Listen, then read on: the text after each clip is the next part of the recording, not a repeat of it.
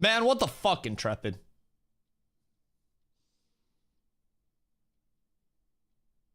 As soon as I sit down,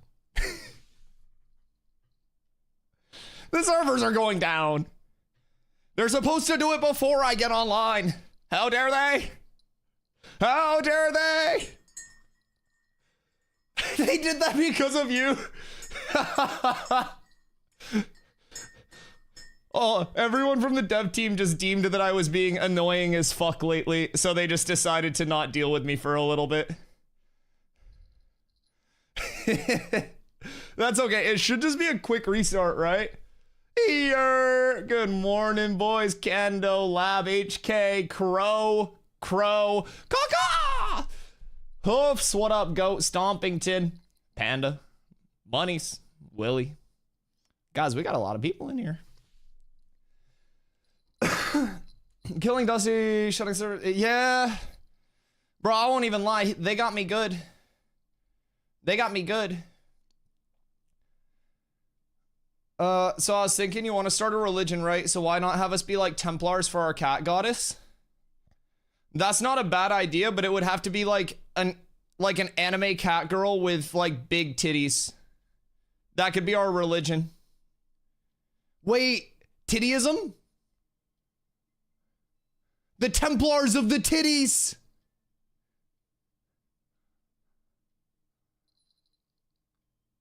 We're on our cat crusade. That's dumb. You're short and bald. Shut up. Willie, thank you for the 10-day streak. Monies, thank you for the 85-day streak. I appreciate y'all. Yeah, oh, Slacker just downloaded the game. What if I told you to go fuck yourself because they're taking the servers down? Was that always your response to me? Because you can dance better than me and you're cooler than me, so that's all I have on you. Yeah, that's about it. You also probably have more money than me. So yeah, I basically just got height and hair. So I gotta play my angles, dog. I'm sorry.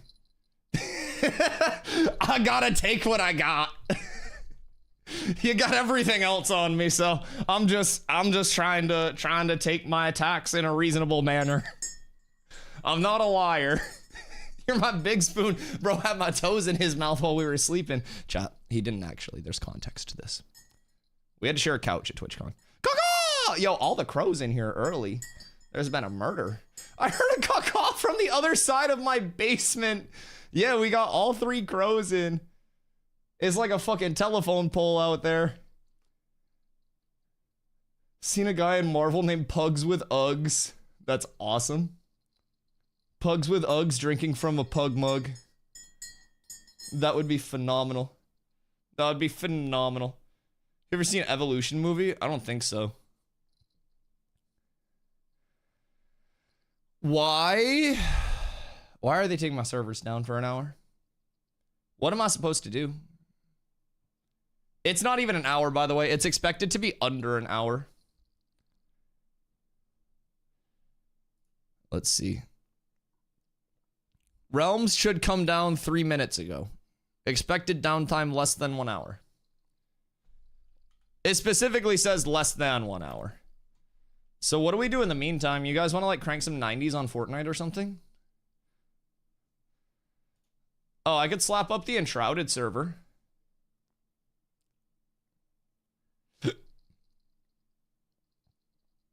How about this? What? How about you lick my nuts? Did we review the gold the guild post from yesterday? You gonna watch the Steven stream? Wait, when's the Steven stream? Steven stream. Right now, Jamie Chaos. Fuck! Wait, shit. Thank you. Twitch.tv/Jamie Chaos. I got that motherfucker's Twitch Insta pulled up. Fuck, I'm such a bitch. I'm sorry. Go, Jamie, go. They don't have all the audio visual that they need to have. Thank you, Lockshock. I love you. Want them to look, and some of the bugs still exist with it. Oh, did they make this UI themselves? That's clean. I'll turn on one of the Hold on, let me move and myself you can up real quick. See, you know what those issues look like. But we build that content over time. I don't want to block their stuff. They worked hard on that overlay. Switch, we'll flip them on, so as not to provide further instability or up here degradation to the server.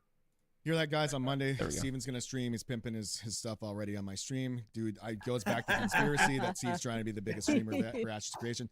That's great. That's right. Look, let me give a plug real quick for my channel, my streaming channel. What is the name of my Twitch channel? Prime. That comes at the end. It's just your name, Steven. Yeah, do that at the end. Oh my god, such a noob.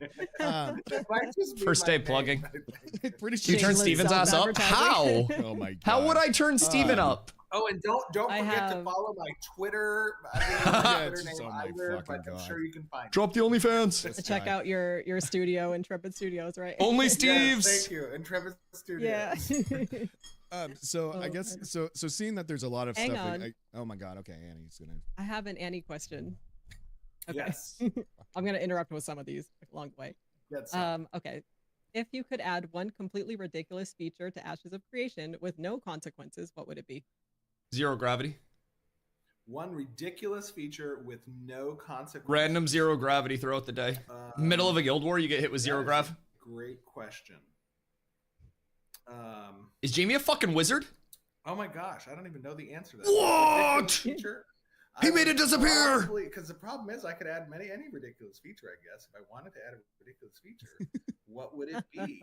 I thought he was a don't know, probably barbarian. An ability that just makes your character, like some type of control ability that makes Oh, your no. character dance feverishly and strangely in the game. Marionette. That could be cool. Or a polymorph randomly? ability that like turns you into a little duckling. Just Oh just, my just God. run by, turn everyone. That would be cool. Oh no, wait. Oh my god. All right, so I think. Oh, no. So I did have a question. I mean, I Chat, think is that you foreshadowing? answered this through talking about. I'm getting My turned arm into a does have duck. that. See, I think sometimes. Yeah, you have the I'm like- marionette. I'm like, wait a minute. we did have that in the game Just already. like mass marionette. Mass marionette would be Yeah. nuts. We don't have the polymorph, so You just like full polymorph movement CC in effect that precasting a would turn you mez, into a and then you duck. hit a mass marionette. Oh, Oh you my know what? god. I really enjoyed prop hunting in Apocalypse. So the ability to Prop like, turn a hunt. corner and turn into a bush, that would be kind of cool too. That would be the ultimate like. Here, but you brought up Wait, Apocalypse. Ranger You guys ever, Rogue? Because I missed it, and I always thought it would be such a. That great, would be like, so sick thing for to jump Ranger in while they're Rogue. waiting. Do you guys have plans to ever like? Because I know you've talked about that this is supposed to be kind of like a flagship product, and then you guys want this obviously to be franchised. Is there a plan to ever eventually bring back something? I like how that? much they thought this out. They have a lot of little things going right now, like just the mics coming in from the same side. I don't know. A lot of stuff they do with this setup is clean. I like that. I like their whole setup here. And that really what we are Very, very as clean. a company trying to do is create a compelling IP, a compelling universe where we can tell the story in many different ways. across Steven got a different fire mediums. going? What What fucking state's Steven from that he needs a fire going? That be multimedia across Is he from somewhere cold too? television or movie, Tabletop like, game. there- Whoa, hold up, tabletop hold up. miniature game Okay, or now North? I'm sweating a RPG. bit. Oh, Like, word. I mean, the idea is that we want to create a rich universe, and the MMO is our flagship product to deliver the introduction of that universe to a player base. I just saw the gifted so, thing pop up in the top right, and I Yeah, almost I mean, thanked the Adeptus sky's the Guilds, and then I was like, limit wait, on that's what not we for can me. achieve when This we streamer execute almost well took on the over. MMO delivery. I saw it, and I was like, yo, And Adept. that will be the key to opening a door. See that to outfit behind him? bountiful land Yeah, it looks dope as shit. I don't know what it is though. Sweet. That was Exciting. that was nice. Is he Dude, I'm so Canadian? looking forward to when you guys Is start- that like a start Canadian pumping out Mountie some more outfit? for us? So you kind of touched on with the dynamic issues with obviously with the It's drippy. Look at the crossover issues tassels. that you guys are It has a having. hat with a Is that pointy one of top the too. Look. reasons why like currently it seems like Pointy our hat. group is basically limited to grind mobs, collect flint, run caravans. Like it feels currently that things feel excessively grindy. At least look from. Obviously, we've been following for a long time, right? So we know. Did Steven looking just- in, like we know Oh, about story arcs. We know. oh, about, someone gifted the way Steven that a sub. the commission should It's be like, what the fuck? different quest chains and things like that. Is the reason why we're not seeing that stuff yet because of the state of that dynamic gridding, or are you guys also like maybe holding off on doing quests? Like, what is the reason? They're why making we quest haven't passes really seen, frequently. I guess more alternative ways for progressing the character, at least on the adventuring level. I think questing will I think we're probably going always to- be slightly I think that suboptimal in phase 3 comparatively to mob grinding. and leading up to phase 3 is where we're going to see a lot of that stuff continue to come online. I think that when we took a bite of the live service for the start of Alpha 2 on October 25th. That was so nice. We anticipated that there would be some level of bug finding, fixing, and I started late in December. Stability and performance related work. We were very clear about that being the purpose of phase 1. And moving into phase 2, we carried a lot of that over as well. Now, ultimately, that's why we test. And this is what sets us apart, I think, from many larger scale MMOs yeah, of 100%. our type as well, is that we're doing it in the open. Very, very transparent. So there's a little bit of perhaps uncertainty around, this approach, but ultimately it's going to deliver us a better and more stable performant game. Right. On the content side, they're approaching it like methodically. Yo, what up, Tuesday? Solid. Thank you for the 7-day streak, brother. I appreciate you. And there are ways to ensure that testing is focused around more foundational issues rather than within content scope, like from it's like making sure the basis works instead of focusing on the polish right off rip. Is that an F on my end, or is that an F on stream end? There's a lot of bugs that can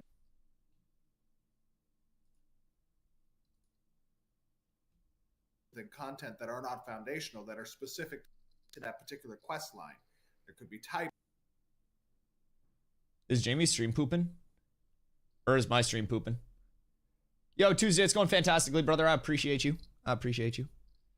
What you getting up to today? Line. There could be type. You're good?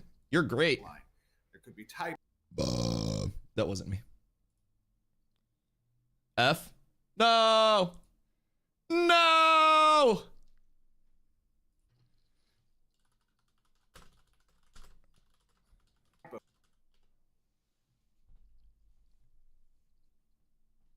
God damn it. No, he's dead! He's dead! He's dead! No! Steven was leaking info. Artur Babevsky. This is where I just pop in, boys. This is where I pop in and save the day. Yo, his stream died and his viewership went up 200. This is the strat. I'm just gonna start disconnecting. I'm gonna be in the middle of something and just plug pull. Bring it back. Bring it back. God damn it. Taking a break from fact I'm writing. Besides that. Still sad about PSN being down? Uh-oh. Assuming you saw the OnlyFans actual OF or OnlyFans stuff. Like the T1 wipe. OnlyFans. I was like, well, what happened this time? Jolly! Yeah, so, Hypno, if you go back and you watch my VOD from yesterday, we were talking about it at the start of stream. And basically,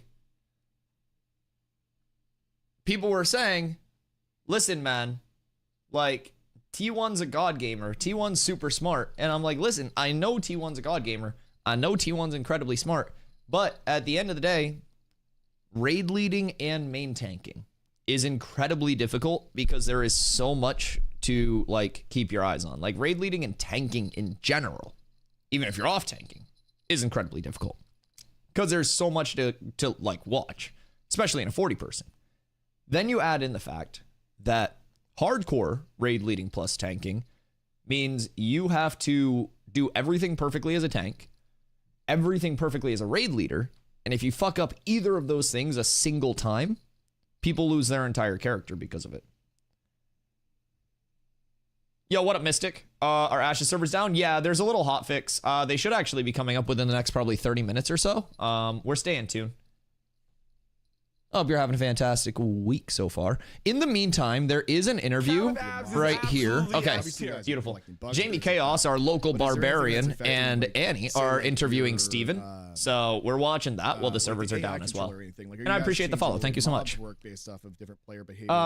But yeah, one thing I was talking about with that was just like, if T1 was like half as good at the game, but had twice as, or he had like 100 reps in Molten Core, nobody dies.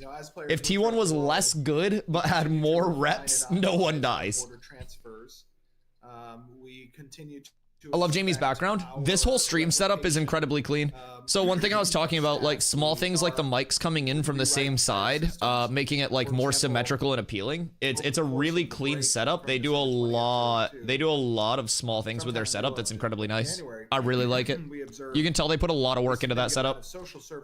Yo, what up, Macaulay? Is this live? Yes, over on Jamie Chaos's Twitch. You would see that chat in game sometimes would get not expecting a full game, but I was thinking about picking it up. If you're aware of what you're getting into with a true alpha, like, and you want to get into it playtesting with the intent of like, I'm going to make this game better when it does launch, it's perfect in my opinion. Like, if you're going in expecting bugs and you're like, I want something that's going to grow, that I can provide direct feedback to, that I'm not expecting to be that full polished experience. It's a really fun experience. I'm over 300 hours in this phase alone, and I started late December, so like in a little over a month. I play the game 10 plus hours a day, and I have so much to do every day. I have a full list of things that I want to do. Yo, Macaulay, thank you for the 30, brother. I appreciate you. Here's so many more. They all share a foundational, Are the servers up like every day? Thursday, Friday, Saturday, Sunday, Monday, they're up right now. Tuesday, Wednesday, they go down both days for development. And then starting May 1st, we go into Alpha 2 Phase 3, which is live service. So as close to 24/7 as possible. Yo, what up, Pockets? How you doing, King? I hope you had a good stream today, brother. I was lurking a little bit. But yeah, so starting May 1st, we'll go to that live service schedule where it's that full live service. I think I'm gonna do it. Hear me out. My biggest thing, if anybody does want to check it out, first things first, second biggest thing is if you want to support the stream, you can click on that link. I stream Ashes every single day starting at 2 p.m. and I stream 10 plus hours every single day. So if you want to support the stream, make your account using that link. 15% of all of your purchases for the lifetime of your account help support stream through in-game currency, which is for that in-game store, which is no pay to win, no pay for convenience, transmogs only. So basically your purchases can A, pay my sub, and then B, 2, help me get drip to show off in game. So anytime skins come to the shop before you guys buy it, I'll be able to be like grabbing it and like showing it on stream for you guys. So really excited about that. And again, no pay to win, no pay for convenience. And then the biggest thing, I'm going to turn this down for a second just so this hits.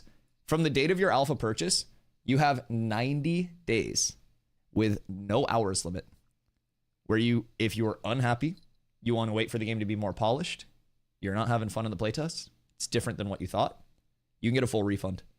90 days, no hours limit. If you have 110 USD to set aside, you literally put it on your desk and don't touch it for 90 days. If you end up liking Ashes, that 110 just turns into 2 to 3 years of content until the game launches, and then you get your first month of game time and $15 in the in-game store on launch. If you end up liking it, you stay for the full 2 to 3 years, the game grows with you, you're able to see it expand, come to life, $110. And then once the game launches, it's $15 a month. So right now you're paying $4 to $5 a month for the sub. Game launches, $15 a month. Pretty straightforward. No additional monetization during the playtest. No current in-game store. Nothing like that. We are also over on Vira. So when the servers do come up, if you want to end up making a character over with us, we have 2 guilds right now that anyone can come through and play with. So we can get you invited to one of those. We have the Kalar Village. Yo, what up, Sir Child? What you're talking Started a bit late this morning, but had to move some guild commodities on a caravan.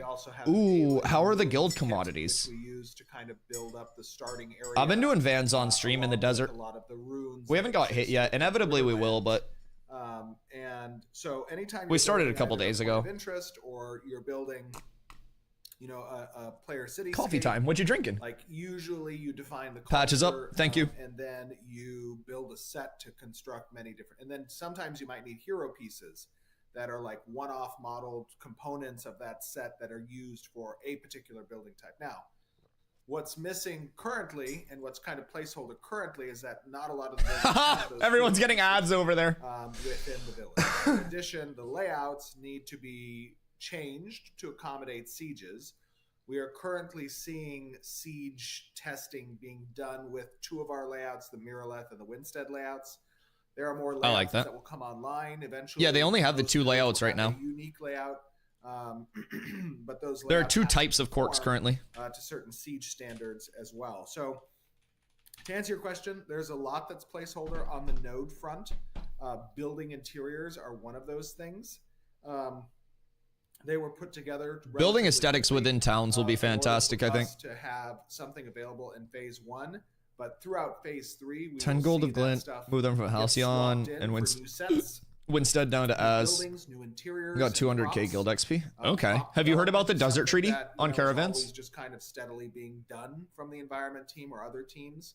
There's a lot of 200K props is that not need to be bad. developed both for the interior spaces of buildings, but also Hi, for the Kanko. NPC factions that are available within the content side to kind of distinguish Blonde roast them with from one hazelnut another. creamer. So during the interim between You should get us having hazelnut all of those syrup, assets, you will see and then placeholders look at the used, ingredient and list then of as the those creamer and assets see come how many online, oils there are will in be most a creamers. pending I backlog used to be path, like a creamer person or because of the some will build convenience, or and then subdressers like go I back literally, and because I was replace using now like the oat milk assets that are creamer and it was supposed to all be there. oils and shit, All right, cool. and Just I touching real switched quick over if to you like can brought lactate notes. milk, Like, so I your just put node lactate plugs are milk and then obviously sugar in right now. But if I very want flavor, I obvious. can just get syrup, I'm and then the assuming that ingredients this are is like an infinitely alpha better in my thing opinion. in the future, where it'd Correct. probably be a bit more terraformed. Where okay. Yes. Yeah, that's right. Yeah. So actually, that's something that was recently on TechArt's plate to address. Still hesitant which in is Sunhaven? Basically blending the nodes. Yeah, we've done some. I'm gonna do a couple when I hop on a today little to bit see how they better. go. But they've been pretty It was smooth. something that, We did a has couple little last bit of night. finesse, Ton of hits and Caravans in the that we desert would by Envious and consider Polar. a point of polish. Yeah, And there was again, phase there was one, like a phase big two is not like about Envious polish, so Polar we kind of barcode lived with dopamine that, war that was going on, with and that I like stance. to think that like I stay I neutral guess- I enough guess because I I'm not could really out really here to good, make question. So enemies we or know anything, that, right? Like I just based kind of on like the everybody and have previous friends. conversations, So I feel like I could part of hopefully citizenship is avoid housing. getting hit just by When being do like, you guys "Hello, brothers." expect, like that part of citizenship to come online. When should we expect? Polar Caravans are being blasted housing in to global. play a Well, yeah. role, So and what does that, there were like, basically initial, caravans that were hit, and then there were iteration of that guild look like? decks to counter the caravans being hit. So in the desert, there was this massive guild versus guild fight where they used caravans to like block off the entrances to the town. I was casting it. I went and did a little shoutcast type shit when they were actually fighting. Dude, it was so cool. I can't wait to get into shit like that. But basically, they ran into a town, like Envious and Polar. They were fighting together, and then it was Barcode and Dopa on the other side. And Envious and Polar hold up in the town, and they spawned in a bunch of caravans and like layered the caravans because you can't just phase through caravans.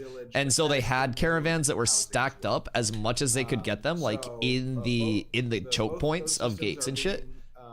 So at a certain point, the guys outside had a bard that anti-graved, and they all started jumping over the fence. It was, dude, it was so cool. When I would watch your guys' streams, John and I really enjoyed watching the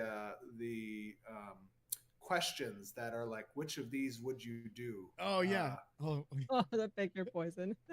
We do have them. We should do some pick your poison. I have a good pick your poison, chat. Oh my God. Have you All right, guys hold heard on. my pick your poison? Jamie has bring them over these to there, you get Annie to so pick. she can ask him. I have a really good one. Well, I kind of do have. I'm gonna see it, but I use a referral. I appreciate that, Mystic. Thank you so One of much. my questions was kind of like. I need to steal you for the big star on the map. I need some drops there. For later. How about Okay. some of our cloudies? Oh yeah, Steven. We did get a couple For, points, so make sure they're for- family-friendly ones. I was gonna say The big Yeah. for those of star you who on the don't know map. what we're talking Citadel? about. These Or can get Steel pretty Bolt? bad, but we'll try to stick to the family-friendly ones There's for this some- episode. Pretty gruesome ones, yeah.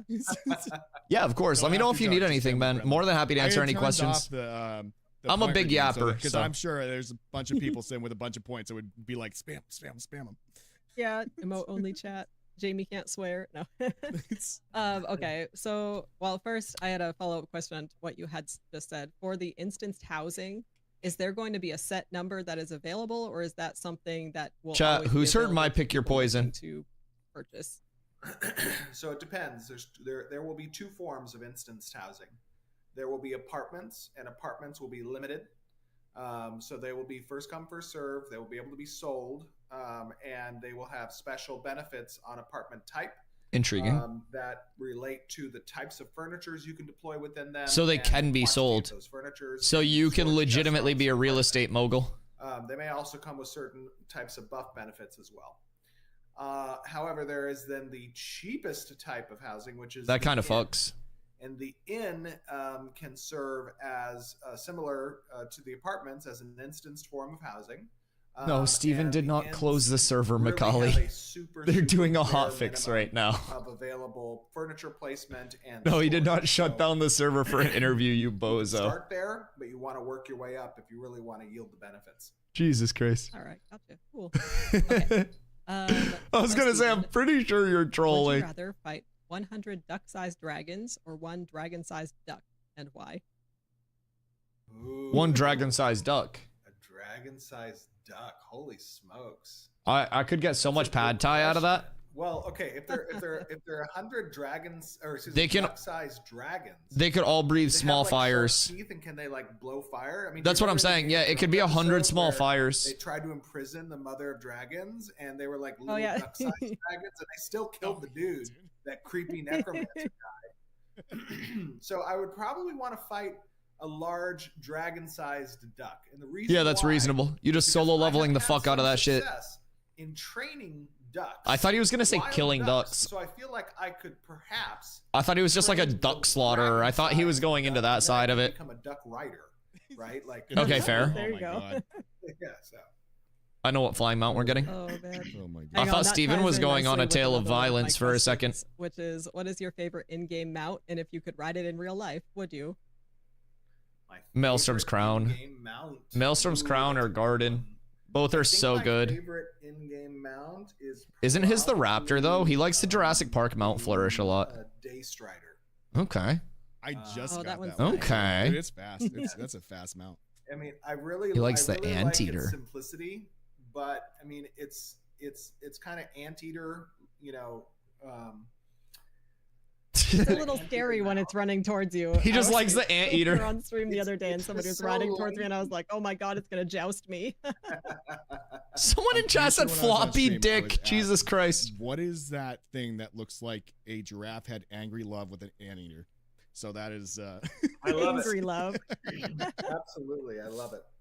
all right. Oh my goodness. And you would ride that in real life then?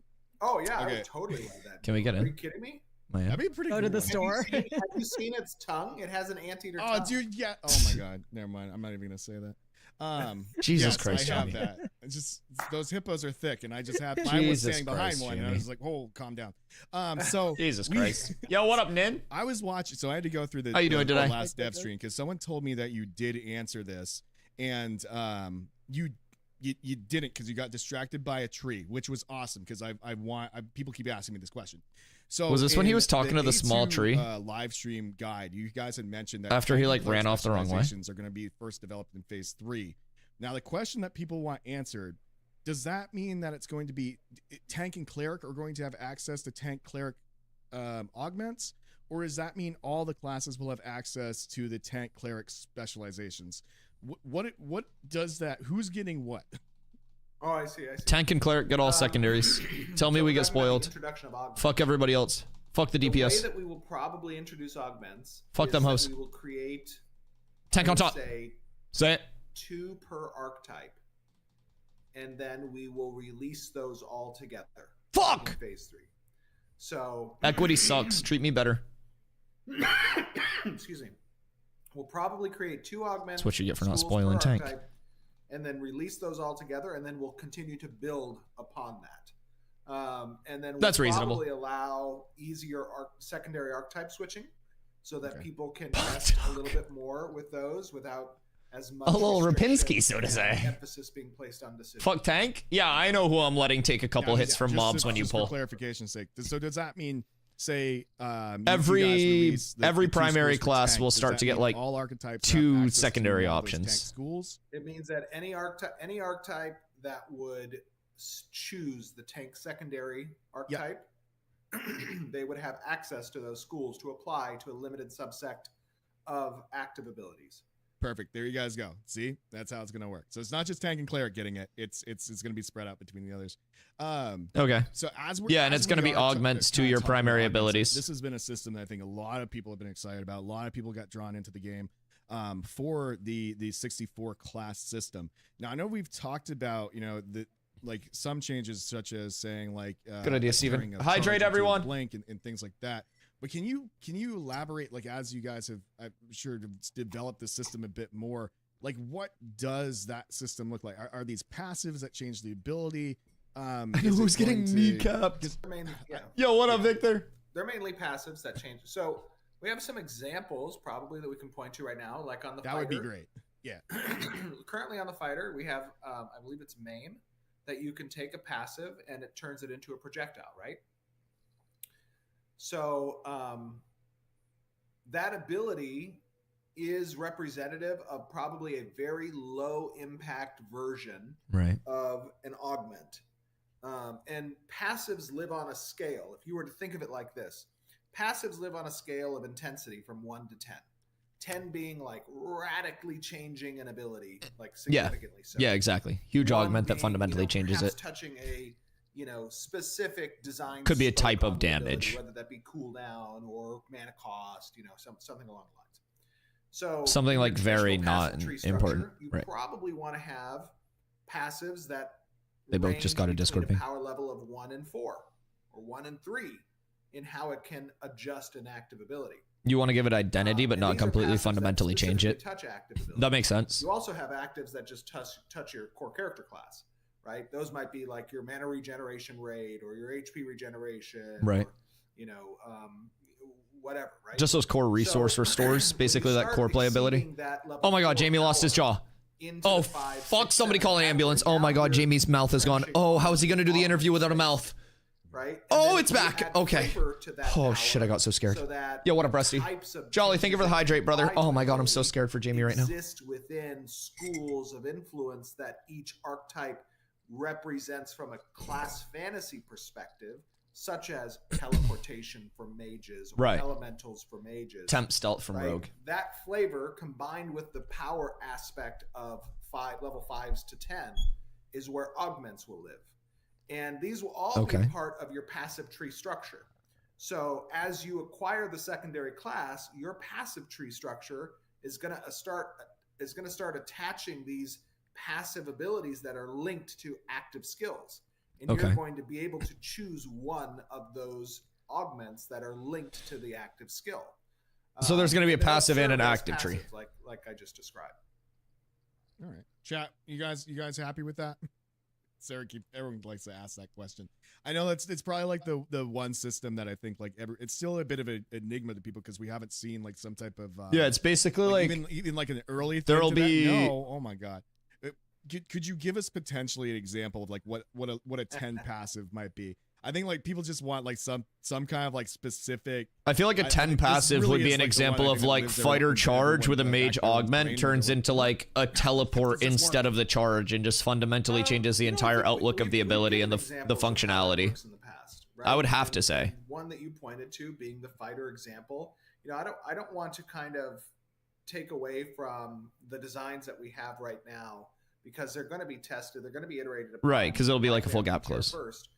But using that fighter example or the tank example, if it's a charge 2 and you apply a teleportation school to it and it turns that charge into a blink, that would probably be considered like a 7/10, right? Because that's a significant power. Oh shit! For the ability. I'm getting good at this. Now, if you were to think of summoning a particular type of summon as a summoner. Yeah, I'm getting good at this. And now instead you're summoning like 3 drastically different I like Ash's creation summons that each have bespoke abilities that might live at an 8 or a 9 on the augment. You're summoning 3 zombies as a necromancer. As opposed to your base summon kit. Is Summoner out yet? Summoner's gonna be Alpha 2 Phase 3. And you guys happy yet? Rogue is the next class to come out. That's gonna be like end of this month. Guys, some of this stuff you're just gonna have to wait till you see the system, all right? You all need to calm down. Give me the lottery numbers. I can't give you the lottery numbers. Intrepid NDA'd those. I mean, to be honest, like like anything in our design, Yeah, the so that'll intent be is for phase this 3. to be Rogue on tested PTR this coming week. I thought it was we this haven't week. even gotten in Visually. delivering a base set of augment examples to the player community in order for us to collect feedback and get thoughts on the approach here. It's easy to talk about the paper design, but it's one thing to have these prototyped and implemented in a testing atmosphere where we can get live player feedback, which is the whole point of the alpha. I like the way Steven's able to communicate in very has the like community ever changed your mind on understandable anything you ever terms said and on? not like dev terms. Yes. Yeah. Yeah, combat. They scrapped their entire OG combat system. Examples of this in the past as well. Like their entire OG combat system just got like thrown through paper shredder Example of one. because everyone said that it fucking sucked and now their combat's insane. I think a good example of one recently was. Let's think about this for a second. Caravans is absolutely S tier. Yo, Cyber Lexi, thank you for the follow. Welcome in. Discord saying emails were saying 12th. Fire. Man, I can't remember we talked about specifically why we changed that was because of That's nice. So yeah, we'll probably get it like end of this too. month. Ah, It's got to be the I don't combat. remember. I can't remember which one. We'll it put a was. pin in it, and Yeah, we'll put a if pin in it comes back you up, think let about us it. know. Let me ask if somebody can send me what it was that we did recently, and we'll go to the next one. I feel like that's just oh my god. So let me see. Trying to see. like if you look back at combat from a Well, I couple do years have, ago, real quick, since Steven look wanted to pick your poisons, terrible I did pick compared to one. now. All right. Give us the pick your poison. Regarding tank, why the grit was changed. So, How are people this would you upset about rather it? make every decision. The tank by changes are flipping a good, coin, in my opinion. or forget how to read. Revert grit change. How many bad tanks are in that Oh chat? my god, what a terrible question. That might be terrible for trying to make a video You game always- as well. Grit's You legitimately always 3 to seem 5 find seconds some way away to from find being in a silver perfect lining spot. in these questions too. So I'm gonna wait for you to answer.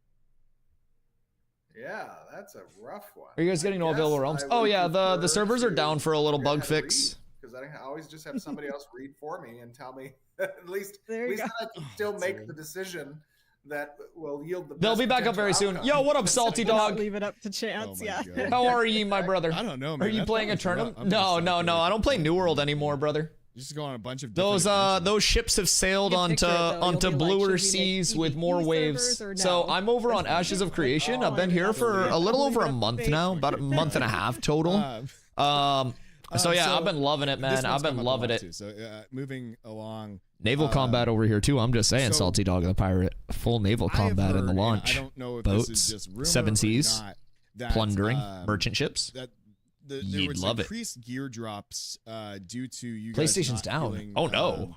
great about where crafting is currently. They just in like alpha. Is said that true? PlayStation Is players there couldn't still play New World more- right now. What the fuck? I keep hearing there's like a crafting overhaul that's going to be coming, or an artisan ship overhaul, or changes to that. I love how system. Steven Big always goes the changes length to that answer system everything in the coming. best way and to the fullest, even if he needs to ask one of his employees. Overhaul that will be coming. Well, one thing that's really nice about the way that Steven articulates these things too, in my opinion, is that if you watch a lot of like dev interviews, like dev videos, stuff like that, if it's coming Yeah, can directly you from elaborate devs, on it sounds that? 'Cause very I've like heard technical, that right? that's So the coming normal to- person you can't talked about a understand bit it of, very like, easily. what's And I going think to Steven's change able to with take that. those I like think, right now, dev-based some of- discussions currently and make in them its very current applicable to iteration, like a I think normal can human be being. through some of the resources such as Willow and things kind of being difficult to get and some that feel like cumbersome. Like, what direction are you guys planning on moving from the current system to whatever this overhaul kind of looks like?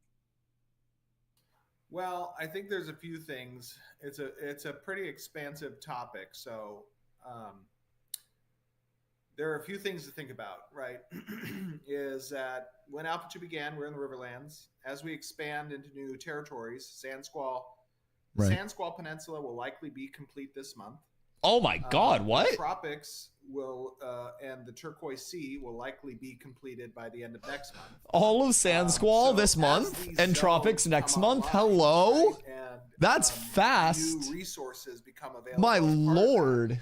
Recipes Is this interview need to live? be Yeah, over at accommodate Jamie that- Chaos's that Twitch. Expansion of the resource pool. So there's going to be significant changes. I'm in simply recipes. content vulturing. In addition, The tropics don't exist. Neither does the desert or the Snorse. You know, the general goods. Everything's a lie, Hoofs. The specific goods required. for Everything's a crafting, lie. The way that processing is executed when we have freeholds come online and the other types of housing come online. Costs and speeds, anything that's balance related, will likely get touched to some degree. It will be an overhaul of the economic systems that we have collected data on throughout the process of phase 1 and 2, right? So I would say that the economy is a system where it's difficult to turn one knob. I suck at the economy. System. I'm fucking awful at economy in every single game. Actually, Diablo 2, I wheeled and dealed because it was player-to-player item trading. And I would always get super far ahead of the curve and then just like strong arm people in terms of deals. But I fucking suck at the economy. Right before phase 3. If only New World had this type of love for their game. I guess Oh yeah, also, like, yeah. If only New World had any type of love. Not wanting to do I'm really wipes. happy that people over there are seeing like with such, viewership like, right now. I just fear that it's going to be change another like like that. short-term How bump you for them, and then guys everyone's going to get handle depressed again as they watch their introducing numbers die after the game weekend with systems like that. I know Twitch there was drops and talk stuff about drying up there. potential, fresh start servers. Think we could see level cap raised anytime in the near Have you guys future? got Yeah, thought probably about phase how 3 will you be like want level 30. I'd have to assume. When something new like that comes on, especially when you have people who've already 30, 35, leveled yeah. up these crafting systems and played through this, like how does that kind of get worked into that? Well, there's a few different ways that we implement content and or features.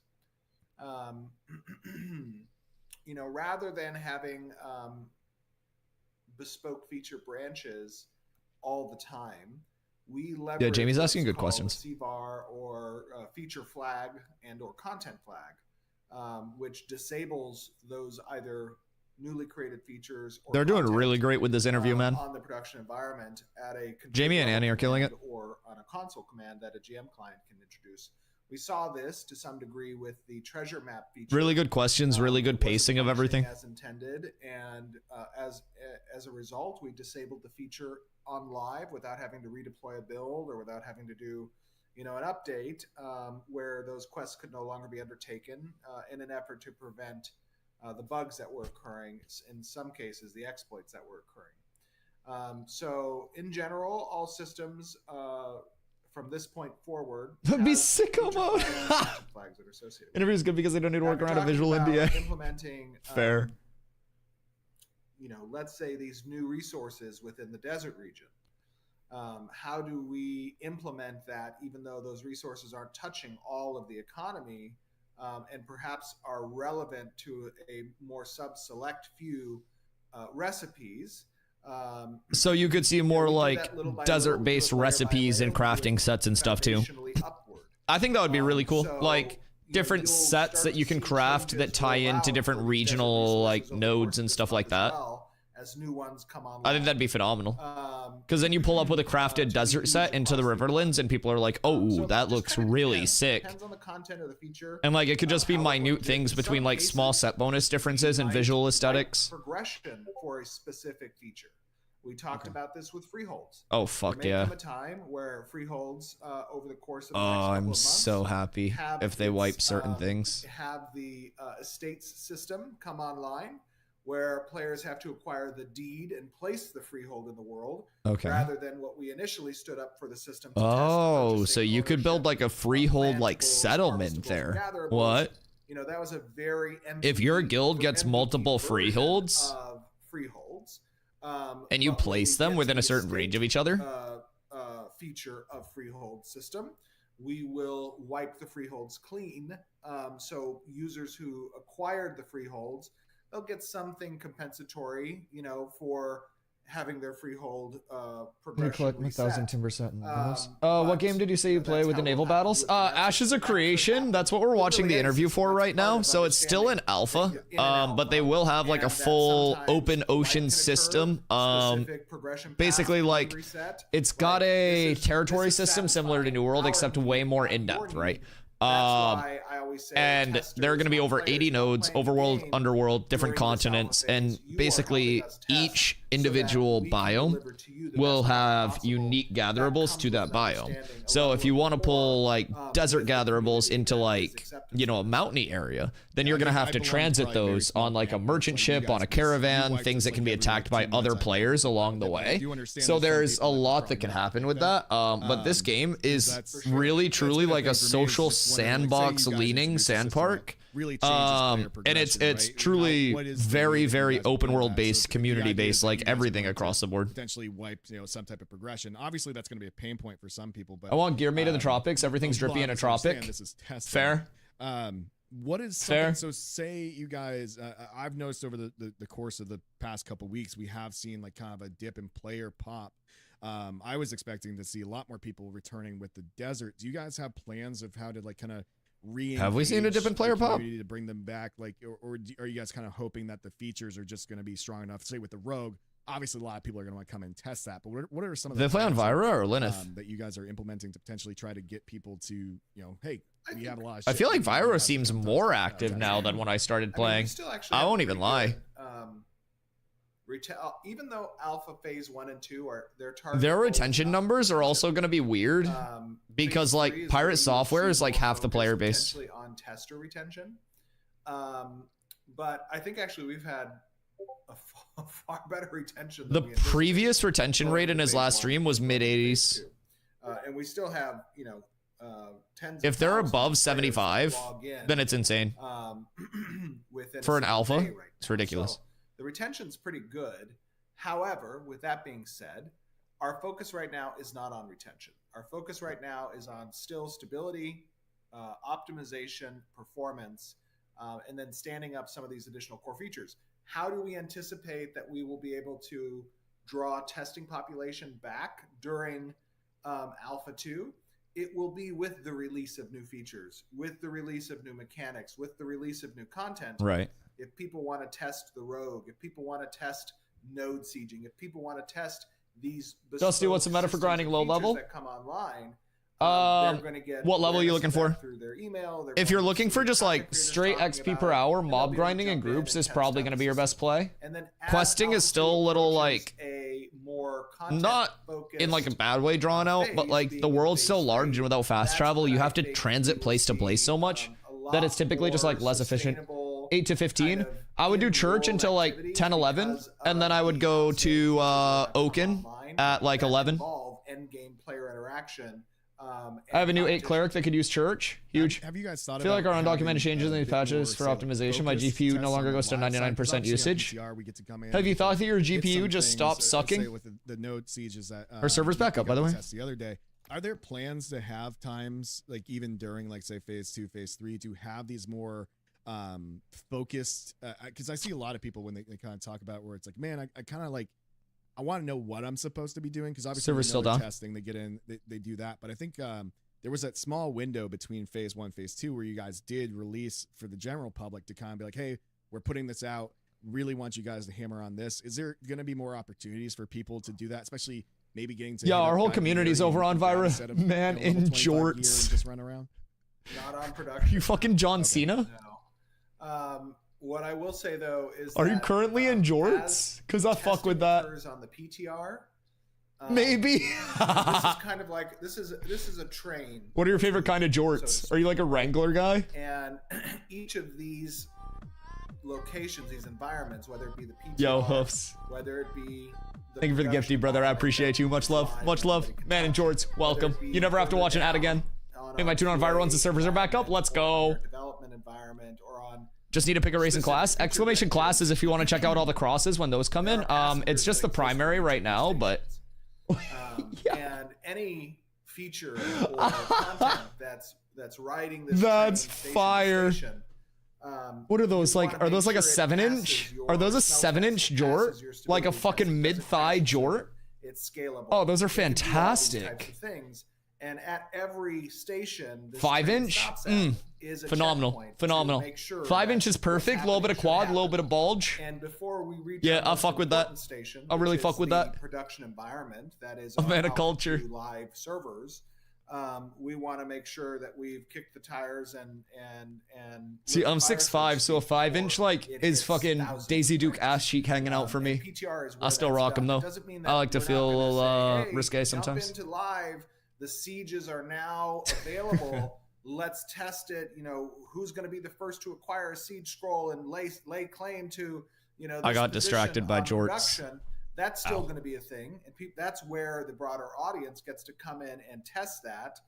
And hopefully it will be in a state that is much more TwitchCon fit? Sergeant Stomps made fun of me for a pair of my shorts that I brought to TwitchCon last year, and I had to put pants on instead. Have you guys They're like these considered, black denim opening shorts up that had PTR like some more phrase and testing for shit, you guys and getting Stomps more made fun of me. testers? Like, yeah. And so I changed into we pants. have, I mean, right now, you know, we get a few hundred testers on PTR when we make an effort to, you know, talk about a specific 5-inch seam that system becomes a or moose feature that we're knuckle. testing, and Listen, we man, give a call out or do if an it's not email, looking like a division sign with a that's steady sufficient ball for cock what we ball need. bulging through, Okay.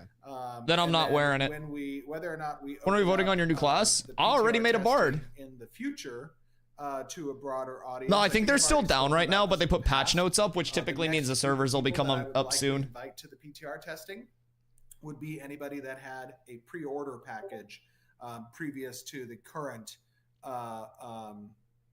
alpha keys. Okay, so like not the Wave 2 access, That but the would probably pre-orders. be our next group that we would invite. That would be me. I'd be included in This that. question because chat won't stop with it. And I'm sure it's If I don't balancing already this have later PTR, on, I don't know but if they I do wanna or know not. about the time to kill, because right now you guys obviously did this. Time to kill is stat so push, fucked right and now I think a lot because us are of finding level that if you 10 just gear enchant being shit out of meta. level 10 gear, Like, you that's just can why time to scale kill is that so to where fast. You're now back to 3 tapping people. Everyone wants to know. They're asking when could they expect this to maybe be looked at or fixed, or I guess even It's bound to server progression and I was material at a scarcity. meeting, this Level last 20 week, enchanting is just the where entire we thing that's discussed impacting TTK right now. So I think TTK is we're entirely aware of it. relative We until see like it. balance There will be some and changes that like will likely come out long-term within the next 2 looks weeks are there. that will address the current enchantment issues. I think you may see enchanting some per compression. level rarity. You may see a reset on enchantments as well. Oh, Kind of that'd be depends huge. on the approach that we take with this particular system. I think basically instead of but just a I would minimum wait, plus 1 to I'd each wait a stat, you do couple like a weeks on minimum that plus because 5 or the design something team for will level need to 10 think gear, about plus how 1 for to 20 gear, and then you just And scale it again, up this is to the like purpose of testing. additively higher This is why we stats test, for more right? like You more can- scaling and higher you can shit. have something on paper, and you can have models that display. How do you get the beans above what the trajectory of a particular franks? system might include. Jesus And Christ. then when it hits the hands of players, you can. Does he see have pants the with his 90s outcome sweatpants with words in a on the real ass? environment be different Yeah, than what yeah, you yeah, expect those on juicy paper, and sweats, that's really bro. balance. So Enchanted that's level the 10 gear is a purpose move of right it. now. Like very I think, temporarily, and like, the for a lot entire of us, when we reason that are, is we're playing like it for so long, the like, you play start is to kind because of again material scarcity and server And I progression. think Like you level just 20 live it for enchanting so does long, exist, where, but it's like you start hundreds getting of some gold pain to points. enchant It's level like, 20 dude, stuff to the just- point where dude, you just can do kill me level in 10 three stuff shots. for like a how is this not much being addressed? But I think lower that's I'm cost. guilty of that too. Where So the start of phase. what up, phase Chile? two, I had some of my own frustrations, and I think sometimes just taking that step asking back about and be like, TTK it's not when we are in level feels 10 like a gear lot of at service level is putting out there. 25, We're it's alpha testing. kind of So, silly. like, there's gonna be those things. The full where level cap is I level think 50, and it's if they balance around to possible level context 25, of level us 10 not gear knowing, meta, like, all what of the balance your for level guys' 50 is thrown out the priority window, and then they have an Because for ongoing us, we balance might issue have instead of a this higher long-term priority goal. thing, but when you're looking at, like, say, the back end systems, that might be so much further down. How do you guys kind of balance that though? Because obviously, with things being in a basically, you're on Twitch, everyone can see everyone playing. How do you kind of balance that quality of life with the fact that it's alpha and you guys might have other things where it's like, do you kind of have to make that decision of shit? We probably should divert we some quality absolutely of have life to stuff. make that decision. Yeah, we have to absolutely have to Like make that triage decision. list type shit. And to go back to a previous question, you said what have we changed as a result of player interaction? Tameable fox mounts when. One Shut of up, those furry. things is chat features, right? Chat right now is not very Just let me hit intuitive or escape accessible. to get out of the fucking chat Doesn't have some box. of the quality of life features I that hit we enter. are Let me hit expecting escape from to chat stop features. So typing.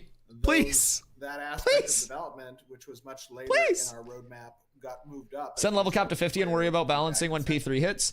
I don't want them to put level But cap to how do we 50 balance at that any approach? point. I mean, it's a When are we gonna relatively get a standard Dusty approach, Steven interview? right? We have a severity and impact scale. I mean, that a lot of we other use content to creators are value constantly certain doing them. bugs and/or So I'm not issues somebody that where like that range. I just want to hop into that and just like keep throwing Steven into interviews just randomly. I'd rather wait till there's like a big update and like get the date on a massive update and schedule him out for like a long one. So like I'll be doing a subathon on phase 3 launch, and probably shortly after phase 3 launch I'll try to work up like I'll try to schedule out ahead of time, work with him for something for phase 3 so that way I can get like a prime slot for that. The advantage to that too is subathon, phase 3 launch, and Steven interview, and then you also think since I'm partnered, I can apply for Twitch front page, and if I get front page there, then that also puts Ash's and a Steven interview on the front like carousel of Twitch for everybody that goes on Twitch. So that's essentially what I'm trying to plan for each major launch. I'd rather be very selective with like quality over quantity in terms of the timings, and especially right now where there are like interview. I feel like a lot of the good questions are going to be asked time and time again. So I'd rather be like the first to get in like a future moment, and then for the time being just focus on like pumping content. That'd be interesting if Alpha never hits 50. I don't want playtest to hit level 50 at all because it leads to your current endgame being solved before the endgame hits. I think the highest they should bring level in playtesting is 40, and then I think level 50 should be an entirely unsolved game when it does launch with like boss fights that people haven't seen, like everything across the board. Base gameplay loops, the core gameplay loop layers that people are interacting on. I just want plushies like we had in Arcade. Yeah, but what about Dusty Y plushies? In interrupting kind of future forward. Get Steven to put on cat ears for the interview. Listen, if I have duck slippers back there, like those are duck slippers. I'm pointing with the wrong arm. Those are duck slippers. If I have duck slippers, he definitely has to have cat ears. Example of those chat features, like social interaction is a requirement. Yeah, he's got to. And that is becoming a bit of a tank grit changes. Where are we headed for it? The change for the class has made it completely unplayable PvE. Shut the fuck up.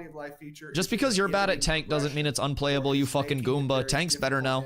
Jesus Christ. What a dumb question. I'm bad at the game, so it's unplayable. Feature development or content fucking troglodyte. Jesus Christ. To give you idea. The tank update's good. You just can't press buttons. Holy shit.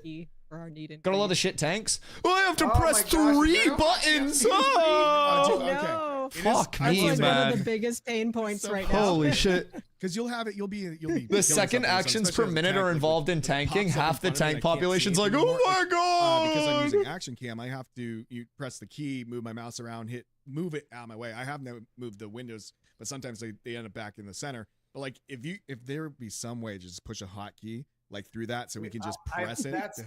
Am I the only person that plays tab target? That would be amazing, Steven. Which means just shoot me a message in our DM and I'll remember on Monday morning to bring it up with the UI. I will definitely. Guys, hallelujah. You can thank us for that. Dude, that would be so good. Yeah, there's been so many I fuck with times tab where target I'm like, dude, so I'm going to unbelievably die. hard. You guys don't stop looting. Please stop. And like the thing is, because you see the shiny and you have to pick it up. Well, not only that, but because things can go public, like people if they're staying next. Isn't there like agreed all or so something? That way it doesn't, go public for other people around us to grab it. So I think like that hotkey would definitely be a big thing, because it's just like there is this feeling of like if I don't roll on this now and try to loot it now, someone else could grab this from me. So that would be amazing. The action mode's a little janky. So I played both, but it's just like, I come from 7,000 hours in New World, but before I played New World, I played WoW my entire life and was a pally tank in WoW. So it's like, I have 7,000 hours in full action combat. I've got 20,000 plus hours in fucking tab target. So like, I play both. There are like spots for both, I think, but just wish it was a little longer seconds away for me to make the CD tick a little bigger and maybe detach it from my HP frame. So my proposed changes, Chili, I don't know if you've heard these yet, but I've actually passed this along to the GMs based on like my own feedback as well as community feedback. But basically I think there are two primary issues with the tank change. The first one being grit uptime being a little bit too fast for us to actually play a builder spender. So right now mana is dedicated to attack spells and courage is dedicated to grit uptime and defense spells. Essentially, that's really our breakdown. So instead of playing like a builder spender because of the time, like the time to courage, we're dumping that like strictly on grit, fort, stuff like that. So first change, first stack of grit is 10 mitigation, 10 seconds. Second stack of grit is 20 mitigation, 13 to 15 seconds. Gives you a little bit more time to play like the courage builder spender. And then on top of that, you take fortify. And other people are thinking like a common community sentiment is that Fortify feels very similar to Grit because it's mitigation for 10 seconds. So you take Fortify, and Fortify has a very cool aspect to it where you gain 300% increased courage from damage taken. But what I think to make it feel unique is during that Fortify uptime, it's just 300% increased courage gained from damage taken or damage done. So that way it's a mini enrage. We pop Fortify and it's like Grit, bonk, slam, slam, slam, slam, slam. Grit, slam, slam, slam, slam, slam. And then 10 seconds goes down and we're back into our normal rotation. I think that would make tank very engaging. I think those are the two changes that make it S tier, personally. I think nothing else needs to be touched except for those two things. And then I think that's S tier. Well, I guess it's not unexpected, but I like the I like the recall election suggestion. if you don't like your mayor, you can initiate a recall election through some quest method, or if you get enough sign-on from the citizens, oh my God, it initiates. Oh my God, there are going to be those people walking around with like the clipboards being like, are you a registered voter in Mirrorleth? Yeah. Can I get your email address? Well, yeah, because we definitely have a problem right now where there's people who just want to be Jesus mayor Christ. with a flying mount, and then they don't do their mayor responsibilities, and we're kind of right. stuck not being able to do anything about it. Yeah. All right, Steve. Oh, somebody said, "Screw recall. I want assassinations." Dude, I would. Oh my God, dude, having some way to like displace Oh the my mayor gosh. would be so good. Jesus. I think we're hitting time now. Thank you so much, Stephen, for coming out, answering a lot of these questions. Oh, good timing. For us, especially Actual banger timing. Wait, trying shields to are back? Frame some of this too, of like understanding Oh! what is intense, what is alpha state. Oh, and they knowing fixed what shields on needs to weapon be done. I think swap. it's really beneficial for the, Oh, player base. we're so One thing I up. have seen people say is like, Oh my fucking God. Notes, just to Oh, it's the acknowledge biggest some of tank those things change that can make ever. a time to kill. Like if we could get some of that, I don't know how you guys would do it, but just like a, hey, we're aware of this like big topic thing. If we could get those in, like a patch note or It's the something, biggest so tank people change feel like ever. They're heard. They're heard, yeah. Because Yeah. I think that's the when I'm talking to community, that's always like the biggest thing. It's like, are they aware of it? And like for me, I guess they're aware of it. Everyone knows that like no one should be 3-tapping. We've seen it. my but God. I think just the acknowledgement of it. I'm I so think helps happy. A lot of people. Oh, I'm so Yeah, happy. I think that's a fair request. I'll chat with community about that as well. I think it could be even part of our, report summary that is posted on the forums as a place to go where people see, hey, we're aware of these concerns, we're aware of these bugs and these quality of life requests, right? Now, whether or not we get to those within a timely manner is predicated on other competing triage and or feature content related work, but Absolutely, I think that's a fair Jorts. request for I sure. appreciate you coming through, brother. Let me know if you have any questions And more ashes or related anything like that. questions. We about to hop on and Are get we some gonna get a gaming in hide as helmet well. option? Servers are up. Yeah, I'm already Yes, in. We will have a hide helmet option, and we will have a back. Hallelujah. Hide helmet, hide cloak. I do have one. I got one more too, Backfired. because I kept getting pressed on this from my guild. Okay. When should we expect gliders? Should we expect what glider? Oh, the gliding. Yeah, gliding. Like when Yes. can we? Like everyone keeps asking, because there's so many people that Right. love Arcade, and I love it too. would- Like yes, absolutely. It'll be phase 3. Phase Nice. 3 All right. Okay. gliding will be a focus for our mounts that have the capability. All right, cool. all right, if I don't cut this Oh, wait. off, we're gonna kidnap you. Oh my god. No, All right. no. We need to end with a pick your poison. Okay. Okay, pick your poison. Here we go. Steven wants one. I'm ready. All right. We'll end with this, and then Steven can do his plug Biss. for the people who Can don't you know tell who he us where people is. can find you? Biss. Jesus. Okay. I think that was a fantastic interview. I think that they absolutely did that fantastically. I like the actual interview. Jamie and Annie killed it. Steven gave a lot of good answers there too. Like that was legitimately a very well done interview. Very clean, very, very smooth. I like it. I like it a lot. All right. This overlay. And we're back. All right, back in the right spot. I can't believe shields are back. I am so unbelievably happy. Shields being back is like one of the best changes. And it's literally just, they fix the shields. Yeah, they stay on weapon switch now. Look at that. It's so beautiful. It's so beautiful. I look like a tank instead of just a one-hand user. Oh my god, dude, we're so up. We're so up. I might head down to the desert and hit a couple vans to start. I won't even lie. Or if we have a lot of people on, we should probably just glint grind for a wee bit. We need everybody on. Boys, who's on for the grind today? Because if we can get a spot in Carf this early, we're up tremendous. Truly. Carf 3rd floor right now goes sicko mode. Hoofs!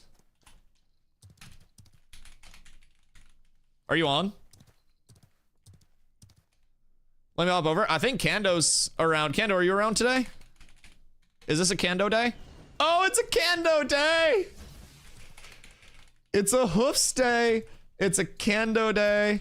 We got Slacker in the guild. You got the OG. I love that.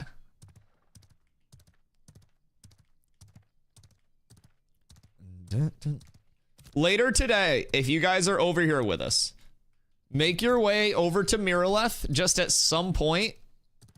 This is Miraleth over to the east side of the map. Typically, you'll come here around level 10 or 11, but I have my fighter, one of my alts parked here with an inventory full of gear that I can give you guys. So I will definitely get you all set up. Invite. Spawn into car if ain't no one here and every mob's up. That's phenomenal. Yeah, I love that. All right, where's Drewski? Drew. Drew. Carf. Servers. Reset. Free farm. Pumperoo. All right, let's see. Who else we got, boys? We need 1 cleric, 1 bard, 2 deeps. And then we are up tremendous. Hoofs. That shit was like direct. Did you use TC?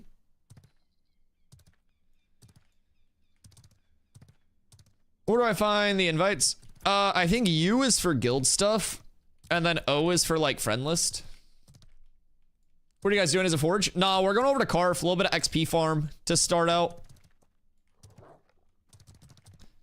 I always try to do a little bit of XP grind for the boys, because we have quite a few people who are finally getting 20 plus in guild. And my goal is to try to facilitate them up to like 22, 23 plus. And then from there, we start doing the forge runs. So I would say, honestly, couple more days we'll be into forge. At the very worst, next playtest, we're just pumping forge constantly and doing raids. Because, like, we went from earlier this week having a lot of people like 15 to 20 to, you know, 21, 20, 20, 20, 23, 19, 25, 16, 22, 20, 22, 24, 25, 22, 19, 21. Like, and this is just first guild. We have a lot more people in second guild as well, so. Kando, can you grab Narzard for a second? I see those blue forge bows again. Yo, someday, man. Jamie! Yo, welcome in, Raiders. Jamie, Annie, fantastically conducted interview. Well done. That was a pleasure to watch. You guys absolutely killed that. Huge shout out to Steven as well. Very good answers. Very good info. You guys asked great questions. Got a lot of good info for everyone. Well done. Raiders! Welcome in. My name's Dusty. I play Ashes 10, 12, sometimes more hours every single day. I've streamed now just about 590 days in a row. I've been in Ashes now for about a month and a half. I come here from 7,000 plus hours in New World for the last 3 years, so I feel as though I've been liberated, a dog that's finally been adopted by a loving owner. I plan to be here for the rest of the playtest phase, as well as, well, all of the playtesting phases, as well as the launch. Ashes has very much been my home for the last month or so, and it feels more and more like home every day. So, big shout out, Jamie. Welcome in, Raiders. The servers have just come up, and one thing that I'd like to start with is, let's keep it a buck. Boys, we got shields back on tanks. They're finally back. I am thrilled to finally feel like a tank again when I weapon switch. Although I am apparently blocking with a bow if I do this. So maybe they gave us a couple too many shields. I think I might have just broke something. I'm so sorry to anyone from Intrepid that was celebrating a win with the shield thing. That's my bad. I'm just gonna go back to the shield now. Don't disable the shields. You didn't see shit. You saw literally nothing. Dude, my bow just drags in the ground. I'm down like 25% on my bow if I'm just sitting here. But yeah, Raiders, welcome in. I do stream every single day starting at 2 p.m. EST. If you're wondering why there's a grown man on your screen wearing cat ears, that is the first sub goal of every month, which we hit very recently. So I have to wear 7 days of these bad boys in a row. I think it's day 3 now. Day 3. My next sub goal, because the sub goals here that we come up with are always somewhat torturous for me. We're less than 100 subs away from one entire playtest phase, which is at like that 5-day period, right? With no mounts. So my beloved Snorse, my Flail Runner, my Plumed Halberdier, all of these beautiful things I wouldn't be able to use for an entire 5-day period. So that's my next fear. I don't know why I agree to these things. People give me ideas and I just go, yeah, that sounds cool. And then I throw it up and I instantly regret it. But what we're about to hit right now are some Carfin 3rd floor mob grinds into probably some Caravans a little bit later. Caravans have been phenomenal. Over on Vyra, there's a bit of a treaty in the desert right now that is supposed to ensure safe passage of vans. So I've run quite a few.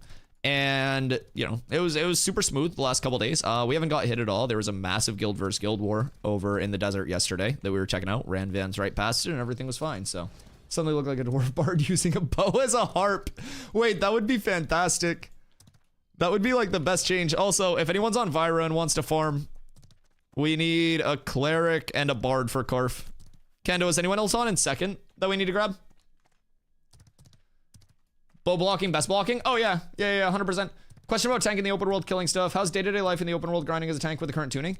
I'm actually a big fan of the current tuning of tank. I think that tank previously was quite possibly the lowest actions per minute, lowest input, lowest skill floor like version of tank that's ever existed because Intim Aura HP stacking was the entire meta for PvE threat generation. And I think that it was like too simplistic and honestly like Intim Aura felt extremely good, but it also felt way too strong. And I showed this multiple times by pulling mobs, pressing one Intim Aura and then walking away from my PC, and I still held aggro. Didn't have to worry about a single thing. So basically you could AFK tank. Like you could set a bot to follow you around on a tank with the previous like build, and you could just once every 15 seconds press Intim Aura and you would never have to worry about anything. So what the tank changes did, which I feel like a lot of people are kind of overlooking, is completely redistributed our threat generation from like purely Intim Aura to less Intim Aura. That's more of a complementary now, into like threat gen from our actives, right? Increased our damage output so we're more effective in groups as well. The big thing that I've heard about tanks so far from the community and my personal input is like our grit maintenance is a little too fast for us to play a true builder spender setup. And as a result, like our courage is essentially being dedicated to like grit uptime, for uptime, those cooldown cycles, and mana's being like our dedicated spender for offensive utility. And so what I've recommended like directly is grit. Its first stack, in my opinion, should be 10% Fizzmit for 10 seconds. Second stack should go up to that 20 mit, but it should also go up 3 to 5 seconds there. So I think the second stack should bring you up to 13 to 15 seconds on your grit time. A little bit slower on that refresh time. That refresh cadence allows you to play a little bit more of that builder spender system. Slam dumps for courage dumps instead of just grit every 10 seconds. So I think that's a big playability thing. And then I also have a recommendation for Fortify that I passed along too. A lot of the community feels in terms of tanks that Fortify just feels a bit similar to Grit right now, except being on a longer cooldown. And Fortify has a really unique mechanic in the tank tree itself, which is that while active, generate 300% courage from damage taken. And what I recommended with Fortify to make it feel a little bit different, and again, play into that builder spender courage system, is taking that from damage taken to like damage taken and damage done. So just generate 300% courage while Fortify is active. So that way you pop Fortify, you dump all of your courage on it to get that max mitigation, but you're instantly getting that courage back so you can go into a smooth builder spender. You're not losing your grit uptime because you pop one full courage fort. And then it also allows you to like slam dump up your throughput, and it's like a baby enrage for a tank, which I think is a pretty cool system to throw in there. I think that would also allow tanks to have that kind of like a mix of offensive and defensive upkeep with their courage. But overall, like I really like the tank changes. I think they're really good for like actions per minute, uptime, like active tanking instead of just half AFK, pop one spell and then hold aggro on everything. The grit changes are so bad, don't you agree? I do like pressing 2 buttons as a tank. Old tank meta was literally...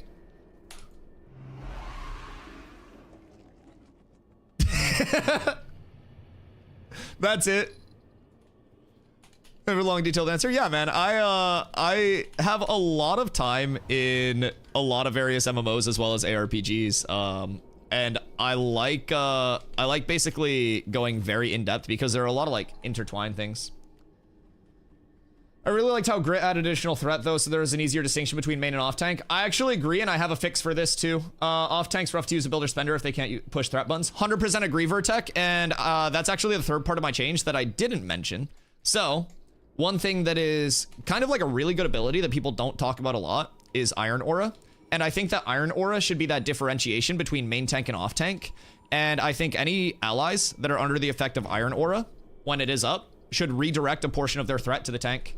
So you give everyone mitigation and you take a portion of their threat. And even if it's only melees, that would allow you to run a dedicated off tank, which can then still use taunt, still use grapple to pull things back in. But a portion of that threat's just redirected to the main tank to make sure that there's not this like constant threat battle between the two, and it just comes down to whichever tank has higher AP scaling. Because like with the changes in the active redistribution of threat, we go very, very, very into like AP scaling instead of that pure HP mit scaling. It's like get enough HP mit to live, and then from there your AP scaling to capitalize on threat gen, DPS output, stuff like that. They just need to fix a random deactivation of Iron Aura. I haven't found mine like deactivating that much personally. I have it on a key that I never hit though. It usually deactivates when I like log off. It's not persistent, but I don't know. I don't think I've had it deactivate randomly. At least I haven't noticed. Sorry to my group if it has been. I feel that on Bard with auras. Yeah, I used to deactivate it a lot because I had, for whatever reason, I had my keybinds really fucky, so it was just in a bind that I would like misclick a lot. But chat, anybody over here want to farm Carf third, by the way? For 1 cleric, 1 bard, Carf, 3 floor, PM 20 plus. Skirt. Throw my cleric up towards Mira while we fill. Yeah, you're good. I have my fighter parked in Mira as well that has an entire inventory and storage worth of gear and recipes. So please, for the love of fucking God, I need to get rid of a lot of that today. Like a lot of that. Try to farm the big star Steel Bloom. Steel Bloom's a fine farm if you don't pull the fire mobs. Do not pull casters in Steel Bloom or your entire group will die. Found it off randomly and can't pinpoint why. Mine's bound to Alt 6, which I can never hit on accident. You'd have to really fuck up to hit Alt 6 on accident. Huh. That's really strange. That's very strange. I'll try to be on the lookout for mine deactivating today. Cause like, I haven't noticed it, but maybe it is, and I just like second nature go, oh, maybe I just logged out. I'll keep an eye on mine. It's a good comm. But yeah, I think some form of just like you mentioned, that active threat from Grid as well was a nice thing. And I think that like some form of a threat worked into Iron Aura would be nice. Because if you're off tanking, right, you already have a tank on Iron Aura, you just disable your Iron Aura, and then you either don't get that threat redirect or whatever it may be. Pretty random. Some days it stays on all day, others it deactivates 3 times. Well, hopefully I get some deactivates today so I can try to figure out what's going on with it. I very much like finding bugs and trying to help get them fixed. Wonder how high I can climb here. I had a little like air dusty moment yesterday too. I finished up a caravan and my character had some weird like sideways running type animation.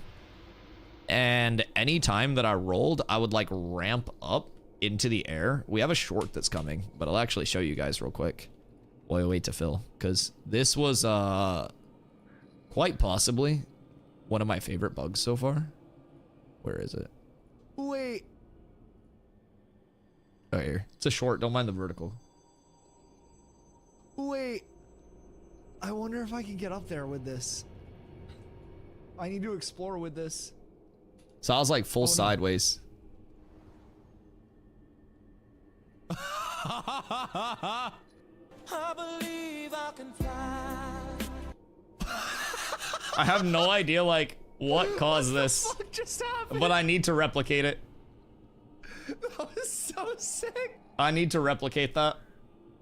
It was finishing a caravan, but we had done multiple vans already. And that was like the first time that I ran into that. So I personally, I want to get that replicated ASAP. I got to do more vans today and figure out what I did. It's the ultimate movement.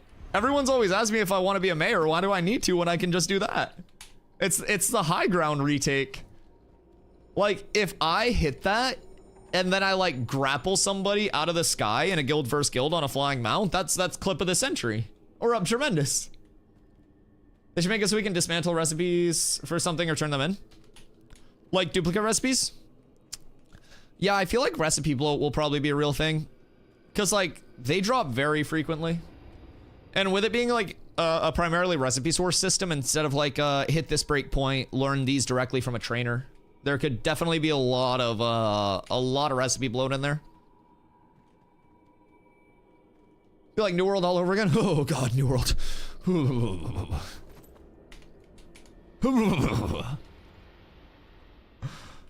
Yeah, all of your musical sheets. Well, they made it so like with musical sheets you can turn those in for like music XP, but nobody really gives a fuck about music XP in New World anyways.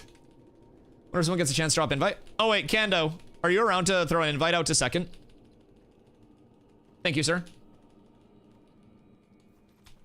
I appreciate you both. Where are all the clerics and the bards? I need both.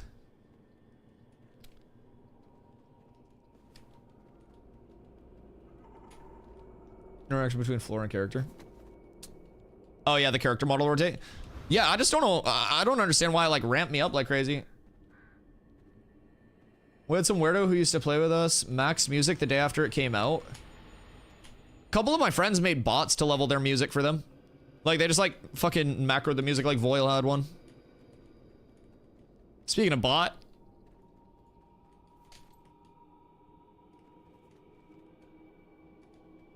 Get back here.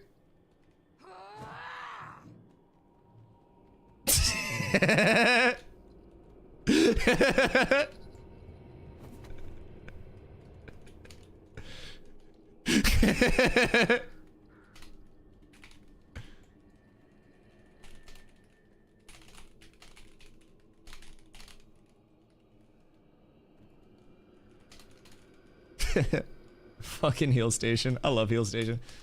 We used to macro array skills overnight in our houses in Ultima Online. That's fucking absurd. Surely there's like a bot behavior detector. Watch them all just jump the shit out of me right now. I would deserve it. Why am I not unflagging? It was normal? Did they just like not police it at all?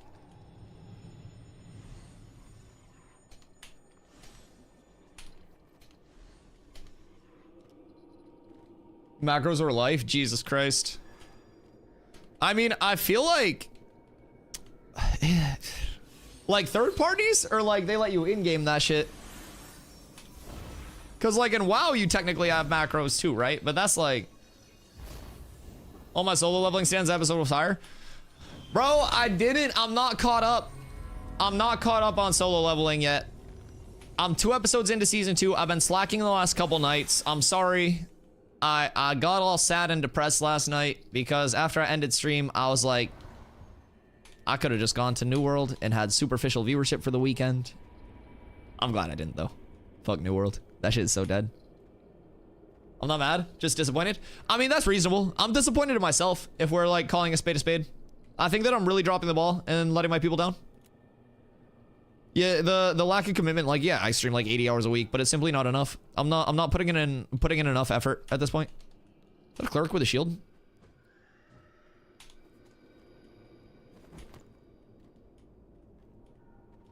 You could also switch up your character from a mage to a barbarian at whim. You just had to train strength and lose intel. Macros let you train that strength overnight. Oh, weird. Interesting. So you could just like overnight swap a build through macroing, huh? So it's like semi-classless progression, but it's supposed to be like classless with input, and you guys just found a way like around the input of reclassing. I mean, that's kind of fire. That's creative as fuck. Attack a dummy all night with a sword to raise swordsmanship. Cast a spell all night for spell casting. We'd even trap an elemental in the house with furniture and aggro it so it'd cast on you all night to raise spell resist. Did I just cause my game to crash? I think I just cooked my game. Stand by. Boop. Also, huge shout out to whoever decided to let me know that I could just have the task manager pop up like in front of everything else. Because sometimes when Ashes would crash, I run dual PC. So like I only have my one monitor on my gaming PC. So like Ashes would lock up, I'd go to pull up task manager, and the task manager literally like would not be able to pull up above everything else. And so I'd have to full restart the PC. Bro, I forget that I have cat ears on sometimes until I go full screen, and then I'm like, oh shit, is that weak, isn't it? And then I look over at myself and I'm like, you look fucking ridiculous. Mildly adorable. I don't know how to feel about about this existence, chat. Also, thank you for all your subs and support. Week, you always have one? Okay. I had like 3 days at the start of this month. Don't put slander on my name. I will DMCA your shit.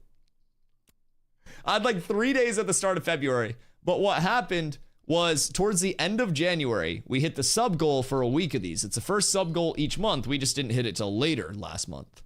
Then we had the channel point redeems. So the sub goal, instead of being a week, because you can spend 50k channel points for a day, was up to 9 days. So towards the end of last month, I had 9 days. This month starts, and I'm like, okay, cool. I got a few days apiece.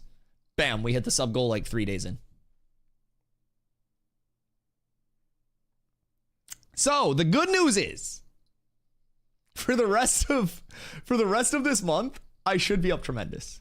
Like I should be fine. Unless there's like an exorbitant amount of monkey buckaroos that flows in. I think we're good. New sub goal, play Monster Hunter Wilds.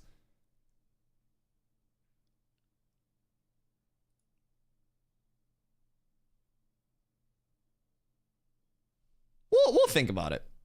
We'll think about it. I've like watched Monster Hunter sometimes because I had a roommate in college that was really into it. But I don't know, man. I like Ashes too much. I can't even lie. Ashes is unironically like my entire MMO like interest set wrapped up into one game. From like the mix of very good movement, action-y type combat shit. Like there's so much across the board. When's this playtest end? It stays like it's a concurrent development cycle, or continuous or whatever. Like, so we'll have access through the launch of the game. Right now it's Alpha 2 Phase 2, and then May 1st we go to Alpha 2 Phase 3, and then it goes live service 7 days up instead of 5 days up, 2 days down. Yo, Vertec, thank you so much for the lurk. You stay excellent and stay handsome as fuck. I appreciate you. I hope you have a wonderful one. Can't even go to play League in my 2 off days. I just play games on my phone. Yeah, I started a community enshrouded server for the down days. But like, dude, anything on down days, I'm playing it and I'm like, this isn't Ashes. I want it to be Ashes and it's not. And so, I mean, Enshrouded's been cool. I played Enshrouded a little bit at the start of 2024 when it went into like its first early access period, right? 20 Cleric and 19 Bard looking for group, wait. Vortlock.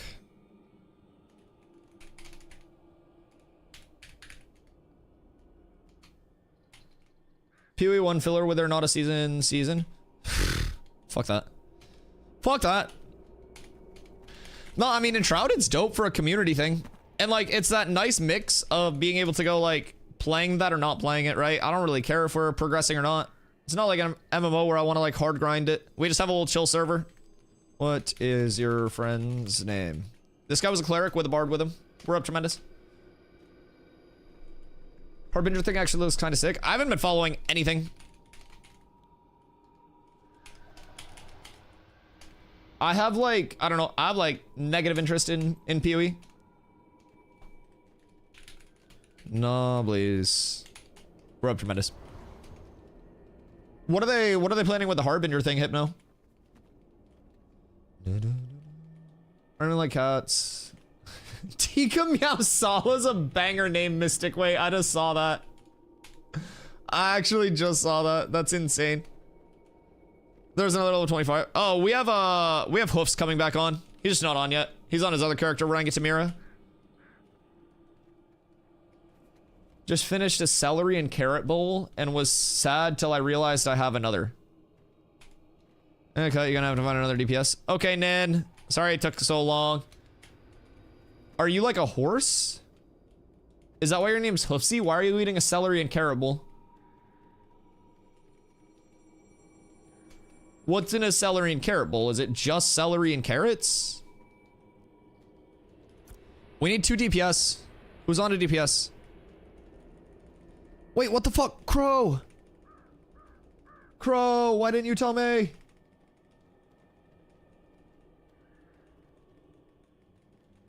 It's a bowl made out of celery and carrots. The stuff that comes with my wings? Okay, listen, veggies with wings, fuck. Like, veggies with wings are phenomenal for some reason.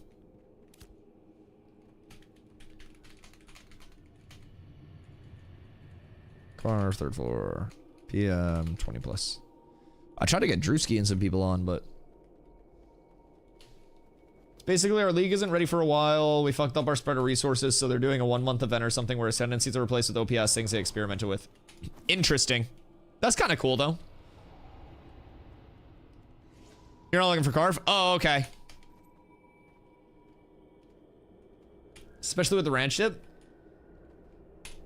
Yeah, I feel like if you're having buffalo wings and like some of the hot sauce gets on your actual like your veggies, it's way better than just like dipping veggies in hot sauce, but I feel like that's acceptable, right? Like if you're having wings and your veggies got hot sauce on them, you dip them in ranch, that shit slaps. But I feel like if you were to just have veggies and dip them in hot sauce and ranch, that shit would suck.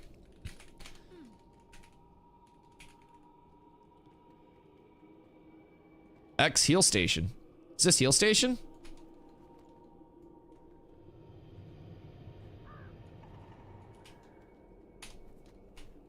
All right, and then we get hoofs.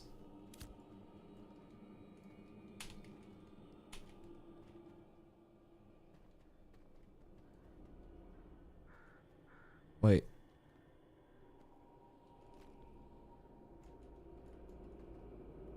Zerk says a buddy helping him level. Wait, oh no, we only have room for one more. Or we don't have room for any more, I don't think.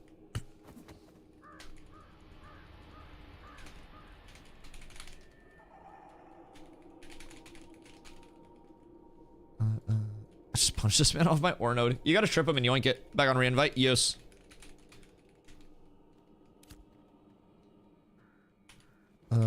Let's see.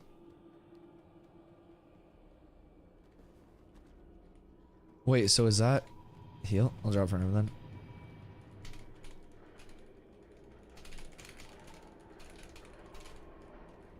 Okay, I'll get Zerks in then. Was that heal? I know that was a New World ass motherfucker because they said X when they messaged me for a group invite. That's a New World thing. Guys in my group are saying to save gold because they're gonna reset enchants. Yeah, that's what. So Steven was saying they may reset enchants. They may not though. I don't know, but he was saying they may reset enchants when they do a new like scaling of everything for like level 10 enchants and so forth. He was talking about possibly wiping like different parts of the game that have been like redone, like as they do artisanship. That was when it originally came up. So like people who had previously leveled their artisanship to max, as they like re-implement things into the artisanship system or continue to implement things, he said we may see those things like possibly wiped, which I'm all for. Yo, what up, Nick? Can you duel in this game? Dueling is like as a system going to be added in phase 3, Steven has said. Right now you can basically like park a caravan somewhere and beat the shit out of your friends without like death penalty or anything. But there's no like formal, you know, right click challenge to duel starts, nobody dies from it. That's going to be coming in phase 3 though. What does PoE 1 look like when the 19 ascendancy class you know and are familiar with are all of a sudden replaced by a different 19?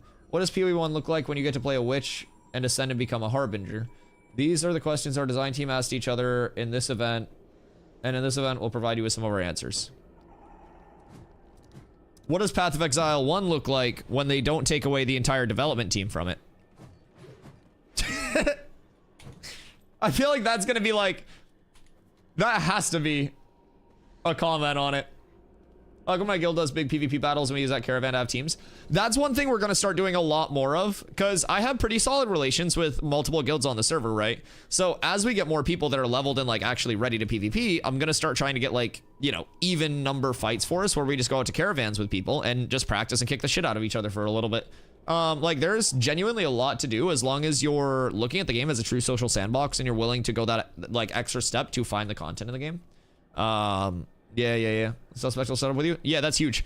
And just having like that big alliance of guilds to play against, practice against, like especially maintaining like good relations with them, it just makes the game fun for everybody.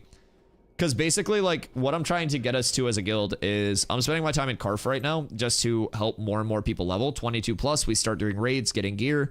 As we're doing that, we start getting more into Vans as guilds. We do more PvP as guilds, start working into that.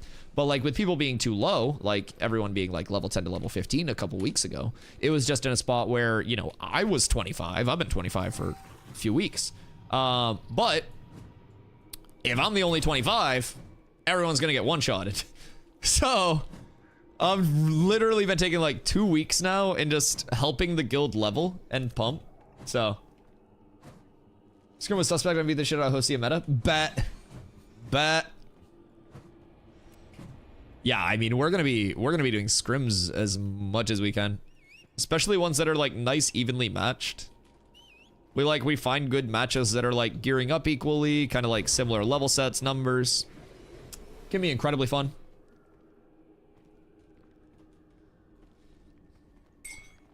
All right, let me top off my coffee real quick before we start grinding. I will be right back, boys.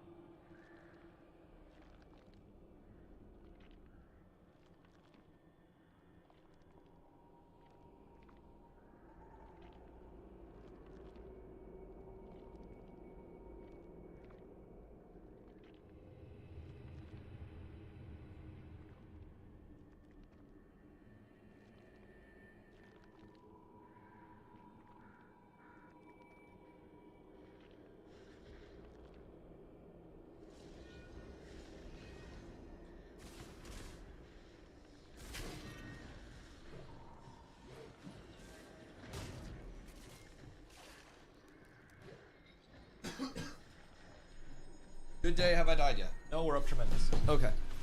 Oh my god, the sun. Sorry, I was flashbanged. No, we're up tremendous. 10 on to die. Just come on with 5 salt in my bags. So I loot it when they killed me and I just didn't die at all. Jesus. I mean, if you have a good group setup, like, I feel like group play, there are always two types of approaches with it. And it's like nuke the high prio targets or just make your high prio targets unnukeable and then play counter. And I think that's one of the really cool things with, you know, mid to large size combat. There's so much of that ebb and flow, right? New World Wars in particular were, in my opinion, the best part of that game. Incredibly fun. But again, the only fun part of that game. But they were 50 versus 50. And there was always this big ebb and flow, right? And it's like, you save for this big opportunity, either this initiate or this counterplay. And as soon as you either successfully hit that initiate or that counterplay, you'll then end up having a numbers advantage. You make an aggressive play on that numbers advantage to push the numbers advantage, but you can also get baited and lose that advantage. Like, there's a ton of cool stuff with mid to large scale PvP that I'm super excited for. Super excited to, like, help people learn as well, in my opinion. Wait, so who's this? If that's not Heal Station... He played New World too. He played New World. That's a New World ass motherfucker if I've seen one. Hit up Chaos Guild. We're doing the Caravan PvP thing tonight. Oh, are you now? What's going on there? I don't know how many people from my guild would come through, but I would absolutely be down to come hang out. Wait, how is that Heal Station? If Heal... What? No, I just saw Heal... What? What? Wait. Didn't I just see Heal Station's other character? Do you have two cares? I'm so fucking confused. Brain broken. I just saw Heal Station run, because Healbot is Heal Station. What? I'm actually fucking confused. So, Heal Station was one of my New World healers when I had gone back for Fresh Start. And, so he's been like a longtime friend of mine. And I know that he had his cleric. Wait, Fatty heals. Wait, who's Healbot then?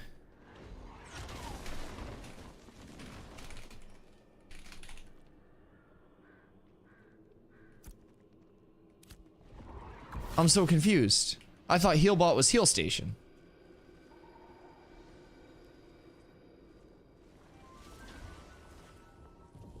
Jesus Christ, I hate this game. No, that's... We don't like that. No, that's fucking Heal Station's character. Ah, dude. He's fucking with me.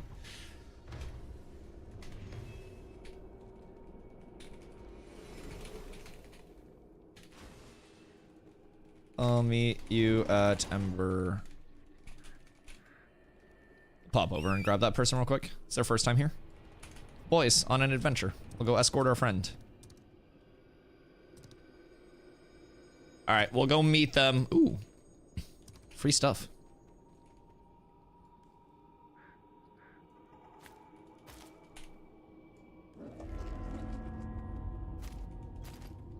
Appreciate you. Thank you for your contribution. Pleasure doing business with you. Skrrr. Gonna hit like a double heel flip 360 off of this. Oh my god, that was actually so clean. You guys ever seen a Snorse doing parkour? No, because you probably never seen a Snorse. And now you see the most athletic Snorse in the world. Toe touches, not a problem. Large jumps, not a problem. We get that from the horse side. But the raw agility actually comes from the snail. A lot of people think the agility would come from the horse. The horse is a straight line move speed. The snail is actually rather agile. It also gets its swimming prowess from the snail side of trees. Absolutely S tier. Yo, Dark and Stormy Nights, thank you for the follow. I appreciate you. Right now, from what I've seen, the game is more in favor of Zergs. Can't wait to see the table flipped. I think there will also be like different modes to favor different things, right? I think one thing that we have the potential to see with Ashes is a lot of diverse metas where there's not necessarily just like, oh, this guild is the best, right? You could see this guild is the best Zerg guild. This build is the, or this guild is the best like you know, fucking small scale, like guerrilla type warfare, like arena players, or, you know, 1v1ers. These people could be the best, like, castle siegers. Like, there could be so many different types of, like, play styles, distributions of player types within guilds and numbers, that there's a lot of potential for, like, a lot of potential for many different things to come through in terms of players being, like, high level at things. And I think that's conducive to more players enjoying the game and, like, being retained by the game long term too, which is really nice. I think providing people a lot of allies to enjoy their core gameplay loop is very nice. And a lot of games right now tend to linearize to the point where it's like you have this conveyor belt like gameplay loop, and you log in, you have deterministic dailies that are set for you. You complete those dailies. You may have, like, a small percentage of your time be, like, genuine, you know, your sentient time that's not full forced. And I feel like with Ashes, your entire gameplay loop revolves around what you want to do, especially in terms of your endgame loop as well. So it'll be interesting to see, like, where everyone kind of, like, distributes their time, specializes their time in the PvP loops. Because I think there are just so many different PvP loops across the board in this game. I know myself, as soon as dueling hits in phase 3, I'm gonna be dueling like 3 hours a day. Like, my friends and I will literally just sit here and duel constantly. And I'm extremely excited. Everyone's ready? Okay, cool. We're up tremendous.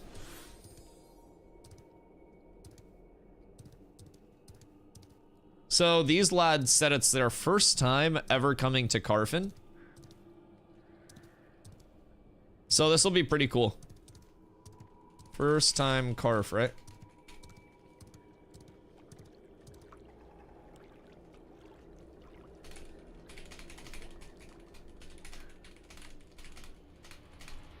Harder mobs plus higher level. We'll be on 3rd floor.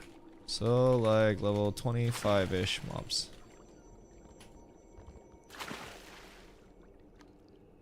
Two types of mobs. Knights plus mages. Mages do an arcane bolt that leaves an effect on floor.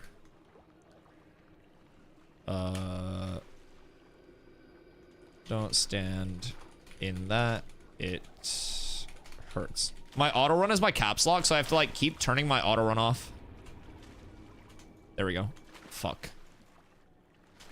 All right, we're up tremendous. Other than we'll just LOS pull. Okay, so this is their first time here. Basically, what we just let them know is there are two types of mobs that we're going to be pulling. And the primary types of mobs up here are going to be knights, which are melee mobs, but if they're not in melee range, they have this kind of like disc projectile attack that goes through and pierces. So you want to keep the mobs in melee range if you're a tank, the knights. Then there are war mages that we'll pull. They do like an arcane blast that leaves a little swirly on the ground. That swirly does damage if you stand in it. And then when, let's see. When you try to keep the mages in melee range, if you're a tank, you get too close to them, they kind of do this little like buffer range backpedal. So as a tank, it's important to keep the knights in melee range and then keep the mages just outside of your melee range in terms of the positioning. So I have a couple of line of sight pulls that I like to use on 3rd floor. And if they're not taken, we will be up tremendous. Oh, did I lose them? Whoops. I think I lost him. Oh.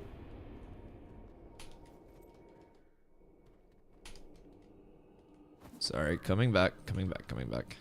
I'm coming back!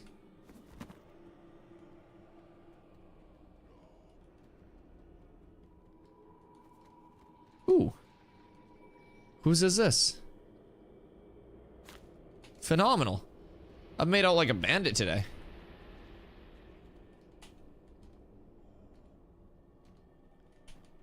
All right, to me.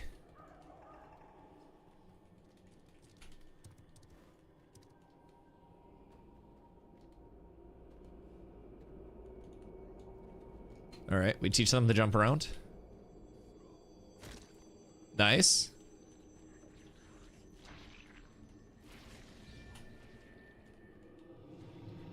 Stand on top of me and then jump up. Huge. Fuck off. Come, come. Come, come. Oh, fuck. This transition, I'm scared that my PC's just gonna catch on fire one of these days. I just built this thing too. That transition always scares me. I think my PvP activity will be sieges. I'd say caravans, but I'll be the drivers, and the PvP will be done by others. Listen, if my caravan gets hit, and you think anything other than me hopping out of that thing and blapping is going to happen, oh, you're wrong. I will be hopping out. Like, if somebody walls my caravan, I'll fucking wall them back. I'm not in there with them. They're in there with me. The caravan's a bait. It's all about the fisticuffs. Unless I'm in the desert, then it's about completing the caravan for gold. Please don't attack me if I'm in the desert. Let me do my thing. That's where I go to chill. If I'm in the desert, I'm probably just fried and trying to run caravans with my guild all happy like. Level 10? Veo, do we have you in guild? I think we have a lot of people going over to church right now. Chat, anybody over at church on Vira? I know we had a couple groups from guild going over there. Oh shit, did I lose them again? I might have gone too fast, whoops.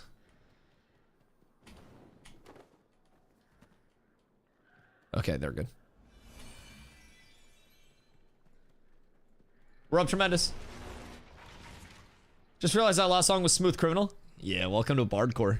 So my daily driver playlist is Bardcore.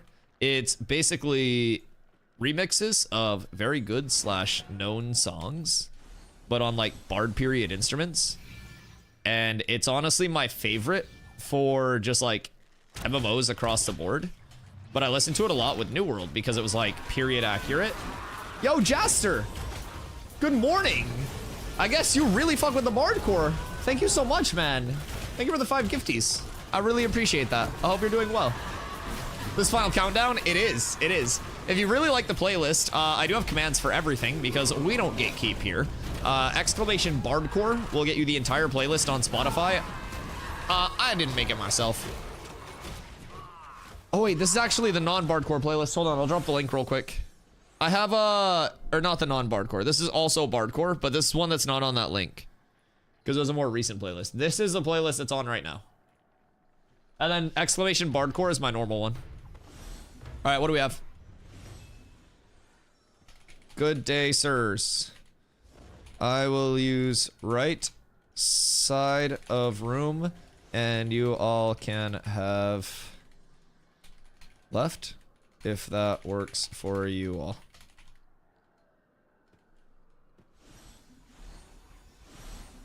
So I go this way. Absolutely S tier. All right, Biss, I think we're good. Yo, Bree, thank you for the follow. I appreciate you. All right, cool. I think we're up tremendous. I think they have a mutual understanding that I don't want to like fuck with them. We're just trying to split this farm amicably. All right, let's see how the group's feeling this early in the day. Level 10, you should be in Carf. Yeah, actually, level 10, you should probably be pushing some Forge Lord Zammer loops. I think you could probably sneak in there solo. Keep up the good work. I wouldn't call it good work, but I'll definitely keep up the work. I appreciate that. I'm doing my best. I hope you've been doing well, too.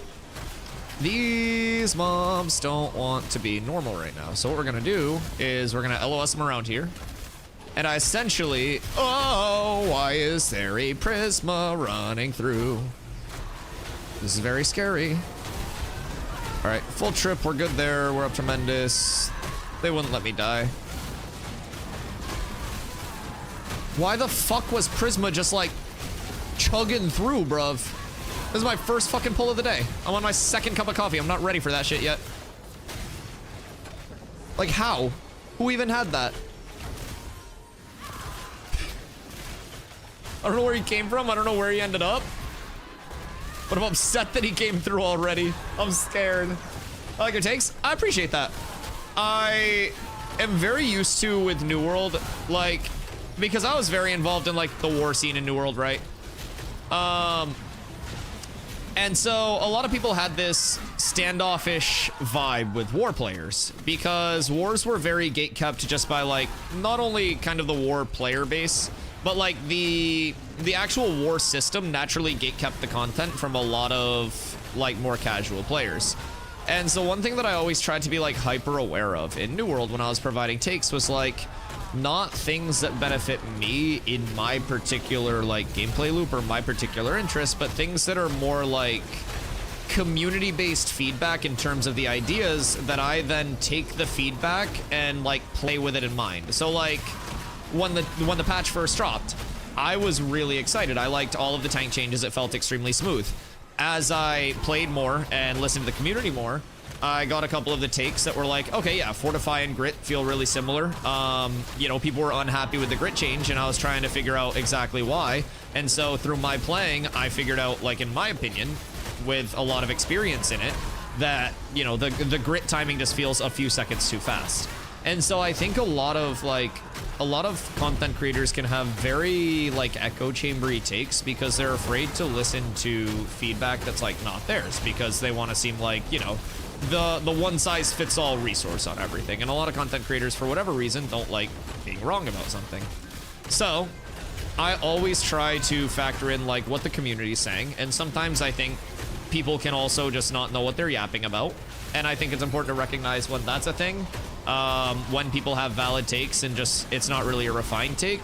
And what I try to do is use the immense amount of time that I spend in this game to like find all of those takes, all of those both pain points and positive points within the player base, and like elaborate on those as much as I can. Speaking of yappers, listen, man, yappers keep the world going. Yappers keep the world going. The reactors can't react without the yappers. I love the many types of streamers, especially coming from like games where there were more competitive aspects to it. I used to stream Dota 2 and would play in like, you know, amateur Dota 2 tourneys. I used to stream a lot of Fortnite and like thousands and thousands of hours in each of those games, right? And so that was a lot less like yap oriented. And if this night respawns, I'm gonna screech. Okay, we're good. That was a lot less yap oriented and a lot more like lock-in oriented. And when I finally started streaming MMOs and like really invested in it, I put my protect on you, buddy. You should be good. When I really started to invest my time more in MMOs, I was like, God damn, wait. So I can like sweat if I want to, take it super seriously. I can just chill if I want to, and no! I can just chill if I want to and not take it too seriously. What the fuck is going on here? But the entire time, no matter what I'm doing, I can just look over and yap to chat, because if I miss like a singular frame in 99% of content, it's not going to be a big deal. If I say that, but you could probably make like a 4-minute montage of me just getting shotted by things when I go over to read chat. Any sketchy pull, I feel like people type in chat more to try to distract me. And I'll just look over and I'll look back and I'm dead. It's happened too many times now. I get so distracted by chat and hardcore WoW, I cause anxiety for a lot of people while tapping on a tangent. That's awesome. When I was, the OnlyFans stuff started up when I was still playing New World, and a lot of people were asking me if I was gonna go over there because I played WoW my entire life. Comfort game for me, right? And speaking of OnlyFans, hello Mags. Speaking of OnlyFans, but a lot of people were asking me if I was gonna go over, right? And I was like, first of all, it's Horde, so I can't play Pally. Second of all, it's Classic, so even if I play Pally, I can't tank for a whole ass expansion. So like, that's kind of cheeks in my opinion. So I did not even put in an application. I had legitimate zero interest in going over there. And I'm glad I didn't, because if I went over there, I probably wouldn't have ended up playing Ashes. And like the number one thing I've been talking about a lot, because a lot of people ask me like, you know, how I'm feeling switching from New World and stuff.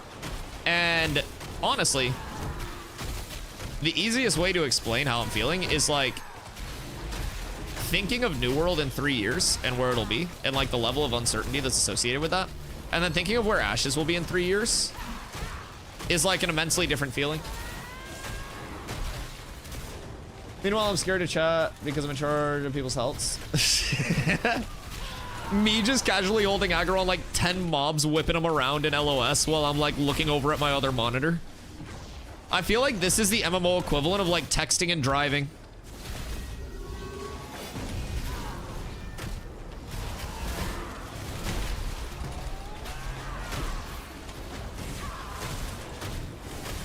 Gonna be disgusted by the clip. Game pros. Oh, you're chilling, you're chilling.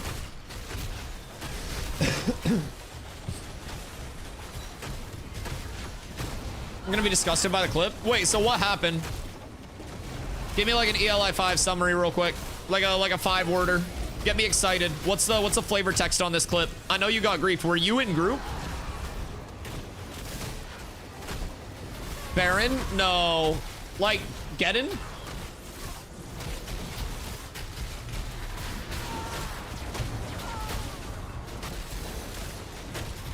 You remember when you were raid leading one of our worms on New World and you rolled off the edge after telling everyone else they needed to lock the fuck in? Do you ever think about that to this day? Because I still think about that randomly. I'll just be chilling, minding my own, and I'll just be like, I'll just start chuckling to myself because I play it back in my head. Anytime like a pull goes bad or something, I just think about that and it gives me happiness. Come here. Whee! Yo, this guy's fucking head glitching me. His peak is fucking exquisite.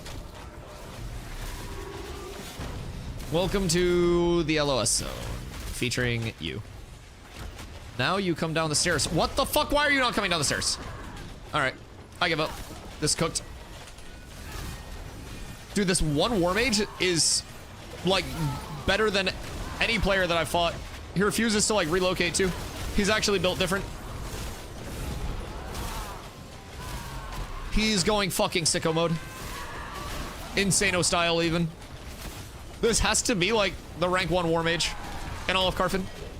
They really like, they brought out SEAL Team 6 of War Mages for us.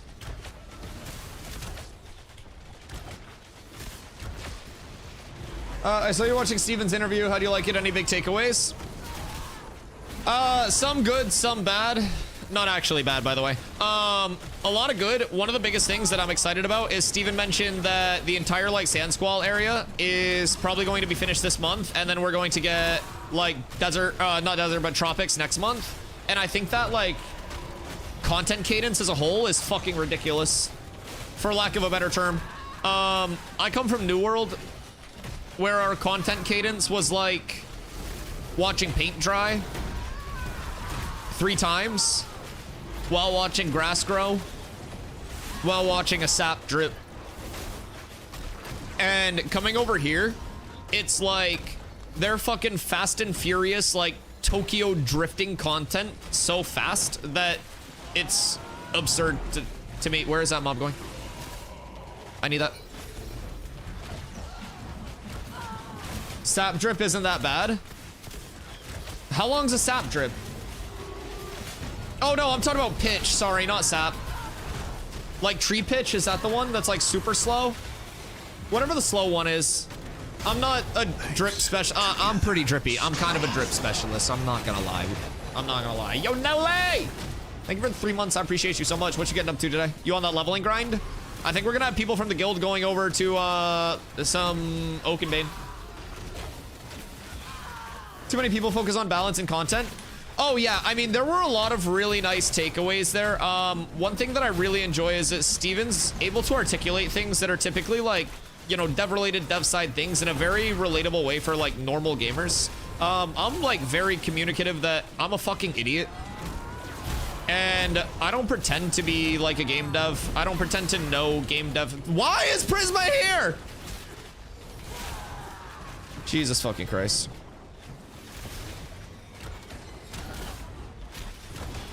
Reset, just run, just run. Prisma's gonna eat my fucking asshole. I'm out. Just roach. Everybody just get the fuck out. Just get the fuck out. Just reset.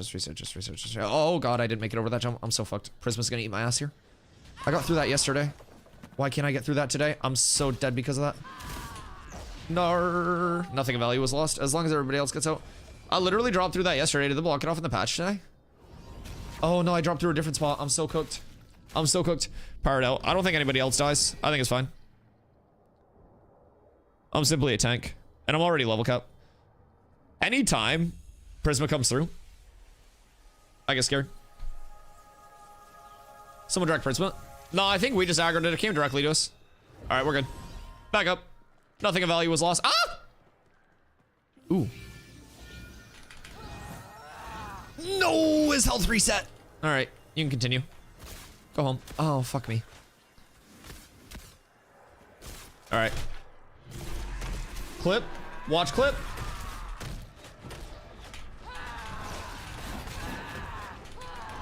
I will watch clip. Yo, Bree, thank you so much for the lurk. Is the Discord for your guild the same as the New World one? No, we're using just the discord.gg/DustyY, just the community one. We have Ashes, like Ashes Worlds in there. But yeah, so I feel like in terms of balance, because there were definitely a couple of balance related questions in there too.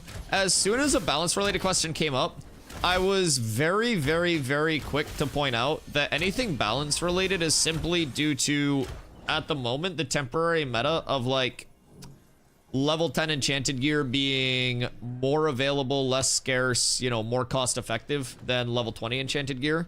And like, it's not a matter of like this level 10 gear just being better in the same circumstances. Like, it's not like their numbers are entirely fucked. It's just the actual material scarcity and like the cost to output ratio is absurd right now.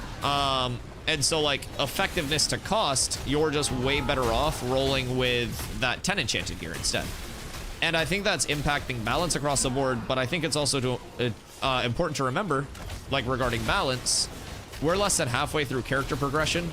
Dual classing, like the secondary class system is not in yet. That's gonna start to be implemented phase 3. What is that knight doing? So there's a lot relating to balance that isn't even like in game yet. And I think if they spend too much time focusing on like level 25 balance and like this temporary balance that's only around because of the current state of progression, both server side and like, you know, testing side, I think that's going to lead to them having a constant battle to probably rebalance things as the game, you know, continues to develop. And I think the long-term vision of balance is a lot better than this like temporary sight. And I feel like a lot of people are looking very short-sighted and looking at this as if it's like the finished polished numbers product when it's simply not. So I wish people would stop worrying about like balance as a whole right now in terms of like TTK, shit like that. Like, it's such a low emphasis that it's like the snow on my car level of emphasis. Like, I don't really drive very far, and it snowed last night, so I'm not about to go clean that shit off my car. When I need to drive, I'll work on it. And I'm sure when level cap is actually, you know, relatively close to what it will be, and the actual endgame balance does exist in a form, they'll worry about it. But I just don't think it's something that they worry about right now. Worry about what they say they're working on? Yeah, I mean, I think they're also very communicative. Like, you know, if something's egregious, it'll be tweaked, right? But I don't think like fine numbers tweaking is really the emphasis of an Alpha 2 Phase 2. Granted, I'm not a game dev, it may be, but I think the route that they're going with everything has been phenomenal. I think their content cadence is extremely quick compared to nearly every other like form of playtest or game that I've interacted with, playtest or live service. It's kind of insane in my mind.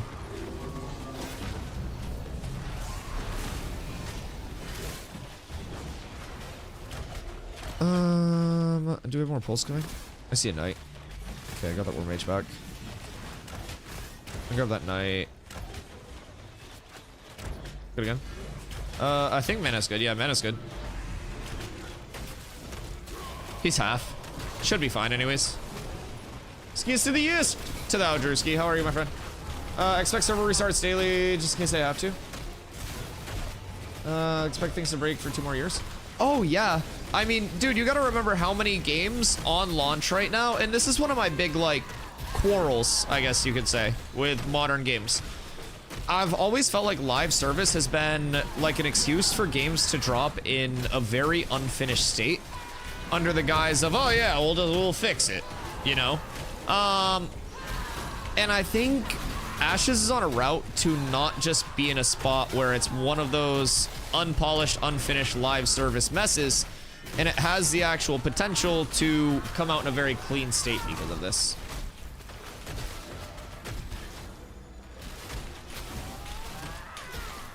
What level can I join you? This is 20 plus.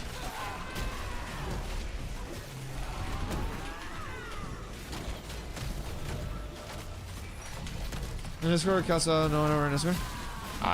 Maybe people just chilling and don't want to hop in and yap. Yo, what up, Savo? How you doing, Goat? Anyone on the EU servers know what the top few guilds are? Dude, I don't even think EU players play on EU servers. I'm gonna be completely honest. Like, EU, OCE, pretty much everyone just, I feel like, comes over here.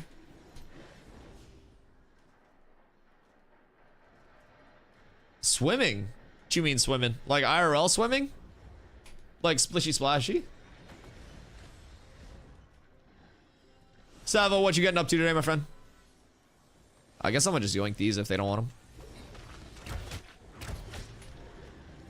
There's no way to play on US servers when you have 100 ping? 100 ping is nothing, what do you mean? I played on EU servers in New World and had more than 100 ping. 100 ping's not that bad. Yeah, no, New World server optimizations suck noodles. A lot of people played 100 on their, like, home server.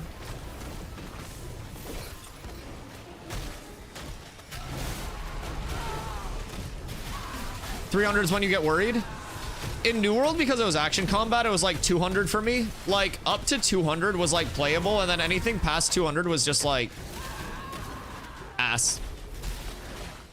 But yeah, before I got fiber, I was, like, 70 on East, 130 on West, because I had 8 characters. And then I was, like, 160 on EU. And then once I got fiber, my ping dropped substantially. So I went down to like 30 on East, I want to say it was. And then I was like 90-ish on West. Like, cut my ping over in half. Sporting the ping multiply. Bro, I was playing Diablo 2 as a kid, and anytime the phone rang, I knew I was fucked. You want to talk about ping? Listen, bro, part of the reason why I love playing Summon Necro in D2 was because when, like, everything internet related was just ass cheeks, my summons did the work for me. It was phenomenal. I was a big fan of not having to do anything.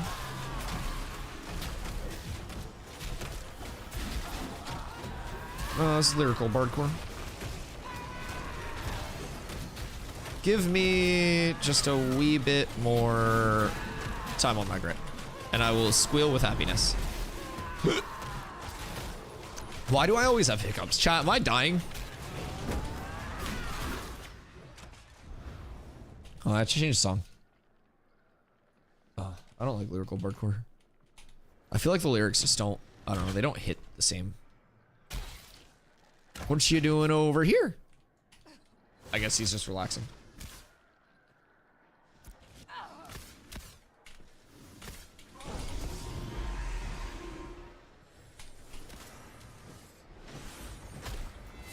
Game's having an issue trying to fix it. Oh, you're good. I can pull. I can pull. I'm EU and I don't know what's the delay in Ashes on US servers, but I don't know what my actual ping is right now. If you do Alt-Shift-F on the bottom right of your map, it'll bring up your frames and ping. Loving Rangers, the self buffs are crazy. What's your favorite buff so far? Are you liking the movement as well? Getting yelled at back to raid? Have fun.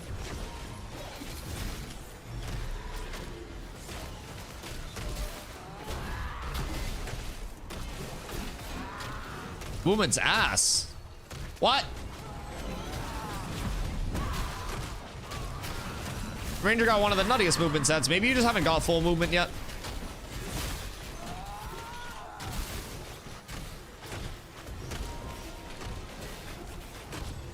Oh, dash on Ranger?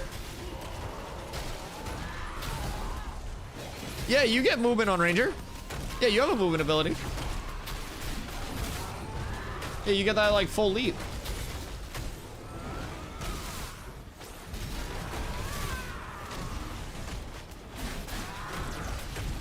Yeah, I think Ranger's like top 2 movement. Nah, what do you mean, nah? That's like the best movement in the game.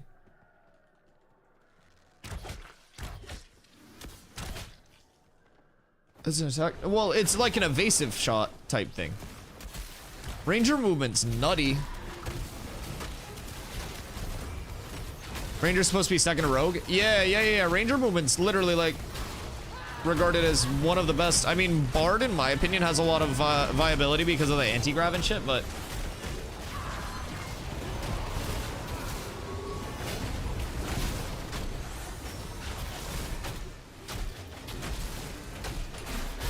I mean, what do you mean by a dash? Just like a quick directional movement ability? Because those are like, that's your leap, right?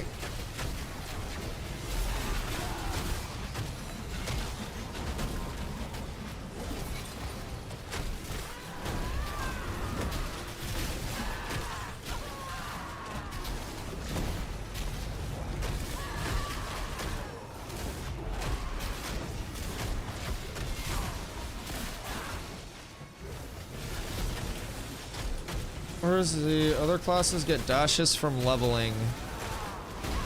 Not every other class gets dashes from leveling.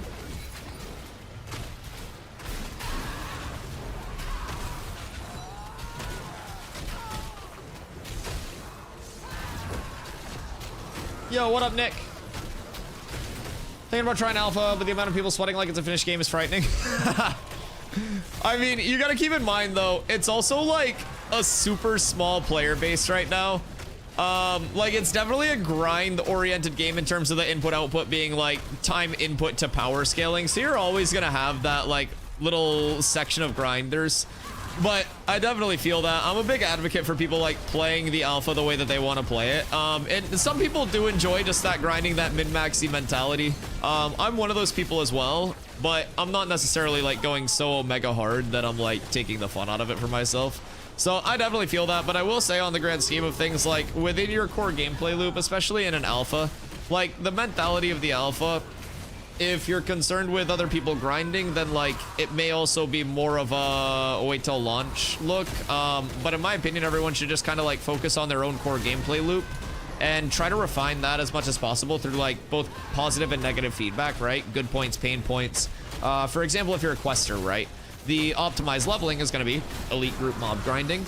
And I think if you're someone who really enjoys questing, you shouldn't think of it as like well, questing's still not in the best spot. That means I can't do questing. I have to feel obligated to mob grind. But look at it as a spot of like, okay, questing's not the most optimal, not the best, like, you know, well-rounded area right now.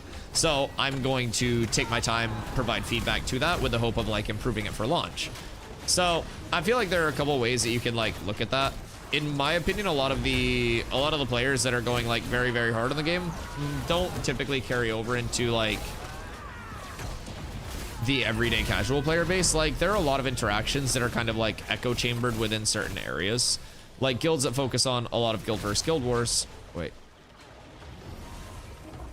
that's my fault. I had us on a raid. But yeah, guilds that focus on guild versus guild wars will be separated from guilds that highly focus on like trades or RP. And I feel like there are already a lot of different kind of like sectors that are shaping up, so to say, where it's like you have those sweats that are doing their thing. You have the people who are more chill doing their thing. You have people who are RPing, people who are crafting.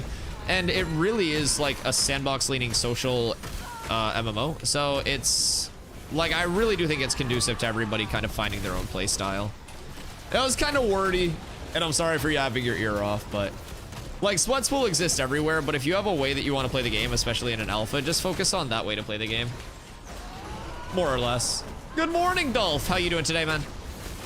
But yeah, so like me, for example, when level 50 comes out on launch, what the fuck is that golem doing? I will be, you know, doing subathons, trying to get to level 50 as quickly as I can, and I'll be going absolutely insano style, right? But that doesn't mean that like, oh shit. That doesn't mean that that's necessarily like all I'm going to be doing. My personal like gameplay loop, I really like getting to max level and then helping everybody else get set up, like the people who can play less, stuff like that. Because I typically, as you can see, play tank. So in my opinion, if I can get to 25, help my guild level, that's going to be super, super beneficial. And since I'm able to play the game a lot more than a lot of people, just because I'm able to stream full time, and I'm very thankful for that, like I try to help the people a lot who are, you know, allowing me to stream full time.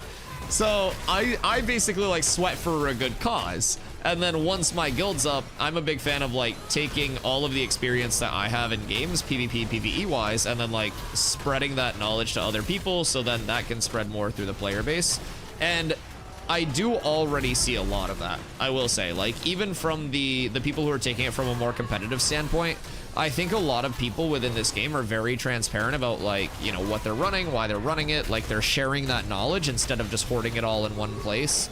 And even within that more, like, quote-unquote competitive community this early on, I feel like a lot of people's intent is truly for the game to be a better place when it does launch. And like I interact with a lot of both sides, because again, coming from New World, I've had 7,000 plus hours where it was legitimately just PvP focused.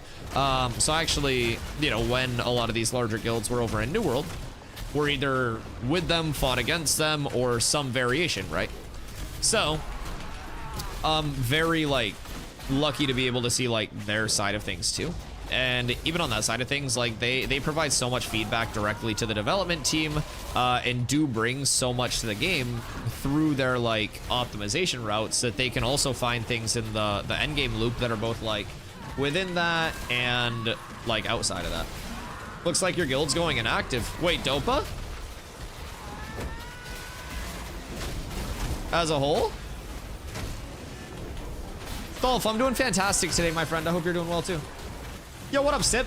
How you playing this? I am in the alpha, brother. So basically, anybody can get into the alpha. It is a pay to enter, but it's $110 to get access to the current and all future phases of development, which is about to be estimated to be about 2 to 3 years. So it breaks down to like $4 to $5 a month for the access. And then when the game does fully launch, you get the first month of game time, which is $15 a month, and then $15 in the in-game store, which is transmog only, no pay to win, no pay for convenience. So basically, like, if you do want to hop into that alpha testing and the future betas, right now we're in Alpha 2 Phase 2. We go to Alpha 2 Phase 3 in May, and then past that, we go to the betas leading up to an eventual launch. So if you are interested in coming to the playtest, you can do !ashes, and if you make your account with that link, all of your purchases for the lifetime of your account will help support the stream through in-game currency that I can buy drip with in the shop. And yeah, anybody can hop in. If you do purchase Alpha Access, you also have 90 days with no hours restriction, where if you're not happy with the state of the playtest, you want to wait till the game's more polished, or Ashes just isn't what you thought it is, like, you can get a refund anytime within 90 days, no hours limit. You pay once and can play until release. Yep, so right now with Alpha 2 Phase 2, the biggest inconvenience that you'll face is the 2 days of downtime that we're currently hit with. So Thursday, Friday, Saturday, Sunday, and Monday, the game is playable. And then Tuesday, Wednesday, they currently take it down for 2 days of development time. And once we go into Phase 3, starting in May, we're gonna go to that live service schedule. So that's gonna be as close to 24/7 uptime as they can possibly do. So we'll end up hitting that, and that's going to be, in my opinion, very nice. We got a little sniff of that over the Christmas season. They gave us a nice little preview, nice little tease, and it was phenomenal. The team's been making insane amounts of progress already. We just got a massive desert patch where they went through completely, like, redid the desert, 6 pocket dungeons throughout it, which are mini dungeons, juiced POIs, desert exclusive materials now in the gathering table. There's so much. What up, Schlim? So tempted by this game. Do it. Give in. 90 days. No hours limit. Full refund if you're not happy with the alpha. And if you are happy with it, you get 2 to 3 years of access in an ever-evolving, ever-expanding playtest phase that will truly evolve into the launch of the game. How much content's up right now, will you say? Will I get my money's worth of content? To put it into perspective, I have played over 300 hours since late December on one character, and I'm nowhere near best in slot, nowhere near crafting anything, like any of that. There's so much content. Dolph, Thank you for the T1, brother. I greatly appreciate that. But yeah, so like if you're someone who really likes the sandboxy, also Nelly, any room for an animal husbandrist? Yes, I absolutely do. I absolutely do have room for an animal husbandrist. You hit me up. We can get you in ASAP. I have 1 spot left in main company and I will save it for you. But yeah, so essentially like say you end up staying for that entire playtest phase, 2 to 3 years. Your sub is essentially $4 to $5 a month through the Why is Prisma here. Fuck off, buddy.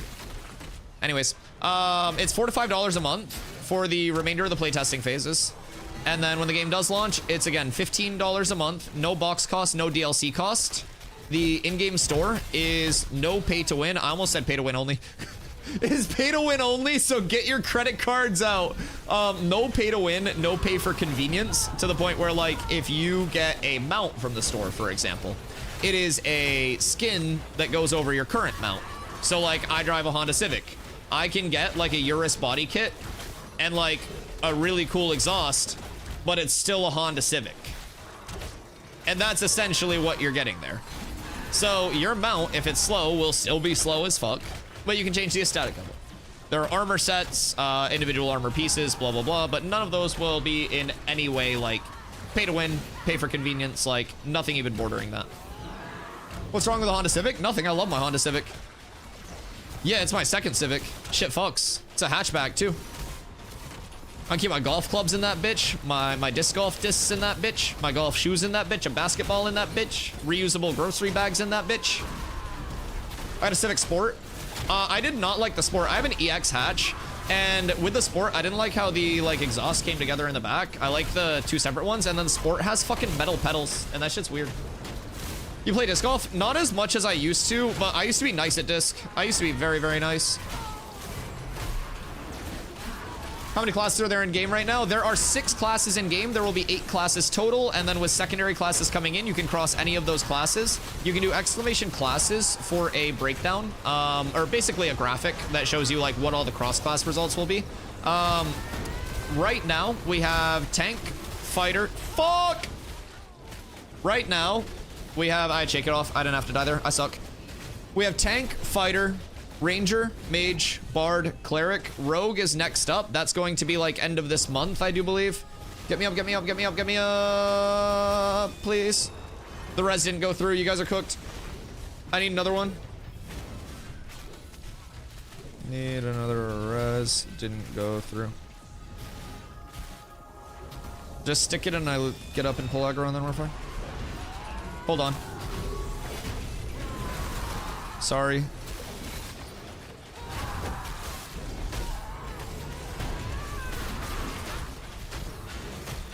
All right. Anyways, so tank, fighter, ranger, mage, cleric, and bard are in right now. Rogue is the next class that we'll see this phase. It's, I believe, being dropped on the private test realm, which is the first phase of live testing for it. That is visually NDA'd, but not verbally NDA'd. Weird situation. But yeah, so it'll get tested there, and estimates are like end of this month. We'll see it over on these servers, which is public one. Whoops knows how I feel about that damn NDA.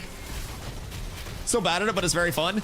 So back when I was in college, I was playing like a lot. Especially like summers and shit. What's that NDA? Dude, it exists to make my blood boil. Visual only, non-verbal covering. So basically, like, patch notes just get retyped, and then you can like, yeah, I don't know. I don't know.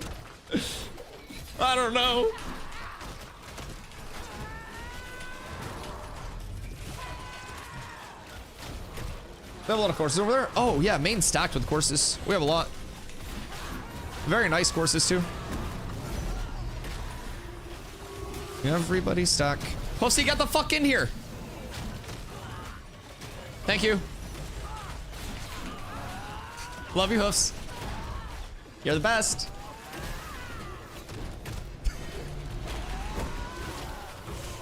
Boop, boop. I got introduced to it until I was back home. Oh yeah, no, Maine's amazing. We have really nice courses. They put on like pro events at some of the courses up here. Especially like a little bit up north. It gets very nice there. There are some like nice ones down this way as well, but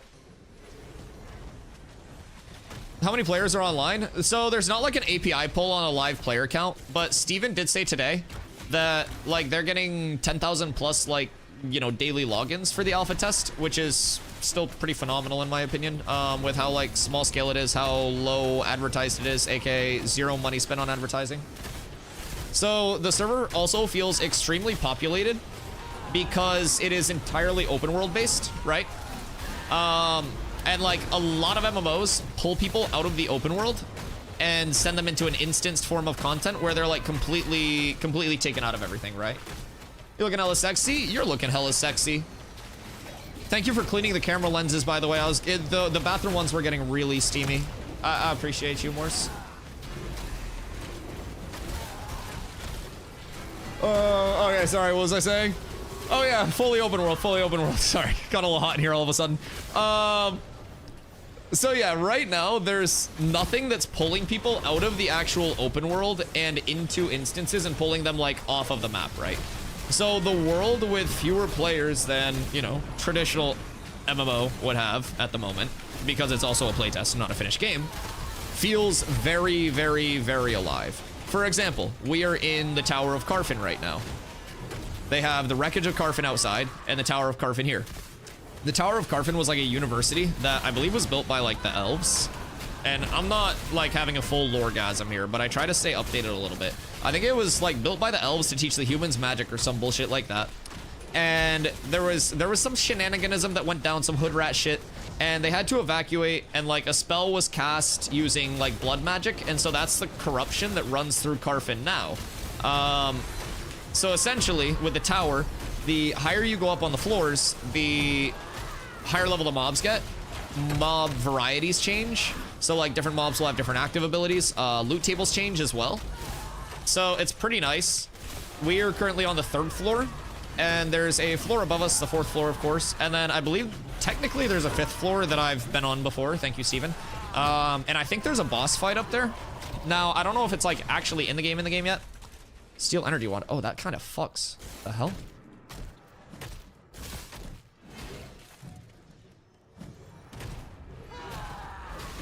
Kind of sicko mode. Wait, how'd one of our clerics die?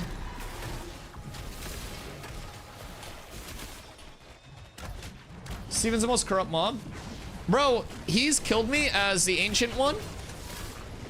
He's killed me with the spear twice, and the spear is not even in the game. And then he like god smited me in the desert most recently. And one thing that actually struck fear into my heart today was during his interview, they asked him if he would rather fight like the duck-sized dragons or the dragon-sized ducks, or one dragon-sized duck, right? Or a bunch of like duck-sized dragons. And he was talking about like a polymorph that turns somebody into a duck when he was like talking about abilities that would seem really cool.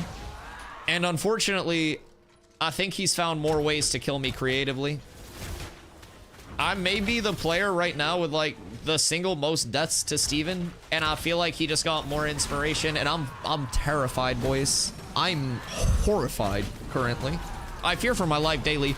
And like, he hasn't killed me in a bit. It's been like a couple weeks.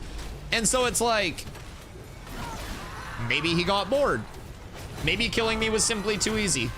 Or maybe he's luring me into a false sense of security just to hit me with the blammy. Do not touch that fucking golem. Why is that golem there?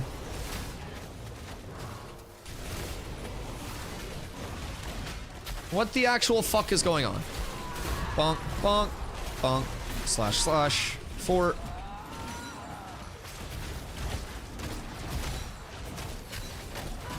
You guys got the golem? No, no golem, no golem, no golem. Don't try to scare me. I mean, the golem's fine anyways. We're gonna find a new interview. Jamie Chaos's Twitch, if you want the direct one without my incessant yapping over it. I also watch the entire thing in my VOD at the start of the day.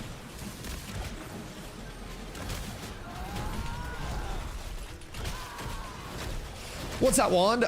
It is an energy wand, so it's a... Where was that, by the way? Energy wands are a physical scaling wand. So every weapon in the game has a physical and a magical scale variant. So like you'll notice I switch to a bow a lot, and then I'll switch back to like my melee weapon like that. No matter what class you play, you'll have a melee and a ranged weapon equipped that you can freely swap back and forth between. Excuse me. And every weapon in the game has a physical and a magical variant. So weapon customization breaks down to the attack cadence. So like how many hits to a finisher, what type of finisher you're looking for. And then it breaks down to the weapon trees, which don't provide active abilities, but provide different like status effects that you put on with weapon finishers. As a tank, we build more supporty with our weapons. And so I get unstoppable, 15% fizz pen, 15% base damage, and then it applies to everybody in my group within 35 meters. So everybody always needs a little bit more pen, more base damage scales like crazy. And I pump that out to the group every time I hit a finisher, which is like the final chain, or the final part of your weapon chain. So I just sit here, smack, smack, smack, clap, clap, clap. I keep defensives up. Everybody else does more damage. If we truly hit an oh shit scenario, I start blocking because there's an active block. And they fix shields! So shields actually show now. I'm actually super fucking hype about that. Very hype about that. Up until today, you would weapon swap once and your shield just disappears for good, but now I look like a tank instead of a DPS with a one-hander, and it's phenomenal. I say it's phenomenal, but I actually haven't even noticed my shield because I don't look at my character model while I play. So I don't really notice it much, but I hope you guys are enjoying me having a shield again. Oh, short bows. Short bows are nuts for PvE. The thing about longbows for PvP is that they have that higher AP, like the attack power versus attack speed scaling. And attack power is going to scale harder with your abilities because they take like a percentage and then multiply your power, right? So with short bows, with long bows, I'm sorry, not only do you have that like higher power scaling, but you also have wound in your longbow tree, which is an anti-heal. Warrior's good.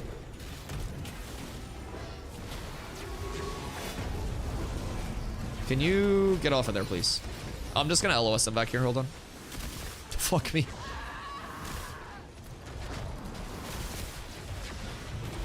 I'm not gonna yoink that. I thought about it, but then I remembered they're friends. Not food. Wait, Nelly, is Dopa actually like full ceasing to exist? We're about to have Bis Animal Husbandry in-house between you and Carla. That's huge.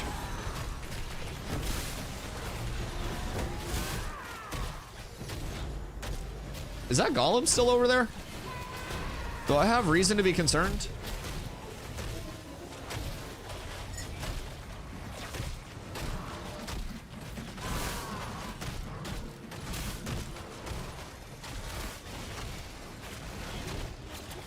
I have like half a pot of coffee to finish.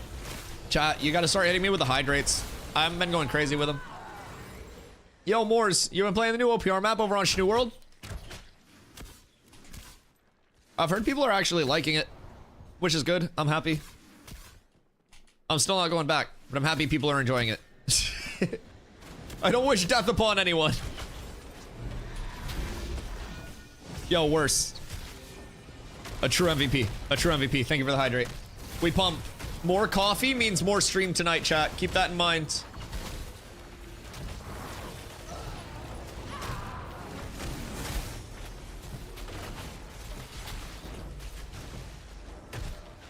I love the movement in this game. It's one of my favorite things. Like, the movement mixed with the combat fluidity is phenomenal. Momentum carry is like my favorite thing in any movement when you can like force B-hops and stuff. I first ran into it with Fortnite. Momentum carry and like B-hopping was a really big thing when you were like, especially glider redeploying. If you jump off a height, you'd glider redeploy, you'd land, you'd B-hop. Really insane movement. And then I started to learn more about momentum carry when I started to play Apex. Apex, very good momentum carry game. And that taught me a lot about movement in games. And so Apex was the first game where I really started to like fall in love with the movement systems more than just like, you know, straight aim pew pew systems in shooters. What up, Quack? How you doing, King? What you up to today? Boop. And so like Ashes having like really good movement fluidly integrated into their combat mechanics is phenomenal. Marvel Rivals, rank grind. Who are you maining? Were you in here when I was playing Rivals for those couple days? You are Groot? Huge. Huge. I love that. A little bit. Yeah, I was playing some Thrinsky. I wasn't Insano style, but I was going around hitting people with hammer and stuff. Fat Thorskin would have kept me in that game, though, I will say. A little, like, chicken leg instead of a hammer or something. I feel like we would have been up tremendous.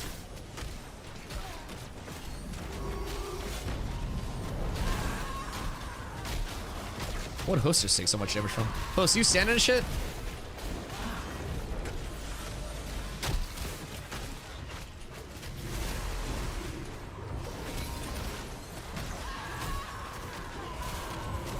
I feel like any game you play, so much knowledge about it is crazy. I don't know how you retain it all. Probably Tism. Yeah, there's something wrong up there. There is something wrong up there.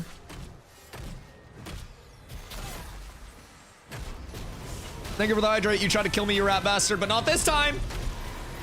Not this time. You gotta time it better than that. I healed you by taking damage. Listen, less damage on me is technically a heal. It's your superpower? Yeah, that and I don't know, like standing in one spot on a basketball court and just catch and shoot. Those are the two specialties. Other than that, it's like it goes downhill quick. But I know what I do well, and that's pretty much what I try to build around. Well, I make some mean coffee and stuff too, but yo, what up, Grumpy? How are you today? I don't know if they'll add it as a skin or an actual character, but a bitter ray skin would go hard. Oh, I died reading chat. Jesus Christ, you killed me. So chat, you know what I was talking about before? Where I talked about like, I'd look over to read chat and I would just like insta-gib. I looked over to read chat in a perfectly fine state, and then I just insta-gibbed.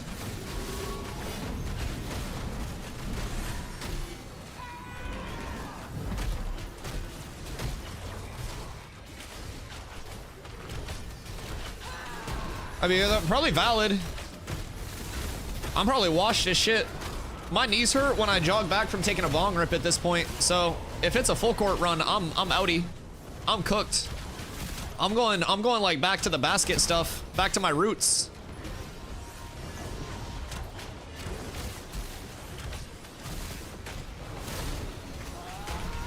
I will say though, TwitchCon this year, community meetup, we find a basketball court and I'm cooking everybody. We have a couple other hoopers that are confirmed coming. We will be finding an outdoor court, and I will be absolutely destroying my entire community.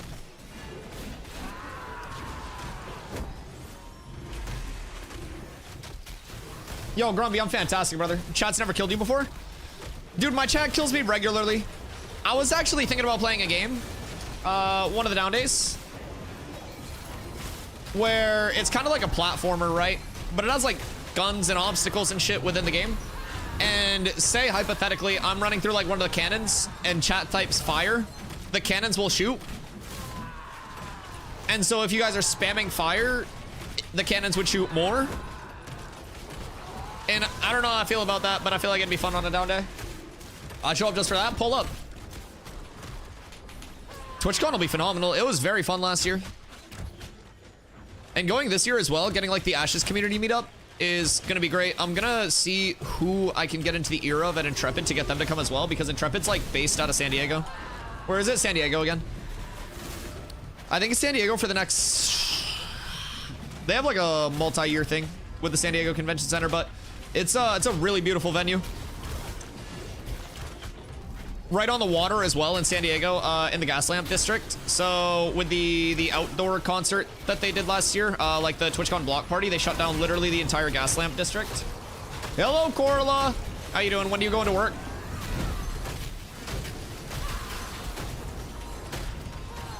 Are there any leaderboards or way to tell who the top guilds on a server are? Not really. It's just word of mouth because there are so many different things to be like top at, so to say. Plus, a lot of guilds, once they hit a certain size, will have to form multiple guilds because of, like, player caps. So we, for example, just for my community, have, like, 2 guilds right now, probably making a 3rd relatively soon. What were those shoes you showed that were the more squared ones in the back? The black ones. What brand? Nike? Or were they my Converse? I guess I'm the only worker here. Oh, you're up tremendous. First day, all the sales to yourself. Is it a busy store or not? I want to say Puma. Oh, those might have been my Pumas. Yeah. Those are probably my Pumas. Yeah, I think you're right.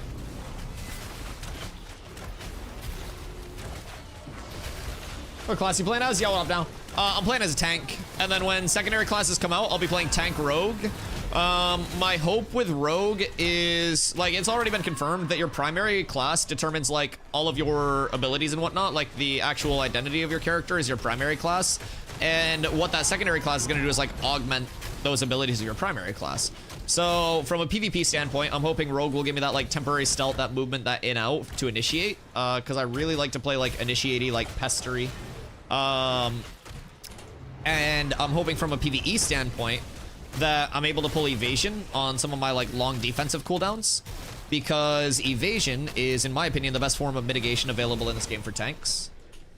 And, like, there's no, like, parry. There's no parry, so you can't just fully mitigate an instance of damage. The block is like an active block and a very small percentage to passive block. So evasion is that one true, like, oh, your entire attack just misses, right?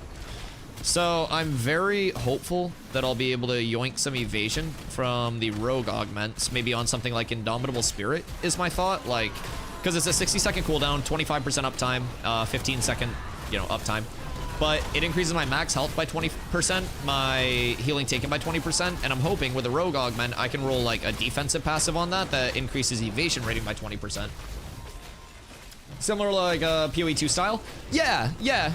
It's a good way to look at it. So, like, kind of like with the ascendancies, how, like, if you're a witch base, you still kind of, like, play like a witch, or like a witch base, so to say, right? But if you ascend off of that, then you'll have those unique kind of augments based on the ascendancy, but it's going to still have, like, that core identity of your primary class. Yeah, really good way to look at it. Do you know the style? I don't, but I can check.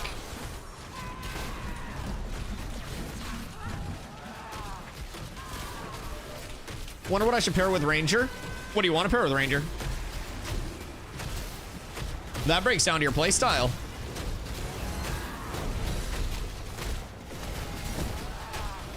If you want movement, kind of like a stealthy in out, I mean, low-key Ranger Rogue is probably going to be a really good setup. Because Ranger already has its, like, kind of cloaky type pseudo-stealth. And then if you get a temp stealth from Rogue, some movement from Rogue, Rogue is also projected to be the only class that's, like, total movement navigatability better than Ranger.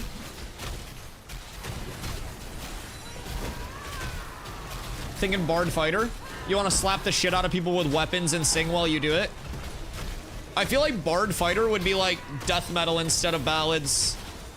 It's the vibes I get from that. It's just like doom slang music. You get like an electric guitar instead of a lute. I'll fuck with that. Imagine Ranger Rogue gets range poisons too. Oh, I mean Ranger itself, or sorry, Rogue itself already is gonna have some ranged poison in its kit because of Shuriken. Or whatever the fuck it is. The throw ability that bounces. Every time it bounces, it's gonna apply the active poison to the targets that it hits. Hard Fighter melees my break dancing. Wait, Whirlwind. Oh, fuck. You just go into like head spins and shit with Whirlwind? Oh my fucking God, we're cooking. Steven Sharif, hire us. What the fuck? Wait. Yo, Stomps, as a breakdancer, lad, name it Raygun.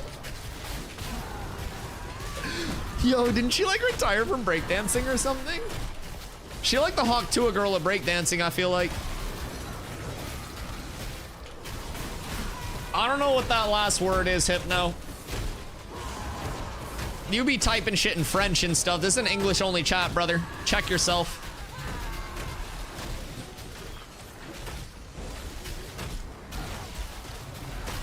It's a dancing martial arts? Wait, is there actually a dancing martial arts? What the fuck do you do? It's a real thing. What? Hold on. Well, I'm in the middle of a fucking poll right now. I can't exactly just like stop. Was used in Brazilian prisons. Wait, why? Because you could like windmill kick each other with the guards not being like, oh my God, it's a fist fight? Is this game Poggers, Champers, or Dan's game? Fuck, I love that. I fucking love that. Big Poggers, Champers from me, but you have to realize that it's not a fully finished game, it's a playtest. So if you go in with the expectation that you're gonna run into some wacky things and it's like a playtest instead of that fully finished product, very Pog. If you're looking for something that's fully finished, polished, you won't run into a single bug or anything like that, then you're going to tilt very quickly. But if you're looking for something where like the world actively grows with you, developments happen extremely quickly, you get to contribute to the final state of the game when it does launch and help improve the state of it. Very hype. Similar to WoW's playstyle. So like at its root, it has tab target, right? Which is what I play on primarily, but it does also have an action combat. So this is action. Sorry, that was a hiccup. This is action combat. So it does still have like a New World-esque style like target lock on it, right? But that action combat, it's that full like left click attack, right click active block, stuff like that. Your abilities are all the same, stuff like that. Very good hybrid combat. Action combat, I know quite a few people that already play on it. And a lot of people really like it. I also have heard some people say it's like kind of Clunkington, but I prefer tab for this style of game. Now there are times where I've like switched to action real quick, thrown an ability, and then just like switch back. But overall, I really love tab, but they provide the options to do both for you. So, yo Valerian, thank you for the follow. I appreciate you. So yeah, it's like at its core, right? It has those tab target elements, but like, depending on which time frame, phase of WoW, all of that you're looking at for a WoW comp, like it plays very active. You've got a lot more active inputs than like a WoW classic, so to say. It's got very good movement integrated with like the stamina management. Most classes will have a class specific resource that you play kind of like a builder spender system with. And across the board, when I first played, like my first week, before I really could, you know, articulate a lot on what I thought specifically, my initial impression was like, this is ADHD friendly WoW. And it was really, really fun from a very low level, and I think it does a great job of introducing you to abilities and the power curve of your character as you go already, which is a very core thing for me. Especially being in an alpha, like the combat feels extremely smooth, and my core gameplay, like what I interact with the most, is combat, movement, and like world interaction. So does the world feel alive?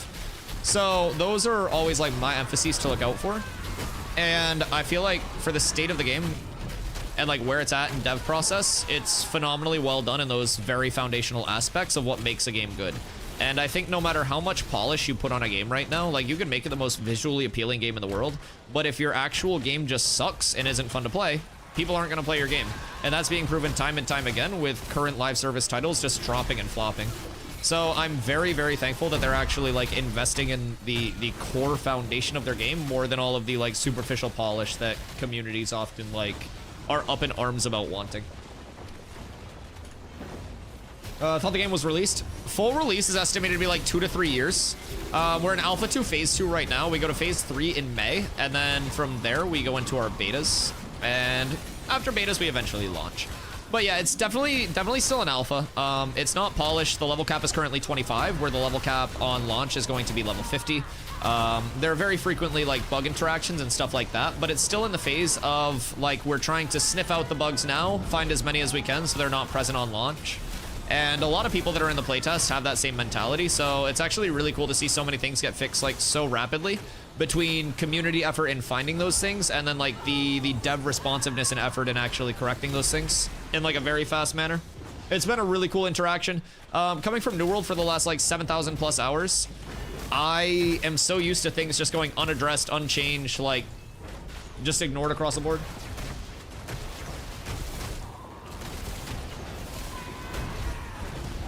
Krispy Kreme giving out free donuts because of the PSN outage. I don't have a Krispy Kreme near me. I don't think. Maybe south. Yeah, we don't have a Krispy Kreme. People tend to be very helpful outside farm spots. Oh yeah, the community's amazing. I've had so many cool interactions where just like riding around on my Snorse, right? Because like the Snorse isn't in the game yet. The only Snorses that exist are the ones that like Steven's given out, but it's a very recognizable mount, very cool mount, stands out a lot. The number of times that I'll just be running along and I see somebody and they stop to look at my mount and I just like stop, jump, give them the little demo.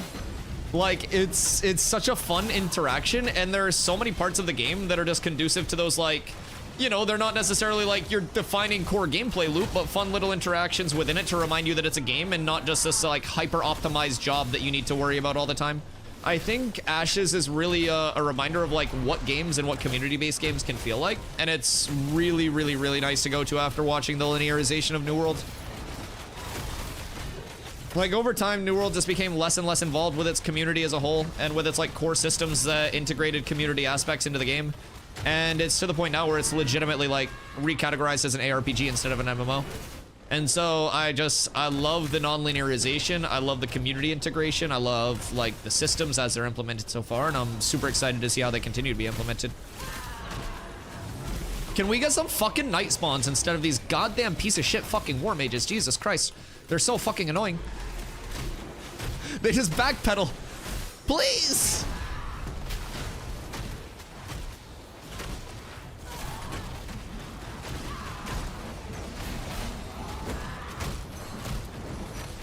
They're all caster mobs. Why do they get all the knights? They have 2 fucking knights over there right now. Somebody address this.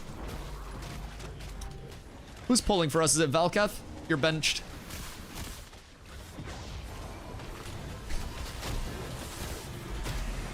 I'll work on it, thank you. As long as you're aware of the problem, that means we can reach a resolution.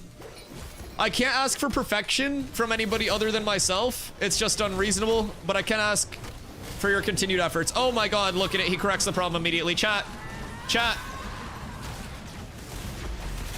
He is changing. I can fix him. We're up tremendous. He's changed his selfish ways. Just pulls a golem to shut me the fuck up.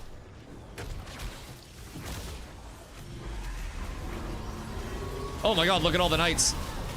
See, if life has taught me anything, it's that if things aren't going your way, you just complain. Yeah, you just bitch and moan, and then it'll change. Active change? No, fuck that. Why would I solve the problem myself when I can just complain about it? We're up tremendous. Blood wand. Oh, I haven't seen many of those. Wands are dropping like crazy. Oh, fuck! My shake it off didn't heal me. I'd like to file a report with the Better Business Bureau. I've been done dastardly.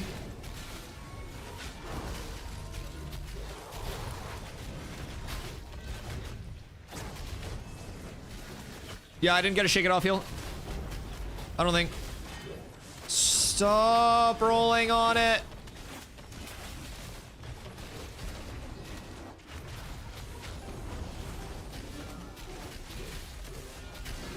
Lethal. Arcane Bolt. Yeah, I didn't get a shake it off heal there.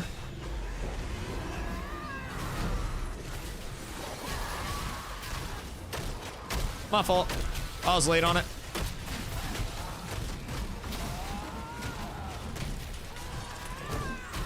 I got fucking schmacked. I mean, my sacrifice got us a scepter. I'm cool with that. Wait on pulls real quick until we get set back up. If you would be so kind.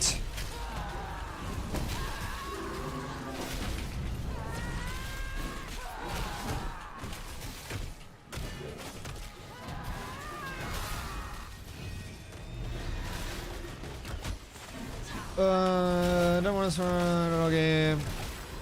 Must not be farming dinners and stuff. Yeah, I mean, when you're doing like mass AoE pulls, like you can basically just get bopped by a lot of things all at once. Like we've died, I think like twice here or something. And essentially with AoE pulls, you're always playing that little bit of a risk of like every one of their attacks just, you know, lining up at the same time and kind of chunking you. So what I try to do is you'll notice I'm like spreading the mobs a lot. And what spreading the mobs does is get their attack timer on a different cadence. So if I pull the mobs around here and one hits me, one hits me, one hits me, one hits me, one hits me, as I round them back up in melee range, Yeah, I'm gonna fill up my coffee real quick one more time. Hold on, give me 30 seconds. But like then I can kind of stagger all of that incoming damage. But sometimes when I talk to chat, I stop looking at my screen, and so all of the mobs are able to like get in melee range at once and then just chunk. And so if you watch, that'll be like a lot of the deaths is just like that quick 100 to 0 where I'm looking at chat. I look over and they're like, oh fuck, I'm dead. So honestly, most of them are my fault because I'm just yapping and being lazy. Like yesterday, I don't think we died here once. How do I get invited to one of the guild? Put your in-game name in chat and then Kando will invite you real quick. Yeah, quick smoke break. Take like 2 minutes. I'm gonna get coffee.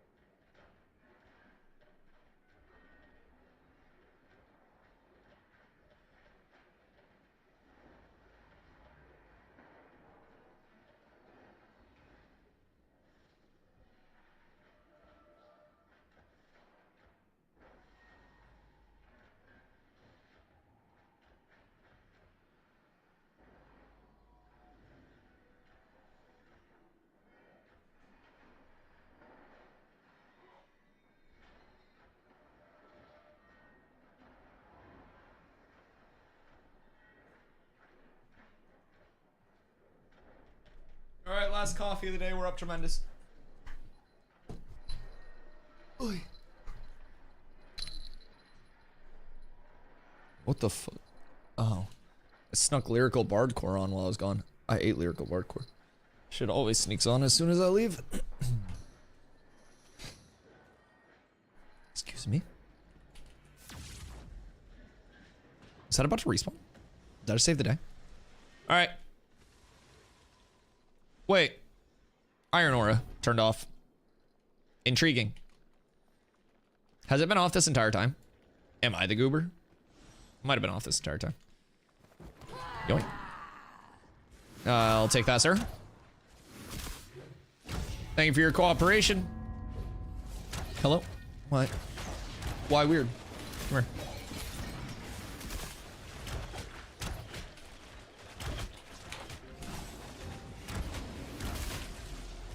I'm like corner peeking with the longbow right now. This is phenomenal.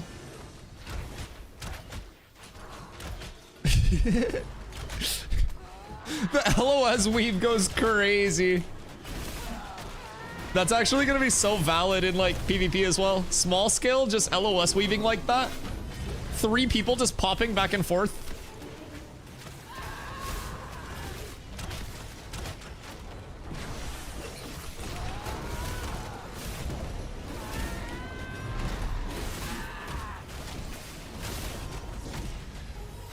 And grab that mage. And this mage, and then we'll LOS them all. We're down one cleric, but it's fine.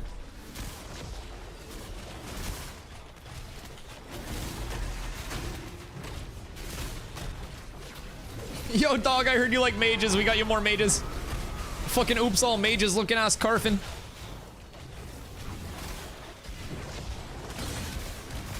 New World OPR looking ass Carfin. Excuse me.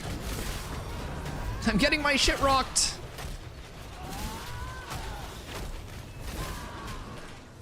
Yay! Full comboed. Elbozo.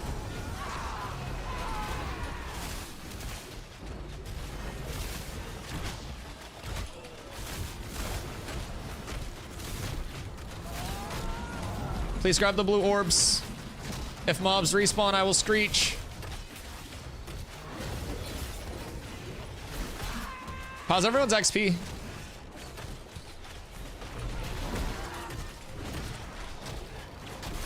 Ken might be able to get you in. Second one's getting active, bro. We have a lot of people that can invite a second one. Oh, Valka's 24. Oh, shit. 45 to 25. That's huge. Host is 51 to 21. That's great. XP per kill is good. That's the biggest thing. As long as your per kill total is good, then we're balling.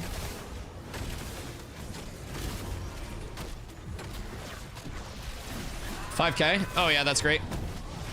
We've had decent gear drops today too. Make sure you guys are saving your glint for caravans. Desert is safe for caravans, so we've been doing like a few passes back and forth each night. We'll probably do those in like a couple hours. So many flowers. Are you gathering?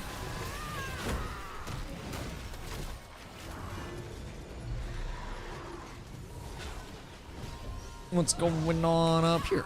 Who turned the respawns off? Ooh, a knight. What is this blue? Oh, not my blue. Sommington, what you so many flowering? Oh, what are you doing for your professions, by the way, Stomps? Kando's putting together a spreadsheet for the guild, so if you're trying to grind professions, let Kando know. We should probably put out an announcement in Guild Cord, Kando, right? Not right now, but just at some point for people to link up.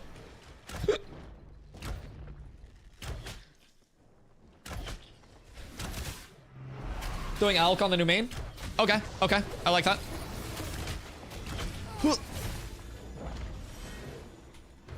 You cannot theme me. Testing and final time to make sure it all works. Oh god, wait, you actually like put together something? When you said spreadsheet, I thought it was just like a blank background Excel sheet. Like, you don't want to know what my spreadsheets look like if you're good at making spreadsheets, dog.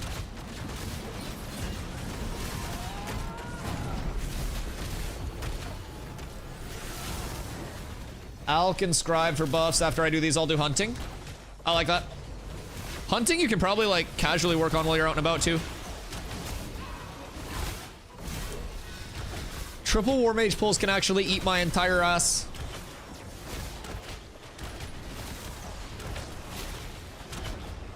I feel like that would actually be the kindest thing they've done for me. They just might. Yeah, like it literally wouldn't be the worst thing that's happened to me with these triple war mage pulls. You know what? Fuck it. Let's get one more. Let's get one more in here. Yo, Nelly, so what's the story with Dopa? Why they go inactive? Boss is here. Wait to pull the boss until after the mages, preferably.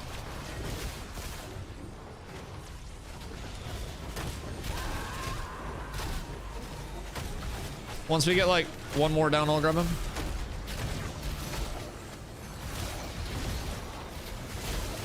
Ooh, fuck me.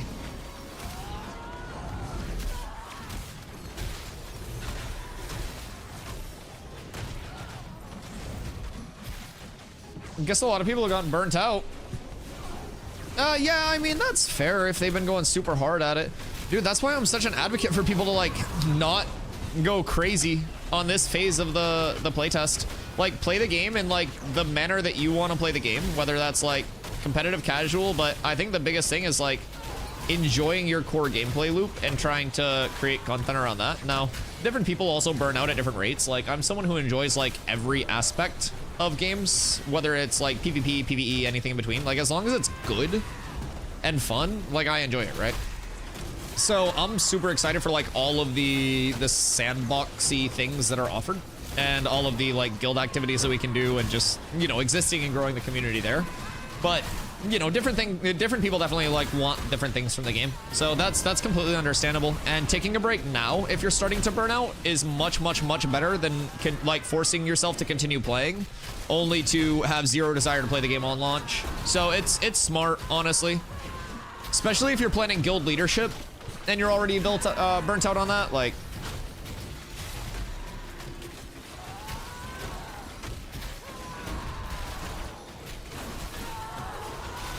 I've been thinking more and more about mayoral stuff. I feel like it'd be pretty chill. Hop on and just start stream doing my mayor shit for the day, and then just do whatever else after that. Wouldn't be too bad. Because I would just have to like keep commissions up and stuff, right? And then we can do votes. We can do like actual democratic votes in the community of like what we're putting up and stuff and what we're upgrading. That could be fire.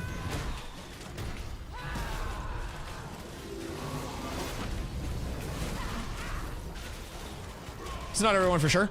Yeah. And even if like a portion of leadership is at that point, like it can be so rough for everybody else involved. Like I felt bad when I hit that point with New World with like Cat's leadership, but it was just skirt. I love this game. But yeah, I definitely understand. I mean, burnout's a real ass thing. The good news is my mental instability gives me +10 burnout resistance.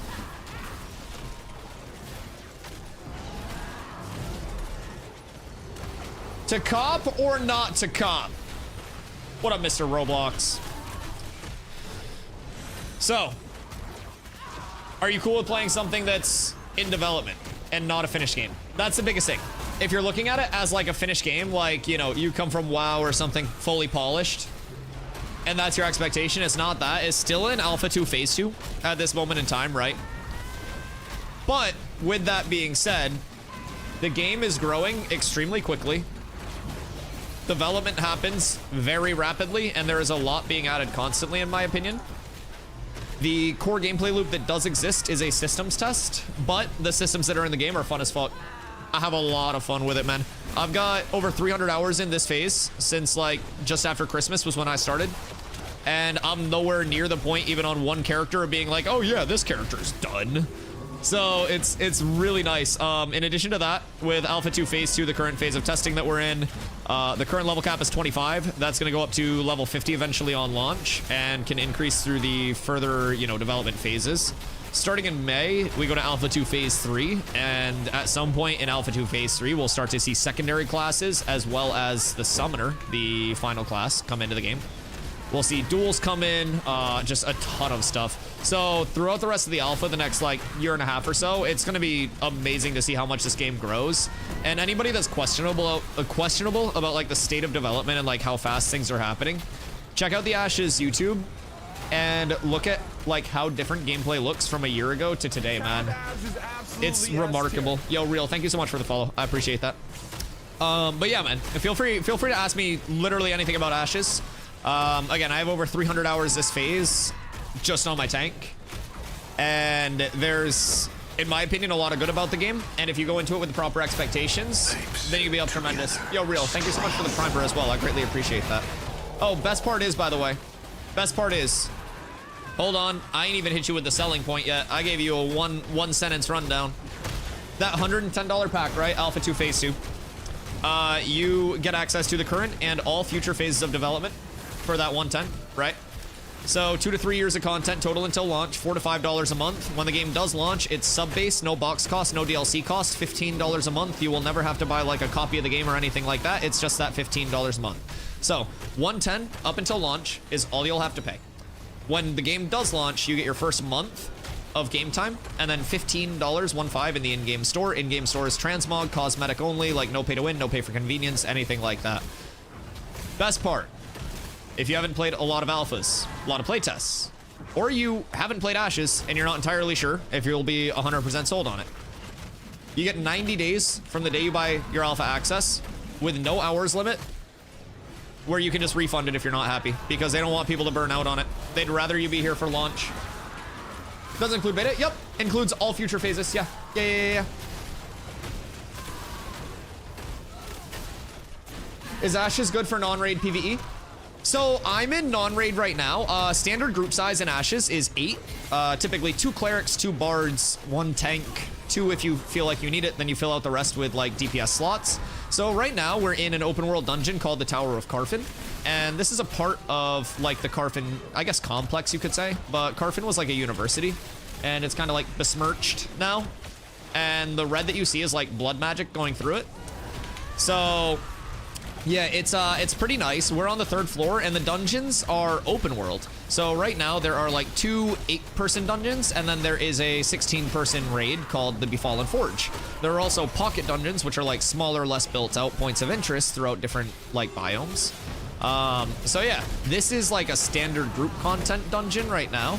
And with it being that open world, a lot of the time you'll kind of post up in a spot, elite grind, try to get that loot table from it. And then we're actually in a spot where a little mini boss spawns, and that's the Crush Curator over this way. Sold, what's the referral link? ! Ashes, my friend. I appreciate that. Yeah, keep in mind, man, that 90 days, it's no hours limit as well. So there's never that feeling of like, all right, I gotta play this, you know, this much each day to get my money's worth, right? So it's, in my opinion, like the safest purchase that a gamer can make right now, because if you don't like it, you get your money back within 90 days, no matter how much you play it. You just put in for a refund. If you do like it, you get 2 to 3 years of access up until the launch of the game, and you legitimately get to grow with the world. You get to provide feedback on your favorite gameplay loops, because the devs are always asking for feedback, which, by the way, I would highly recommend hopping into the Ashes of Creation Discord if you guys aren't already. The devs actually just put a thing out where it's like, you know, you can give direct feedback to them about guild systems right now, because they want to improve the guild systems as much as they can. So they just recently implemented guild experience as well with guild upgrades. So it's a perfect time to like test that out as a group of people and give feedback on that. Give your feedback on like individual experience in a guild. And a lot of that takes place right in their Discord. They're very open with all their like streams and everything. Dev comms, like it's fantastic. Mognog, thank you for the follow. I appreciate that. But yeah, so I have a lot of fun in PvE. I've got probably like 20k plus hours in WoW over the course of my entire life, primarily main tanking, raid leading since I was a very young kid. I started raid leading when I was like 11 years old. And I've always just been like main tanking since TBC originally came through. And so I also come from New World as my most recent MMO, where I played like 7,000 plus hours, very focused on PvP, because the PvE in New World, in my opinion, was hot poo-poo. And coming here, like a lot of my New World community came in and they were like, yo, Dusty, why aren't you PvPing? Why aren't you PvPing? And I'm like, brother, I do PvP when it pops up, but like the PvE in this game is so fucking fun. Like even just sitting here tanking mobs, if I stop, because we're chain pulling constantly, because we have a bard that's in group that's restoring people's mana. Bards will sometimes be referred to as like a mana battery for a certain build. And with that build, you're just constantly putting mana back to your group, and it enables you to kind of do these like constant chain pulls. So if everything's smooth as a tank, I'm getting all the aggro, I'm stopping people from taking unnecessary damage, mobs die smooth, and the bards are able to just sit there and do their thing, then we have, you know, just infinite mana, infinite pulls, and it's incredibly smooth across the board. But there are a lot of things that can go wrong. So I've looked away a few times to read chat and just got one-shotted despite it being like this smooth. So anything can happen. Like the PvP or the PvE is like equal amounts rewarding, chill, and difficult. Especially with like the elite mob variants. Like we're fighting 3 stars right now. Elite mobs go 1 star to 5 stars, and there are also non-elite mobs. So there's a lot of difference. Just left a raid, was fucking weird. They kept leaving the dungeon. Forge or Steel Bloom?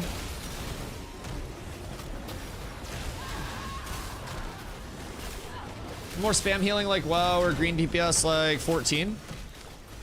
I'm gonna opt that one over to my healers, because I'm not really, I'd be bullshitting you if I answered. I'm gonna keep it a buck. I get the heals, I don't send them.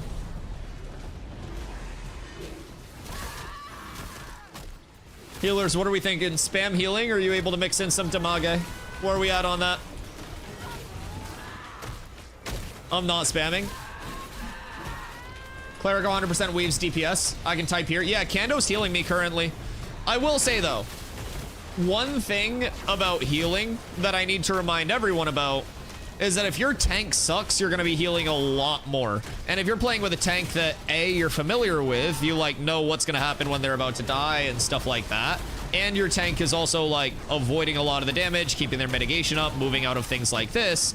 That's going to make you heal a lot less than if I was just like AFK standing and stuff. Like right now I'm LOSing, so the mobs can't hit me. I pop a self heal, I jump back down, I'm full HP, and the mobs aren't hitting me. So it's like, there are a lot of things that can impact how a healer plays. So you may be in groups where you're just like, oh my god, this tank is legitimately just like fucking eating Cheetos while he's playing the game. Like, he's not moving out of anything, he's not mitigating anything, he's not keeping his spells up. Like, I have to spam heal. And then you can play with another tank that's just like, you know, built different comparatively. And you're like, oh, I don't have to heal this person at all. Cheetos? No. You got a clip of that bullshit? That was so bad. That shit sucked. You have to make sure you engage when the right heal is needed. A couple common rotations, but it gets nuts when you get mass mobs. Oh yeah, oh yeah. Kando and I have had moments where like I'll end up surviving a pull and we're both just like chuckling after. Gear makes a world of difference. I recommend buy each set of gray gear as you level, especially weapons. And then once you get into like higher rarity gear, getting pieces with main stat on them is very important because like, say you're a physical damage dealer scaling off of that strength, right? Strength is going to give you 3 fizz power, 1 fizz accuracy, 1 fizz pen. So on these boots, like that strength, it also has fizz power, fizz evasion. I would be better off with like strength and dex on a lower rarity piece of gear than I would be with that fizz power, fizz evasion roll. So just with the benefit of like main stats plus how the enchanting system works, like you're essentially just scaling entirely off of that main stat roll on your gear pieces, and then you enchant them, and each level of enchanting gives +1 to all of the rolls on gear minimum. So say you start out with a level 10 piece that has 1 strength, 1 dex. You enchant that 8 times, that now has 9 strength, 9 dex. So you see where that scaling starts to happen. So that's kind of where that like meta from enchanting gear is facilitated. It's just the fact that it's giving +1 to each minimum roll on gear, no matter what it is. And like you just end up getting level 10 gear, cost input to power output ratio. It's super efficient to throw that level 10 gear in the enchanting blender. And you have decent rolls, you scale those main stats, and then you're omega powerful. Ashes gearing 101. Duh, duh.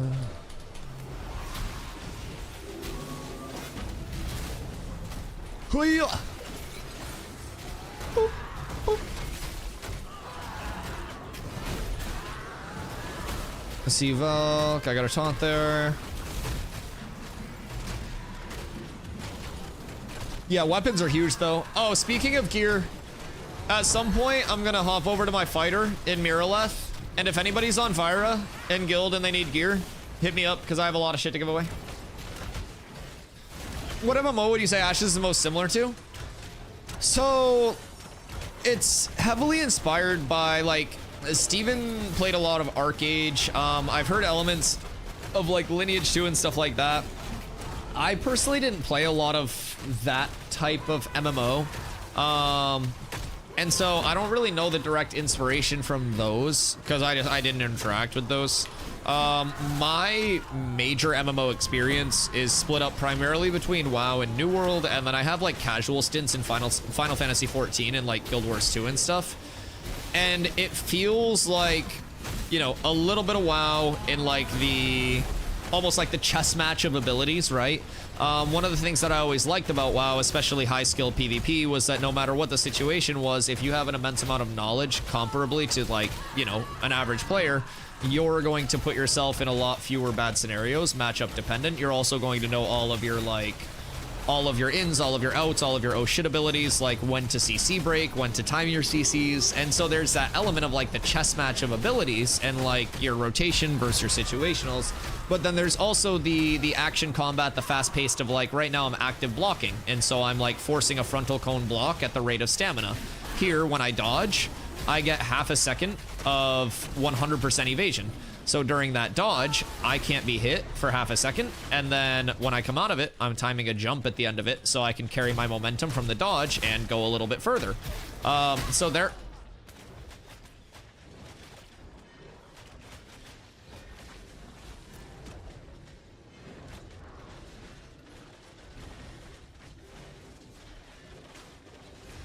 Wow. So that skeleton warrior just hit me for like 2,700, I think.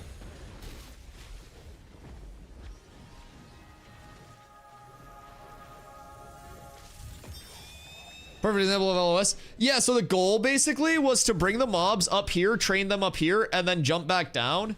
But when we came up here... Bizarro, thank you for the follow. When we came up here, there was a skeleton knight in this pillar. And he came out of the pillar and hit me for 2,700. And then I died.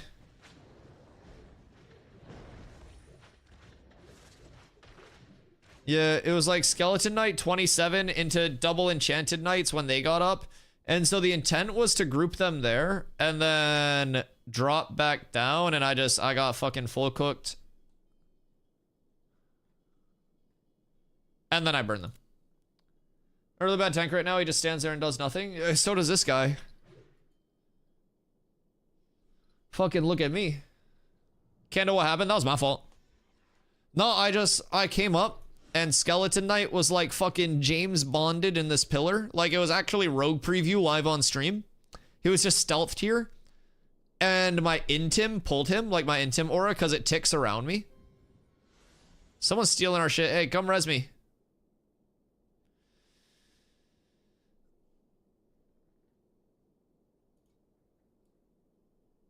Someone come res me and then I'm gonna run this guy down. He can't possibly unflag fast enough. Thank you for it. Where the fuck did he go? If I find him, he's full cooked. I'm gonna make another character. I'm gonna make a warrior. I have my bard made already. I think he's gone. He's getting a little pop. Oh wait, he's up here. The fuck is he doing up there?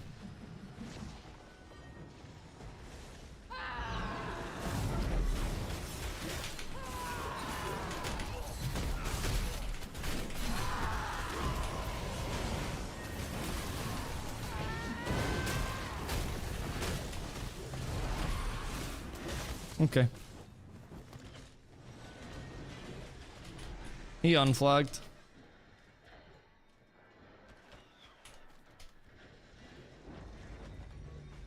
Good day. Why are there knights here? Skeleton knights aren't supposed to spawn here. Or do you guys just bring them with you? I'm gonna go reset them real quick.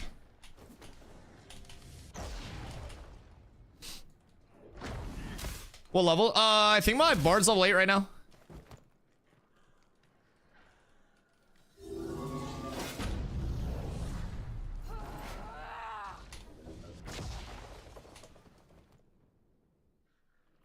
I love the movement. It's so good.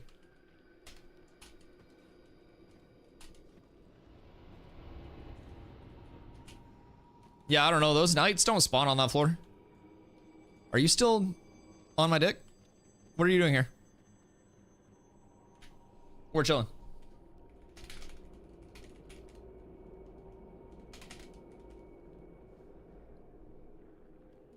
Wait, Macaulay, what are you farming right now?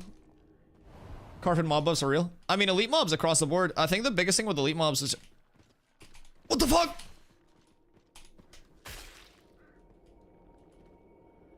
Why are they here? I'm so scared. Why are you following me? Please leave me alone. I'm being fucking gang stalked.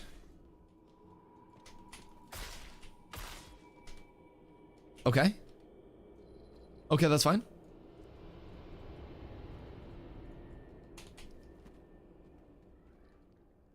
I think we're safe. Ram me out to water. Yeah, the mobs are just going fucking crazy today. Okay, just regroup outside and then we'll go back out. If somebody takes our spawn, we'll just take it back. Honestly. Not too worried about it.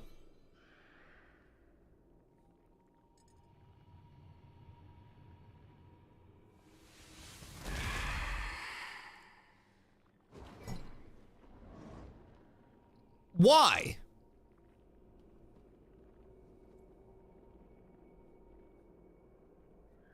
What's the fucking dilemma? What if you just lick my nuts? What the fuck is wrong with you? We did nothing.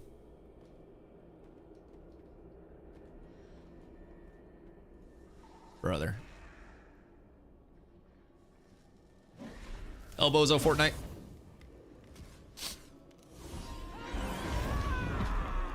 I'm just gonna reset it. I don't care.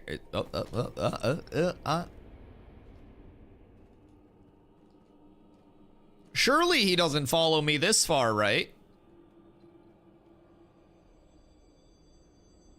What the fuck? Why are you all the way out here?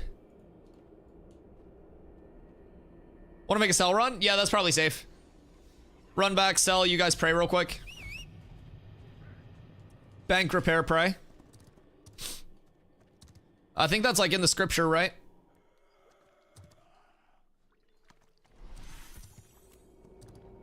My glint. I lost so much. That's okay. I got a shield upgrade there, yeah? Yeah, big shield upgrade. Massive shield upgrade. Whoops. And then, I don't know when these drop, but these dropped. So I don't know if anybody needs these, but. Come the big red vine on the pillar next to the door. Ooh, okay, okay.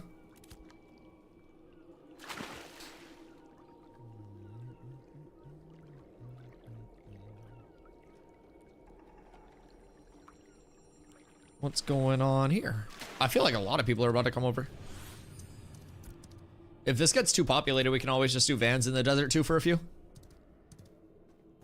But I think the goal every day should basically be to farm up glint, spend that glint on vans, and then just either like guild commodity vans or just like raw glint vans, one way or the other. But I think just keeping everybody's glint flowing into desert caravans while the treaty's active is probably going to be the best bet across the board. If I had to guess.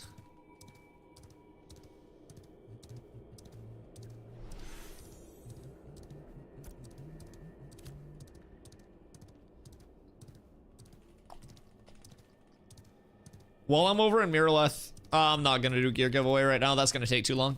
If a lot of people need it, that'll take too long. I'd say probably like 8 p.m. maybe. No, maybe a little later. Maybe 9 we'll do gear giveaway. 9 p.m. EST. Gear giveaway in Miraleth. And then after that, we'll go pump some vans with everybody's glint from the day.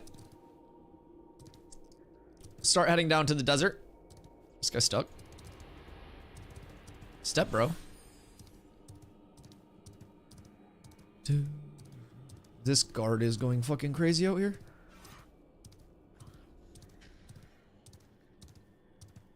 Well, Sunhaven to make a trading station too. We make a Sun to Az trip so much faster.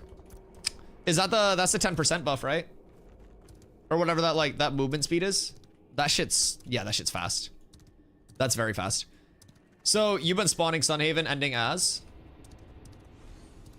We actually kind of had a pretty cool route. Like 8th through to Sunhaven. And you can just go south out of 8th, hit this, go all the way across Az, and then into Sunhaven with like minimal time. But yeah, I could see this being good as well. I wonder what like the differential in total distance is. Because I think this is like a 6x.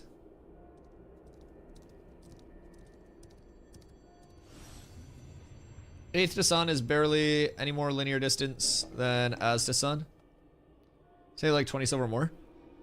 So what people were saying when they were running it was 8th to Az was a 4x, or like Sun to Az would be a 4x, and then 8th because of the like node was like a 6x. That's what I was getting last night anyways, was like a 6x. I was doing like a little over 1 gold input and getting like 6.5 out.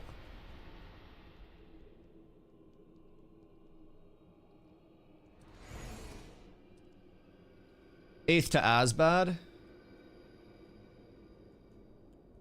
Oh, yeah, like south-north. Sun to Az is great. Why don't you like the 8th to Az route? Just too much 8th NR to cover? Because you honestly drop like halfway out of 8th over here.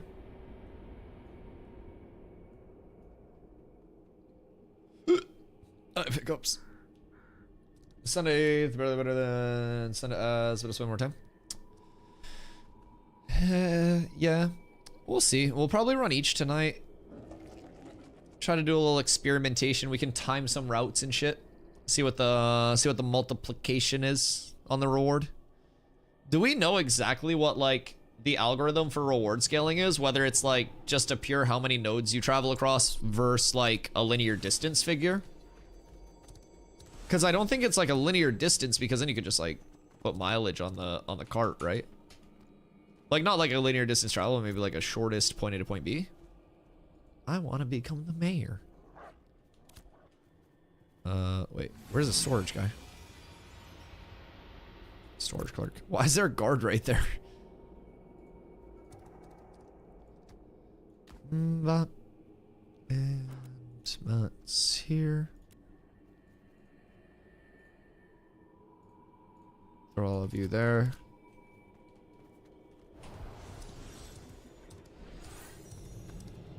Oh, node base, linear distance from the start to the stop node. Okay. So basically like shortest path traveled, like node to node. Just like straight line type shit. That makes sense. Huge sell, by the way.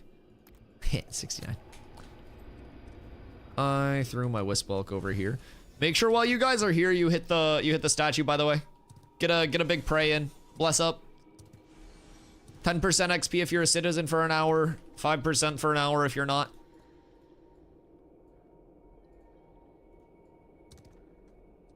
Draw a line through the terrain. That's the distance. Doesn't matter how much you actually walk. Okay, cool. That makes sense. Interesting. So, would Sunhaven to New Ayla suck? Just like boop boop? Or would it factor in like... It would suck bad. You should do it for science.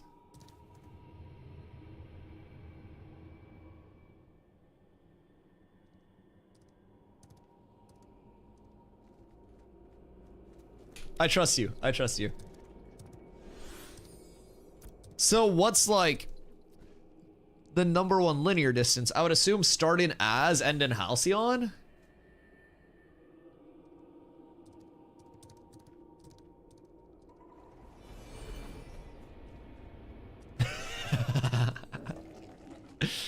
I mean, you're not too far off. You're not too far off. Interesting. So like linearity wise, it'd probably just be here to here, right? But honestly, I think for the investment, you'd be better off 8th, catch the river up through, run river route, go here and then through.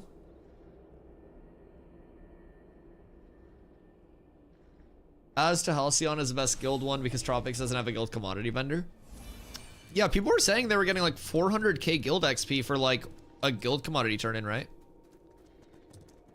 It's not too shabby. Back the Carf, yeah. Yeah, back the Carf.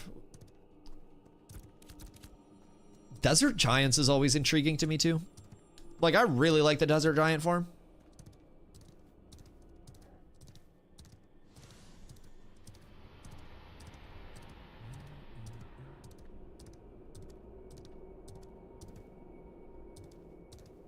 So, like, outside of guild commodities, Kando said he had an hour. Like to get me to 20 before he logs. I think Carf's our best shot. Yeah. Oh yeah, 100%. Yeah, Carf's the best XP. As to Tropics, most gold. And you just can't go Tropics right now because there's no guild commodity vendor to like turn in at or to sell at. So with the guild commodities, you sell at guild commodity vendor and not hunting lodge, right? Excuse me. That checks out. Okay. Okay. So is it worth the time versus payout ratio to go like that far of just like a raw distance? Or is there just a ratio where there's like the most efficient caravan route right now?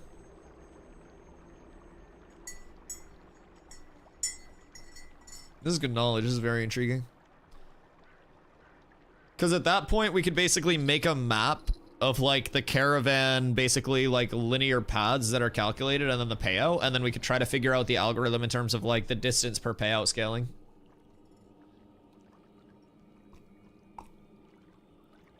I can't do math, but got time and some defenders is a nice multiplier, but Sun to Az is nice short trips. Make a decent amount. Yeah, and I feel like anything in the desert right now under that treaty where like vans in the desert aren't really getting hit currently is just like incredibly smart. Minimizing losses is just a no-brainer to me.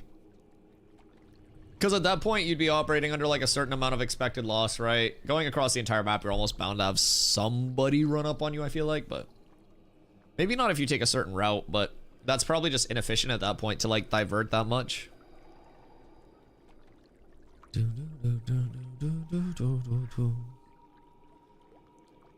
think you make over 60 gold on an acid. Jesus fucking Christ. Just like with Willow Van? Or do you need better than Willow?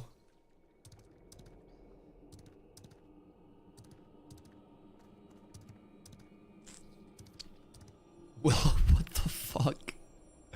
That's insane. Just found the best guild name. Is it Cats with Abs?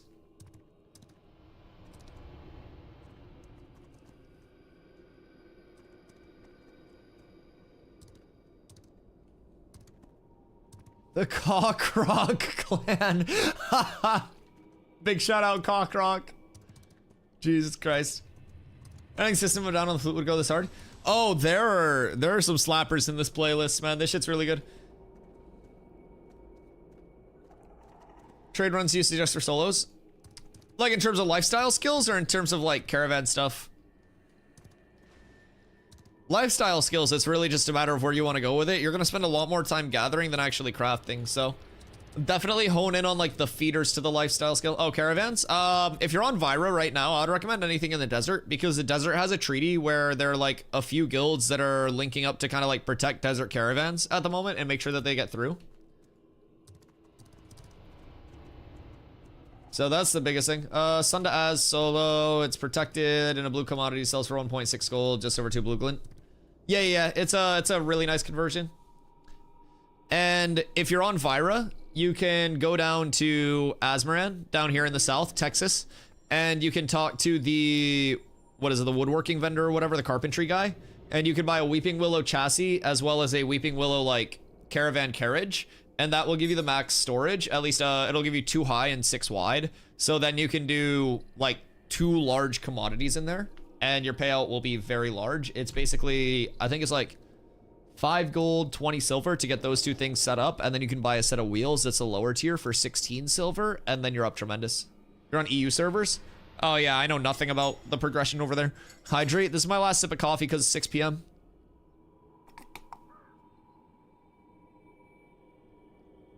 All right. Last sippy sip complete, and then I gotta go into Carve. Bobs are the biggest change in speed. Try and get a T2 Bob. Ooh, yeah, Bobs are a good one. Is there like a Bob hotspot right now? Coffee's anti-hydration?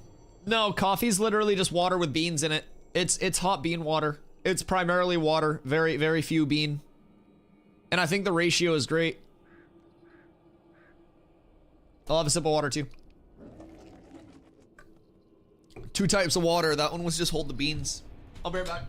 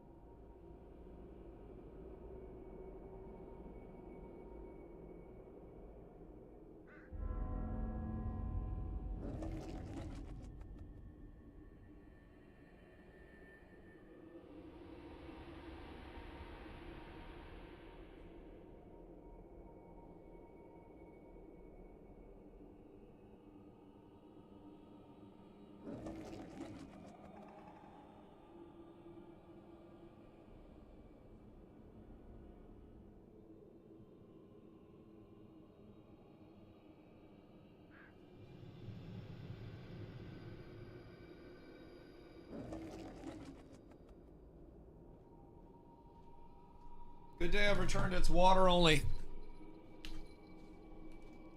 It's true hydration time.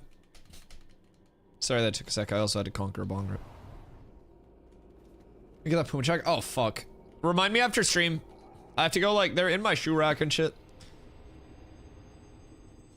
Cause, like, I would have to hop on the private jet back to my room, and then I'd have to hop on the private jet from my room back to the stream room. Cause, like, once you're a Twitch partner, you're not allowed to walk anywhere, so we just have a private jet that brings us everywhere. So I would have to, like, fuel it up and stuff. Appreciate it? Yeah, of course. Just remind me in Discord. I will forget.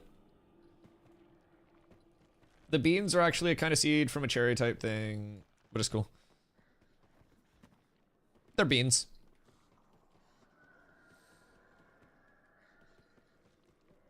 Solo leveling new episode tonight? Wait, wasn't the solo leveling new episode last night? Didn't it already come out? You can kick stomps in the guild right now and invite me with 3 S's.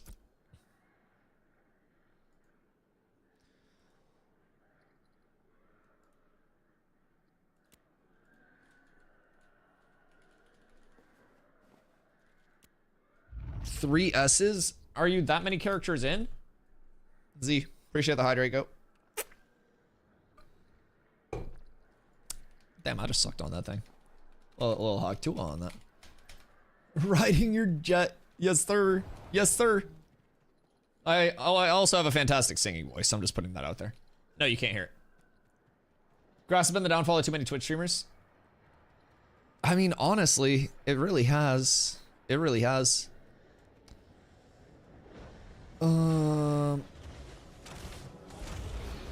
Someone snaked our spot. That's okay. They can stake my spot, but I'll take all their pulls. This is my spot. Once we have everybody here, we just start pulling stuff. Like, they're 2 pulling, we 6 pull. So I think we'll be chilling.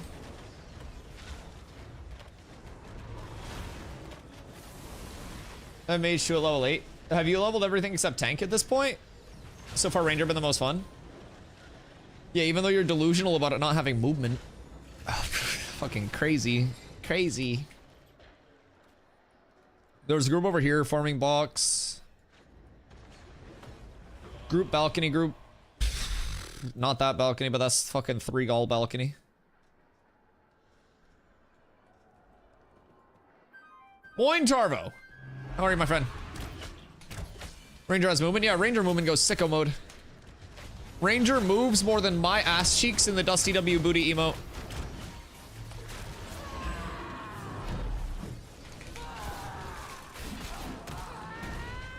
Good Saturday?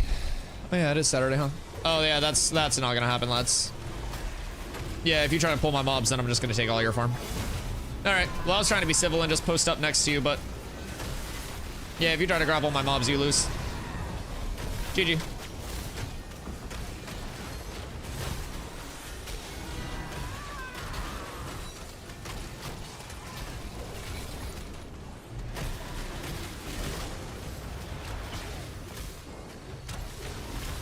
All the way through. Get a little tauntaroo.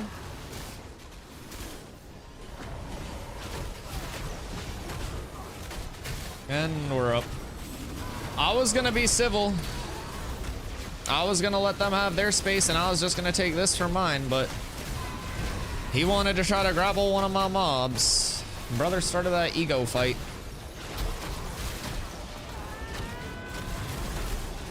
He done did it to himself.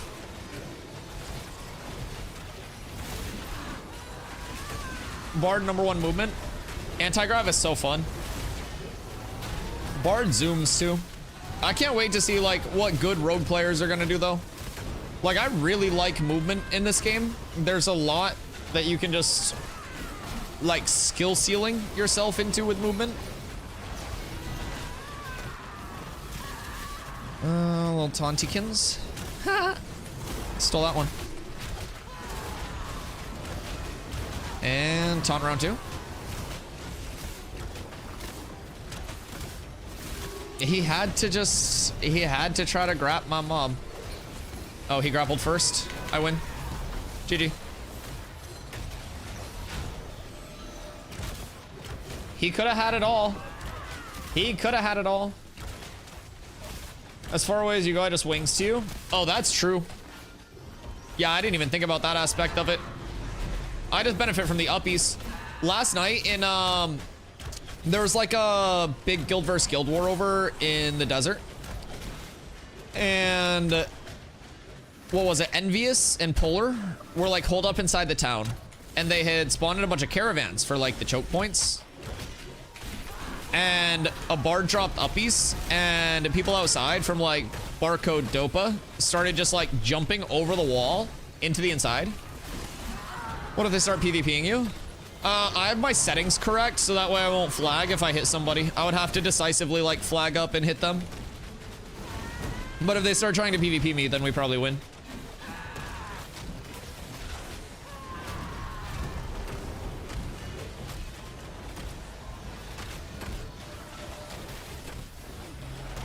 I would assume. Because if they flag up again, realistically, we could just jump the one that flags. And then if they don't respond, then they're down a person and they lose more mobs. So there are a few settings that you can enable. You go game options, gameplay, and then you go combat. And under PvP, requires forced PvP to use harmful abilities and beneficial abilities. So even if they flag and like run into my like damage range, unless I am also flagged, I won't damage them and like hit them back. So biggest thing is like making sure if you're farming an open world that you have those enabled. Otherwise somebody can like PvP flag and then just run into you and like use your damage to pop your flag and then kill you.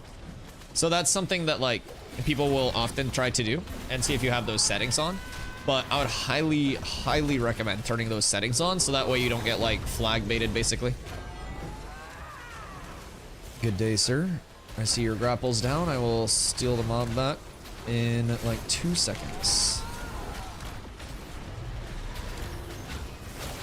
And I'm gonna grapple that one and taunt this one. So both your mobs come over to me.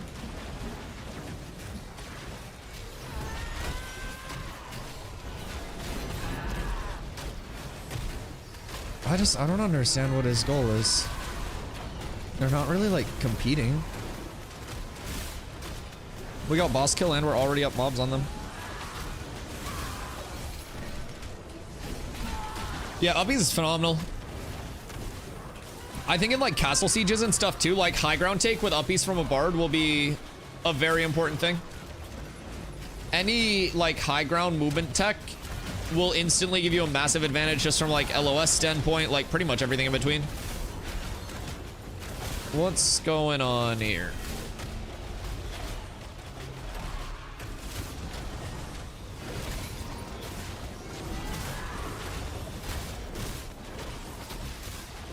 Boop, boop, boop. I still have thread on it, I think. Here it comes. Boop, boop. He had to try to ego it. His grapple's down. My mob, you lose. Did they have two? The fuck? Where'd the second grapple come from? Get over here. Dude, I don't lose these. I regret to inform them.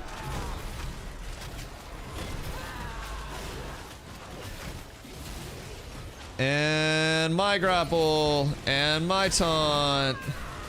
My mobs.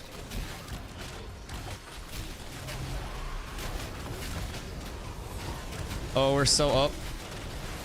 It's like full devolving into chaos. They came out of their farm spot to try to contest because they were getting cut off outside of it. I love this. Yeet! Welcome to open world dungeons, boys.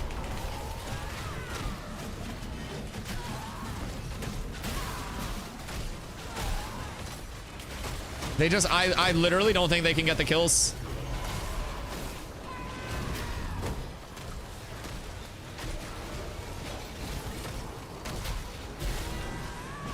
And then we duck behind here. We pull that mob back.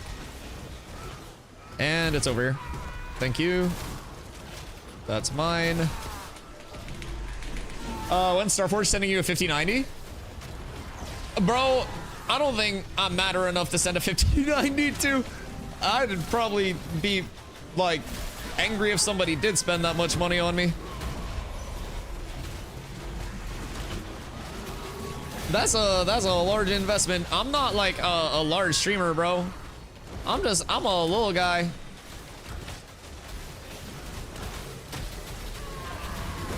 It's only 2K? The full 5090 PC? Or the 5090? I caved and snagged 5080. I was early after. I'll still have that 5090 PC still on pre-order. Are you gonna go through with the pre-order?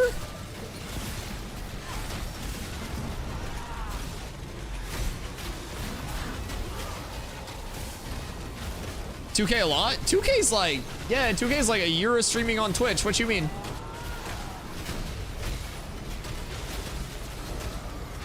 It ain't much, but it's honest work.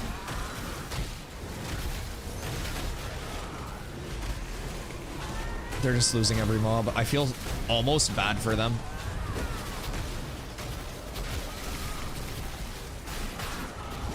Their tank doesn't have aggro on a single mob.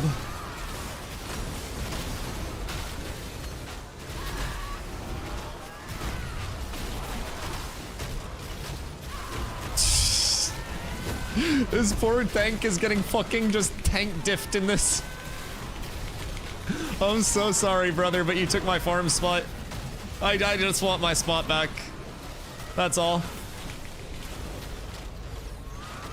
I want my farm.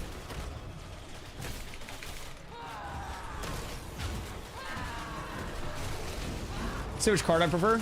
I was able to get the MSI liquid cooled one for your 5080 or the 5090 build. 5090 PC is probably like 6K. Yeah, that's what I'm saying. Can you steal aggro from him and then lose aggro so it kills their healers? Well, if I dropped aggro, it wouldn't go on their healers. Come over this way. They can have the golem.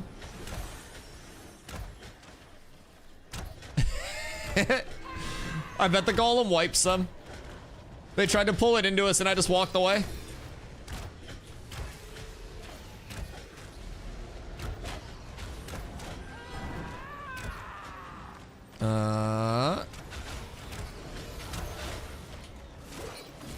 Yoink. Come on. Come on. Come on. Come on, baby. Come this way. Hey, if they want to farm the golem, they can. You know what I'm gonna do? Sneak back into the farm spot. Come, come. Come, come. We have the farm spot now. Everybody in. Everybody in. Move in. Come, my little hermit crabs. Squatters' rights. We live here now. Squatters' rights.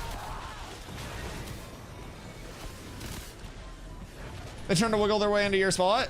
Well, so we went back to like vendor and repair for a second and bank. And so when we got back here, they were in the spot. So we kind of like started on the outside and we've actually been wiggling our way back into the spot and like contesting their mobs. So we had them completely starved out from the outside. And then they went out to try to pull mobs that we wouldn't contest. They grabbed a golem, so they went out to that like left side. And as soon as they went to the left side, we moved in here. So now we have the best LOSs to pull everything. So now it's basically just like a full-on mob contest. But basically like they're not in a spot where they can actually win the contest. And I think we've been taking all the mobs. Because like their tank isn't getting any aggro over me when we're actually contesting the mobs together. And I think our group is just cooking theirs in terms of like the output.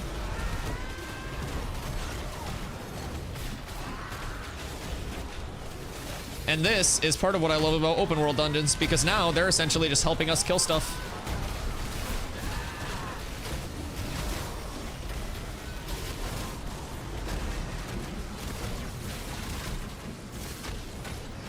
This is phenomenal.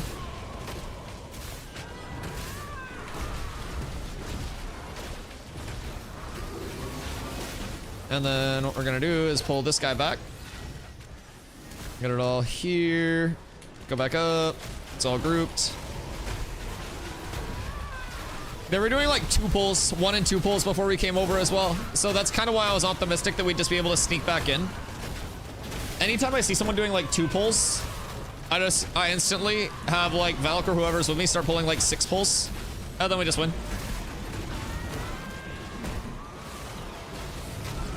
Hydration. Yo, thank you for the hydration, brother. I appreciate you. I kind of want to do some Vans. Caravans were great last night.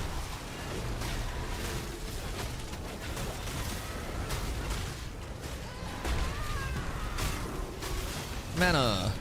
All right, we're up.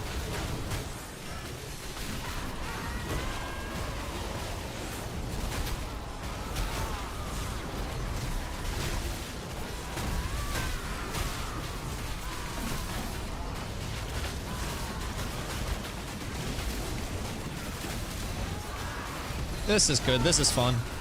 We're getting all these kills, right?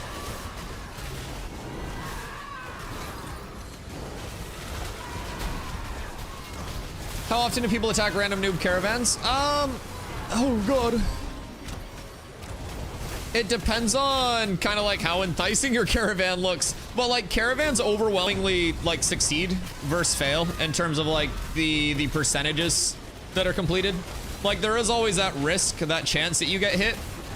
But like more caravans succeed than fail. I want to do one, but I don't want to die. I would recommend trying to like stay around the map then. Convert party to raid, convert raid to party.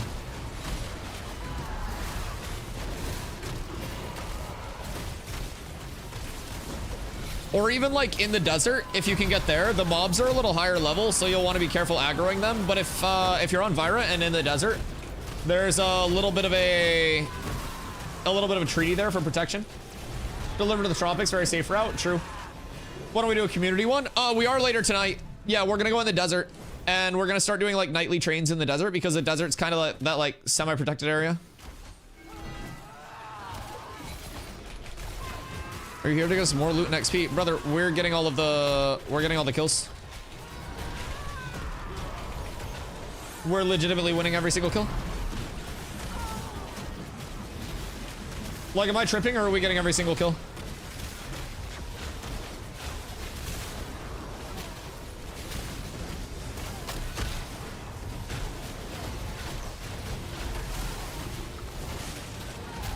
They're getting some? Okay, do more damage.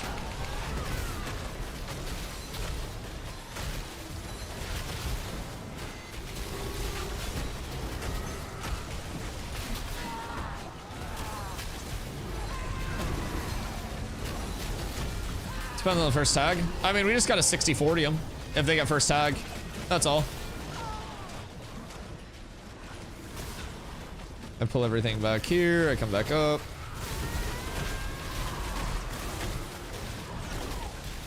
I mean, honestly, if they're getting a couple and they think they're winning, that works because I think we're getting a large majority of them.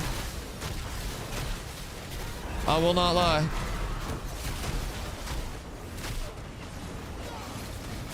What level do gathering skills go up in rank?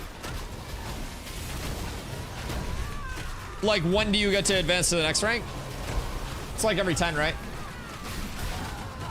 It's based on the metric system or something. Is there a cooldown on this hydrate, or can I spam it 50 times in a row? Yeah, I mean, I think there's like a small cooldown, but to your heart's desire. I'm fine with you spamming hydrate because it scams you out of monkey bucks that you could then use to either make me gift you a sub for the month or make me wear these cat ears for a day. So, yeah, you spam that shit as much as you want.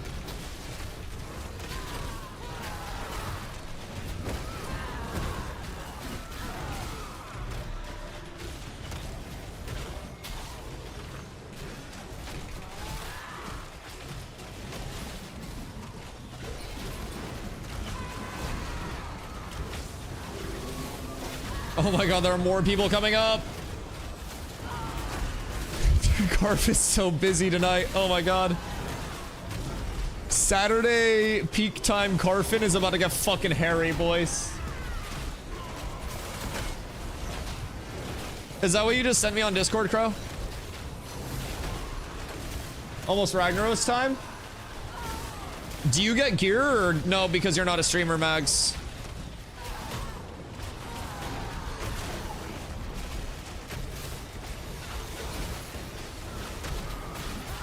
Okay, is it another one of those pictures where you include like the slight angle of your booty hole? Because that last one was nice. Soda will get all the good shit. Someone the other day was, not the other day, it was like last week, but exactly one person has said this, but they were like, yo, you remind me of a new generation soda. And I was like, well, I really hope you like soda. And if you don't, well, I'm sorry. Are those both open? What are you even playing? I don't even know what class you're playing. What the fuck do you main?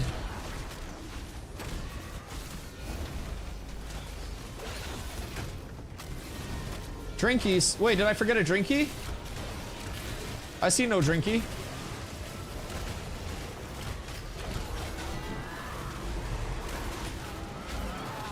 Mage, Warrior, and Pally.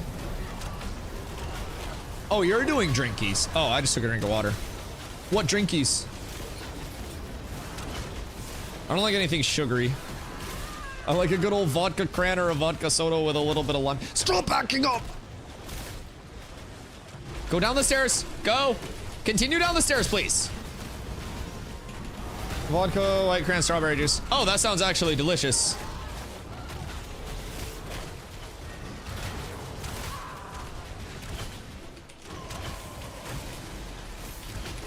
Oh. Waddle should have waddled out of that. That's not our fault. That's his. Neither tank is responsible for that death. I'm just putting that shit out there. That's just the person that stood in effects. I'm on the other tank's side. Oh, two before. I don't really drink, so probably me too. I might be more of a lightweight. I'm gonna keep it a buck. The last time I drank was TwitchCon, and probably the next time I'll drink is TwitchCon. I'm probably lightweight as shit. No shots! No shots. Too much drinking makes my tummy hurt.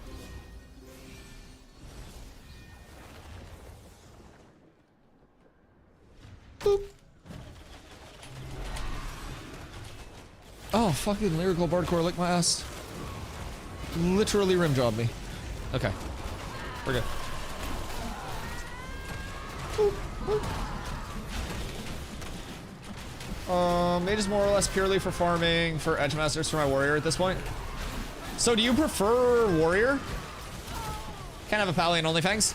Yeah, I was actually telling chat, like the main reason why I was never like tempted to apply for OnlyFangs or anything was literally because like I can't play a pally in OnlyFangs. And I like playing pally. And even if I could play a pally, it's classic, so I'd have to heal. I prefer rating on warrior. Comparatively to pally, mage one but yo, did I ever tell you the story about our mage in TBC that we had tanking on Mulgore fight? You'll fucking love this story if you've never heard it, Mags. Like the council fight before, because you need a mage tank, right, to spell shield the spell shield. So like, our mage that we had tanking was a frost mage, right? And as you probably know, frost, like, you know, your frostbolt has less range than certain other abilities, and so every time that we would go to set this fight up, keep in mind the pull and establishing the pull is the only hard part of that fight. Other than that, it's just tank and spank DPS, right? We kept body pulling shit, and it made it really scuffed. And we were finally like, yo, Justin, what's going on? And he's like, man, I just like, I don't know. I'm casting max range, like, and anytime I try to get in range, it pulls. And so for multiple weeks, we took it at face value, right? And finally, one of our other mages watches him pull. And because I was so focused on like getting the rest of the pull set up and shit that I wasn't really paying attention, I just assumed that he had a brain because he was like a 95 plus parser, right? In just a casual guild. So like he was a good player.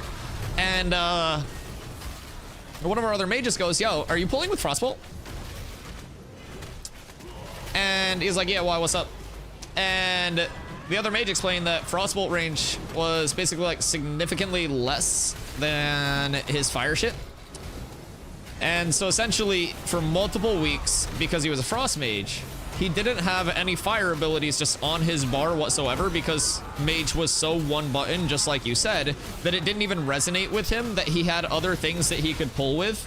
So he was scuffing our entire pull for multiple weeks. Didn't think to look up a YouTube video? He probably did, but he just had other, like, he probably watched other mages pull and he was like, oh, they're fire. Like, I know his thought processes. He was probably just like, oh, they're fire mages pulling with fire. Like, he didn't miss the spell steals once it was up. It was just like starting that little pull out. It was a little rough. Still fun though. Still fun. Kept it interesting. It was kind of like his little version of Spin the Dragon that I used to play when I was tanking.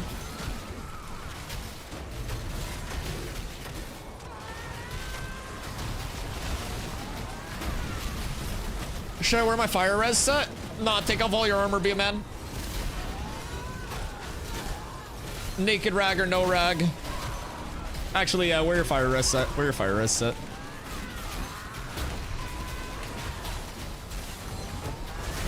I have a feeling you're gonna want it.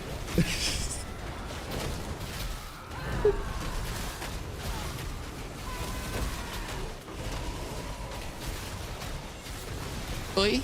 Alright, we're good. Little LOS key here. I hide. Fuck. No, hide. Please.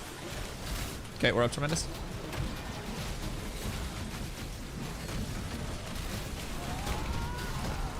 Looks like they pull throw off so that threat drop. I'll PayPal you, I'll PayPal or Cash App you $5 if you full wipe the raid.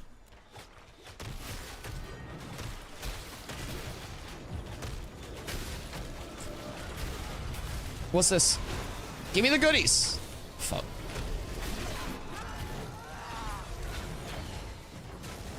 Did you watch the clip? No, I actually didn't. I forgore. I got distracted. As a mage, I'm sorry, I'm competing for mobs. Hold on, Velkath, you guys are using that other tank for a sec, because I have to pee. Use him as your tank. Just do more DPS. Wait, oh, Waddle is the other tank. Oh shit. Don't pull too much. You'll die again.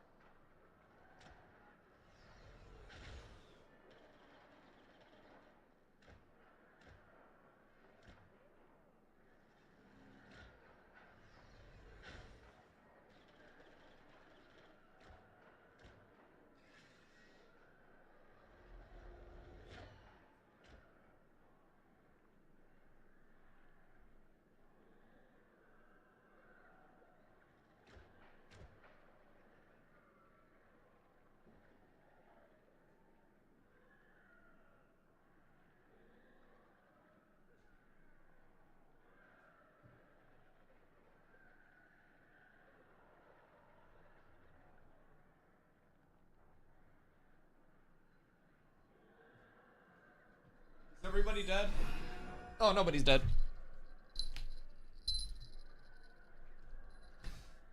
Oh, what happened? Did they leave? This clip?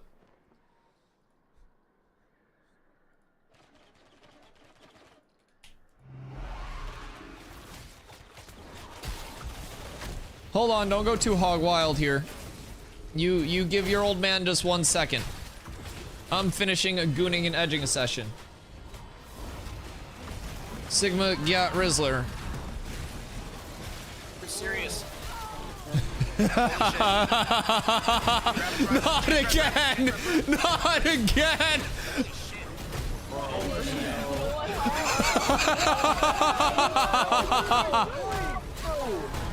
What the fuck just happened? Orson, did you?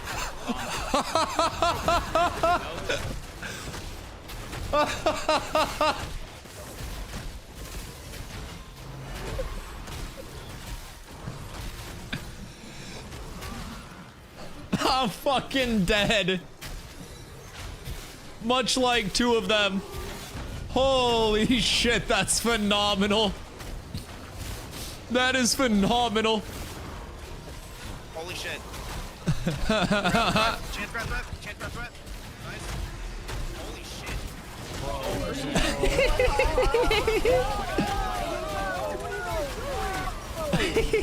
the fuck just happened? Orson, did you? Bomb. Just 1 word, just bomb. God damn, that's wonderful. I love America. Holy shit, that's so good.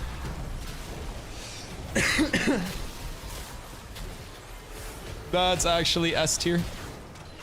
Oh god, I love that. Max, do you get close to dying at all? Right before this, someone sat in the entire in the entire raid with bomb.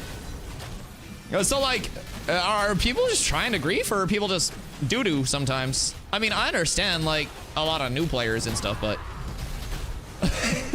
I feel like it's pretty straightforward. You got bomb, you get the fuck out. We're good. Pulled threat a few times, but that was the closest health-wise. Do you have threat meters? Are you allowed to have threat meters?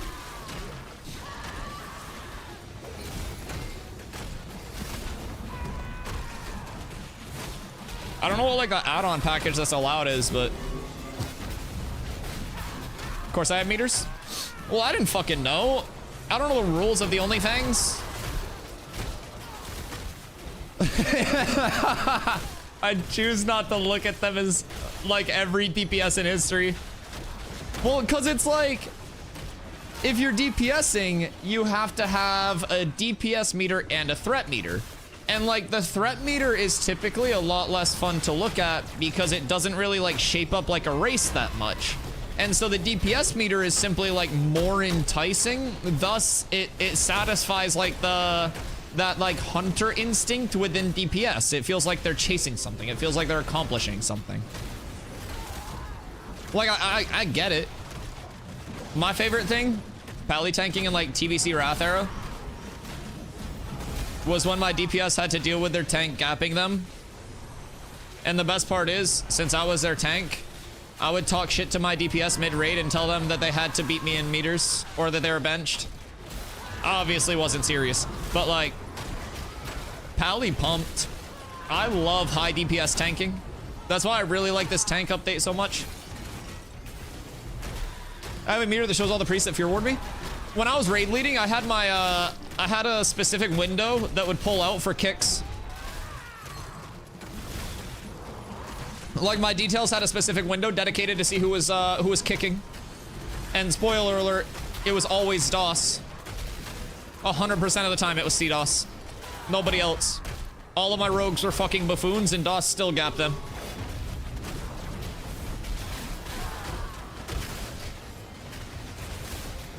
Excuse me, I'm dying.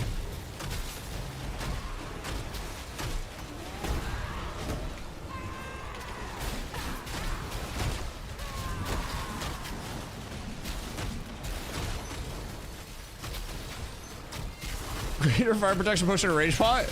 I mean, if you're gonna pull aggro already, like, I feel like if you die, it doesn't generate like a good clip or anything. Cause you just be like, oh man, ha ha ha. I'm going for the parse. You're gonna parse a 22 if you die halfway through rag.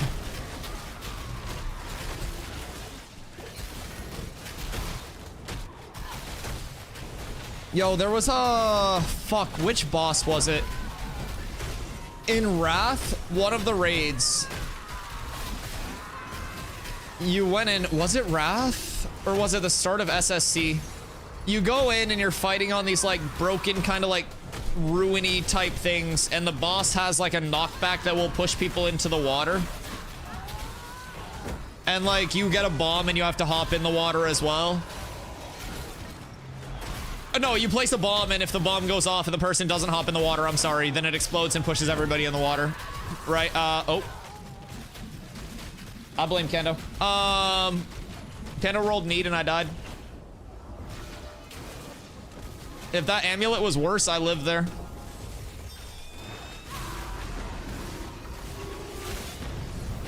But the first, like, 2 weeks of doing that, right?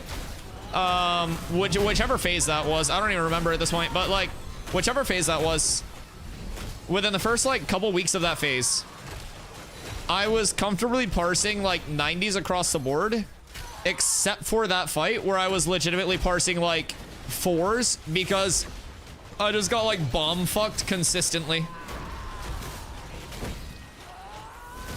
Sorry, my fault. Kando was looting. Love you, Kendo.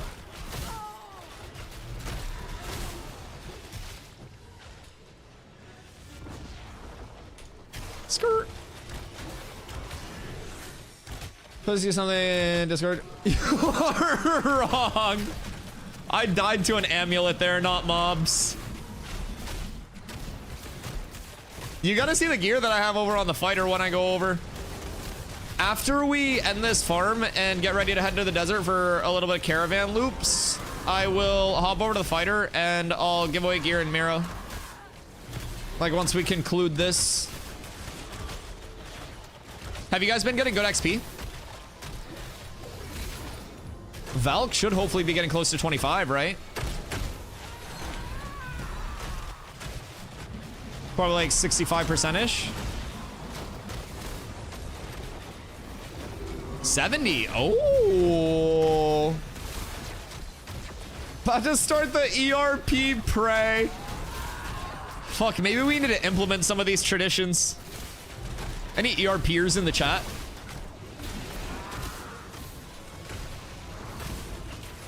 Only the finest.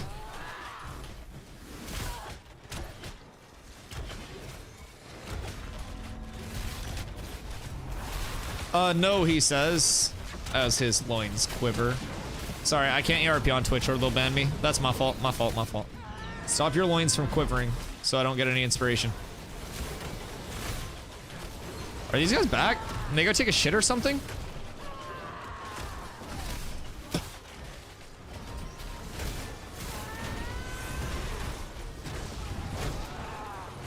Oh, they're quivering. Listen, technically, quivering legs is a very good workout. Because it's like fast pulses of the muscles, right?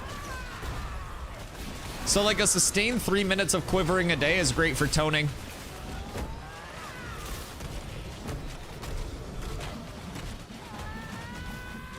Listen, I'm fine if they want to take that left side farm. Like, we could amicably split left and right.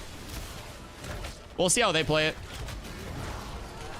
Try to just pull from the right side for us and let them have left and see how they react. It's like wild animals on a safari. You've got to like test it for a sec. Why is this motherfucker on the right side? If he's going to be a peepee head, we're going to take all their mobs again.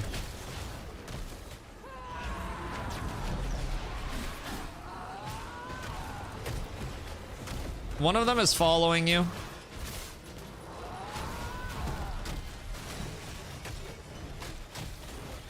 What's he pulling? What are they pulling? What's going on? Ooh. I can't reach. What's over here? Oh my god, the double green? We're up tremendous. Actually, I'm gonna snag that. I gave my other one to Drewski. I do not need Whoops. Oh wait, I rolled green on that. I'm such an idiot. Well, I think Zerx needs it more anyways. He probably benefits more. He's actually like fighter, right? Oh no, he's ranger. Yeah, he definitely benefits more. Yeah. Anything fizz scaling definitely benefits more. That's big. Looks like both of those pieces got used. Good for them. Logging. Why were the vibes not good here? Did they pull on us? Weird behavior.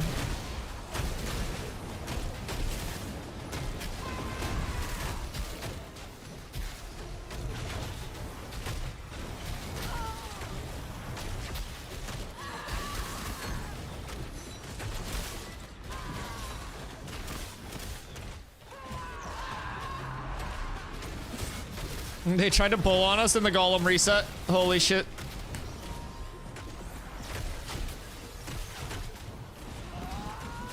We're protected by the divine one. The sandaled one keeps us safe today, boys. Careful, disintegrate from the stairs. What the heck? I think it's just scary visually.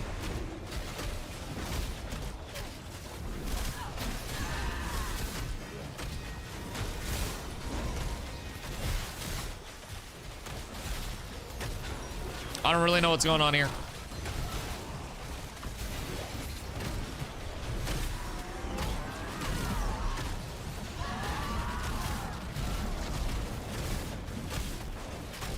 Oh god. Uh-oh. Miz is an idiot. He's repositioning everyone. Wait. So are you guys just like cooking a raid plan on the fly? Surely that doesn't work out. Basically? Oh, you guys are fucked. Yeah, this is a big wiperoo. You're gonna want the fire protection pot, by the way. You remember my original comment about parsing at 22 if you're dead? What's your parse if you don't finish the boss? No, 64 HP, 36 HP.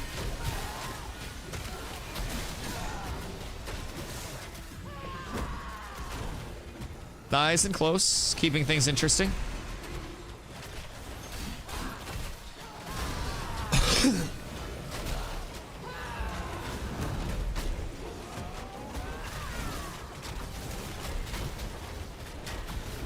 Just need one health? Yeah. I mean, I had literally multiple healths left. Because there's like singular health, multiple healths, and then no more healths. They get more after Golem dies. Our mana's kind of low after Golem. Give us a sec on pulls real quick. Are they chaining more? Okay, yeah, this is cringe.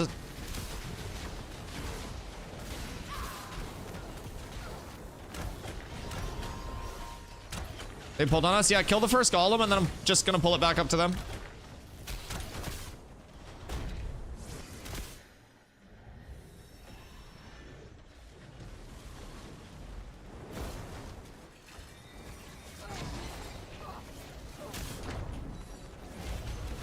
Yep.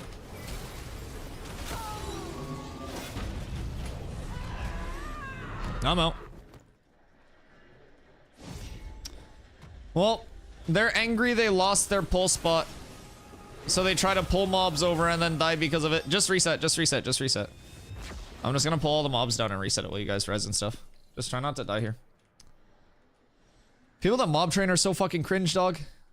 Just accept that you're a worse player and go farm somewhere else. Don't let the mobs do the work that you can't.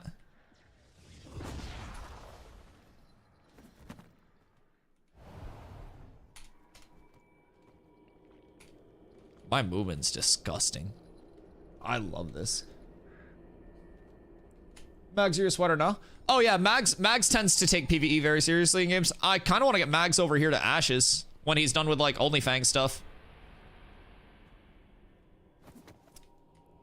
One thing I noticed in pub Ashes groups is nobody looks at party mana before pulling. I mean, a lot of people are just used to like autopilot, like mana battery bard just giving infinite mana sustain. And so the second that there's not infinite mana, a lot of people just like forget that.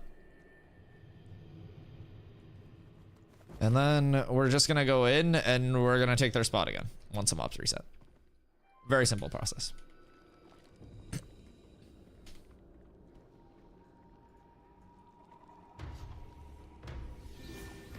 Yo, can we not mob train Mr. Por favor?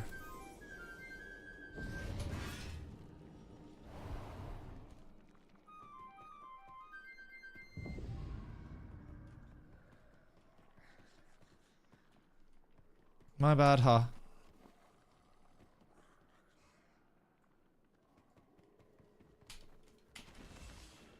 Oh, no. That wasn't any of us. Their tank pulled like 3 golems down there. At least like 2 into us. That were partial HP. Which is really weird.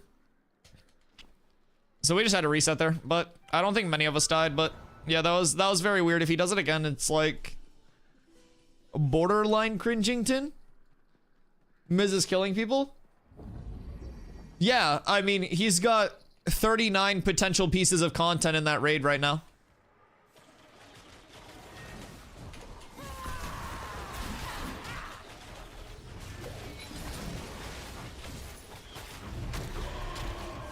I'm gonna pull it around the corner here. Dar.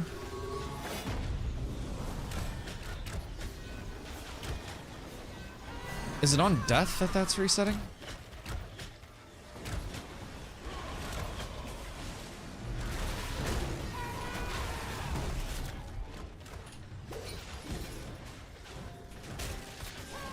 Grapple now.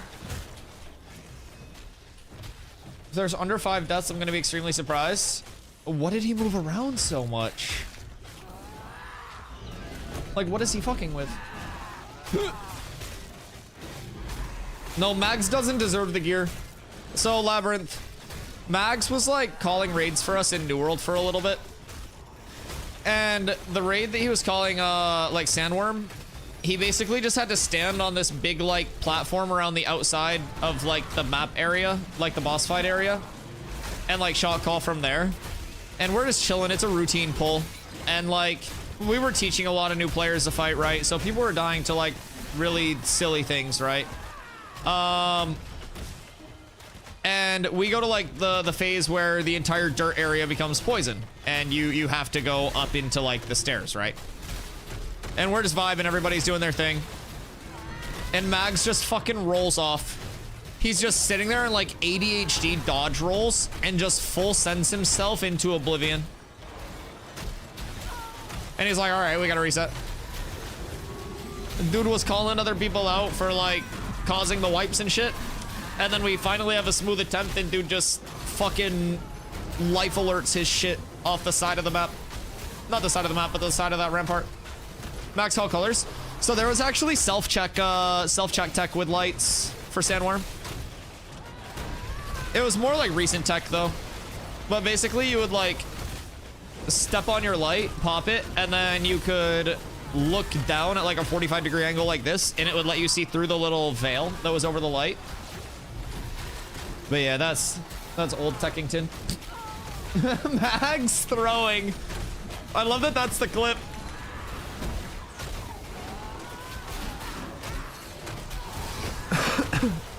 Phenomenal. S tier like compilation of commands here. I feel like we really never dropped the ball on those.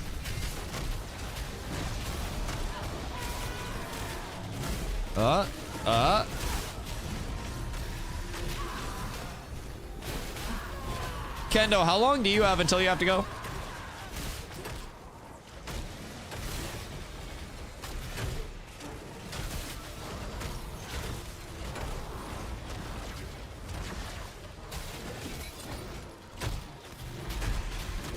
$15 minutes.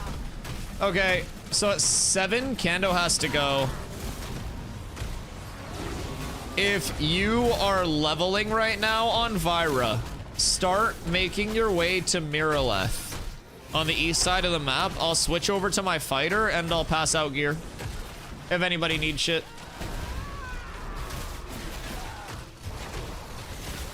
And then we can probably do some vans or something in the desert. If people have glint. Because I have a decent amount of glint down there as well. Oh shit. I've yossed myself.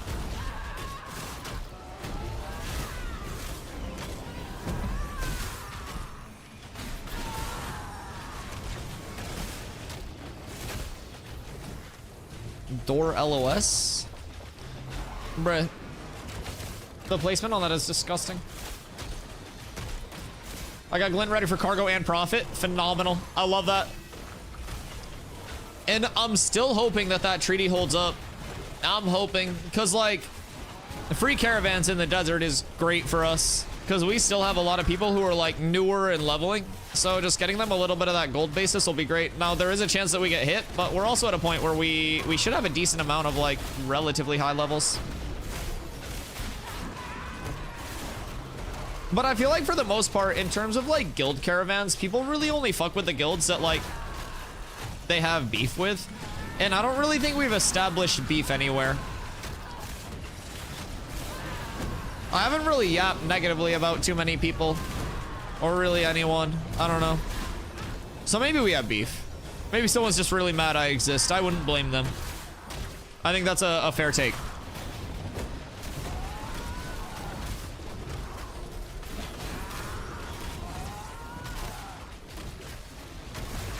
Did they kill it?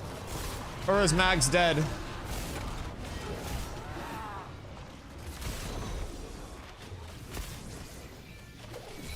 What's the outcome of this lab? 0 deaths? Clean! Yeah, big Mr. Clean. Excuse me. So yeah, if you need gear, make your way over to Miraleth. At 7, we're gonna go back to Miraleth because Kando has to go. I'll switch over to my fighter, hand out gear to people that need it for leveling, and then we may be able to come back here for a little bit, but I also want to get into some caravans and then maybe come back here later tonight or do like desert farm tonight, because we could do vans into a group for like desert giants, a little change of scenery, because those are 33 stars. Yeah, let's do that. Or Pocket Dungy. We could go over to Prismarium, because that has shardlings. Shardlings. Maybe find some good glint along the way. True. I think Prismarium will probably be really good for glint if I had to guess. Because Prismarium has shardling spawns, and anywhere with shardling spawns are great for glint. The only thing with Priz is that they also have golem spawns, so we can't be playing like actual Goombas. But that's also primarily on me to hit trips and not stand in a fucking laser. So like, if I die to disintegrate, you just blame me. I'm gonna keep it a buck. That's more a me thing than anybody else involved.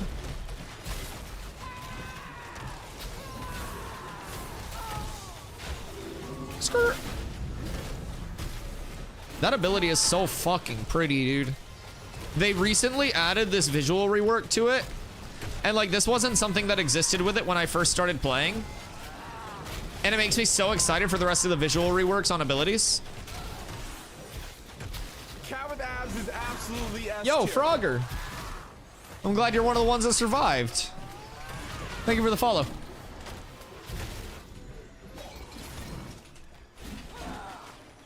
Golems are kind of terrifying. Like the charge move on them? Oh, you mean these guys? Like the shard golems? Dude, there's so many different types of golems and they're all scary at this point. Yeah, Disintegrate got a buff too. So previously, on Survivor, if you played Diablo 2, this will resonate with you. Diablo 2, Lord of Destruction. The actual Diablo boss fight in Chaos Sanctuary. Diablo has a red beam that he shoots out. Now, if you played a lot of Diablo 2, you'll know that that red beam has a dead zone in melee range, where it doesn't do any damage if you stand just directly in melee range, okay? That's how Prismatic Beam was. It started slightly further out like a projectile, so you could stand right where the animation had started, and you wouldn't take any damage. And some lurking-ass motherfuckers may have seen that on my end, because I would abuse the shit out of that to not take prismatic beam damage. And by lurking ass motherfuckers, I mean devs that fix everything impressively quickly. So, there was a patch note recently that was like, basically along the lines of improve the performance of prismatic, not prismatic beam, but disintegrate, right? And by improve the performance, they basically like took away that little dead zone. And yeah, that shit hits now. It's very scary. Now you can just trip them out of it, but if you miss a trip, or if they're trip locked out, like if you've tripped too many times recently. Oh my god. I thought that I was going to be able to get off my shake it off. I had 2 defensives up that I was fucking holding. Oh, that's so bad. I don't know how to die there. I'm kind of getting bopped today.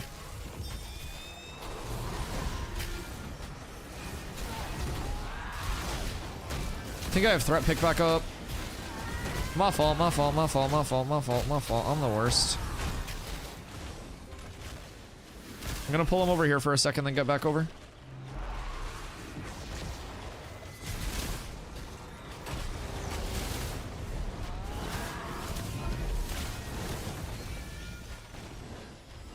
Hello? I need my LOS to actually pull these guys.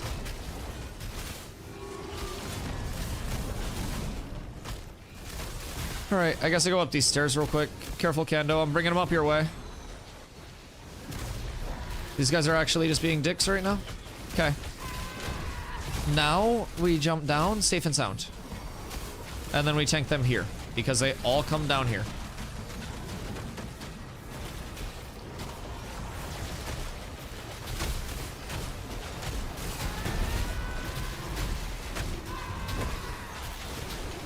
Okay, sorry about that. That was sloppy. Also probably entirely preventable.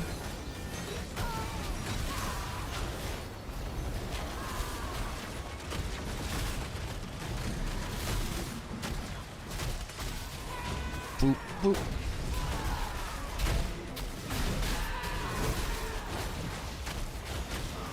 No, I went Grayson a bench mage for you. You trying to double run? Did you pump? And did anything good drop?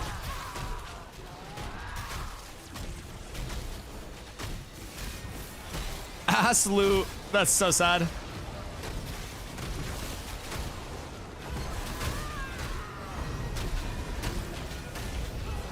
No world buffs. You're such a coper. You're such a fucking coper. No world buffs. I hate you. Oh. Oh. I bet that looks cooler than it actually is. That's kind of like ass damage.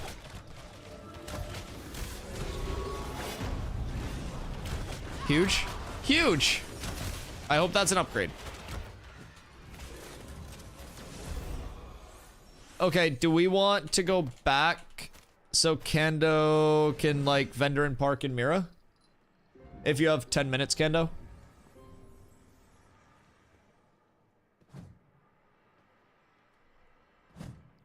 $99.6. Okay, get Nobly's level then. I'm park here. Okay. We'll get Noble and Hoofs levels. Oh my god, 98.8. Jesus. Alright, yeah, that's actually like 3 pulls. Yeah. I have 2 mobs coming.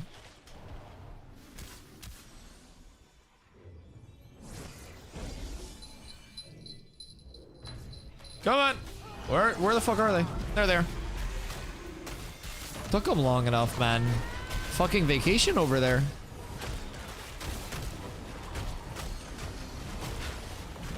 Yeah, Warrior Kando's done in like 5 minutes. So we're gonna head back to Miraleth. And then I'm going to switch over, distribute some gear, and then I think we're gonna head to the desert and hit some caravans as a guild. So if you guys want to tag along for caravans, feel free. Not like hit caravans, but do caravans.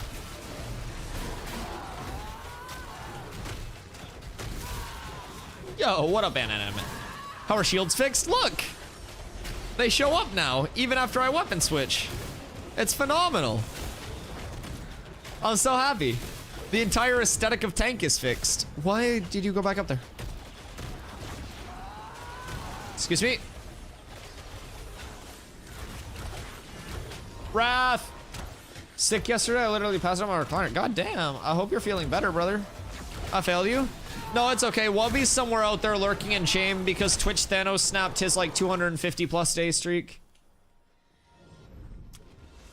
Yours disappear all the time? No longer will your shield disappear. Grats Noble. Where's Hoofs? Hoofs needs like another mob. Oh, that level 20 feels nice too. 99.6. So it's what? 2 mobs, 0.8%. This should get it, or it'll be 99.9. Barvo, the 45-day streak. It's climbing. It's climbing. I want to see who gets the first 4-digit streak. It's a near impossible task, I think. We've seen a lot go 250 plus, but there's just always something that happens before it can like keep going. We haven't seen a 500 yet. So it'll be interesting to see. It'll also be interesting to see like where in my stream streak in terms of like the consecutive days, because we're at 589 right now. It'll be interesting to see like where in that actual streak it'll fall. Are you 99.9 Hoofs?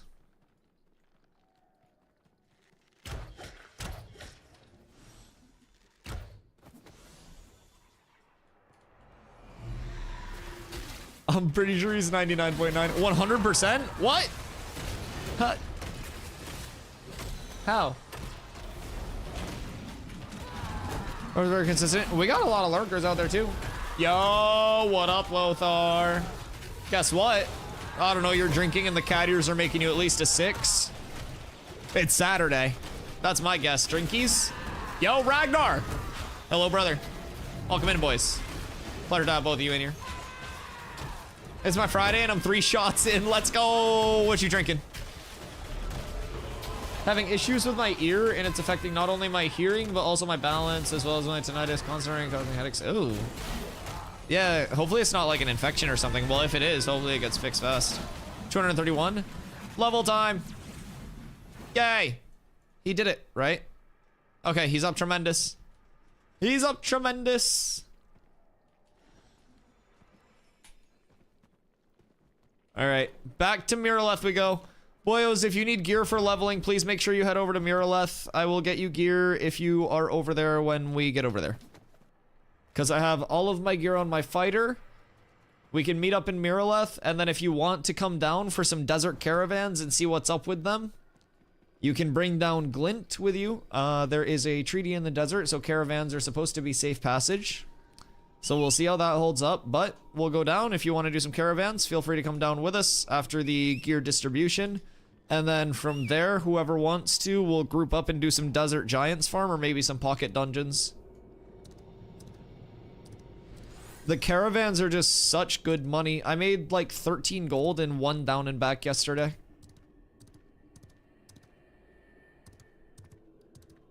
Oh, sorry, big cans?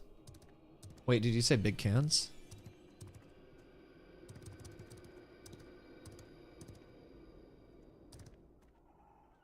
$30 gold. Yeah, so basically, what we're gonna test, because what we've been told today is that it doesn't take into factor like the number of nodes you traverse through, but instead like the straight line node to node, like linear distance, not accounting for like terrain or anything, is the scaling that's utilized with caravans. So what I want to do is basically do linear distance. Woo! Sounds like Willow Caravan. Yeah, so what I want to do is go 8th to Azmoran, Azmoran to Sunhaven, Sunhaven to 8th to see what the actual like differences are. I think that would be good science, because that would basically cover like each of the types of desert like routes all in one loop. And if we do all of those successfully, and you come down with like, say, 5 gold worth of glint, and then you have 5.5 raw gold to buy your Willow Caravan, then you can go sicko mode. I'd be even willing to help someone get a Willow Caravan if they need gold to start the train. Oh yeah, we can help people with Willow Caravans. Because you need a Willow carriage and a Willow chassis, and then you buy 16 silver wheels, and then if there's like a Beast of Burden that you have that's fast, you throw that bad boy on, because that's your #1 speed boost. And from there, you're like 5.5 gold. You get 2x6 storage. You load that up with commodities. We throw it in the train, and we go crazy. Went from Mira to Nuela, and it was 11x. Mira to Nuela. That sounds linear then, because 8th to Sunhaven is like 6x. And that looks like roughly double the distance. That makes sense.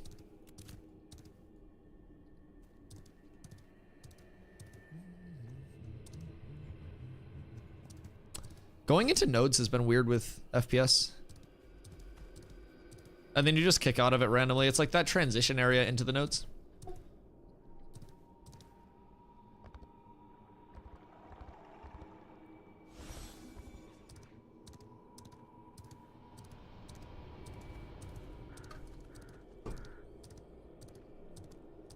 Skirt. Excuse me. Pardon me. Make sure you repair as well if you died while we were out. But yeah, so yesterday I started with like 5 gold after purchasing my Willow Caravan. And I used some glint. And from there, I ended up at like 18 gold after just a simple like down back. No bobs, no bobs. Midnight Mare Bob. An 82, god damn, for 220? But I also don't want to get something too fast because then we'll just be ahead of everyone. Wait, Nelly. Where's Nelly? What are the odds Nelly has like just bobs in bulk that we could buy for the guild? Nelly, you in chat? / whisper Nelly. Do you exist? Yes. Yes, hello.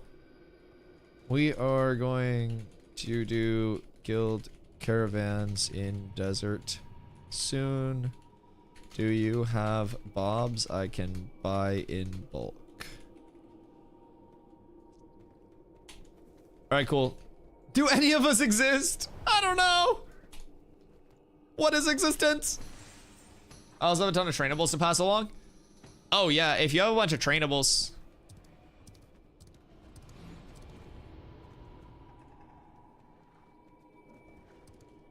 What?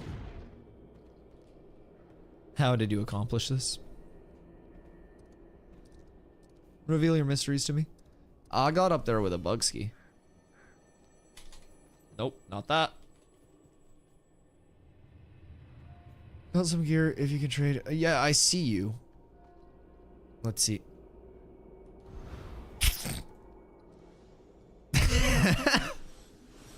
That didn't work.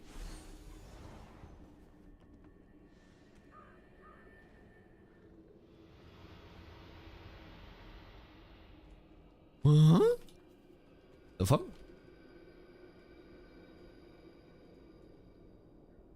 What if I like...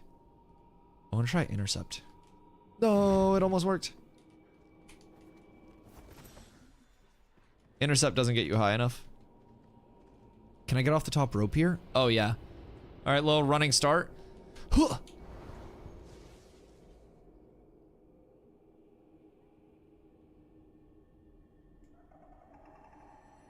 Something's gone terribly wrong.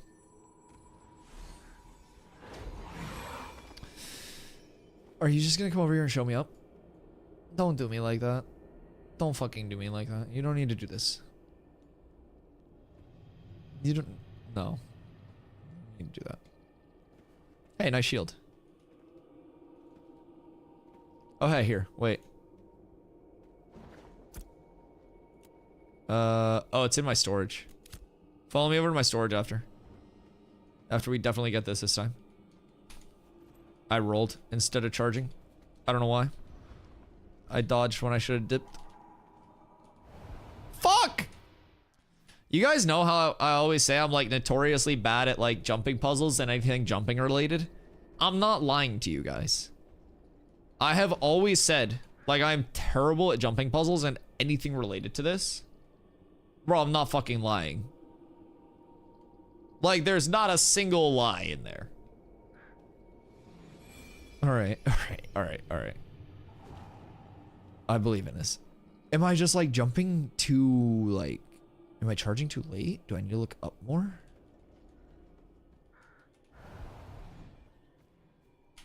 I'm just gonna go give out gear to people. Here, come get this. Come get this. I have a shield for you. It's Santa Dusty time. The targeting just has me like neck turned at you. Grinded a Diamond 2 in Rivals. When are you quitting to come play Ashes?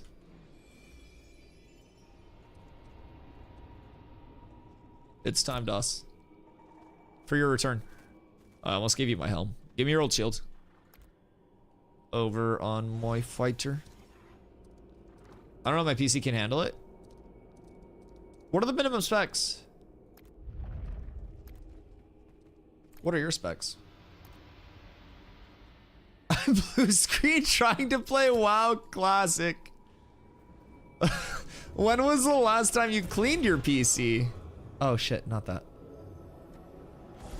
There we go. Could it be related to that, potentially? Yo, look at my drip, by the way. Actually impeccable levels of drip, chat.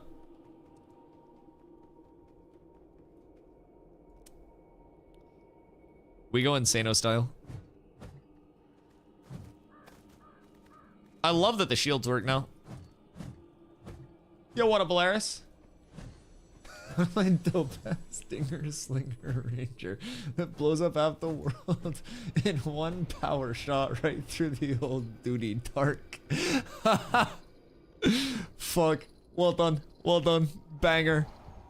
Low key exclamation classes. You go Ranger, you play around that big fizz power scaling and you hit snipes on people. That's probably gonna be large burst. I should just take my glint with me. Yeah, so basically you'll need glint in the territories that you're in. So my glint is primarily stored at this point in the desert. Oh, that's not my wisp well. Jesus fucking Christ. That tripped me out. That's like being like in a parking lot and then you see the exact same car as yours and you're like, I didn't fucking park here. That was scary. What are these? Oh, word. But yeah, so basically there will be your primary class and your secondary class, and there are going to be plenty of ways where you can scale super hard hitting abilities in like super large burst between those two. Secondary classes are coming like phase 3, but there will be a lot of burst type classes. I don't know if I mean, I've actually seen Drapus Snorse before. Was this the Snorse that one guy got from Steven and was selling for 100 gold? That's crazy, man. Oh, they're kissing. Cute. I once got into the exact same car as mine, same color and all. I looked around and said, this isn't my stuff. It wasn't my car, but my key worked. When I was a kid, I grew up in like a really small town, right? And I once got into like the exact same car as my mom's when we were on the way out from the store. And my mom's a fucking troll. And so she watched me the entire time and didn't say a single goddamn thing. Watch me walk over to the car, get in, close the door, sit there, look down, and be like, why is the floor so trashed? There are like cans and shit on the floor. I got back out, my mom's just fucking cackling, laughing. She just let the whole thing happen. Didn't say a single fucking thing. So yeah. Yeah. My mom's dope. What up, Quinn? Hope you're having a fantastic weekend. Base mom? Yeah, my parents let me learn by mistakes. And that's why I like video games so much. Because instead of my mistakes humiliating or hurting me, I just get to respawn. And then we learn. Okay, hold on. I'm hopping over to my fighter real quick. Well, someone's mistake. Yeah, I'm the youngest brother and I just play video games all the time. My job is this. So I'm the degen. It is what it is. I accept my role. My oldest brother's very successful, grad degree, all of that stuff. He's smart. My middle brother's like a biologist and shit, so he knows science and math, so he's got that on me. I play video games. That's about it. Yapper too. I think I just logged out in the same exact area. Oh, the default dodge makes me so sad. Oh wait, I logged into my bard. Wrong character. Beats by Dusty Y is such a banger name though. Fighter. I made my fighter as my first character, like the first day that I played. And then I was like, all right, I'm gonna play some like group stuff because I had a couple more people getting into it. And essentially, the second day that I played, I rolled my tank and I was just instantly hooked. Instantly hooked. I feel like all of my characters exist in this like little strip of town in terms of a logo. All three of my characters are parked like within 5 feet of each other. All right, chat. If anybody is leveling and you need gear, please, for the love of God, speak up. If you're an artisan and you're looking for recipes, please speak up. Because I need to keep emptying this shit out and keep it on rotation so I can get fresh stuff in here for everybody. So I have legitimately an inventory full of gear. Armor smithing? Okay. It's gonna be like one of those shuffle tile puzzles trying to fucking sort out my inventory.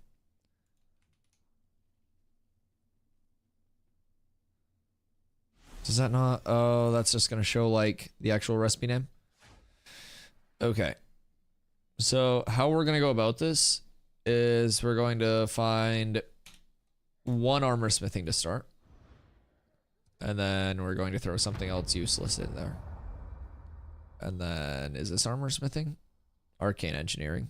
Earring, spell sword, chain necklace, necklace.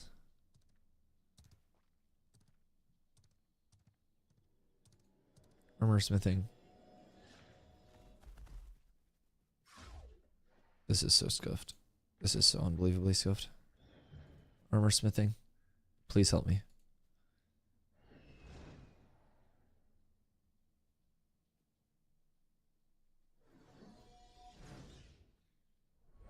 Armor smithing.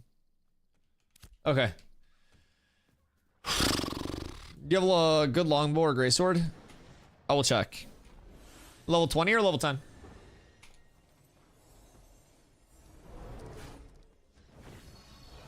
Well, come get your armor smithing shit so I can clear some space real quick. So I can think.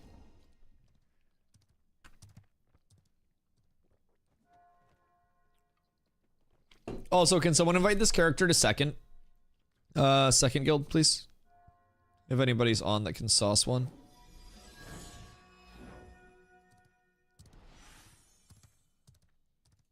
Armor smithing, armor smithing. Armor smithing. That's arcane engineering. That was the wrong R. Armor smithing. Okay, thank God. We're actually up so tremendous.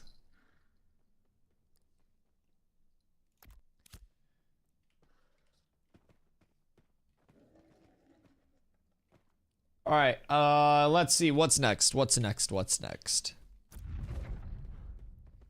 Thank you, Hoofs. One armor smithing, one useless. Valid, valid. More bangers. MSI site has another raffle for a 5080. You think I can afford that? You think I can afford that?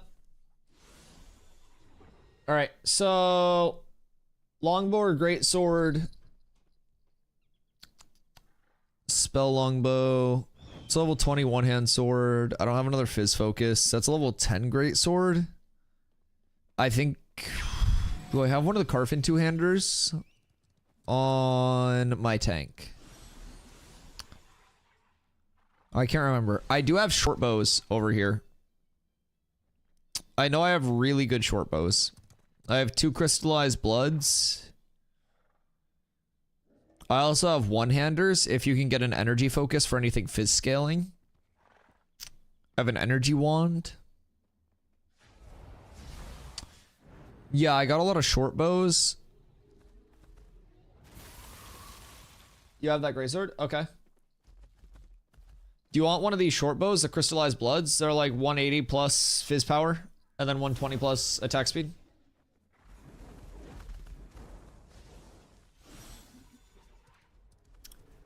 And then any cleric armor accessories. Got a main hand. I have spell power earrings over on my tank. Over on the main.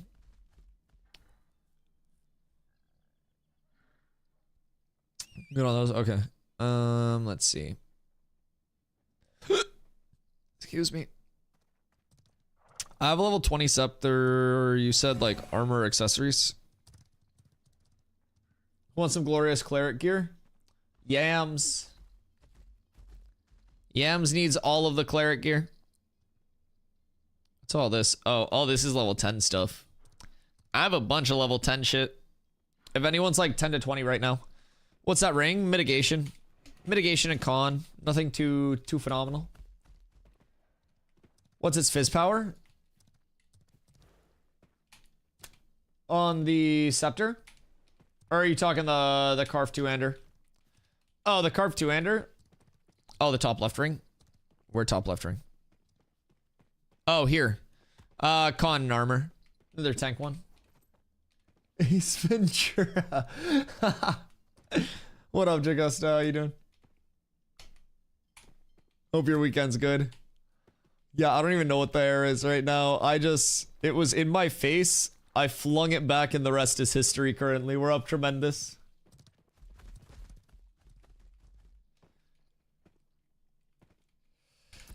Alright, so we got cleric gear flowing in. I don't think anybody level 10 is saying they need anything right now. So we're up tremendous. So if nobody needs shit currently, at least I give away a bunch of recipes. I have some space. Reminds me of Jim Carrey. Hold on. Let me look. I have to look at it.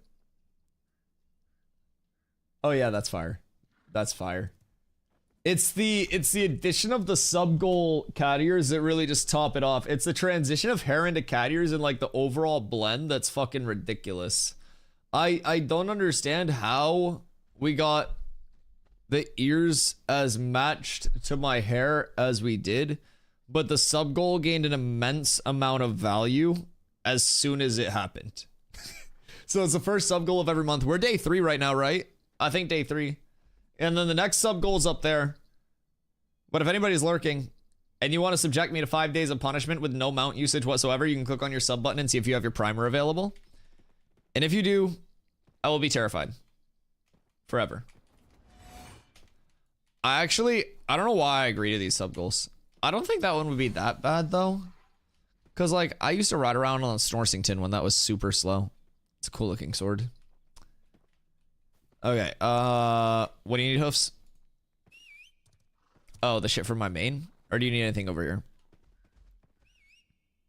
What's your main hand? Yeah, what up, Brenner? Are Rangers good? Yeah, Rangers are solid. Very good movement, very fast class. Rogues drop soon. Rogues are going on to the... Oh, transfer something. Got you. Rogues will be going on to the private test realm this upcoming week. And so we're thinking we'll get them over on this side of things. Probably like end of this month. Mostly lurking, but that's just because I have no hands. I mean, that's reasonable. That's reasonable. Some people watch with one hand. Some people watch with no hands. Very few people watch with 2 hands. But I'm appreciative of those people. And whenever they're in my group, it makes my life a lot easier.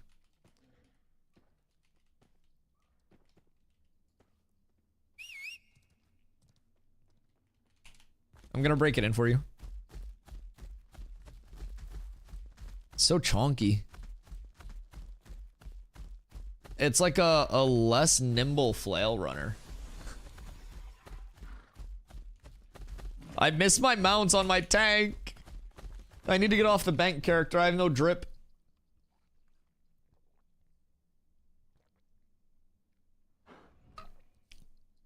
He gets where he needs to go. Yeah, it's the old Honda Civic adage of like 0 to 60. Yes. Yes, it does. Oh, fuck, it's being used. Hold on. Dust too oily. Dust oily.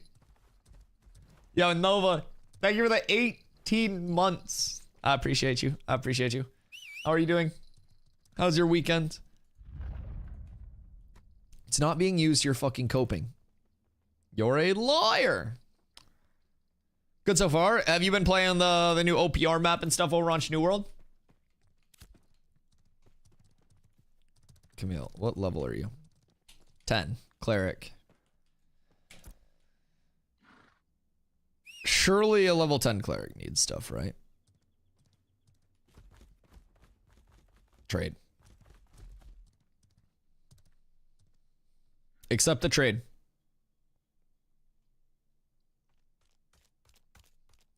Soon as my question under 5 ads. Sorry.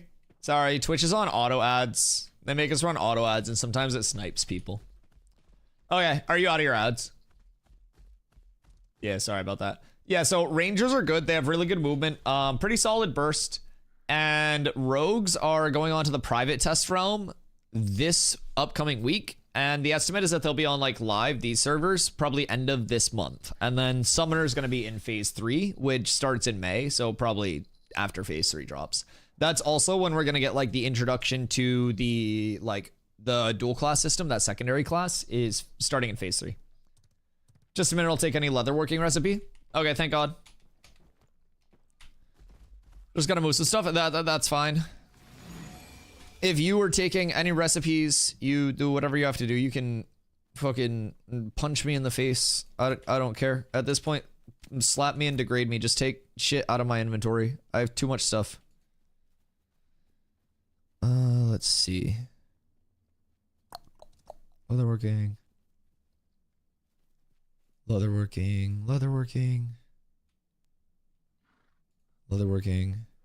Oh, you're getting stacked. Leatherworking.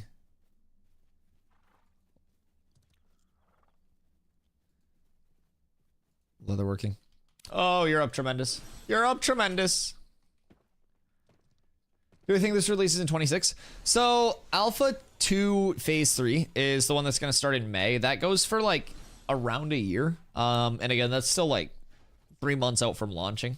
So just there alone, you're looking at like year and a half-ish. And then the betas are expected to be about a year themselves as well. So estimated launch is probably somewhere in that 2 to 3 year range for the full launch. So that's where the value of that that alpha access comes in at that 110.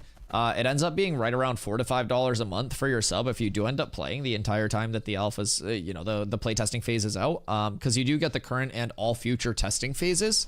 And then on top of that, you also get 90 days where if you don't enjoy the alpha, like the early state of the game, you can just put a refund in on their website, like a refund ticket. The team said beta was going to be 4 to 12 weeks. Was that per beta phase? From what I heard, it was a lot longer in terms of the beta. But maybe it's changed. I might have just older bad info. Yeah, that's entirely possible. I'm not an oracle by any means. I'm just a dude with some cat ears and a camera. It's probably on the wiki if somebody wants to like pop over to the wiki and look it up for like a definitive source. Yeah, because I could just have old, bad, outdated, or just wrong info across the board. I've been wrong before. Would imagine beta phases being shorter than alphas. Yeah, I think that like the total beta phase, like the total beta testing across the board was supposed to be that, but maybe it's like multiple shorter betas. Maybe it's a shorter process as a whole. When you said watching with 2 hands, I thought of this. Oh no.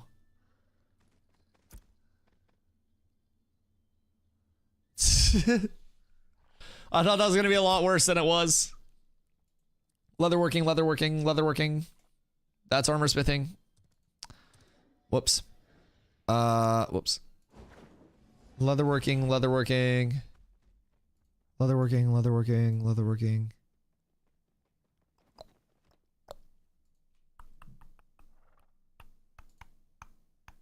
Okay, thank you. Come again.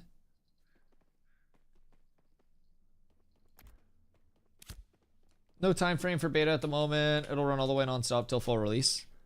Okay. What's fixed with tanks? We can see our shields again. I also feel like this game's alpha looks like most of these AAA titles beta phases being shorter.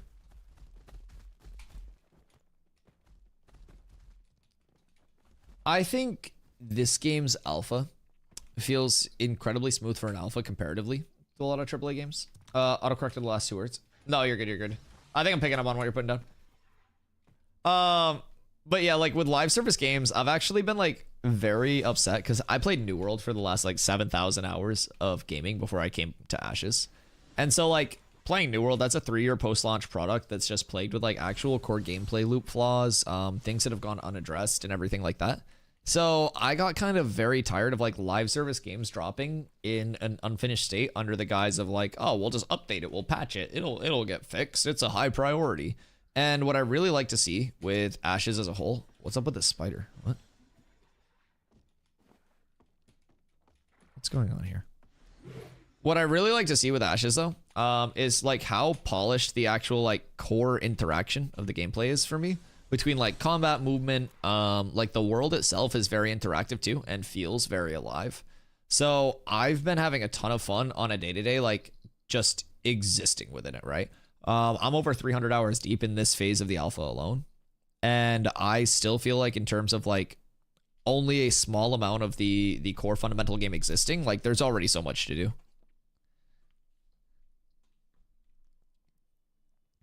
All right, do we go down to the desert now and get the the cowboy playlist on for some Caravans, boys?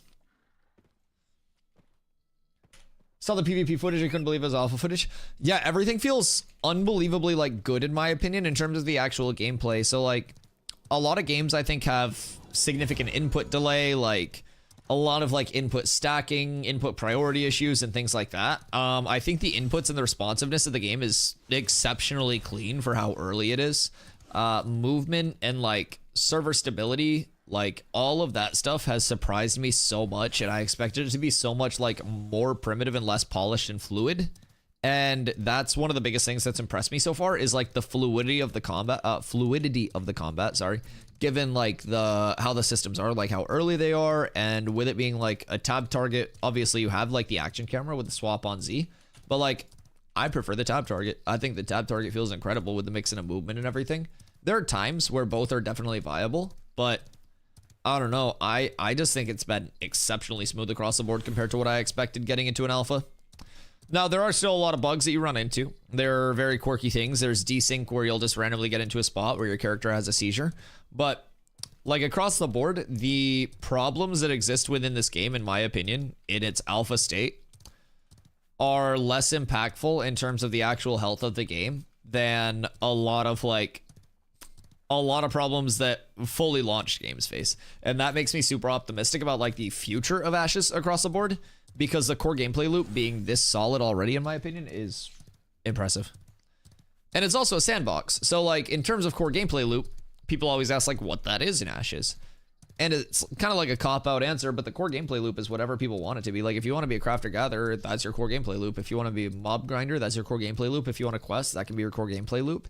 And whatever your core gameplay loop is, it's important to look at it not from a perspective of like, this is the most or least efficient gameplay loop, but like just do what you enjoy in Ashes. And I think that's going to be really, really, really nice with this game. On top of the people that want to take it very seriously, like put in a lot of time, it's also very accessible to people who simply just want to play a character the way that they, you know, have always wanted to play a character. So it's a lot of really cool systems culminated into one project, and I hope that it comes through, you know, by the time launch is fully here in a very polished way and continues to follow the development so far. And if it does, I think it'll be a very, very, very good game when it is ready to launch. And part of that's why I'm like so okay with waiting a long time for the launch too. Like with the current access, you get access to the entire development like process anyways up until the launch. So if it ends up going longer, I'll still be playing. If it goes shorter, I'll be playing on launch. So I'm just kind of here for it. They talked today. Steven did an interview with Jamie Chaos, another Ashes content creator. Really good interview today. And Steven was talking about how even with this massive pass to the Sand Squall Desert, like the entire region will probably be done within the next month or so. And then we'll be seeing the tropics within the next couple of months. If you go to Dusty's YouTube and watch Dusty's VOD from yesterday, you can see some mass PvP around the 8-hour, 30-minute mark. Yeah, we should... Wait, that would be a good one to have Kando just clip down and send over to Drewski. And then we just trimmed that down into like, we stumbled upon a huge guild versus guild in Ashes or something. I don't know. I suck at titles, but.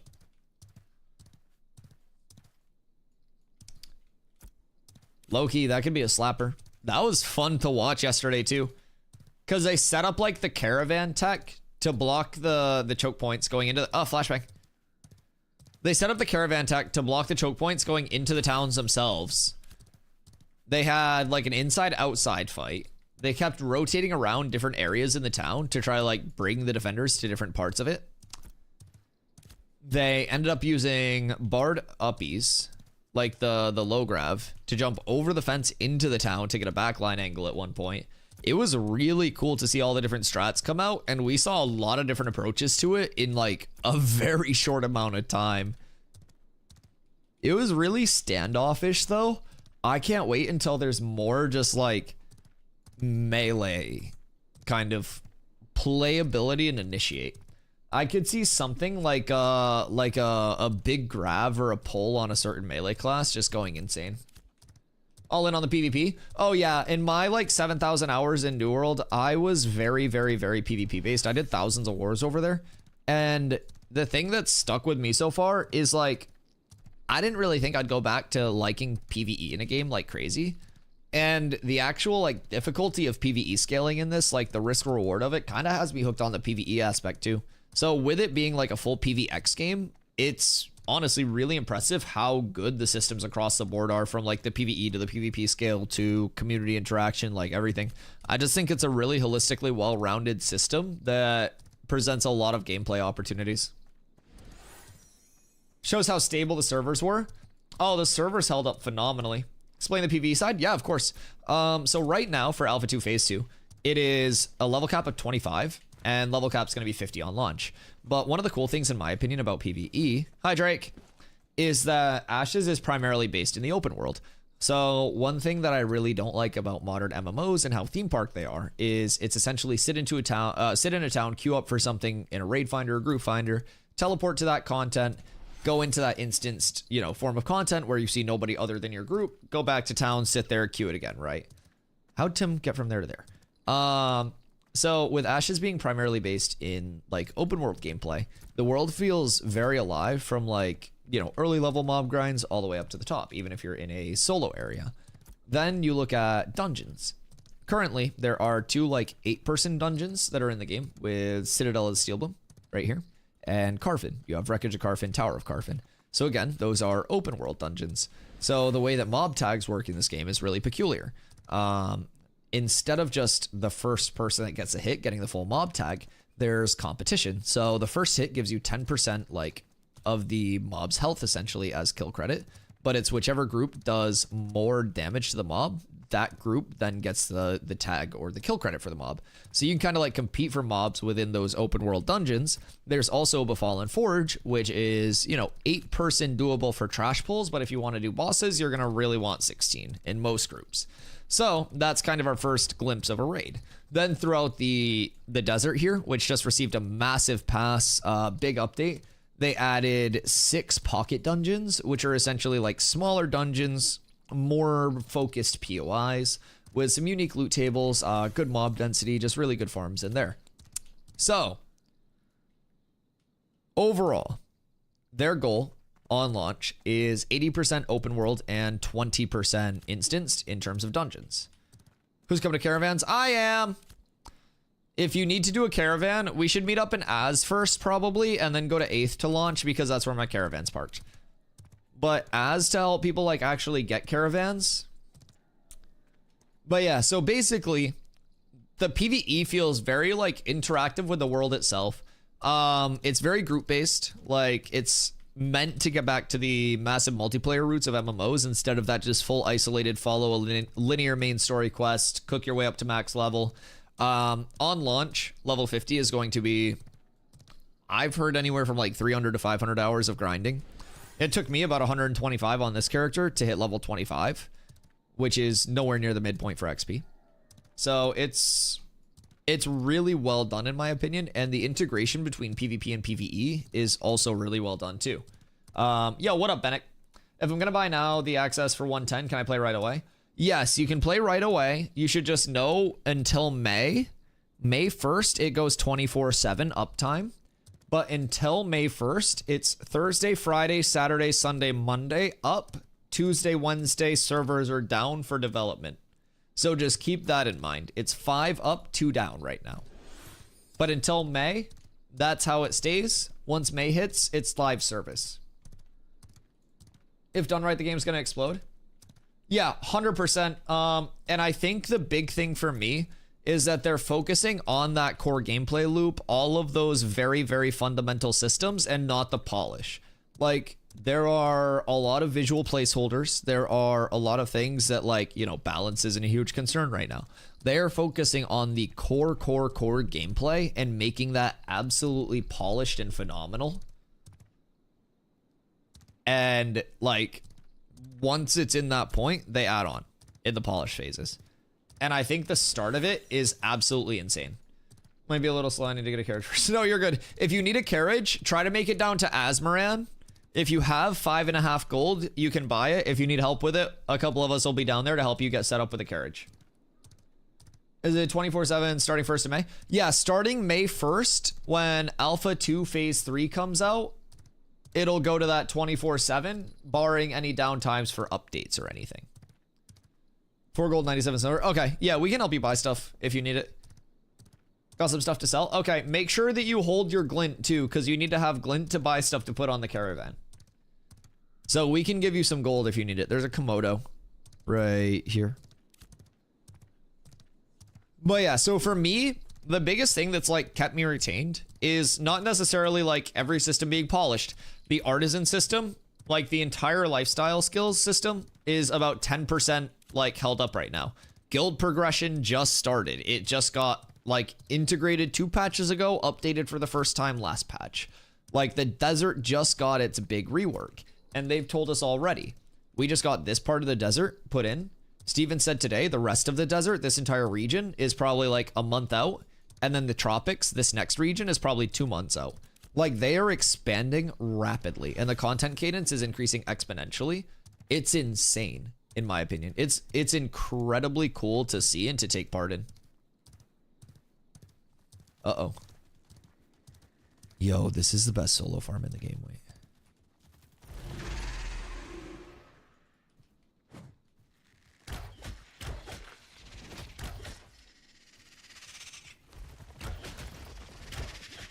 No, not you.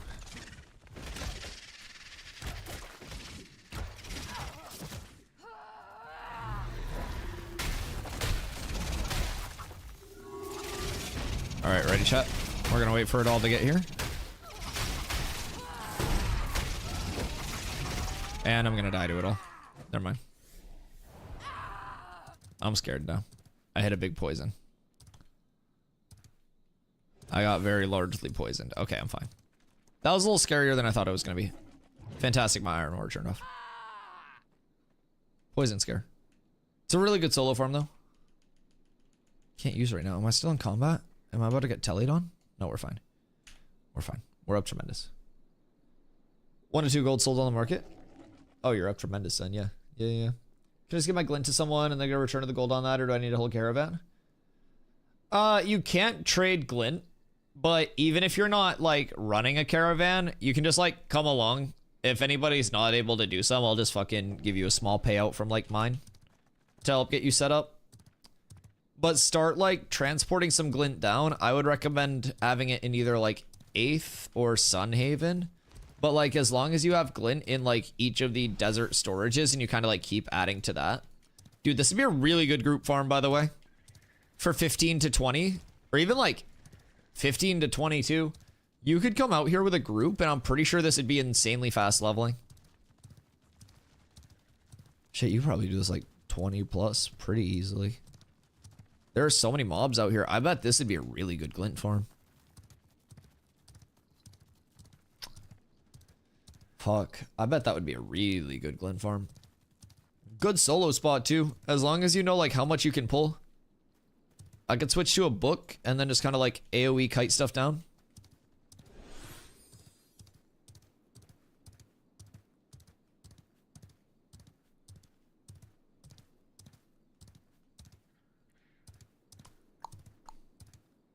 Beasts have like high glint drop rate too. Map spot. Don't say maps here. My character can't do maps still. I got in like a bug quest state long ago. And it's yeah, I've been trying to recover ever since then. Excuse me, pardon me. Is that mob still on me? What the fuck are you doing? What are you doing? Excuse me. Pardon me. All right, so if you need a caravan and you have a few gold, you'll be coming down to carpentry here. Talk to the carpentry guy. You'll scroll down. Weeping Willow caravan chassis. That's going to give you capacity width. I'll drive my camera over. Capacity width there. So you'll want the chassis. You'll want just some of the Western large wheels. And then you want the... Where's the carriage? The Willow carriage. Which server are you on? We're on Vira. Have you attempted to do a map? You're fixed now? Oh, since today? Yo, what up, Storza? What's estimated buyer price mean on the market when attempting to sell? If I put something for 10 silver per unit, it says 2 gold. So buyer price is going to factor in the like taxes and everything on top of that as well. So your listing price has like a tax associated on top of it that's effectively added to like that total cost. Since Thursday. I feel like I have a couple of my storage. But yeah, so the buyer price is just factoring in all of those other costs associated with it too. I went over to the vendor instead of my storage.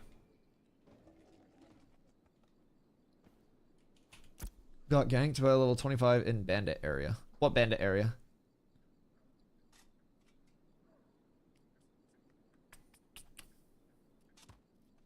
Do you try a Riverlands map or the Lawless Zone? Oh, yeah. If you're not 25, I would go around the Lawless Zone. Yeah, I would definitely avoid that if you're low level.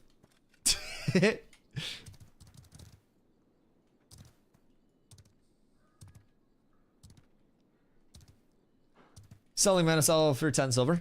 I mean, I would check like, hi Billy. I would check other listings within your area because every kind of like, every node will have its unique like micro market, right? Plus 4 dim glint. Yeah. If you're low level with glint, you definitely don't want to go through the Lawless Zone. That's gonna be that'll be a rough one. Glowing. Oh yeah, that's only like 40 silver, but what an episode of solo leveling. No spoilers. No spoilers. But yeah, node to node, things can sell for different prices, so I would just check other listings. You can like search up mana and see what's listed there. Compare your prices, and then just kind of undercut a little bit. I haven't found anyone selling it. I mean, you could always put a couple up, see if they sell, and then if they end up selling, just kind of like slowly trickle the market instead of putting them all up.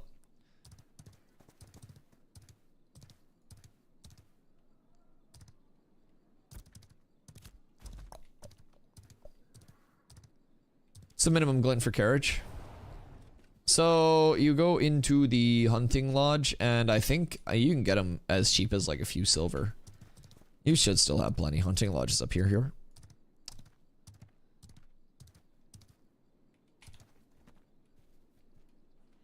So if you go in here, you talk to the commodity vendor. They start here, so it's literally as low as like 3 dim, 4 dull. And then it goes up here. But you have to keep in mind like the storage size of what you have in terms of your vans as well. So this little column denotes the actual like physical size of the good. So the point of having a willow is so you can do either one of these, or 2 of these, because you get 2 high, 6 wide. So you're able to like put more of those in. One of those are not the guild cargo. Yeah, everyone's super poor right now. So we're essentially doing that to get people some like baseline gold, and then we'll focus on more like the guild cargo when people have enough to like function. Because a lot of people don't even have like the base glint saved up to buy a lot of guild cargo. We'll do guild cargo runs later on though. I take it these aren't tradable either? Correct. Yeah, these go into your cargo storage, and you can't like pull these out. You have to kind of like throw those directly into a van. So I mean, I guess technically you could trade them, because you could buy them. I could attack your caravan, break your caravan, escort your caravan. But that seems like a lot of work. Got 8 glowing. Oh yeah, you're up tremendous.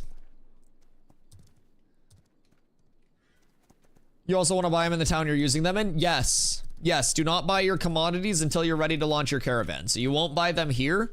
You'll wait, and we'll all buy them up in 8th, where we're going to be starting. But you want to come down to Azmoran because they have the carpentry vendor down here. And that carpentry vendor is where you can just buy your caravan directly from. So that's going to save you significant money versus buying like off-player market for Willow. I'm gonna see if there are bobs down here actually.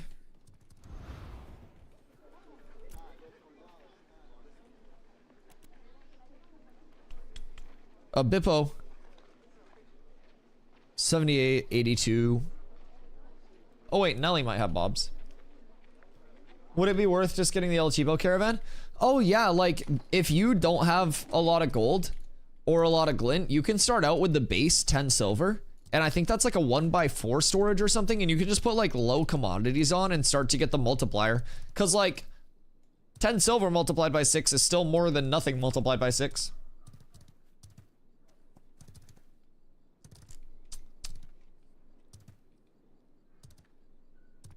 Got 3 pieces of gear for the guild. Huge. Can you show me the 2-hander from Carf? Is it here? 236.59. 1x3. Oh, is it 1x3? It might be a 1x3 on default. I don't know. I can't count that high. I just try to guess.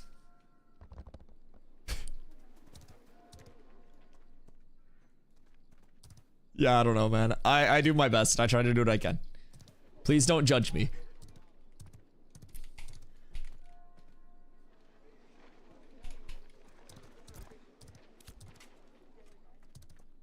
But yeah, so if you just want to use like the basic caravan, you don't even need to buy one like from him. You can just spawn one in for 10 silver that has like no add-ons whatsoever from the caravansery itself where we're launching from. And then you can put basics on that, or you can just buy cheap stuff from him itself. I'm not good at math. I'm not very smart. I'm not doing math right now. There is no numerical addition, subtraction, multiplication, or division happening. I'm safe. I'm safe. Can I get it reserved? Yeah, 100%. It's now reserved. It's on layaway. Also, if any of my casters in guild need earrings, I have a beautiful set of sapphire earrings. That is my helmet. You can't have that. And then I have a wand as well. So I have 2 earrings and then I have a wand if anybody wants this setup.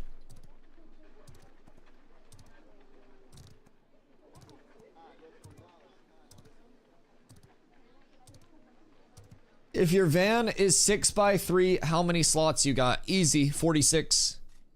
Fucking quiz me. I googled the answer. Crow wants them? Alright, bet. You got them. Just did a budget and realized I'm blowing $200 a week on shit. That's not even including streaming subs. Some big life changes needed. How much weed do you smoke? If you say an ounce a week, I got the solution for you. Smoke less. Can I have the first earring? Yeah. You only need one.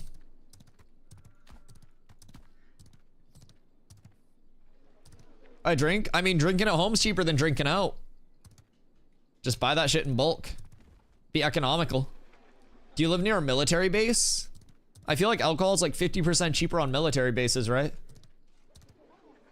You don't need? Okay, just play with my heart. That's fine. Better play with my balls after too, but that's very rude of you. It's okay. We need to help Billy. Poor Billy. Billy is stuck. Hello? Is that Jamie? Hi, Jamie. Military liquor is cheaper? Do they just get like do they get the deal on it? Balloons can use them? Word.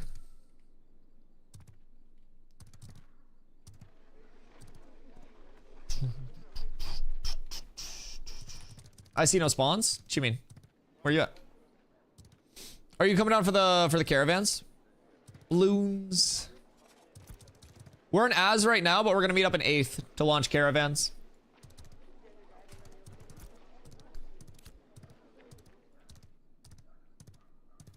It's all tax free. Okay, that makes sense. Coming huge.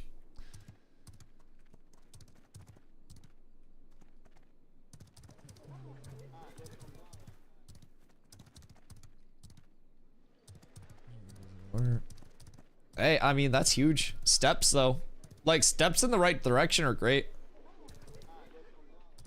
And as long as you're in control of it and you're like, you know, not letting it get out of hand, that's a very progressive attitude to have. And Mira heading to 8th. Cool. Cool.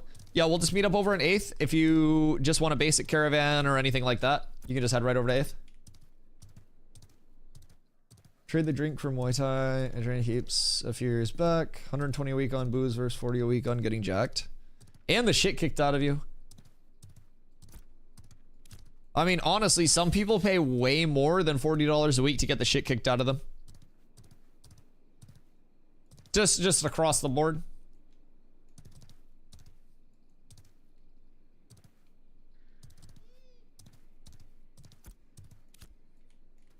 Excuse me, what the fuck am I stuck on? What the hell was that?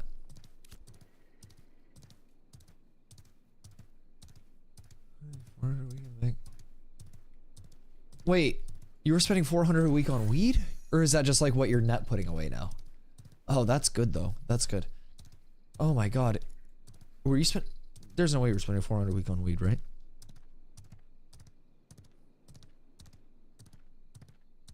Like 0 shot? Are you actually Snoop?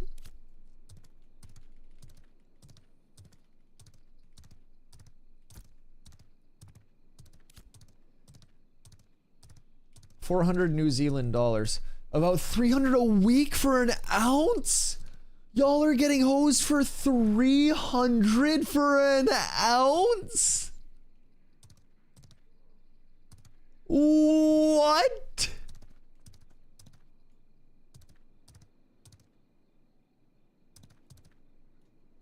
I think it's like 150 US. That's still inflated.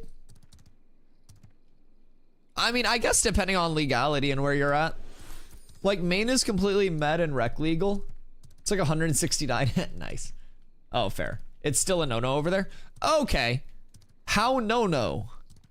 Like, they're like, you gotta stop smoking weed, or they just like kick the shit out of you and throw you in jail.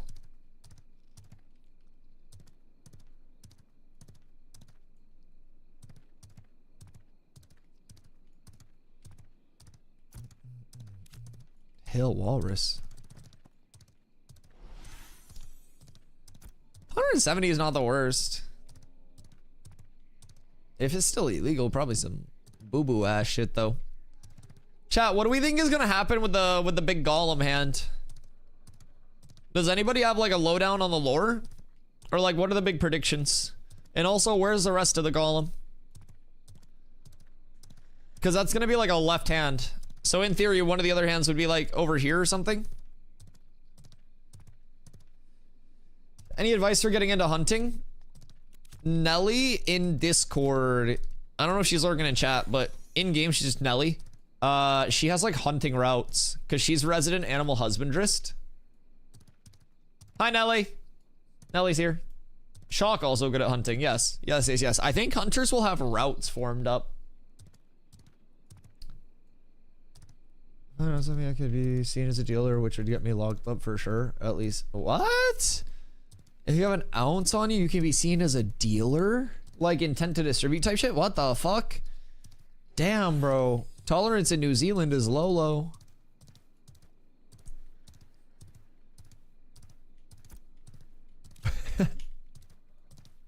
That's insane.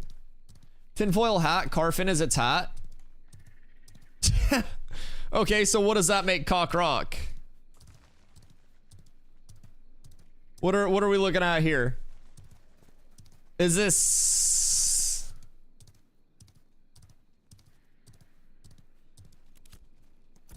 Is there more lore to this than we originally thought, chat? Is he a giant ass golem with a micro? He's like, you ain't that impressive. Gang.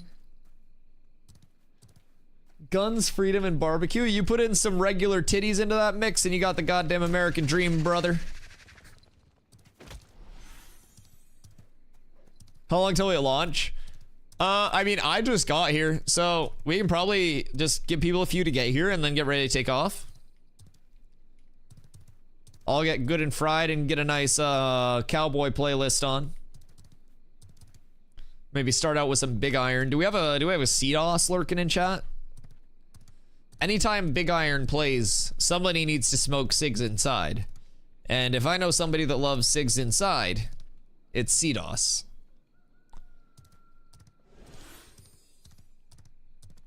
Close to Az now. Word. Do. I love my caravan here, right? I think. I hope. We got EOS with us again. We're up tremendous. Okay, yes, I did leave my van here. So yeah, cargo storage here. You get that 2x6, so you are up tremendous. Put a picture in guild chat, willing to trade any trainables for skins. Oh yeah, Nelly, if you end up having bobs, let me know, because a lot of us have doo-doo-ass bobs. I have a Beetle that's a 53 speed. Now, I don't know what, like, default speed is, but 53 is incredibly slow. So if you have bobs that I can buy in bulk for people, let me know. I'm gonna go pee and fill up my water, and then get a smoothie before we start. I'll be right back.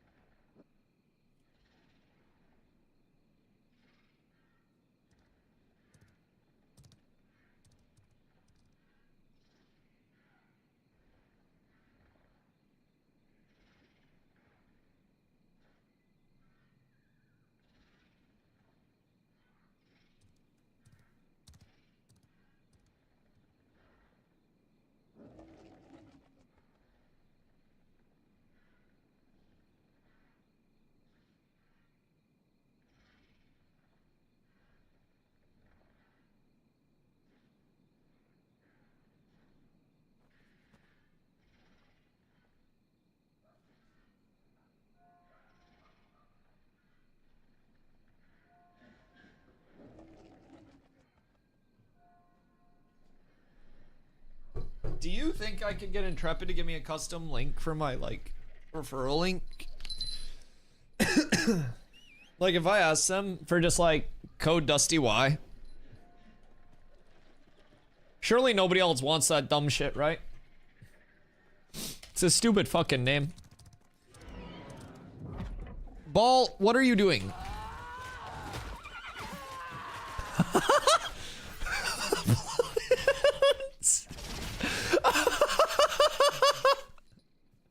Poor balloons.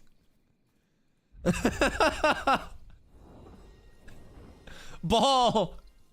Do you have an extra mount? You just killed balloons. Okay, also. Creator code does DY aside. I have a slight suggestion. Are all races equal? Yeah, it's 2025, you freak. No, I'm kidding. So basically, racial passives do not currently exist. There will be racial passives, but they will be not like impactful of the core gameplay loop itself in terms of stat scaling, power scaling, or anything like that. More accessory bonuses. They're not going to impact like race class combinations or anything like that because they don't want to necessarily like dictate a meta for like, say you've got to be a Dunir for a tank because Dunir gets 5% more health, like stuff like that. They want to avoid that. So what we're thinking is that it's probably going to be like lifestyle skill based and just small things like that, which I personally really like because they want to really focus on build diversity and that like sandboxy nature of the game and really lean into that. So I really like that they're staying true to that.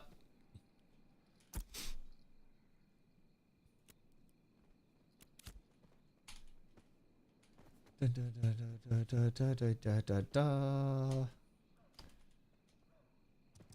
do we need for crafting and stuff? Like elf people get slight bonuses for wood.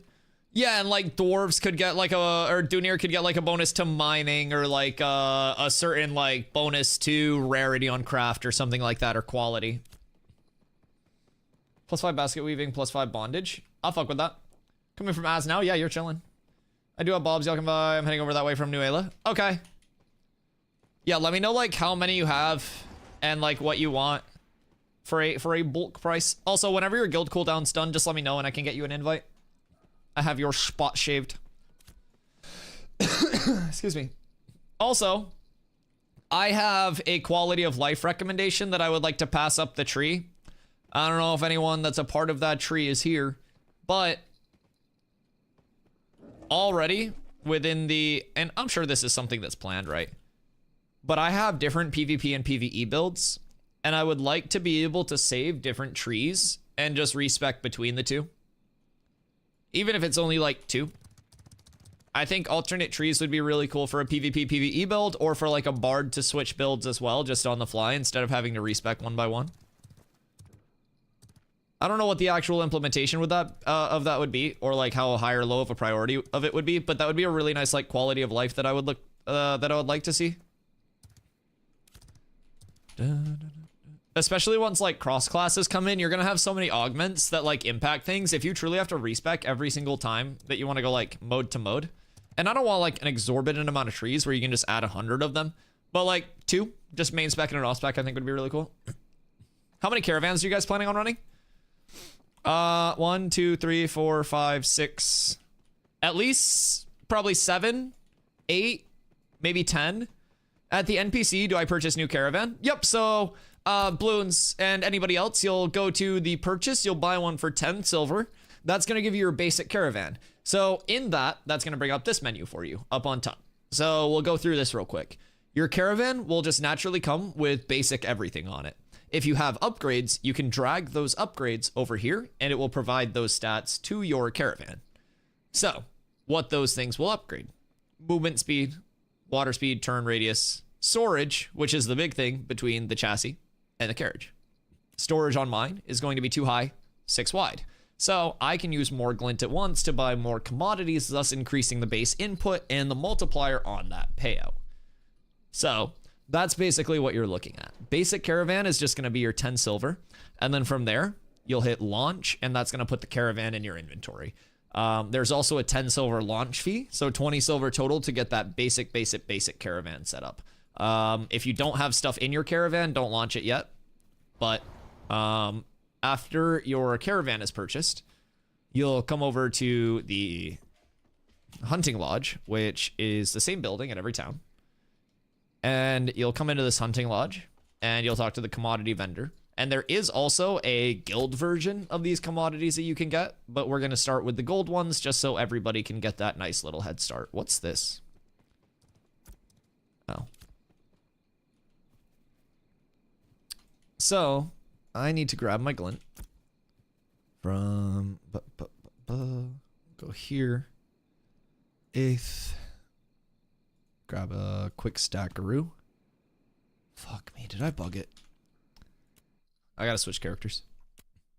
Down to 1 gold, 56 silver. So after I bought my Willow Caravan last night, I was down to 5 gold. I did 1 down and back, and I'm up to 18. So it's definitely solid, providing we can do these without getting, you know, hit, nuked, whatever it may be.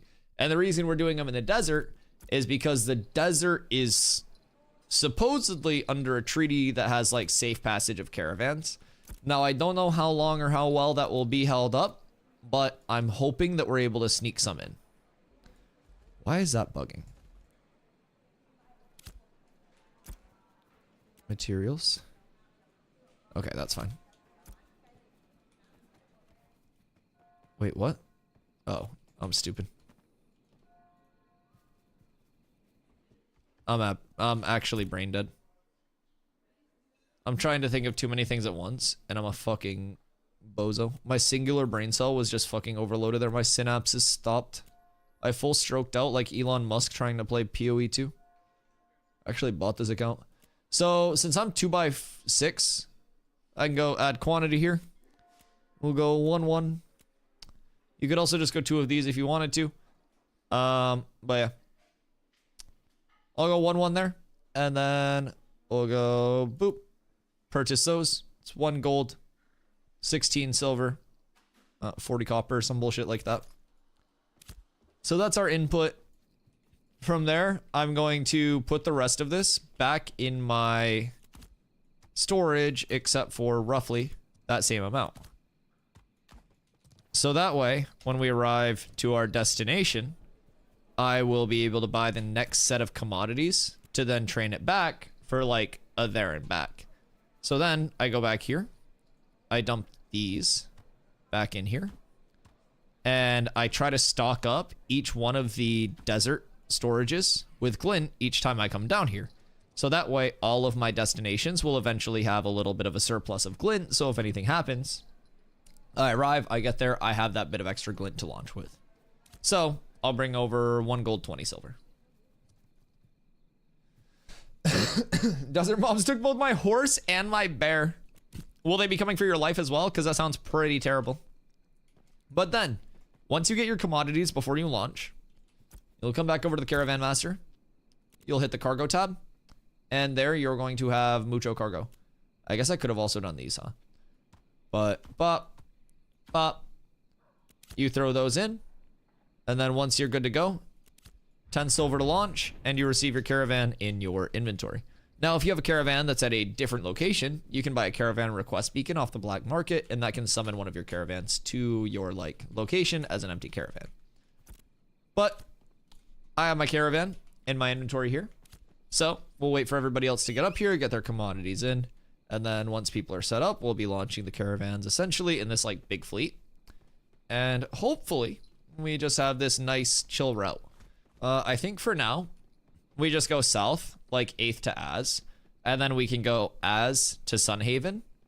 And then from Sunhaven, I think we can come back to 8th. So you'll want to bring 2 gold and 40 silver worth of glint with you. What's happening here? So under here, materials, you can split. And we'll go 2, 2, and 2 gold, 40 silver.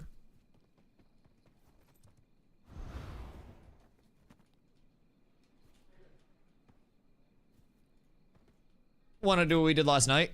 Tonight's a science night. Because basically what the theory is the payout's not the number of territories that you cross through, but it's a linear. Like, it's the linear distance. So that's what we're testing. Because, like, here to here is 11x. Here to here is 6x. So the theory that we're testing is that it's a, like, linear distance that's calculated in the payout node to node. Because that's, like, the popular consensus right now. So what we'll see is if here to here give the same amount, Because if here to here and here to here give the same amount, then that means that it's each, like, you know, one node away. It's based on that node. If it's linear, these will give different amounts. And then this to this would also be a very good indicator.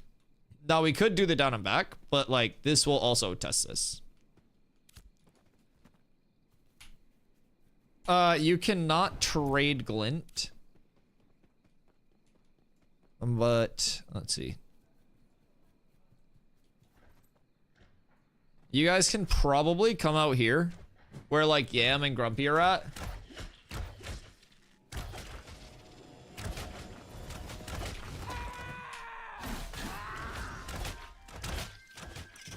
Towns give different prices too, so are you gonna factor that? You take the input cost, you take the output cost, and you figure out the ratio.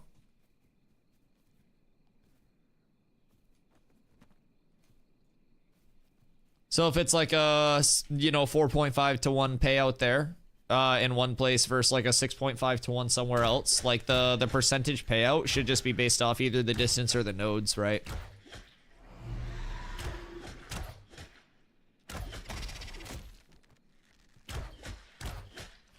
That is the thought. And through testing, we gain knowledge.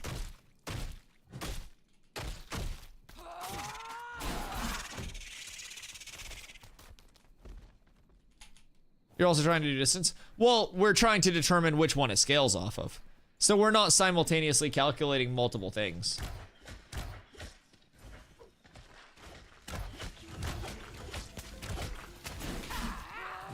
Made more on the second trip, same path. Right, but if there are different input costs, then that payout would be the same. Like, the payout ratio would be the same. So, like, that leans into what you're saying, with, like, different input cost, different output cost, but through that, your ratio or your multiplier should remain the same, in theory, on the same path, there and back. Because it's not caravan distance traveled, it's linear distance from, like, node to node, is the theory that's being tested. So essentially, like,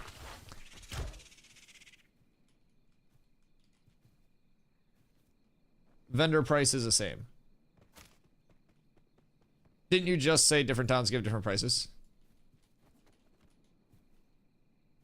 Because we shouldn't be getting different, like, payouts for different paths, or for the same path. It should be like a deterministic, like, linearity in terms of the payout. Either based on nodes traveled or like that straight distance.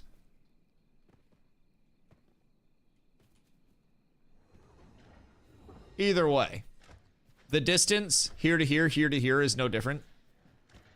So at the very least, it allows us to check out a different path.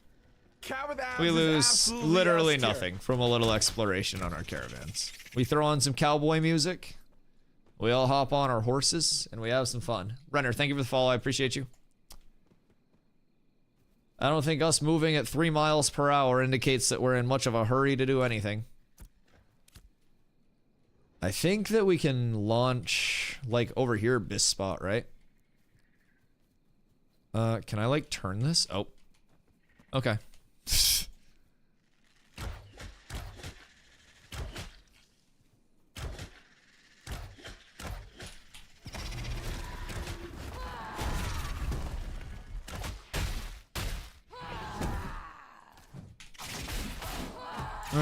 Well, no one's making you give everything away. Just because I give everything away doesn't mean that you have to. I very commonly tell people that they don't have to feel obligated to give stuff away. That's a you decision, brother. Like, just because I give stuff away doesn't mean everyone has to. I'm not gonna be upset if people sell their own shit. Like, if you need gold, get your gold. I tell people that all the time.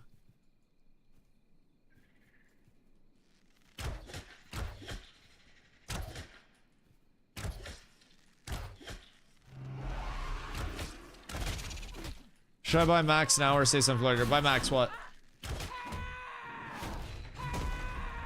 Like all of your, like, oh, just spend all of your glint here? Caravan storage goods? Oh, no. So you'll want to, like, buy now what you're putting on this caravan, and then you buy in each location. So, like, your goods that you buy here, you won't be able to put on your caravan once we're down in, like, you know, the south in Azmoran, for example. So the goods that you buy just go into your storage for this node. So you'll just want to like, you'll want to have just those goods. Shields fixed. Yeah, so there was a visual bug for the longest time where once you weapon swapped, your shield no longer showed up. And in the largest change of Ashes of Creation yet, our shield shows up, so we actually look like tanks now. Massive change. Immersion restored. Ashes on top. No longer a scam.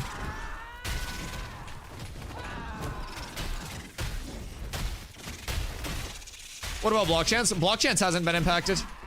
Passive block chance is just because you have an active, like, frontal cone block. That's why passive block chance and, like, passive avoidance is lower in this game. That's also part of the reason, though, why I'm rolling a rogue secondary, because I hope that Indomitable Spirit pulls some, like, plus evasion rating during the Indom effect, because I think evasion rating is the strongest form of avoidance in the game for tanks. There's no parry, and, like, your block is that active stam trade block with your mitigation factored in. So any evasion is like that one true form of mit. Just got your wife on WoW. Wife's intro to MMOs is WoW hardcore. Oh god. What race are you guys starting?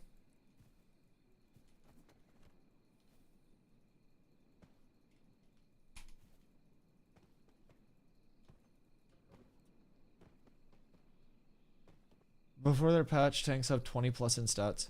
In terms of block chance, that might have been a visual bug. Since I've been playing, like the tank block chance has been relatively consistent.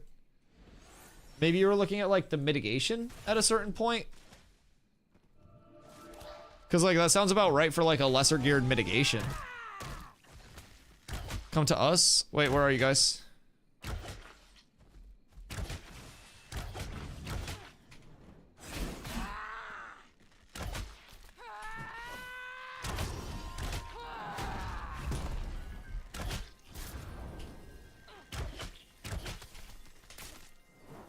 Oh, that was weird.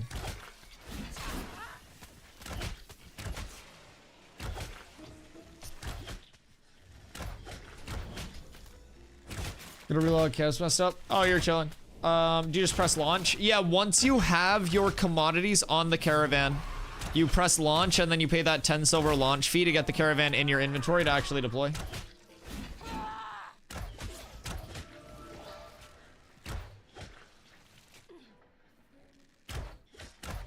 Oh, sure. Intriguing. Do you have like screenshots or anything from the character UI maybe? Or like any clips from back then? Because since I've played, it's been consistent, but that may have been like since before I was there. Try to unequip shield. What, in terms of block chance?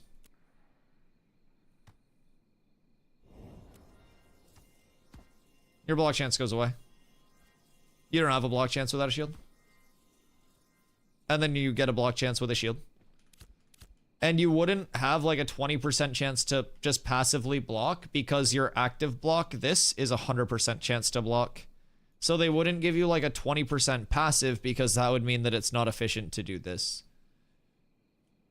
So like if you could find a clip or something or like a screenshot of a character sheet maybe that shows that, that would be great. Since I've been playing, it's been the lower block chance. Because passive block chance, again, isn't supposed to be that primary form of blocking. They want to, like, have you favor that active block for those forced frontal cone blocks.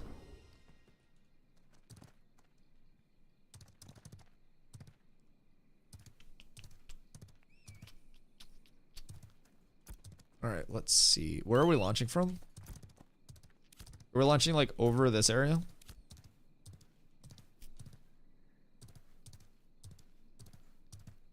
We can probably just call him in here, yeah. Then we'd have a pretty clear path through there. Like just this little strip. And then go up through there and then we're up. Or where are you guys at? Come over here. Where is over here?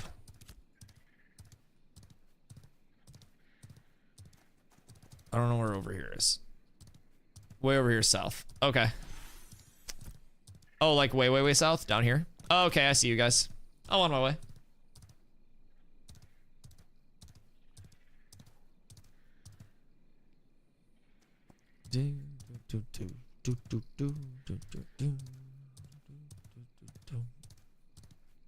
Same spot as last night. You think I remember last night? Are you delusional? Oh wait, yeah, this is the best spot.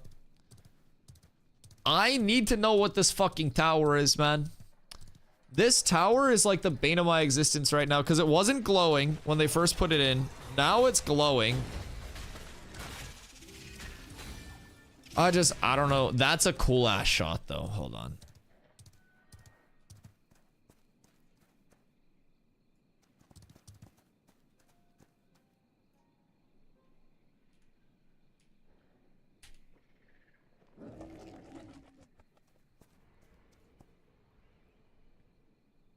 That's kind of sick. I'll fuck with that. That's really nice.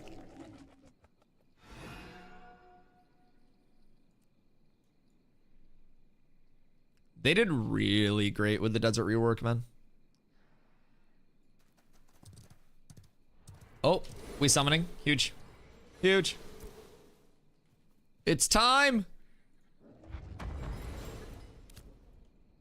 All right, so once they come in, I think we have to like drop group and then select defend on all of them. Oh my god. Oh my god. And then once we hit defend on all of them, then we're good.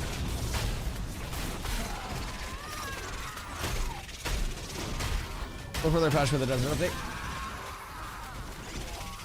Physical block chance. Interesting. And was this prior to the desert rework or prior to the desert edition? Because I made my tank prior to like the rework, but not prior to the addition of the desert, right? Like the initial edition. So I don't know if that was before my time, but I came like a little after Christmas and I never saw mine that high. Was that with any temp buffs or anything?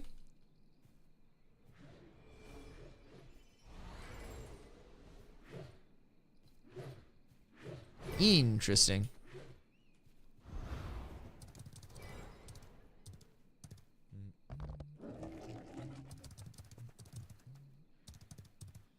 Not sure, not any buffs. Interesting. I'll go back in my VODs and I'll check. I might be tripping. Maybe they just missed some line in the patch notes. Yeah, they could be missing something in the patch notes. It could have been a little work in. I could also just be missing something.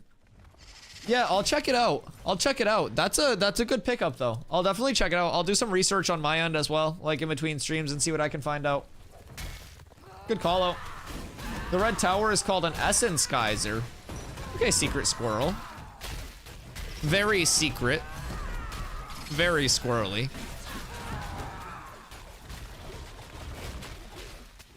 Essence geyser, ashes of creation. Geyser glider, no. The essence is a metaphysical energy or life force that can be manipulated to create what would be viewed as magic. Okay. Okay, we're up tremendous. I already found the wiki. Defend, defend. Oh, yeah, just opt in to defend all of these, by the way. Which one's mine? Please stay out of my caravan. All right, boyos. Whoever wants to lead the way, lead the way. I don't care. We can either go to Az or we can go to Sunhaven first. Whoever's in front, pick.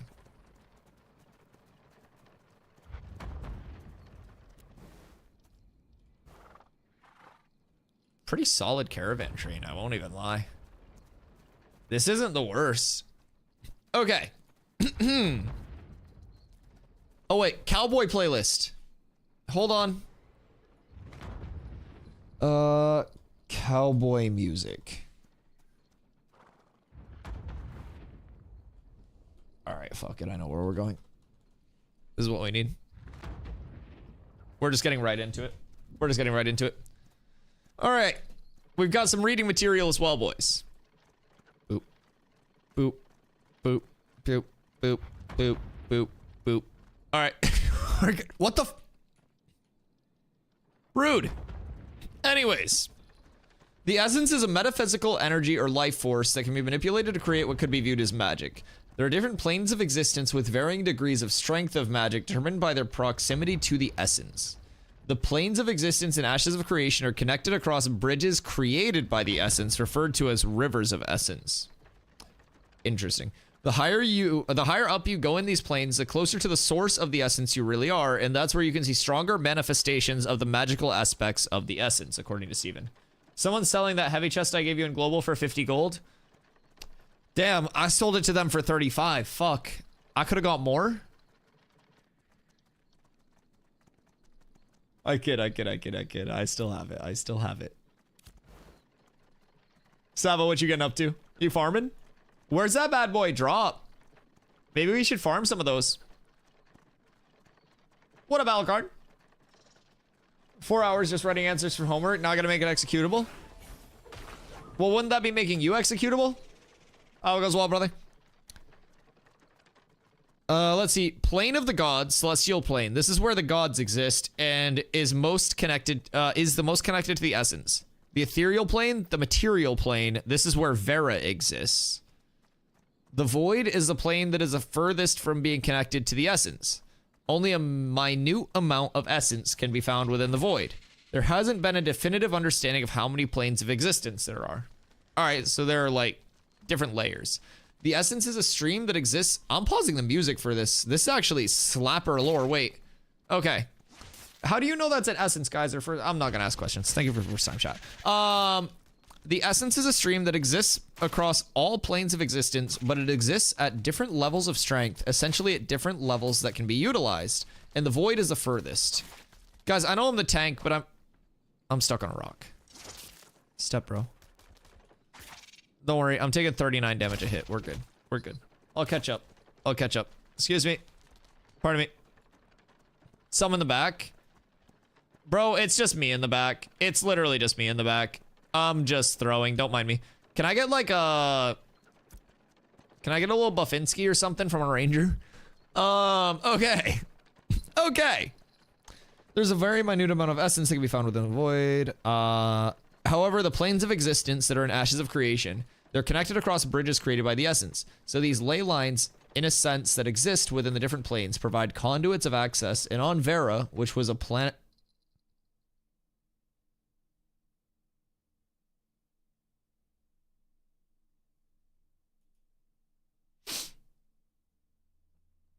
That's fine.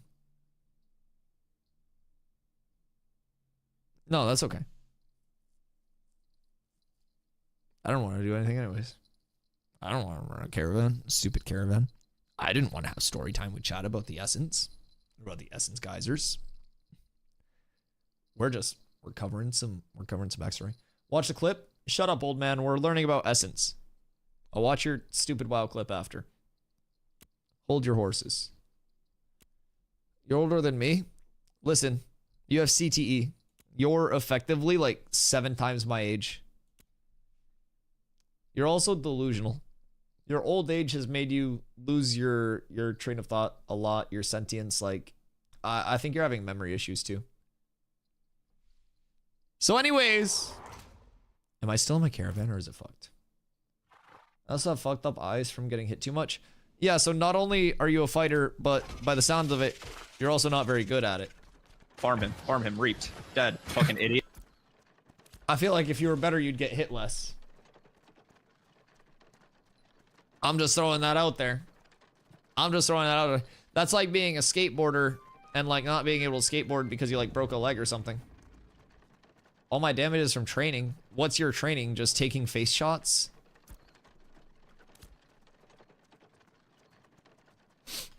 Anyways, hold on. I took minimal damage in fights.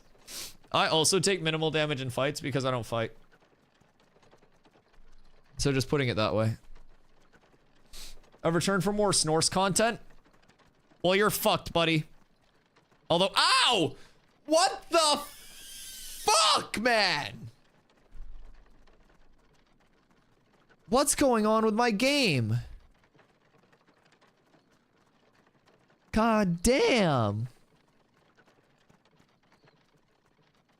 So anyways, I have 2 horses. I don't know why this exists, but I have 2 different horses. Can you upgrade from Alpha 2 Phase 3? From Alpha 2 Phase 3 to Phase 2, or do you just have to wait it out? I got a $100 gift card. I don't know. Can you pay the 10 to upgrade? To get an earlier chat? Does anyone know? Why am I in Carf? Were you in Carf when you logged out? I don't know. Where'd you log out?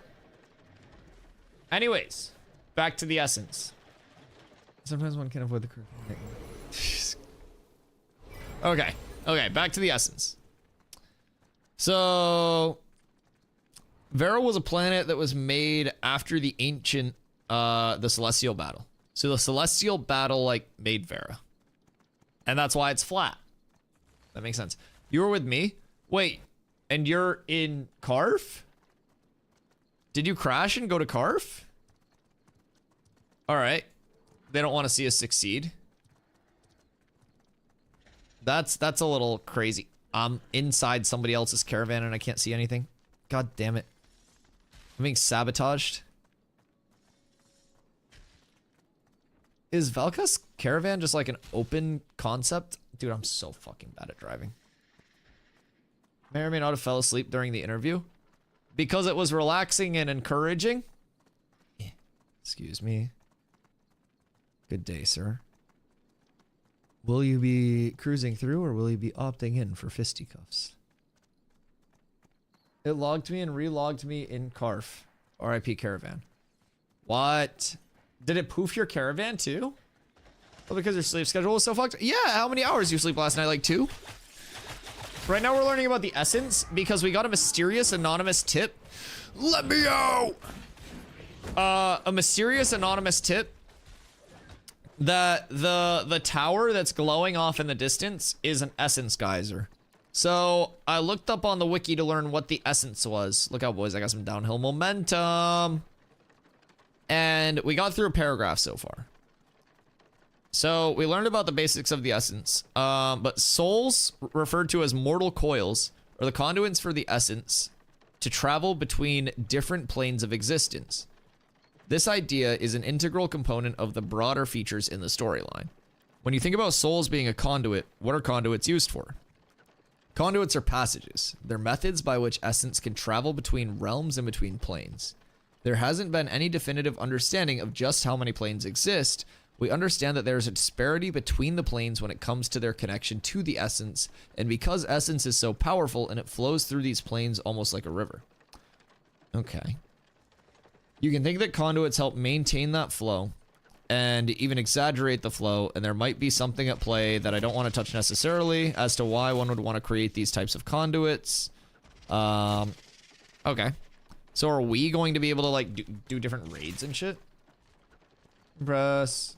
You'll be able to see your game again. Yeah, I pressed it last time and I had them all condensed and my game crashed. So I'm just gonna accept my punishment. It's fine. I personally love the view.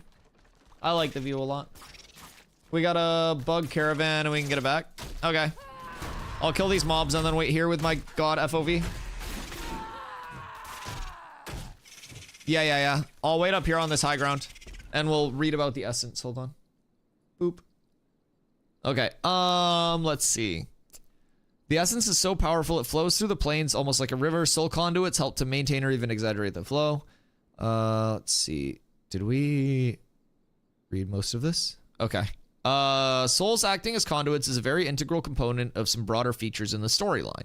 If you think about souls being a conduit for essence and you think of the gods as masters of the essence, if you think of the essence being separate from the gods, let's say they're parallel to each other. One didn't create the other, but they coexist in this almost symbiotic form with one another.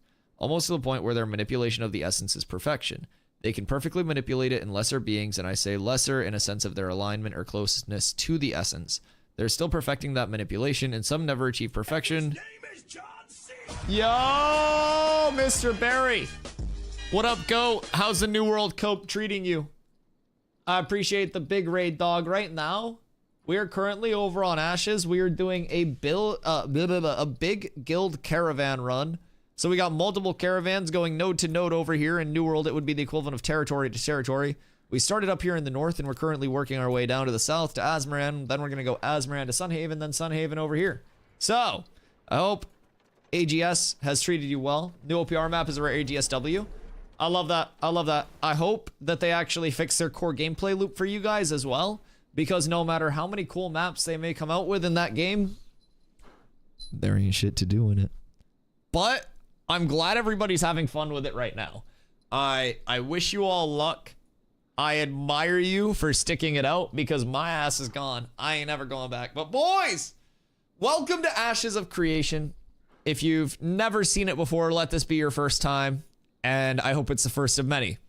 Ashes of Creation is a very, very social sandbox-leaning sandpark MMO that provides a true PvX experience and a lot of open-world interaction. Look at that view off in the distance.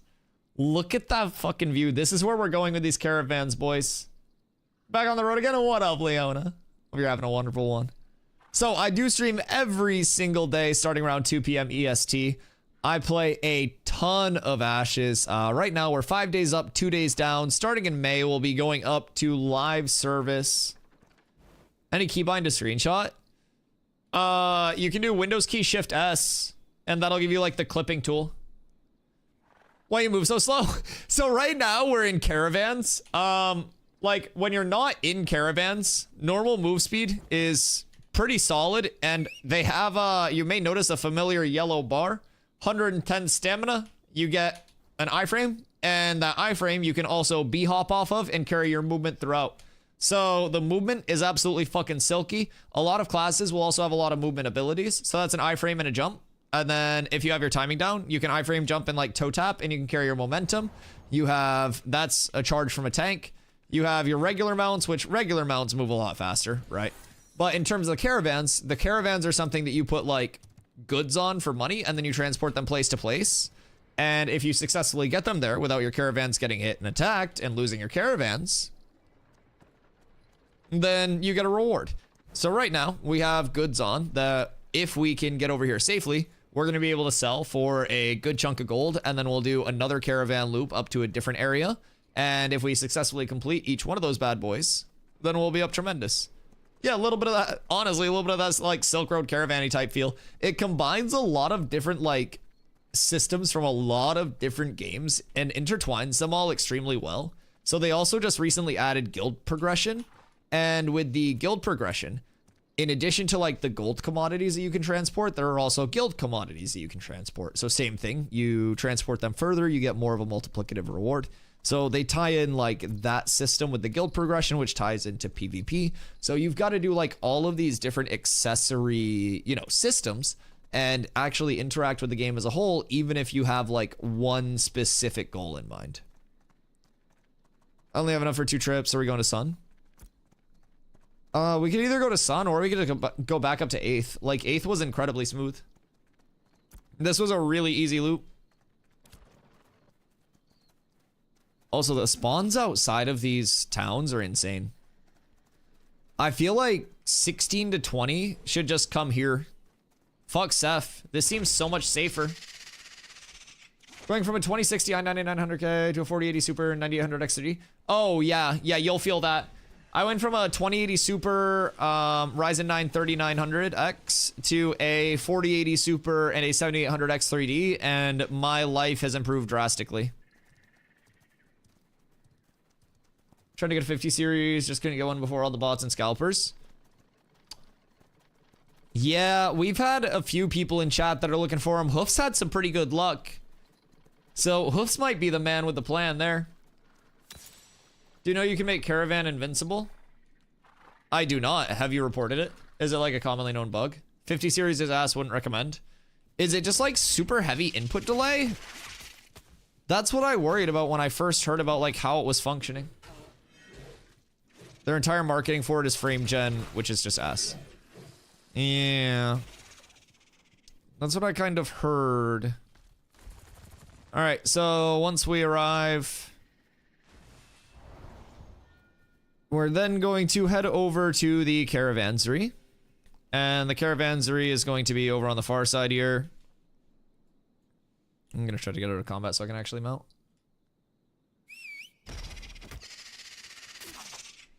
What class role you play? So I play a tank. Right now there are 6 of the 8 total classes in the game, but the really cool system that's going to come about with classes in phase 3, because keep in mind, this is not a like post-launch product like New World is. New World's 3 years post-launch.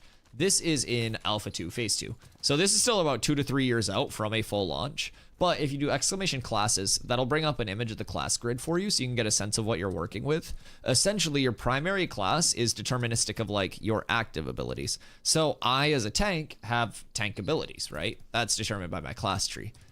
I can eventually pick a secondary class, which will add passive augments to those abilities. And so say, for example, you're like a fighter crossed with a mage, your fighter charge could turn into a teleport, like a blink to the target instead of a charge. Or it could have a different elemental effect when arriving, or a different elemental like path that follows behind you when you charge. So there are a lot of different possibilities that you can do to kind of have your actual playstyle and how you want to build your character come through. In addition to that, the actual combat system is very unique too, because every single... Wait. Oh, cargo storage here. So you go into your cargo storage, by the way, and then you just drag it into this, and then we'll go over and sell. But like, I'm a tank, for example. I have a bow equipped in my secondary. So every class has simultaneously a melee and a ranged equipped at the same time, and you can freely switch between those. And there is also a physical and a spell version of every weapon in the game. Nelly! Wait, can I invite you yet? Send invite. Nelly. Oh, you're in. We're up tremendous. Flick a cooldown. But yeah, so there's also a physical and a spell version of every single weapon. So say you're playing a spellcaster. You could then use a spell sword as your melee instead of that like physical sword.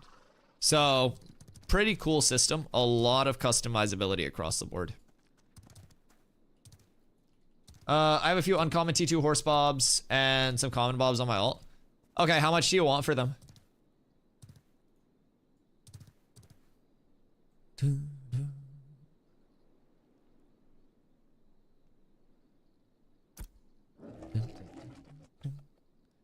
Uh, 40 series laptops were kind of shitty. All laptops shitty. Fair. Fair. Although, I don't know. I've had decent luck with the laptop that I picked up a while ago, but I also don't use it much anymore. I just like took it to TwitchCon with me and stuff. And I used to use it for work, but now this is work, so. Where do you sell? You put it in your storage at the Caravansary, and then you go to the hunting lodge, which is go in town here and go left up the hill. And then it's a building on your left. Okay, cool. Yeah, let me know how many, excuse me, how many do you have? Lan, thank you for the follow. I appreciate you. Let me know if you have any questions about Ashes. More than happy to help answer anything. Coolest part about it too is in an age of cash crabby games, their monetization to get into the playtest, it's 110 for the entire like playtest worth of access. Sorry, the entire like development phase worth of access, which is again going to be that like 2 to 3 year time frame. And if you do buy into the alpha, you get 90 days with no hours restriction where you can play the game as much as you want within that 90-day period. And if you're not happy with the playtest, it's too early, Ashes is different than what you thought it would be, then you can get a full refund on that product. One common, one uncommon here. Oh, these are thuming. Oh my god. Okay, so 4 there, and then 3 uncommon on the ult. Okay, so 425. Okay, cool. Cool. Is your ult parked here?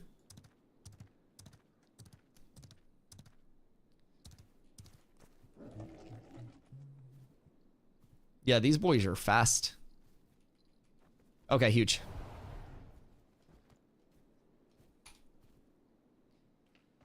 I'll sell while you switch over. So we can go here. And we're at 1383.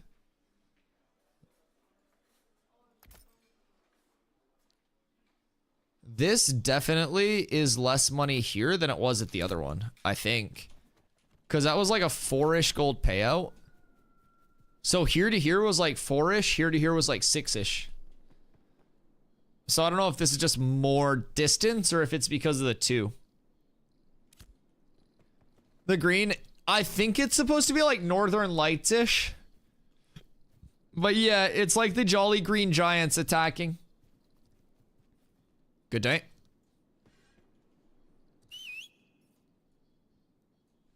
Where's Snorsington?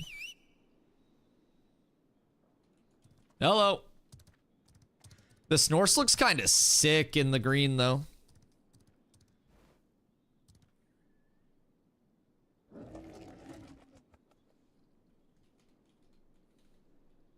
Yeah, wanna tag along? We launch another? Yeah, I'm grabbing Beast of Burden for people from Nelly. So if you don't have like a good Beast of Burden, come grab them. Ooh, Welly. I love that. So it's 350 and then what, 525? Hold the gold and give it to main? Yeah, I know the amount of gold. 525, is it?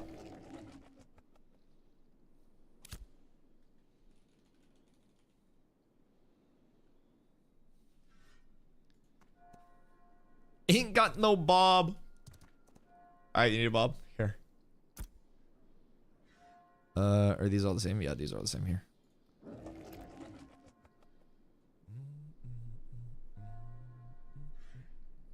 $525. Okay, huge. I'm very good at math. So this is Kimmy. Kimmy is a mayor. So mayors get flying mounts and ashes. So Kimmy has a cool flying mount, and Kimmy is a paid actor. Thank you, Kimmy. I appreciate you. 5 years. Look at that. Fucking go. Let's fucking go. Yo, Douglas. Happy 5 years, brother. I appreciate you. I appreciate you. Welly is a server's mount merchant. Yes, so Nelly is Welly's owner. Welly is Nelly's alt. But Nelly's guild is going inactive, and Nelly is big animal husbandry grinder. So Nelly, being a friend from New World, has come along and joined us in Cats. So Cats has made a large free agent signing. You got the wanted earrings? Yes, I do. Baby needs attention and wife aggro. I think Crow asked for one of the earrings, so you get one. I also have more gear over on my fighter if you end up needing it. Banana man. Oh, look at that banana. Oh, that's so sick. Wait. We haven't seen that one before. Oh, shit. That's a cool ass banana. I like that. I like that. That coloring is so clean. Where are you running from so I can get the commods? We're in Az right now. So we're in Azmoran, and then I think we're gonna launch it back up to maybe like Aethanar? Or do we want to go to Sunhaven? Let's go to Sunhaven. Let's go up to Sun and see what the payout is. So I'm gonna grab commodities here. You back at the house, Douglas?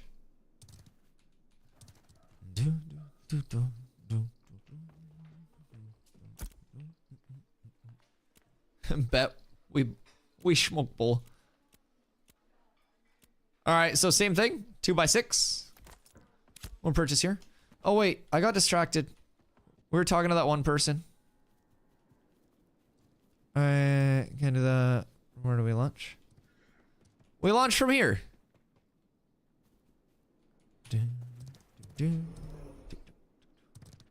From Azmoran to Sunhaven? Yeah, we're gonna go Azmoran to Sunhaven with this next one to see what the rewards are looking like.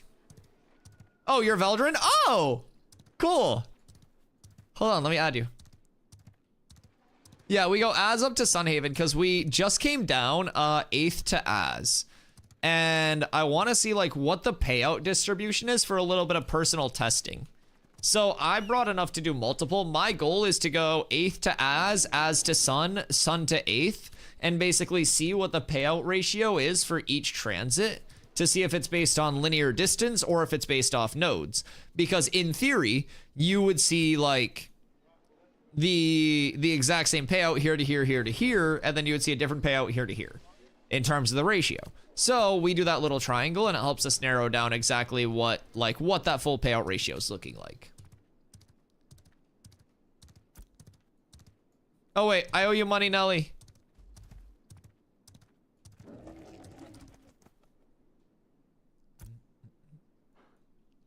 525.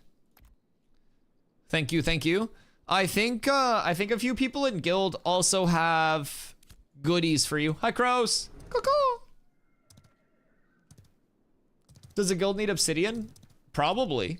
I think we need everything, right? All right, so here, same thing. We'll get the caravan loaded up just like before. Also, if anybody needs a beast of burden, please come see me. I have beasts of burden that will greatly improve your caravansery. Still don't have another portal. Good God.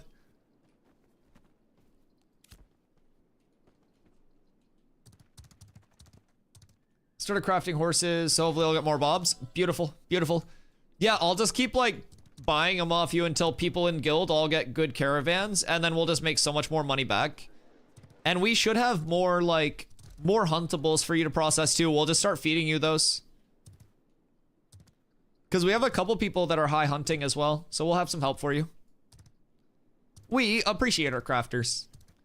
Also, I don't know if you've heard my yaps, but like on launch and for leveling, my goal is 5 like levelers, 3 crafters, and essentially you guys just sit on autopilot and we power level you to 50 so you can get free holds and shit and get ahead. Like I'm really emphasizing crafter progression over like our actual leveler and PvP progression because it's going to be a power curve if we do that. We'll start off slower, but then we'll come online all at once. And like once our crafting is activated like guild wide, we'll just have this massive power spike. So post a crafting spreadsheet in the guild Discord. I think Kando's working on like a really in-depth one as well. So we'll have a lot of resources. We have a lot of people that are already putting together stuff as well with like different routes for gathering and shit. So it's going to be really good. Need to watch animal YouTube videos about animal husbandry so I know what I have to do when I get to play. You should talk to Nelly about it. Nelly's hooking us up with all the animal husbandry stuff. And we just acquired her. Look, free agent signing of the year for cats. So we have like very good animal husbandry resources now.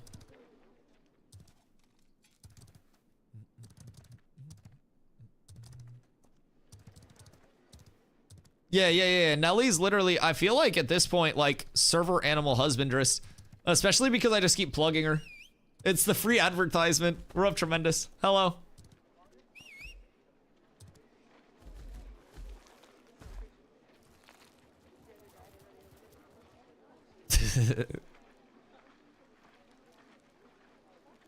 Just teach me the ways. We'll get her set up with classes. Look at that beetle.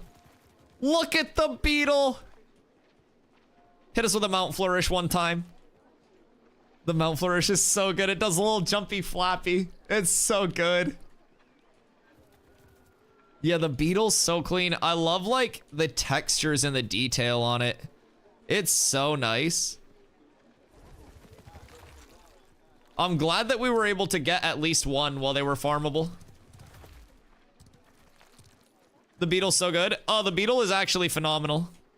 Like the coloring, the details, like the textures in the shell too, instead of it just being like a flat shell.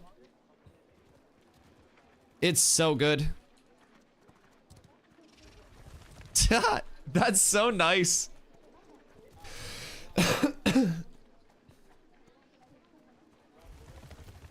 That's so good. Yeah, and keep in mind, this isn't even like a Steven given mount. This is a mount that's farmable in the game. It blinks and everything too. This is literally farmable and craftable within the game. This isn't like an RMT mount or anything. This simply exists. There is a tiny bit of like wing clipping through the shell right there. Unacceptable. Scam game. But yeah, the mounts are insane. I mean, even within just the ones that I have, we've already got all of New World gapped in mounts with what's about to be shown on the screen. Also, they really love this blue and white coloring. I will say, this blue and white palette is getting fucking used and abused, and I'm okay with it, because they're cooking with it. Give me as much blue, white, and metallic as you'd like to.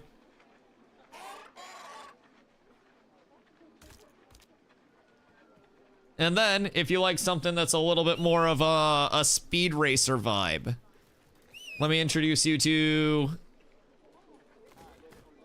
the Flail Runner. The Flail Runner is clean as shit. My wife. The flail runner is fucking clean. And the hippo. Nelly's got the bippo too. This is another animal husbandry mount. Yeah, New World gave you a hippo. We'll give you a fucking hippo, boys. We'll give you a real hippo. Look at that. Look at that canopy. Look at the cheeks. It's thick. Can you get that mount right now? The bippo? Yeah. Bippos are made by animal husbandrists. The flail runners are also like huntable. I don't know if you can refine the flail runners quite yet, but the bippo is animal husbandry. The one that she was on before as well, animal husbandry, the beetle. Now, this one, it's like craftable with animal husbandry. I don't know if we currently can on this server. What's the speed on the one you're on? I am currently on a 170. It's a level 23 on the flail runner. The plumed halberdier is level 24, and this is one that will also be like available through animal husbandry. This is 175. And then my baby, the Snorsington.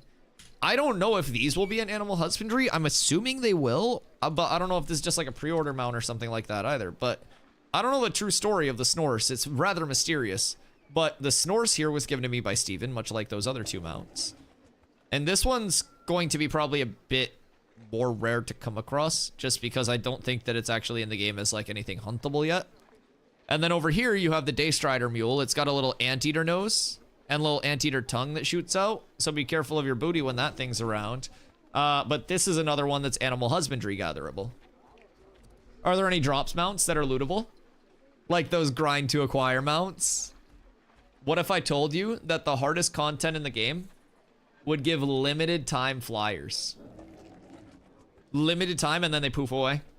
There are also other droppable mounts that are lootable mounts and like ground mounts and shit. But if you're someone who like, because keep in mind, right now, mayors get flying mounts. I would rather have a grind to acquire hardest content in the game, temporary drop flying mount to flex than a mayor flying mount. There are like drop ground mounts as well. Protector's Pride is a drop. The Geode is a drop too, right? Or no? There'll be an egg form or a juvenile. That's so sick. Firebrand dropping a dragon egg. Ooh, I'm so excited about those. I think Geo too. Yeah, so there are already drop mounts in the game too, which is great. Still gotta raise them to be a flight-worthy mount. So like, could I get an egg, give it to Nelly to then raise for me? She basically breeds that flying mount and then we have more flyers available from that? Or will flying mounts be unbreedable? Will they be sterile? Or can flying mounts also fuck? Oh, there's also a burr. Whoops. If you trust them that you'll get it back. Wait, so we could create more flyers? Oh, fuck yeah. Yeah, I would trust Nelly with my house keys. Yeah, 100%.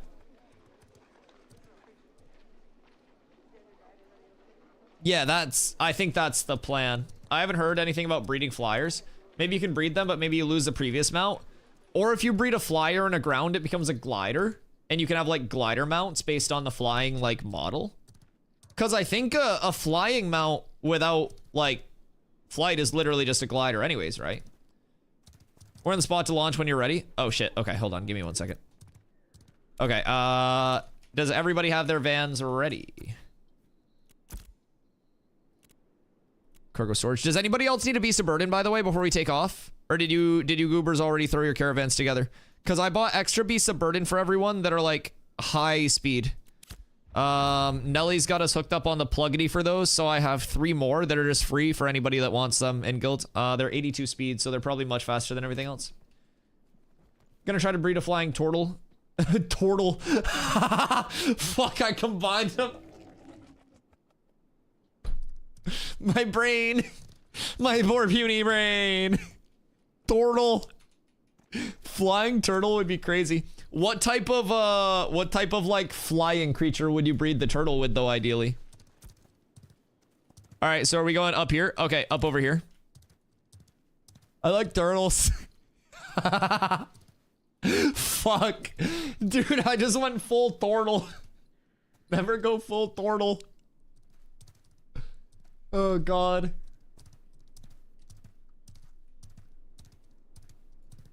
Arctic owl plus bear mount. Arctic owl bear that glides. Oh, wait, what if you got a glider that was like a penguin? So it did like a belly slide while it was gliding. Snortle. Oh, wait, a turtle with like the Snorse shell coloring though? Hear me the fuck out.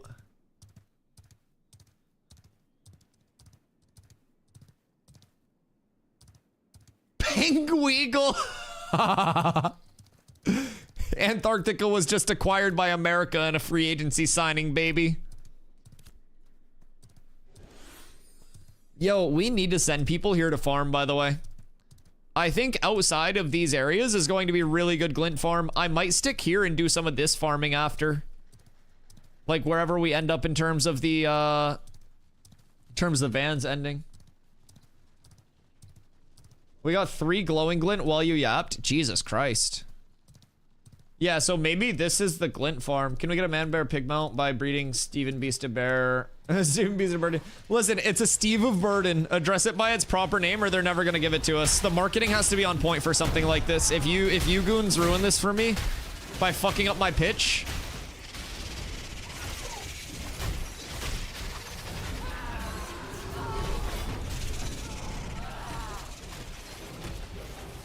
Just had a trail of hatchlings behind you. I am the scorpion mother now. Hey! Hey! Stay away from those mounts!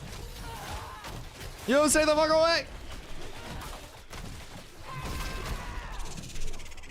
Time to skedaddle, watch my animes and sleep. Yeah, I'll see you in like 30 minutes. But the best day of the month? Good. Good, good, good. I'm glad. I'm glad you had a wonderful day, my friend.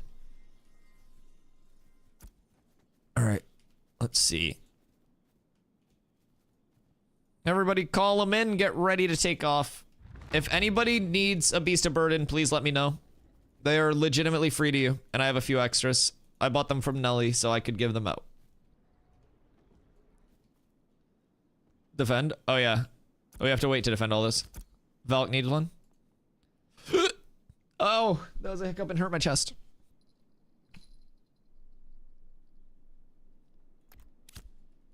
Anybody else? I have 2 left. Anybody over here need Beasts of Burdens? Anyone need a bob?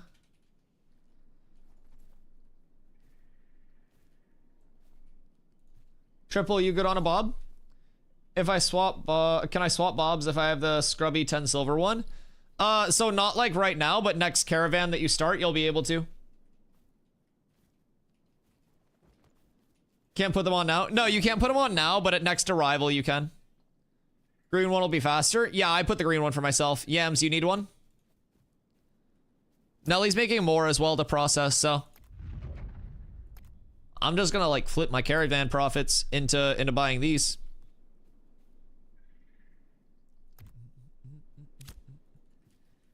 And then we'll get Veldrin one, and then that'll be the last one that we have right off rip, and then we'll get more out as soon as Nelly's processing is done. Seems worthwhile. Yeah, and now that we have Nelly, like, in guild as well. Oh, thank you. Now that we have Nelly in guild as well, like, these profits are all just going directly in guild, right? So, like, I like supporting Nelly anyways, because Nelly's a friend. But, like, now that Nelly's in guild, the guild buys, like, Nelly's products. Nelly's able to make more products. She's able to facilitate more husbandry while we also pull her mats and stuff. And then, like, her crafting just snowballs, and then everyone in the guild benefits because of how intertwined the crafting is. It's a really cool system that's, like, really well incorporated through the entire, like, through the entire game, and, like, ties in PvE, PvP, and everything. It's really well done, in my opinion. Yeah, make sure you guys opt in to defend all the caravans.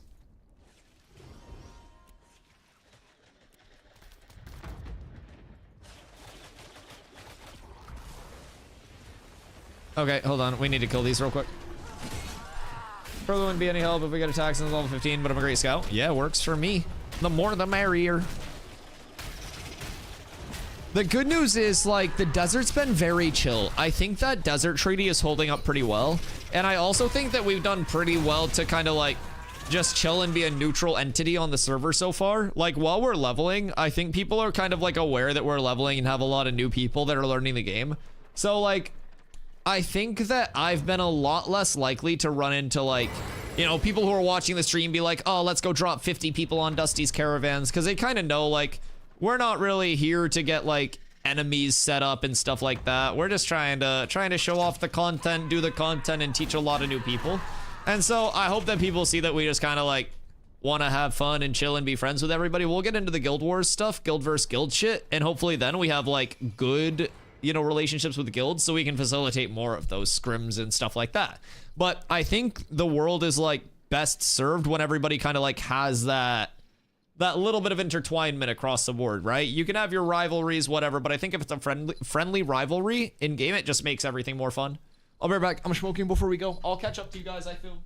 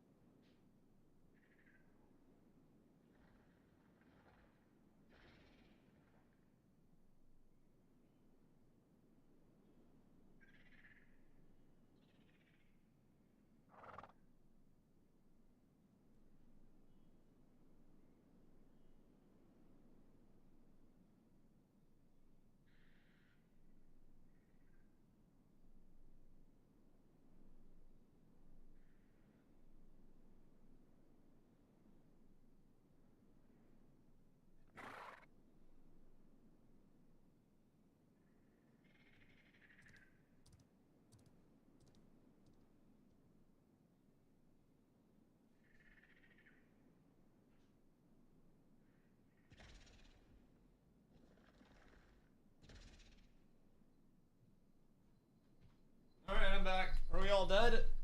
Or are we safe? Oh. Oh.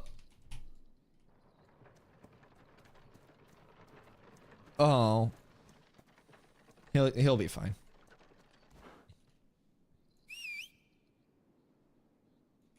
No snores for you today. All right. Where are we at, boys? I'm on my way. Oh, y'all waited up here for me. Thank you.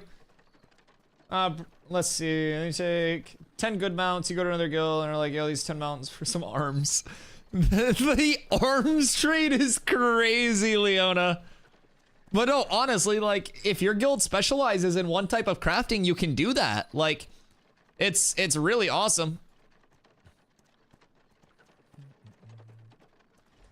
I wonder if Nova would hit Caravans.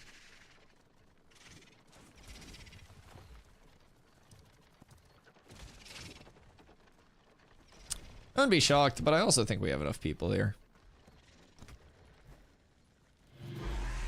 Oh. Oh God.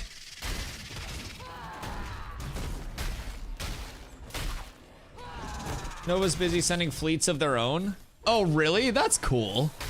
See, like, what I want to do is at a certain point, like, because I want to have, like, good relations to a certain degree with pretty much everyone, right? I'm not out here to, like, fucking make mortal enemies. What I want us to do is be able to have, like, you know, good enough relations with everybody where we can at least do, like, scrims and stuff like that with them, link up and do, like, massive caravan trains where it's, like, us, other guilds, like, we all link up and we're just like, yo, server caravan time. Like, let's all get together and run them. And, like, smaller guilds can then come out, they join the caravan train, and they know their caravans will be safe because we end up getting a lot of smaller guilds assembled. And, like, through there, we kind of set up those alliances and help a lot of people get content. So I think that's something really cool that I look forward to as we also expand. We'll be able to help other guilds of different sizes also get access to the content that we're having fun with. It's a really cool game. And we're not gonna, like, fucking turn and, like, nuke their caravans or, like, charge admittance or anything like that. Like, thank you, Nelly. Like, we literally just across the board run our vans. If people that don't have large guilds want to come through, they also get escorted along with ours. They can just profit off of it, and we don't really mind. Cats is for the people of Vera, boys. Everybody good back there? That's a level 11. Valk's good.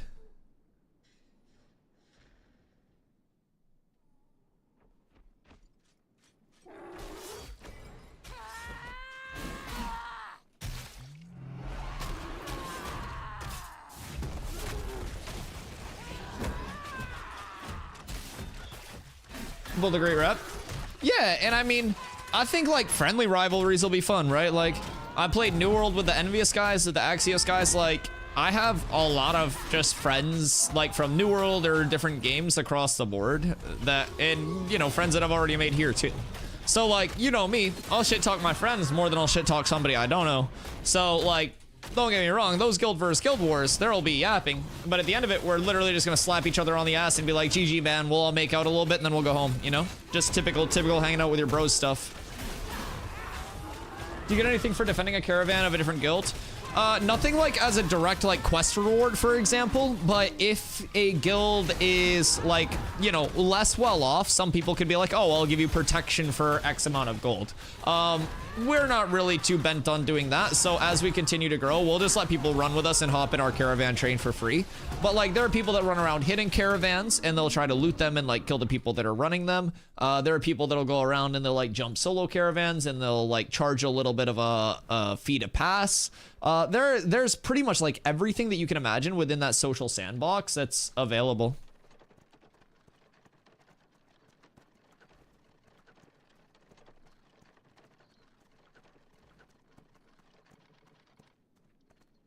Depending on your interactions with the guild you come across, they can do you a solid in return. Yeah, 100%. And like ongoing relationships will be a big thing in this game too, because even if you're interested in like, you know, running a node yourself, like one of those towns, there will be an entire like vassalling system where different smaller nodes could like work for your node essentially and help the progression of that. So it's really cool to see like how much is going into it. And it's really cool to already see the amount of like community interaction, open world interaction, and just everything across the board that the game feels alive because of. It's really, really nice when New World was just this entirely disconnected teleport here, do this instance, teleport there, do this instance, sit in town. Like, it feels like I have something to do all the time, and it's an amazing feeling.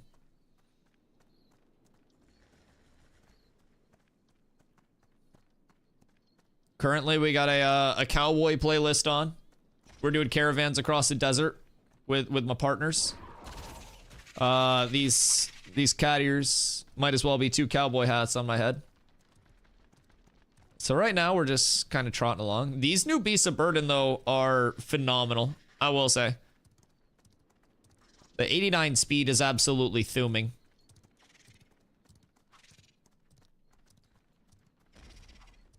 Pretty chill paths so far, too.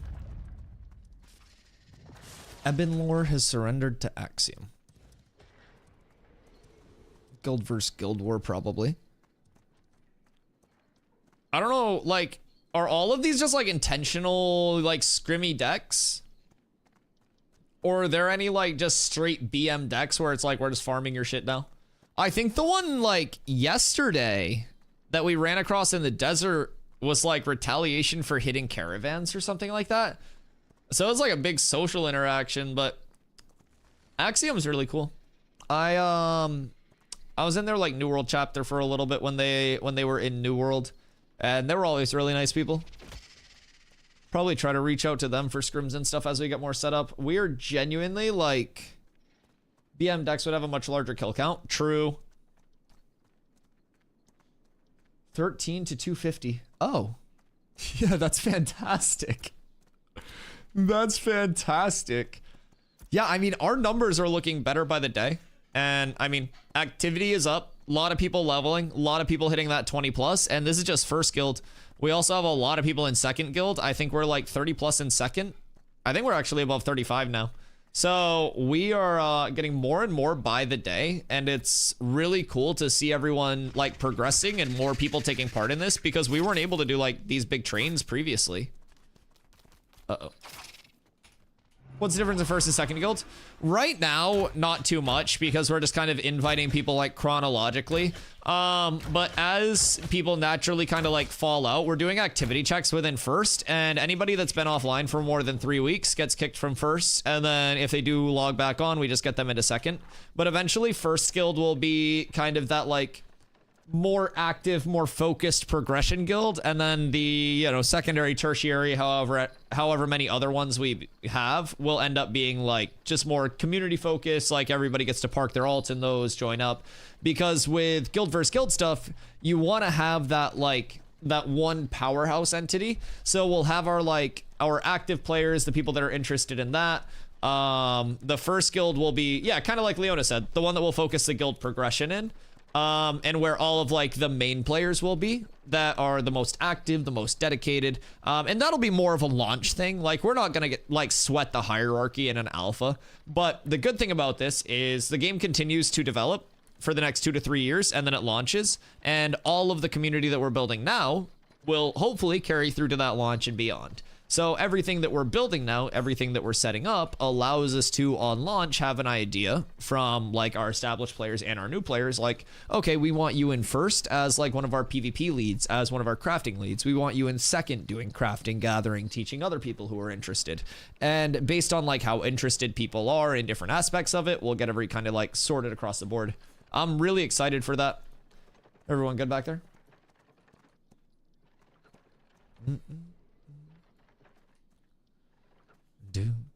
This is so cool. Desert Mama in the back and just a bunch of caravans.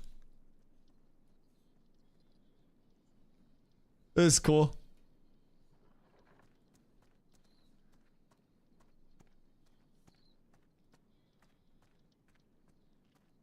All we need is a couple JBL speakers and we're up tremendous.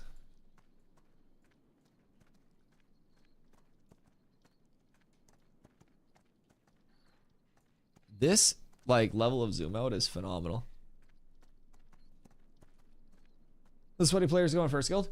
I mean, not even necessarily like sweaty in a sense, but like, you know, say you're a crafter and your focus is more like hitting that endgamey crafting versus just casually going about it. Like you're on launch, your goal is to get a freehold and like really push your crafting specialty, right? So then you'd be in first guild where we would pair you up with like our leveling groups. And then on launch, my goal is to do 5 levelers and 3 crafters per group. And so the crafters are basically just brought up by the levelers to help them get higher level on launch. And then they're able to craft. Well, just inform me there's a global UI scale in the settings. Like to like reduce this stuff size. I don't mind the UI size necessarily. I just like the zoom out, like the FOV. Is there a difference, for example, buying a green wolf mount compared to a gray wolf mount? Mounts right now do not have like any differentiation. I believe mount rarities will eventually affect like the health, the speed, different attributes about the mount. But right now I think all mounts are the same. I think the beasts of burden are just affected in terms of their speed and their actual statistics by rarity. Everything, it's amazing. Where is this? Game options. Is it video UI scale? Or is it interface? HUD?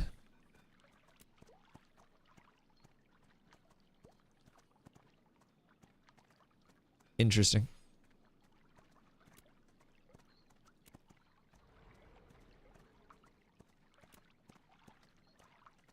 What's default? 105?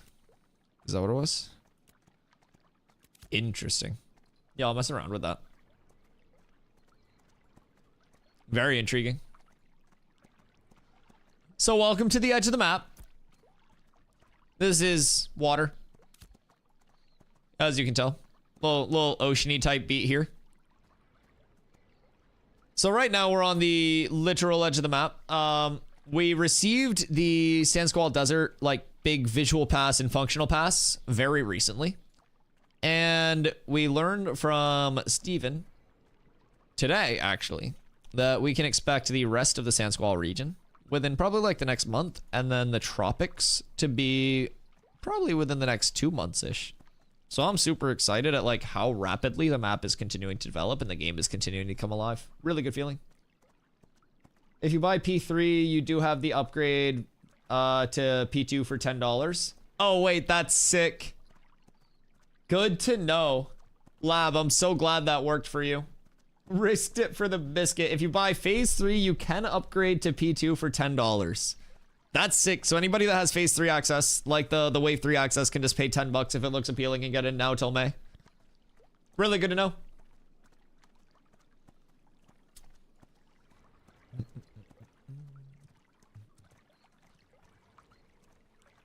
Caravans are so chill until they get attacked, and then everything goes to shit very quickly. But caravan trains can be like so safe, but simultaneously so enticing. But as we get more and more people to 25 and get gear out, if somebody hits our caravan, they're gonna have to work for it past just two-shotting low-level players. So that'll be quite nice. 3 months for $10 is cheap. Yeah, I mean $333 a month, but even with like wave 2 access, it's like $4 to $5 a month over the course of the full 2 to 3 years. So like value's there, but honestly, the value overall is like phenomenal, I think.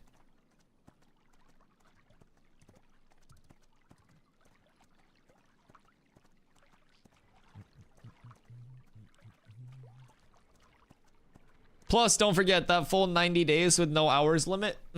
So good. Caravans is absolutely S tier. The barbecue man. Fuck, I love barbecue so much. I'm about to ask you so many fucking questions. I hope you're ready to type, buddy. Thank you for the follow. I appreciate you. All right. Take me through it. Take me through it. Sell me on your favorite piece of barbecue that you make. What is your signature? If I came over for dinner, what would you put on my plate? You did this to yourself, brother. You can't have a cool name without answering questions. Or you could also just choose to ignore me. That's entirely a possibility too. That's balls in your court, but I'm intrigued. I'd like to learn about this barbecue. Wagyu grilled cheese sandwich. Oh, fuck. Fuck. Oh yeah, we're on a good pace here. Oh, we're on a great pace here. Oh, what kind of cheeses? What kind of cheeses? Oh, that's good. Let him cook. Well, now I'm hungry. I'm gonna make him cook. Fall off the bone barbecue ribs. Bloon, is that your specialty? What's the ribs process? Ribs can be phenomenal. I love all food. I'm such a huge food lover. The girlfriend. Okay. Okay. Do you know her full process? Is it like a bacon to a smoke, or is it like a full bake? Where are we going with this? I've had ribs so many different ways, and I loved them so many different ways. Some expensive cow. Listen, that on a grilled cheese, though, oh my god. You get like a nice sourdough with like a nice crisp crust in that like cavernous inside. My mom does sourdough baking, so smoked ribs are top tier. My oldest brother smokes a lot of meat. And pause. For Thanksgiving, we did like smoked turkey and smoked ham. And dude, it was so good. It was so good. Since then, I've just been constantly thinking about barbecue. And it doesn't help that one day I tweeted to Ashes. Ashes replied to my tweet. And then there was a barbecue place from Vegas that also liked the tweet. And I was like, fuck, I'm going out to Vegas soon. And I was like, I might have to stop by. And then I went down the rabbit hole of looking at their food and it looked phenomenal. And I just, braised wagyu beef with Swiss and fried onions. Oh my god. Wait, that sounds so S tier. Oh yeah, I'm fucking sold. Oh, dude, the sourdough. Yo, careful. Careful, Triple K. Jesus. Pork or beef ribs? I'm partial to beef myself. Which one's free? I'm partial to free myself. Listen, man, I'm such an enjoyer of food overall. Dunhold! I love the Dunhold lads. Dunhold top RPers on the server. They're all Dunir. They're actually fucking grinders too. They play the game a shitload. I respect it. They have so many 25s. Yeah, that sandwich sounds phenomenal. Oh my god. Gonna have a Super Bowl party tomorrow, where they have someone coming with a smoker. Ooh. Ooh. Do you know the lineup, Crows? Pork rib guy myself, 225 for an hour and a half, 250 for another hour. Get a good rub on them and you're in heaven. Ooh. Do you use a spritz or like an apple juice or anything throughout it? Or do you just let them go and rub? God fucking damn it. I'm gonna be so hungry after stream. I'm so mad at myself for starting this conversation. Cause I'm too deep now to stop. So far I heard smoked mac and cheese, pulled pork and brisket. Ah! Fuck, dude. Pulled pork on like little buttery rolls with like coleslaw and pickles. Fuck me, dog. Jesus Christ, I hate everything right now. I'm sitting here doing fucking caravans. Oh, god damn it. You know what I'm gonna be doing while you're eating all of that food? Streaming without pulled pork and brisket and pickles and coleslaw. Fuck.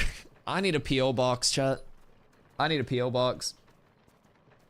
Anyone in Maine that's whipping up some barbecue this weekend that I can pull up? I swear to God, if anyone in Maine is whipping up barbecue, I will pull up to your house, grab a plate, take it home and eat it on stream. I'm pretty centrally located and my car gets great gas mileage.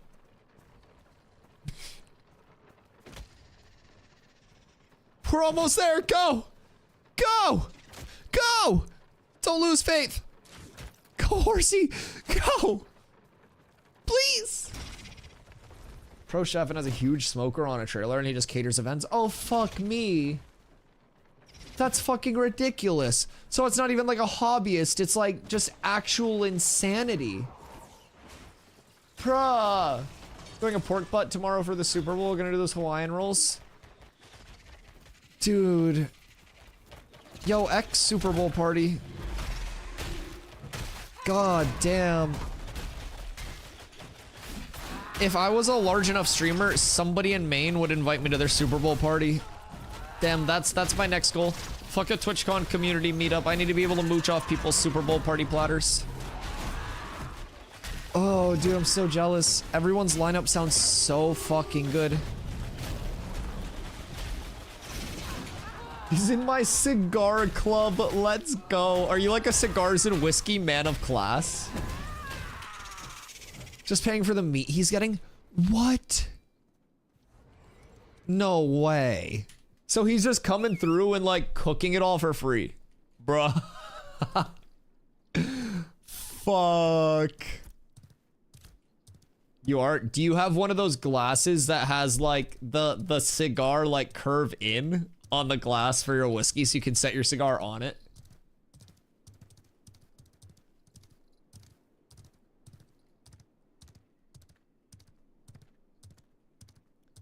Good brisket's like a 12-hour smoke time because you need the wiggle and the jiggle, right? God damn. Dude, I'm so hungry now.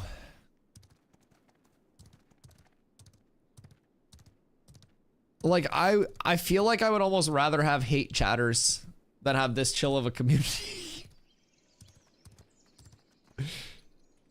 He does it for all out big events. Oh my god, dude. So this is just gonna be like a chill thing for him too. He's not even gonna be stressing while he does it. He'll be like having fun while it goes. Hate, hate, hate. We gotta have like a player haters ball. Dude, this FOV is so good. I never want it to end. I don't know where the Caravansery is. Is it this way? Yeah, it's Caravansery, right? I heard my name. Man, bounce right back into chat. I was talking about the player haters ball. All right, so same thing here. Manage my caravans, cargo storage. And then we'll go into our cargo storage here. And unlike my plans, we pull them out. And then we go here. And we go over to the hunting lodge. which is up here. Now, keep in mind, you may say, Dusty, a lot of these like towns look pretty similar. That's because they are. They have 2 town designs right now as visual placeholders, but eventually the town designs will become a lot more customized to the point where the races that contribute to certain like, you know, buildings and development periods will actually have their race reflected like in the buildings. So there are going to be a lot of very cool systems. 496 and 165. So I feel like it is linear because I got more from this than I did. Did I not get money for that? Oh my god, I'm an idiot. I just destroyed them. Oh my god, I'm such an idiot. Oh no. Oh no, I'm so cooked. Oh no. Why am I the way I am? Oh, why am I the way I am? I was so distracted just looking at other shit thinking about food. It's linear, not by node. I was so happy that we solved the equation. Oh no, I wonder why the money didn't go up. Yeah, me too.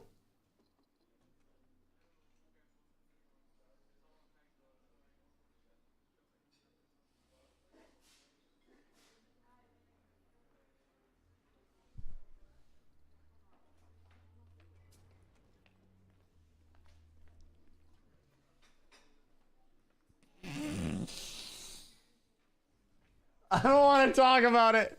How much was it? It was like 6 gold. It was like 6 gold. It's not even that big of a deal, chat. It's not even that big of a deal. It's not even that big of a deal. It's not even that big of a deal. It's fine. It's fucking fine. Why are you like this? I don't know, dude. I try not to be. Cut brisket on the brain!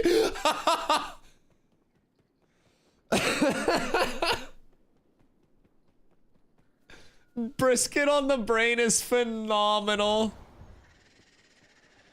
Fuck! Alright, well, good news is time for leg 3 of the caravan journey. You know, maybe this is why people don't hit my caravans, because I hit them myself.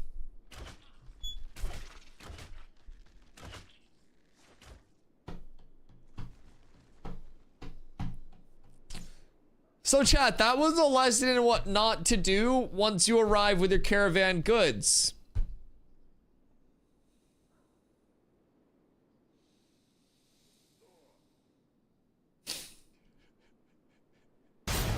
Apes together.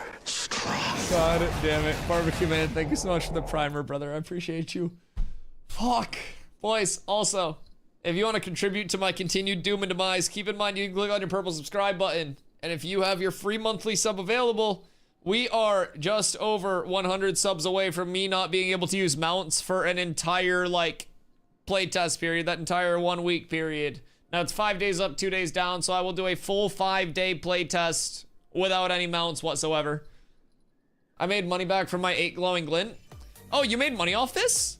Hoofs! Thank you for the gifty, brother. Much love, I appreciate you. It hurts a little less with your support. Yo, Dread, welcome in, man. Welcome in. Barbecue, thank you again for that prime. Man, I'm sad. I'm not that sad, but no mounts is diabolical. Yeah, I mean, I feel like they have to be, like, continuously creative, but, like, you know, escalating punishment to me as a reward. Because I feel like a lot of streamers are just bitches with their sub goals. And I feel like the more money you give me, the more like mental anguish I as a streamer should go through for your entertainment. I'm aware of what people like to see. Swap x-axis. That's fucked. You know, I actually have a friend that played inverted y-axis, the up-down, because he was like, oh yeah, it's like if somebody were grabbing your head and like moving your head up and down. And I'm like, I feel like somebody grabbed your head and bashed it off your desk a few times, but I respect your opinion. Inverted mouse input? That's a banger. Yeah, I'll do inverted mouse input for like, dude, I don't know how long I could deal with it. Because like, oh my god, it would be a 2-way punishment because if I did it for a full 5 day, I'd have to get used to inverted mouse. I do inverted mouse input when I fly helicopters. Well, isn't that how the stick works? Use non-dominant hand for mouse. I could actually do that because I have a G Pro wireless. Like, I use a Superlight right now, but I have a G Pro wireless, a normal one, which is an ambi, so I could switch my side buttons to my left hand. Inverted mouse on a PvP day? Oh, Jesus Christ. Oh my god, that'd be torturous. The first day of inverted mouse, no one would want to group with me. I'd be like, yo, chat, anyone want to do like some Carfin group, some Forge raid, something? And chat would be fucking dead. There'd be like fucking more viewers than we've ever had in here and nobody talking. I'd be like, who wants to run? Crickets, dog. Crickets. I know what's gonna happen. I'm aware. I've been here for a while. I can't believe I deleted that shit. I hate everything. Is there an input that works on Twitch chat where it's non-inverted and then X gift equals inverted for X time? Oh, fuck. We could do, oh my god, wait, escalating sub goals where it's basically like a period where it's just like X goal is invert, X goal is non-invert, X goal is invert, and it can change the axis, We'll invert or non, excuse me, we'll either invert or revert one axis at a time. I'll let chat vote on which axis is impacted every time. So we'll vote X or Y axis, and then whichever one's hit, we'll just change it from inverted to reverted. And each time we hit one of those like increasing goals, then I'll let you guys pick another axis to fuck with. So you can keep changing it. Yeah, fuck it. Having it automatically just switch. That'd be a Kando thing. See if Kando could figure that out. I trust him. He's smart. If this was WoW, I would have said duels instead of PvP, but no duels here. Duels phase 3. Play with a keyboard with no key engravings. I've actually done that. Like, in terms of just like no like visuals on the, or no like letters. Yeah, I used to play with like rubber keys on certain keys. Granted, that was more of like a physical indicator, but. I'm so particular about my keyboard placement though that it's all muscle memory. All right, I have another caravan that I'm gonna take back across the desert. If everybody else has one as well. I'm assuming you've been able to farm up a little bit of glint to buy commodities. So this time I actually plan to sell my goods upon arrival. But one thing I would recommend before we head out here, just a note, make sure in each of the spots that you're going to be doing caravans, like if you're doing them in the desert, you try to grab a little bit of glint and you throw it in your material storage in each one of the areas. So like here, I see Sunhaven, I have no glint right now. And then over in Az, I also have no glint. 8th, I have a lot of glint. So it's in my interest to bring some extra glint with me next time I go to Az or Sunhaven. I'm also pretty low on glint, so I'm gonna need to glint farm. So I think what we should do is, depending on how many people we have after this caravan, like back over to 8th, we should split up or get into a group and just like clear the mobs around here and just glint farm from it. Because I think that's gonna be Stackerson glint farm, right? What up, Tristy? Oh. What are the closest mobs start sound? They are like node populated mobs that are like 0, 1, or 2 star level 19 to 20ish mobs. And they're all like beasts and bugs. So they're like, their drop rate is extremely high glint. So if we, depending on how many people we have, we can get groups together and just kind of like lock these down near the desert nodes, because I don't really think they're contested. And something tells me this is going to be like a very good sneaky glint farm that not many people are going to be on.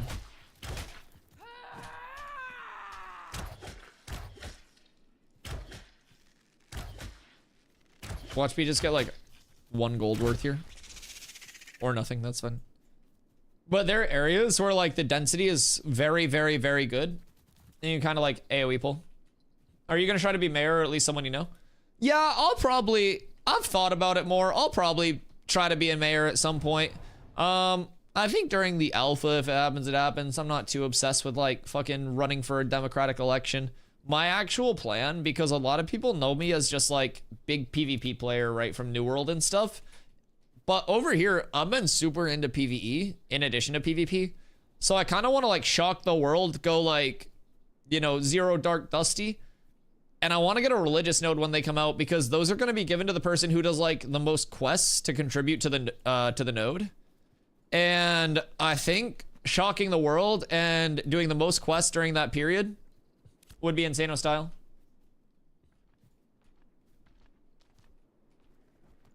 As more map becomes usable, groups are gonna spread out a lot. Oh yeah, absolutely. Absolutely. And I think pocket dungeons, in addition to like more mob spawns in that like 17 to 25 range across the board, just like alleviates that bottleneck that's like Carfin Forge exclusively.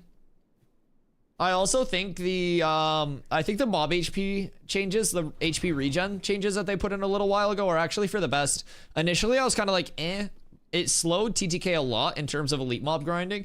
But what it also did was allow more groups to sustain themselves within those like dungeon POIs. And I think that it's just a really good change for like farmability in those dungeons, in those very populated leveling areas. Like initially it kind of, I had mixed reactions about it. But the more that I play and the more I interact with it, I actually enjoy it a lot.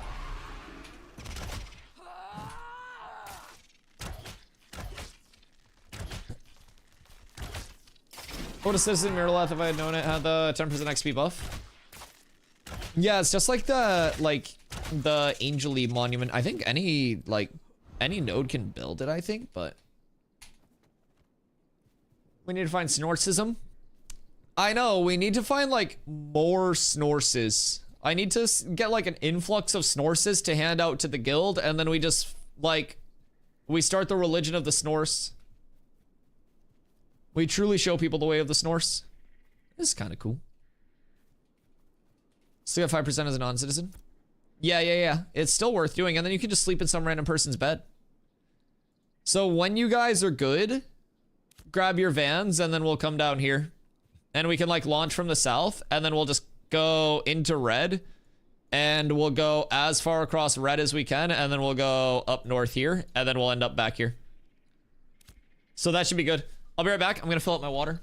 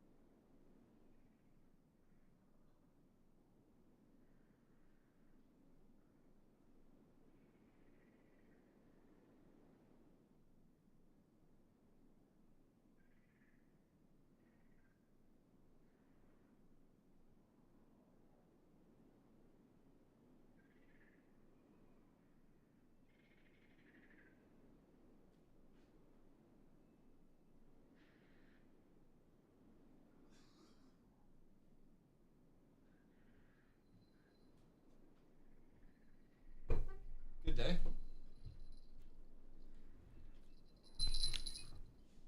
Cult of the Snorse. Listen, the Snorse is love. The Snorse is life. The way of the Snorse is the way of greatness. How many people are in second guild, by the way, right now? Been getting a bug when swapping between bow and sword. It gets stuck on bow and I can't auto attack unless I start attacking with a skill. When going between bow and sword, interesting. I knew you were coming back by the bell ringing. I hate that.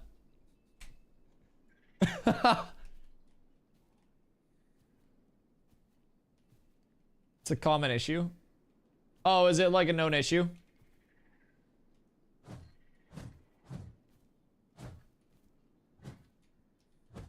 Who are we waiting on for this, the cross desert one? Will I have joiners?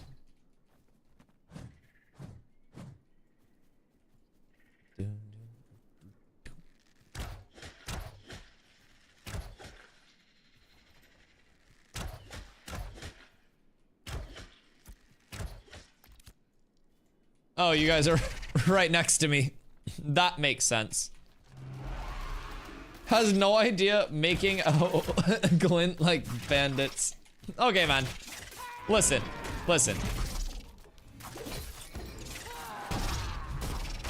I thought that I was in the right spot. Like, hear me out just logically. I feel like it's a lot easier for you guys to find me than it is for me to find you. Just across the board, I feel like we can address that. Wait, why are you guys over there? Don't we need to go like through here? Yeah, you guys are in a weird spot. Yeah, come through this way, I think. His spot's better. Yeah, this spot's better because we're like right by the exit. We just call in here.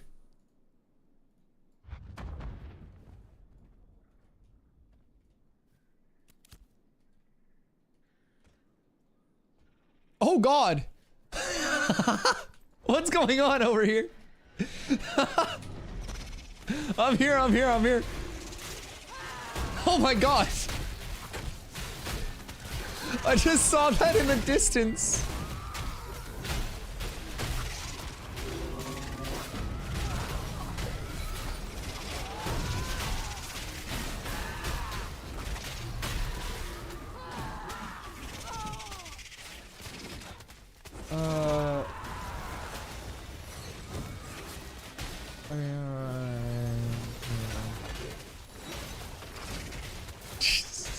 I found a heroic scorpion gland recently from these guys.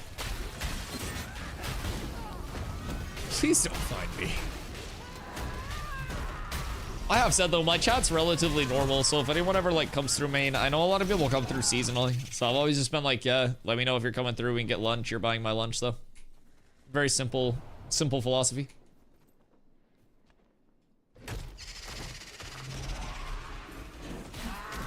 Barbecue? You can bring barbecue. Yeah, buyer's choice. Buyer's choice.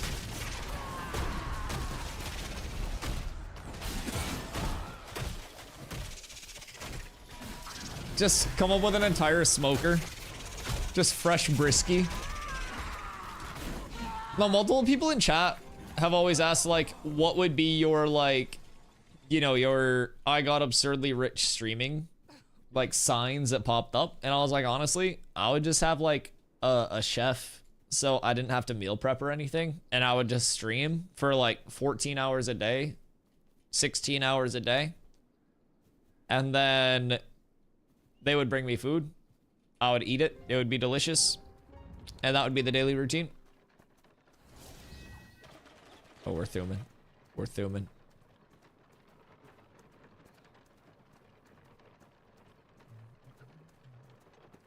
So I don't know if there's any farming spots in the desert for lower levels 11 to 15-ish.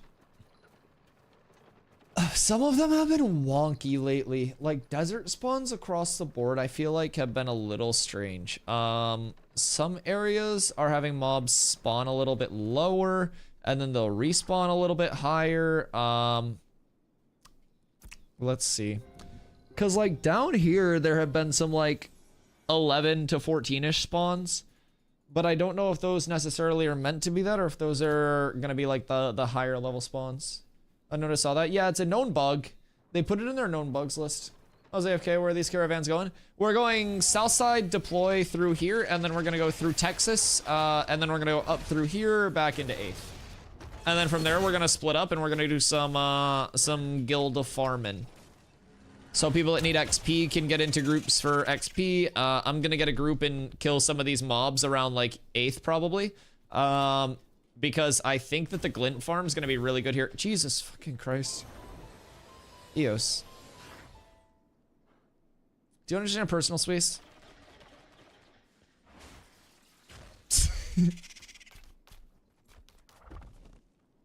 You're coming? Yeah, you're chilling. We'll wait. We'll wait.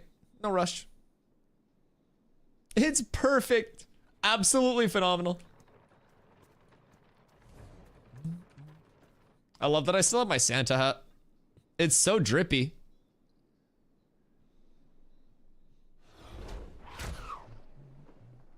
Had no glint, so I had to farm it. Hey, that's fine. That's fine. Any glint that you just farmed is gonna get like 6x if I'm correct. So we still have the figures from those first two, right? In terms of the input versus the output. The input's the same every trip, right? So it's just the output that we're keeping track of place to place. Yeah, more and I can get more. Jesus Christ. What level are you at? Because we can probably get a few groups going for like different farms. 17? Okay. Okay. Oh yeah, I see you there. These might not be a bad farm for you at 17, but you could also group up with like the 15s and you guys could go to Cephalion in New Ayla.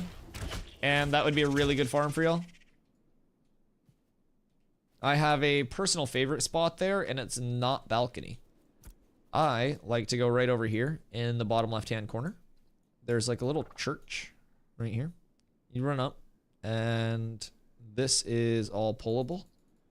This is a pillar. There spawns here, here, here, here, here, here, here, here, and here. And you pull those in 2 different loops.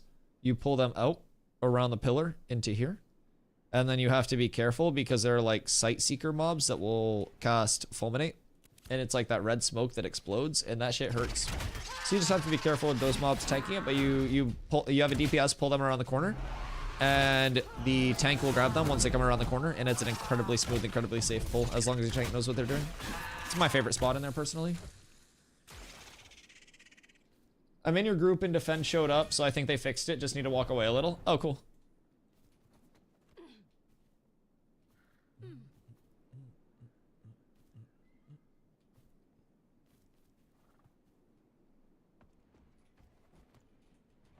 Just got a hippo bob. Shit. What's the move speed on it?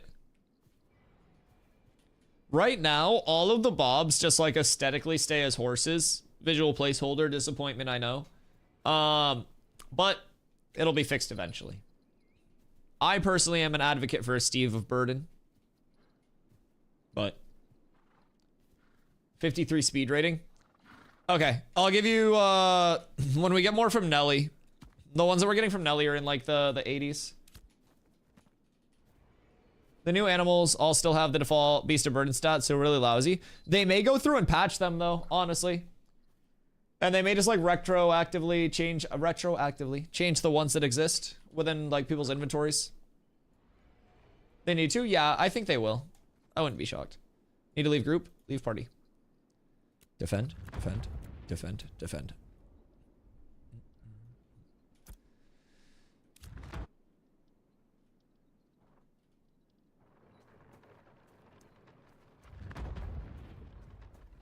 I can't believe that I deleted my fucking commodities.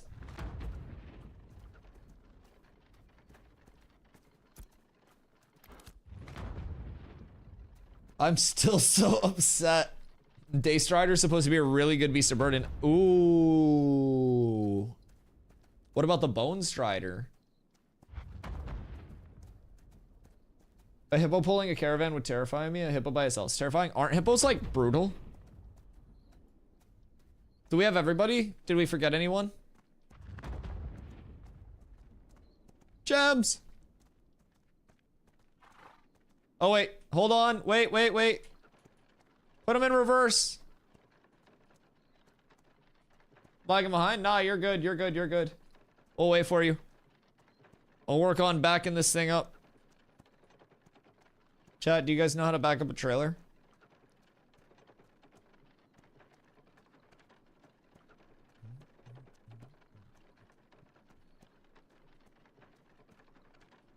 There's like a very easy trick for backing up a trailer. Carpenter, of course you do. True. Eventually be able to run shit with y'all. About 80% left till 10. We have a lot of people in that range. We had a couple of guild groups going for Oak earlier. There might be people in chat that are still doing Oak. Back that ass up. We're throwing it back. My truck has trailer assist. Interesting. What the fuck is trailer assist? That sounds intriguing. The trick for backing up a trailer, my dad drove like tractor trailer for a while and can fucking just throw that thing around, right? And so he taught me a very simple trick, but like since you have to reverse the direction that you want the trailer to go, instead of having your hand at the top of the wheel, flip your hand and have it on the bottom of the wheel, and then the direction that you turn the wheel is the direction that your trailer is going to go. So it makes it a lot easier for, in my dad's words, your stupid brain to process. He loves me a lot. But yeah, easiest way that I learned to back up a trailer. It makes it incredibly simple, and then you just have to avoid, you know, simple shit like being a dog shit driver, and you just put it where you want it. Work super early, can't do any grouping tonight, just doing some gathering commissions. True. I've heard commissions are always nice to grab. Yams in the back. Yeah, that's okay. I'll just wait here in this little like choke point area.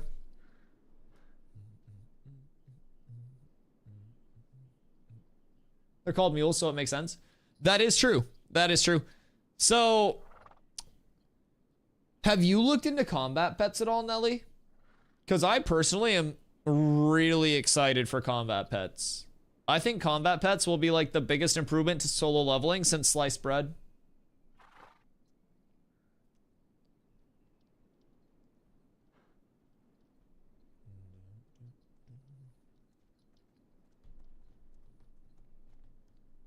What do we have here? Do we have, what, 6 or 7 still? Because we got a couple more coming. I see one more out there. Do we have another one? Excited for everything that's coming to Animal Husbandry.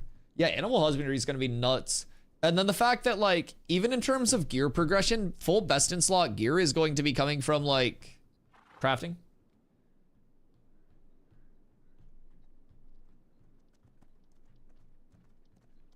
Hippos, yeah, hippos are terrifying. I know we've gone over this. Because wasn't this the follow-up where I asked if hippos and pigs were similar? And we went over that hippos are like pure muscle? Oh.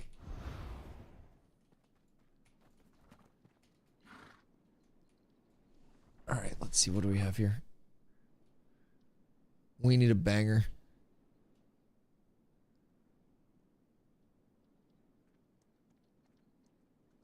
Oh, here we go.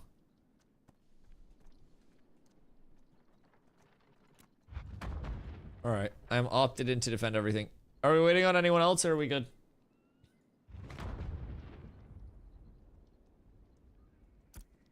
They can't swim, too much dense muscle. That's honestly how I feel sometimes. It's just, it's a lot to carry this massive muscular frame around day to day.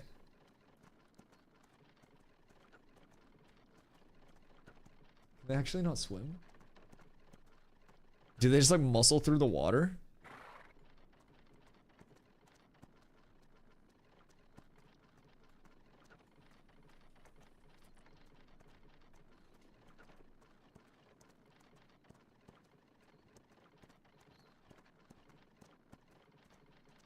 Not for long if you keep up those late night buffalo chicken tender binges. The late night buffalo chicken tender binges aren't going to make me fat because I usually throw up at 5 a.m. after late night buffalo chicken tender binges. Balls in your court, Mr. Ragnar. Yep, my tummy usually gets upset and I throw up if I eat too many buffalo chicken tendies late at night.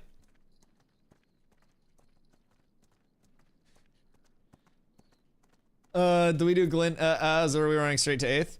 We're gonna go straight through to 8th. So we'll basically get into like as quickly as possible here. And then we'll just go across up to 8th. We'll drop off there. And then we'll farm up around there for a little bit. Because all of the node corks have those spawns. And I have hiccups. Guess I'll just make your teeth fall out. Jesus Christ. My teeth are set, thank you for your concern. My teeth are good. I have regular dental checkups. My last checkup was great. Now, I did eat lunch directly on the way to my dentist appointment and did not have time to brush or floss, but I've been going there for a while. It's okay. It's okay. I literally walked in and I was like, hey, I had lunch and drank a quad cappuccino before I got here just for you because I figured you would like the actual like work. And thankfully, my hygienist laughed. And we're up tremendous. But yeah, the teeth are looking good. We still got all of them. I was told that some of you may know my toothpaste regimen. that has been the flawless tech that has got me through for a long time. So I've always had sensitive teeth, to the point where I like can't bite ice cream, and I think anyone that does bite ice cream is fucking sociopathic. But basically, I've always had sensitive teeth. Grumpy, you good dog? And so I was like, okay, I can beat this. So I would essentially, one time brushing, use a whitening toothpaste. And then the next time brushing, I would use Sensodyne to like even out the damage from the whitening in terms of like the sensitivity. I would rebuild it with the Sensodyne.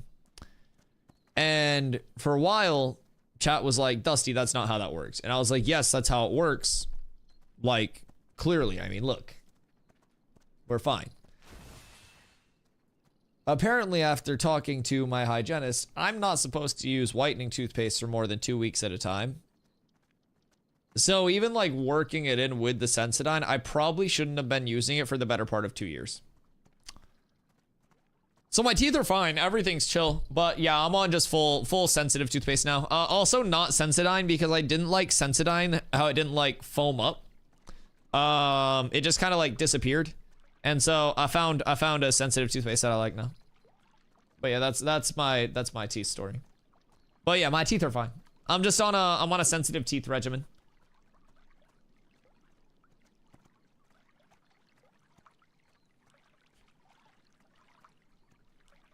Hippos walk across the bottom of the lake or river. Can they breathe underwater, or do they like hold their breath?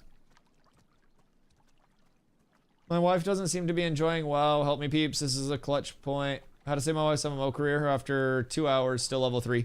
WoW Classic is the slowest start of any MMO in history, and I think WoW, like, I mean, maybe except for RuneScape, but like, WoW starts incredibly slow. And as a first-time MMO player, you gotta remember that a lot of WoW's quality of life was brought in through, like, add-ons and stuff like that. And the best part of WoW, in my opinion, was Burning Crusade and Wrath of the Lich King. And before that, like, WoW Classic feels like a game that was in made in 2004. So forming an opinion off of, like, you know, a very quick interaction with WoW Classic, WoW starts very slow. It doesn't hit the ground running. And like, you've really got to build up to that big, like, endgame, which is those, like, big hype raids. But honestly, even hardcore, I wouldn't recommend hardcore for, like, a first-time MMO player. Watching your plays made me feel bad. Yeah. Like, honestly, Final Fantasy 14 is a really good one there. Like, low-key, a first-time MMO player, I would almost be, like, mentally unstable enough to say, like, in terms of a hitting the ground running experience, for leveling at least, if she's going to very casually go about it, New World's leveling is the best part of the game. I'm gonna keep it a buck. If someone's never played an MMO before, and they want, like, that pseudo MMO experience, it's fun combat, it's easy leveling. It's 12 to 16 hours for your, like, your main story quest if you're just running through that. It doesn't have endgame value. I don't think the game is, like, good long-term. But in terms of something that hits the ground running, they spent 3 years revamping their entire early game, right? So, like, for a player who has never done anything like that before, could be a good intro. Also, something that could be a good intro for something like this with more buttons could potentially be playing an ARPG together, something along the lines of, like, a Diablo. I think, like, Diablo 3 still to this day has a lot of value just as an extremely casual ARPG, especially since it's console. Spending 90% of her time watching Shadowbolt cast. Yeah, so, like, I personally think ARPGs and MMOs tend to have very similar core gameplay loops in terms of, like, the combat itself. And I think those are very good ways to get people used to active combat and positioning and understanding how, like, mob combat in a fantasy world functions. And it's a really good introduction to also class archetypes, because ARPGs and MMOs both have those roots in, like, the D&D campaign father, right? Or, like, the parents. So it can be that really good introduction where it's like certain ARPGs are, like, you know, the same core gameplay loop as a dungeon would be in WoW, where it's you go through, you hit mobs, but it's not that like mass overwhelming player base. It's not auto attacks and timers and add-ons and deadly boss mods. So like I would almost recommend, especially if you guys played Diablo 3 together years ago, D3 is really chill for like very casual. I didn't play enough D4 to give an informed opinion on it, but like D3 in terms of just a chill like couch co-op, really solid for like newer players that also want a chill experience because it's got the adjustable like difficulties. So instead of like WoW hardcore where it's like you fuck up once, you die to a mob, you're cooked. D3, it's like, all right, you want to try hard, you go in, you guys die, you're like, oh haha, funny, we respawn and then we just lower the difficulty. No harm, no foul. So it's a lot less punishing of an environment. And I think one thing that can really deter players in MMOs early on is that time invested and then just, oh shit, that's gone. Even if it's, you know, an hour or two on a character, if you've never played an MMO before and you don't have the prospect of like, okay, I invest thousands of hours, those first few hours, if they're filled with slow starts and deaths and everything like that, I think those could be really deterring from the entire MMO genre.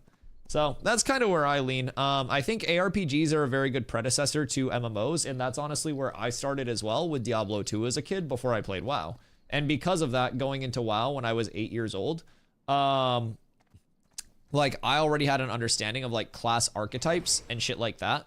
And because of that, I was able to start playing WoW at a very young age and like actually participate. I understand the Diablo recommendation for a casual, but at the same time, PoE for life. Yeah, PoE 1 is just too bloated for casual players. I wouldn't recommend a casual player check out PoE 1, especially with the state of PoE right now. PoE 2 can be fun. Definitely if you want to go that PoE 2 route. I think Diablo 2 just tends to be more of that like mass accessibility build, whereas PoE is catered to the PoE audience and the mass just happens to like it in terms of ARPGs. I think Diablo is meant for that like, you know, that mass like Call of Duty type shooter instead of like, you know, the specialty shooter games, right? PoE talent tree's nasty for game noobs. Oh yeah, PoE has a lot of diversity. PoE is very sandboxy leaning in terms of class customization to the point where multiple different builds across the board can have an impact on like, or can have like the same class, right? In terms of like your active build. Sorry, multiple different classes can have the same active build. So there are so many different things. But yeah, I think ARPGs just tend to be that more like streamlined introduction to everything. EOS.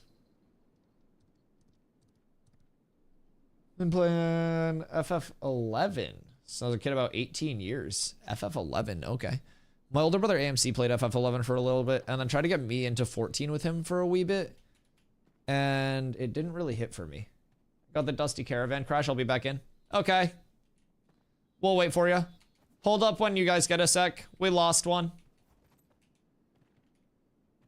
Think if I handheld, we could get into Ashes.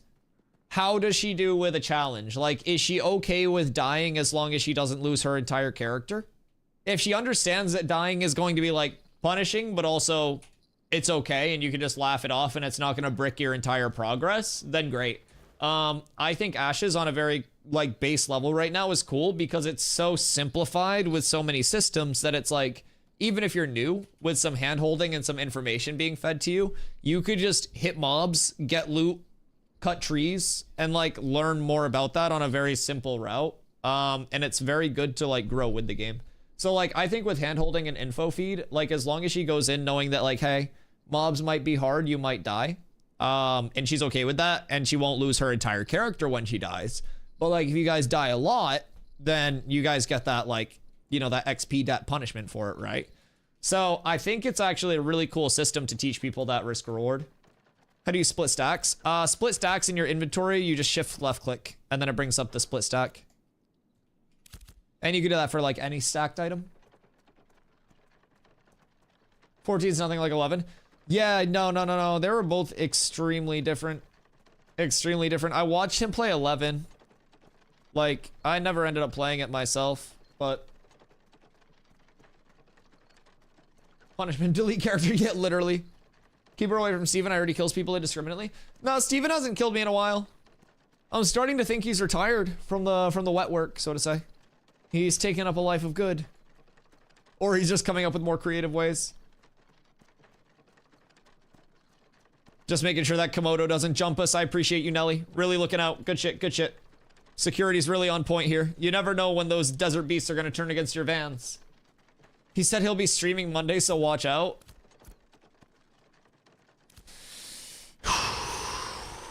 I gotta get some gear before Monday. Boys, when he streams, I need everyone around me protecting me. He can't kill all of us. He literally will not kill an entire guild.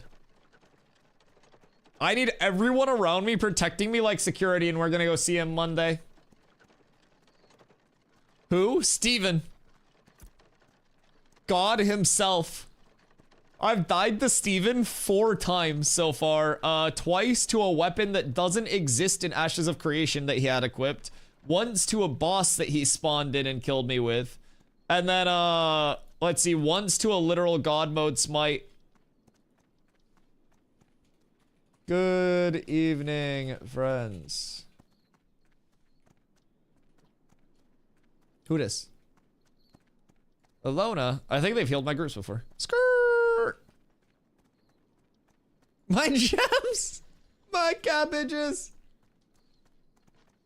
Won't he just smite you? No. Nah, he's already done that. He hasn't killed me the same way twice so far. I think he's trying to be original with it. So I'm expecting AoE next time. I'm watching Egamon to smite Dusty. Dusty needs more shorts. Oh my goodness.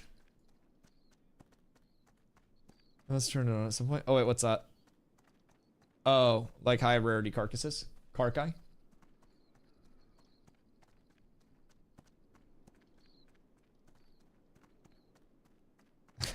Jesus, I forgot I was drinking, he said.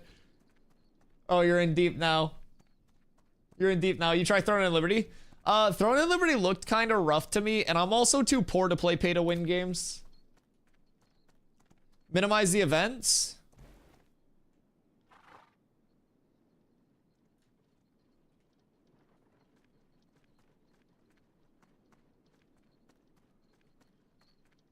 You did this.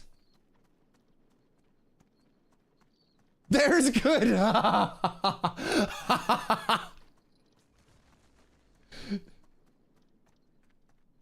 When did your ears get furry? What do you mean? They've always been furry. What's this caravan run? I don't know, but I can't see shit.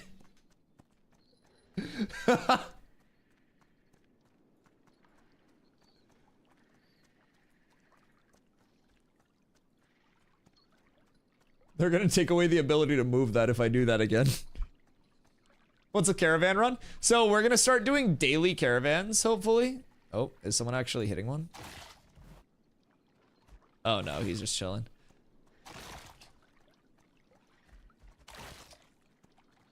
Yeah, I think they're chilling. Axios is friends. Do you guys get attacked ever? So, we could get attacked. But there's a level of strength in numbers that only, like, you know, becomes more of a thing. Let's kill these mobs real quick, by the way. Only becomes more of a thing, like, as you get more people doing your bans, right? And our goal is to, like, use our hopeful size on the server and position on the server to kind of be that, like, neutral, like, hey, anyone's more than welcome to, like, pull up with us, right? And like, even if you're outside a guild, you can just come to our van runs and run along with us. Like, you'll get the protection, whatever. And we want to start doing like nightly van runs, both gold and like guild runs, because you can get, you know, the regular commodities, and then you can also get the guild specific commodities. And so you get that level of progression no matter what you're doing. So right now we're just doing gold runs to help people get that. And eventually, once we have a lot of gold, we'll use our glint on guild crates, and from there we'll be able to level our guild and work on our guild upgrade tree, which gets bonuses for people. But yeah, so we could get attacked at any time, especially with like, you know, a juicy caravan run like this. If someone wanted to swoop in with like 50 or so people, there are 6 caravans here. But as we continue growing, we continue to get more and more people into this, and we continue to get more people in the guild that come out to these, both running them and protecting them. then it gets harder and harder to hit. We're able to put more and more like investment in the caravans without the potential of losing it. And if somebody does come over to try to hit, then it turns into like a big PvP scene, so it's even more fun. Then along the way, we just keep doing our caravans. And right now, there's the added level where the desert is under like kind of a treaty, like a diplomatic treaty of sorts. And the guilds that have, or that like own the desert nodes, have kind of come together to ensure protection of certain degrees to caravans in their area, because they want to facilitate, you know, growth in the desert nodes, and they want to get like actual economic growth down here. So there have been multiple guilds that have come together and been like, oh yeah, we'll just protect all of the caravans that come through this area. And so as a result, we kind of use the desert as an area where we come down to our nightly caravans, and we could still get hit at any point, but the odds of us getting hit are a lot lower in the desert because of that treaty, because of that active protection, and because it's kind of out of the way. Hello, traveler.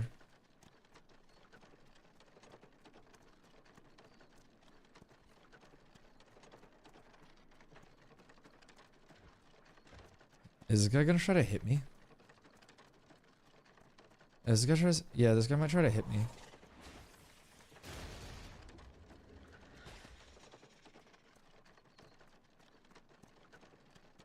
Get ready to just flip on this guy and beat the shit out of him if he tries to attack. Something tells me he's going to try to.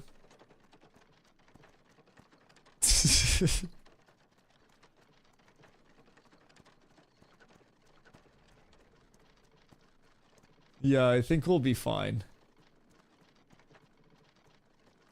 I don't foresee him doing too much.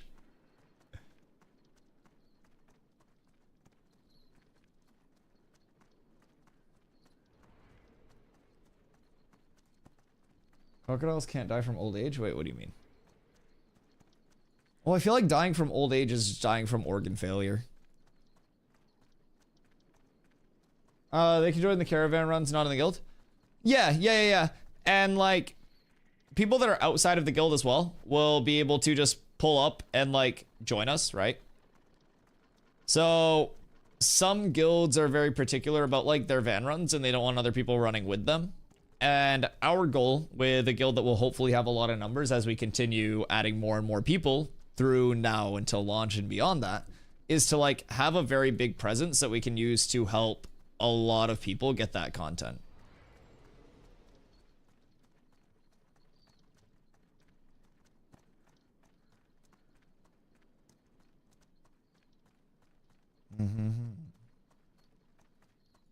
Prowling's their healer.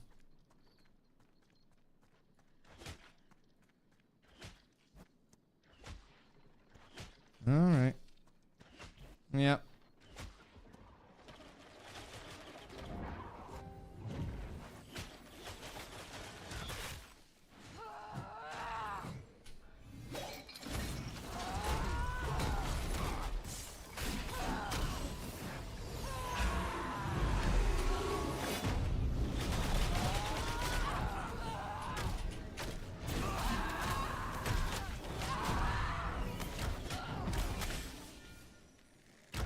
Go on, Prowling. Prowling's their healer.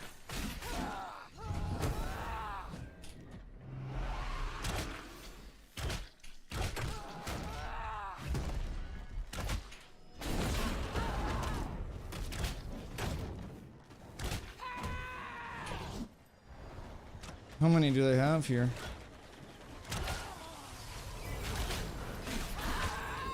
They brought out a lot. Alrighty, well, here we go, boys. They brought out an entire guild. So this is where that treaty would come in. So basically, what we do here is we go global/global, any Dunhold in the desert. Because I know the Dunhold boys, and I know that they would love to pull up and assist. Because this treaty is taken relatively seriously across the board. So, people pulling up. Once dopamine died, the treaty went with it. It's been relatively safe across the board so far. I said show me the abs. Ah, yes, definitely not cringe and watching stream currently. Haha.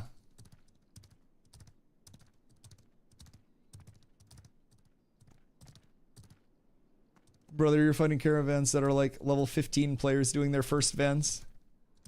Congratulations.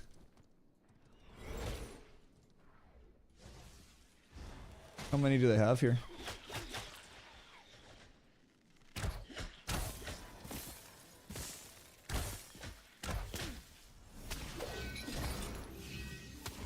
I guess I just can't do any good level 15.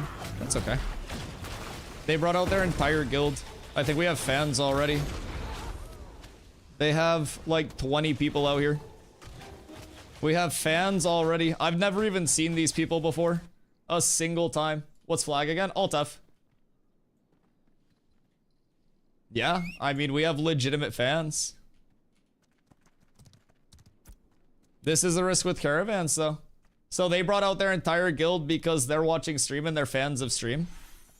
So that's fine. But this is the risk that you run with vans, honestly. And that's actually what I was just talking about, too. Somebody sees it, they see a bunch of vans in a line, they see that people are lower level, and then I'm basically the only 25 over here. And they can come over with 20 people, and then they get the vans. So, one of the risks that you run, we've already made, like, insane enough profit that it doesn't quite matter, but... Kind of very weird of them to pop out at that time, though. Very strange. So how dead is Dopa?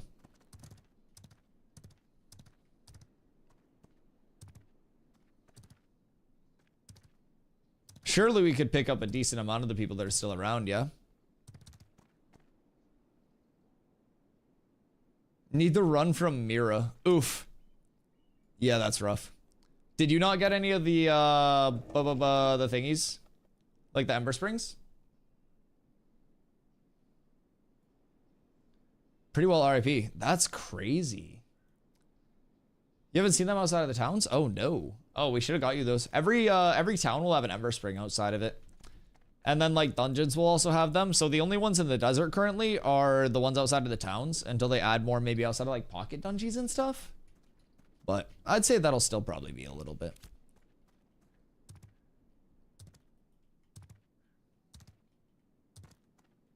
Yeah, they legitimately pulled up with an entire guild. I mean, I respect it. They got more people. That's their move. It works. They have more people there than we have online right now in first guild. Congrats to them. Is there a guide we should follow for any decent quest to complete at the start? I know questing's still in the works. Honestly, if you're looking to just get to 25 quickly with with your leveling, then questing's kind of like suboptimal. I would say for the most part, just get your mount and then like go where you want to. They're not destroying them? Oh no, they are. They just take a long ass time to destroy. They have like 500,000 health.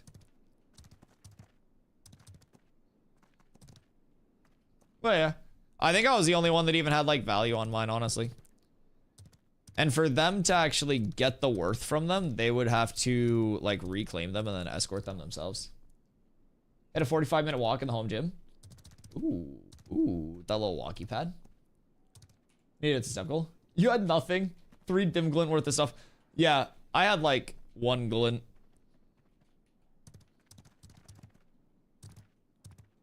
Brother. Nobody even knows who you are. You fucking relax. Maybe if you were less cringe and Steven liked you, you'd get a Snorse. That's unfortunate. If you were a less cringe fanboy, maybe you'd have a cool mount. See me.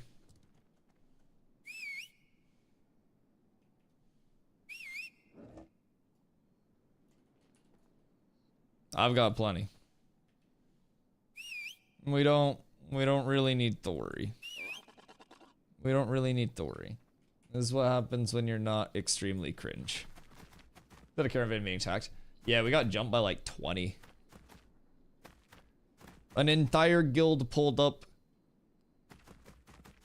And then oddly enough, coincidentally enough, happened to be a very, very yappy in area chat as well. That's okay though. We'll remember. We'll remember. This is my first time ever seeing these people too. I've legitimately never in my life seen any of them. But yeah, that's the risk of Vans. So there was previously a treaty in the desert, but I guess once Dopa left, then it's gone. So we'll see. We'll see how it plays out. We'll see what the desert looks like, but if that's gonna be how the desert is, then you might as well just run in the Riverlands. PvP's always on. With Caravans, yes. So basically, Caravans are an event that you can opt in to attack or defend. So you'll see he has a sword by him, and then they have, like, we have the shield by us. So you can opt in to attack or defend the Caravans. And if you opt in to attack, then you basically, you know, jump the event, you can kill the people that are driving them. And the cool thing is, though, when you're in Caravan PvP, you get no XP debt. So, like, our people that just died defending the Caravans, they're not at risk of having their, like, experience basically gimped in that progression. So, Caravans are all, like, fun PvP for the most part, especially when it's even numbers. But when you get, like, mass outnumbered, it gets kind of rough, because there's not a ton you can do in terms of, like, a Zerg scale. So we had, like, 7 people total, and they probably had, I don't know, or like 15-ish, somewhere in there. 10, 15. And so it tends to be a little bit rough once you get into that, like, 2-to-1 outnumber. But all's fair in Caravans and war, man. That's the nature of the game. And the good news is, Failbat, thank you for the follow. The good news is, we did a few successful runs before this, so we ended up making some good money. The bad news is, we were doing this for some fucking science to see what the payouts would be. Because we basically, what the fuck? Well, all right. But yeah, we were basically trying to do a triangle through the desert to see what the payout ratios would be across the board. And so we were doing the caravan train for science as much as everything else. One of the guys whispered me and said 50 gold and I go free. 50 gold. He doesn't realize the total payout of that caravan is like 6 gold. Everybody has basic vans. My van is the most expensive one there at a total value of 8 gold here. I could farm for an hour and have that. Yeah, they can have the vans. It's like a gold per hour loss if they sit there hitting them for that long.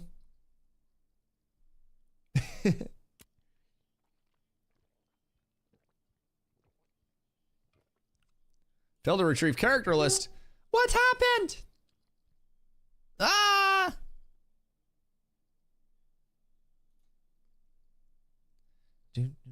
Caravans to make money. There are a couple of things that you can do with your caravans. The first one is taking your glint, buying ads. Fwick. All right, let me know when you're out of ads. Not that you can hear me, but let me know when you're out of ads.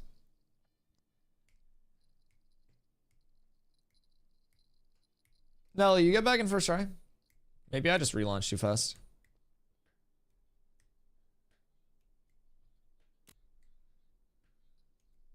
Done. Welcome back. That was a quickie. So yeah, caravans, you can do 2 different things with them. The first is going to be take your glint, buy commodities, and you can put those commodities on your caravan, go like node to node, town to town, and then you get like a reward multiplicative based on the distance that you travel. So we were testing like what the reward scaling was based on that travel distance when we unfortunately were jumped by some astrayed highwaymen. But we've done plenty already to the point where like everyone profited anyways. So we're pretty well chilling. Some hooligans, some rapscallions. Yeah, they pulled up with a lot of people out of nowhere too. So you know the best part of those. I was like, Jesus Christ. That's funny. Lost about 1 to 2 gold. You shouldn't have. What the fuck? How do you lose 1 to 2 gold on vans?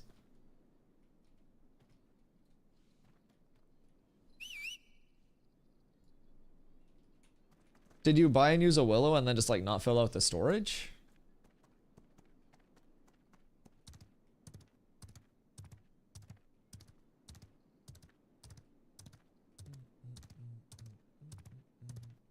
No, mine's frozen. We'll have to relog again. Yeah, I did relog a couple times. But yeah, the second option that you can do is take your glint and then you can buy guild commodities with them. And those guild commodities can be used to level up your guild, which is really nice. So you have a guild progression tree, which has a bunch of bonuses. Defeat. And those bonuses can be very good across the board. So, something to keep in mind once you are set on gold. So we basically did this to show people a loop. Get them a little bit of an introduction to Vans. So not too shabby. Where's Ember in the Sun? Ember in the Sun. What do you mean? Oh, is that a quest or? Ember in Sun? Your game keeps freezing. Interesting.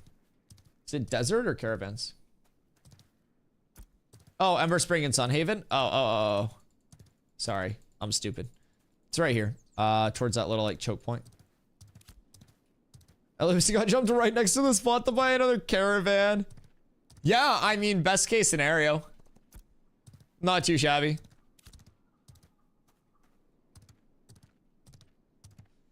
Shit, I gotta see what the deal is with Vans then. Cause like people were running like full escorts in response on Vans in the desert, which is why I was like, oh cool, bring low people here and then we ball. But if that's gone, we might as well just do them in the Riverlands. And we spend a couple more days leveling everybody and then we're balling. I think like next playtest phase we'll probably have like multiplicatively more people at 25 than we did at the start of this one. So our odds of winning those will go up a lot. We have a lot of people leveling. So that's just kind of like a preview of what those numbers can do, man. Yo, what up, Savo? Our caravan train got hit finally. It was too juicy. Buy yours back for 4 gold. Nice. Word on the streets, dopamine quitting for now. Yeah, dopamine is taking a break. We got Nelly over here as like our resident animal husbandress now. Really? Yeah. We could have used ya. Looks like no one really wants to continue the treaty. Yeah, that's tragic because that was going to be really good for like desert prog too, I feel like. Like it seemed like there was just a lot of commerce happening in the desert, but if there are rapscallions and hooligans on the loose, then we may have to see about going elsewhere or just leveling until we focus on caravans. Like once we get a really good group of like 20 plus people around 25, we're kind of set, but just a shame. Yeah, super unfortunate. I'm sure they'll be back when we need them the most. Is it like, you said it was just like a lot of people, right? Who got ya?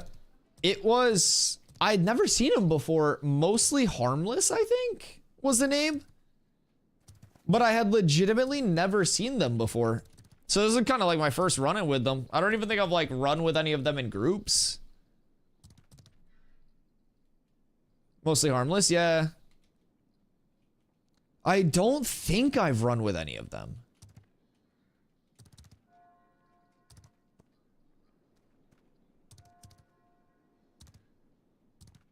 Guild name kinda wrong. I mean, who knows? Maybe they're mostly harmless unless there's a caravan around.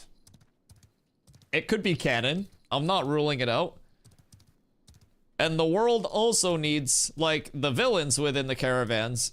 So that way there can be incentive to, you know, have people help the caravans. So. They did seem pretty chill after talking to them. Oh yeah, they're probably just RPing.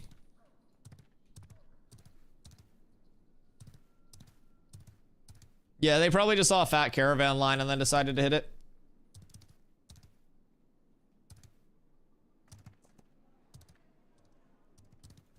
They didn't call themselves entirely harmless. They eat their cereal with water. They eat their milk with Cheetos. So gross. That was so fucking gross, dog. That was so disgusting. Oh, God. Fucking ew. Alright. Let's get a little more XP grinding, I suppose, boys. Do we want to go, like, up to 8th and maybe try that glint grind? Or do we want to go back to, like, Carf and do XP grind? Your dad never came home with the milk. No, it's okay. So, instead of, like, being all raw that it happened, we get temporarily angry at them, right?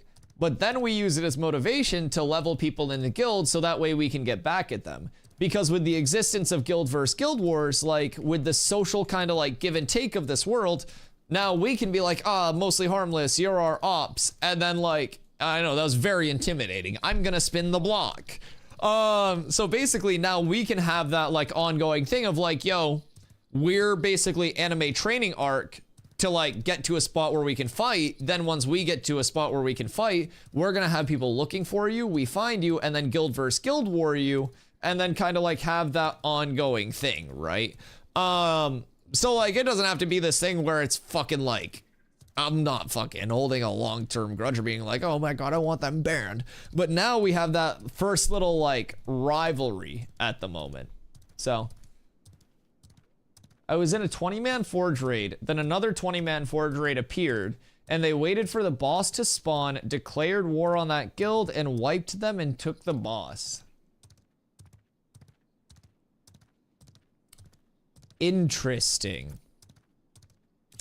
I think Steven's planning a stream Monday. You should save that question for that, or potentially send that through as like a question. Because they're also asking in Discord right now about feedback on guild systems. I feel like that would be a valid question for them to address.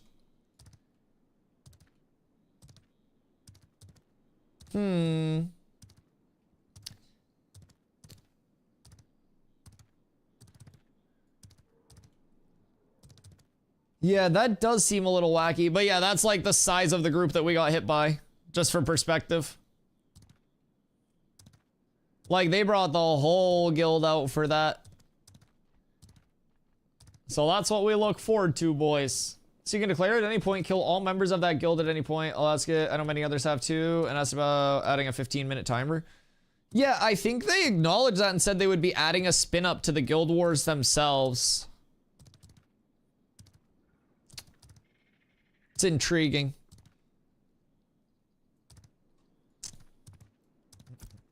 Because that's another one of those ways to, like, get around the PvP system, I suppose. Because especially if it's a lot of, like, guild versus guild raids. Because then you could use that as, like, world boss bait, too. One thing I was talking about earlier is I actually would really like to see, just as a quality of life thing, this is a side note away from guild stuff. But a secondary, like, savable tree, the nose when it runs is ridiculous. In terms of the skill tree, like the class tree, I'd like to see, like, 2 different options that we can flick between so people can have a PvP and a PvE build. Because, like, my PvE build's a lot different than what I'll run in PvP. And I didn't respec for this shit because I personally didn't think we were going to get jumped. So I didn't have all of my Burstington. But if we had the switch back between where we could save 2 builds, then we'd basically be able to just go free there. 5 gold, 1 silver for the epic, 1 gold, 67 silver for the rare on that run. You're able to finish it. Oh, you're up tremendous. You're up tremendous. Dude, this glint looks so good here. I bet this is nuts.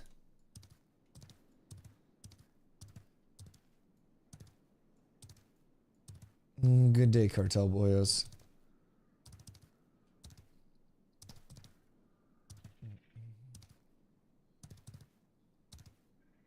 Did you have a willow caravan without stuff like on it?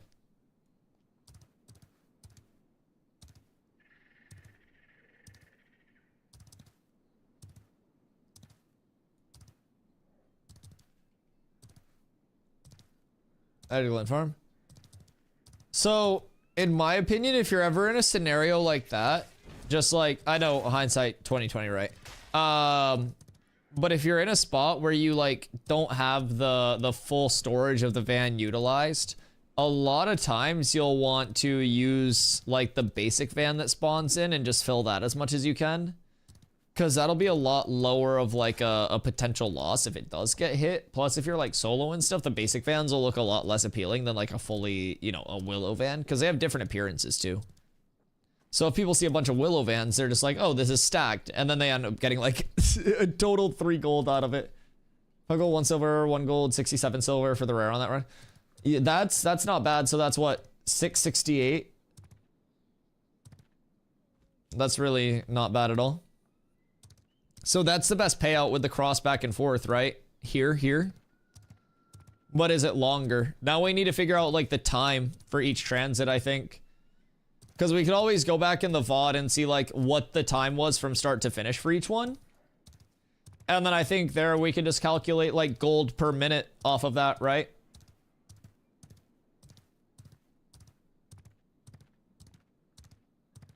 Oops, what'd I do?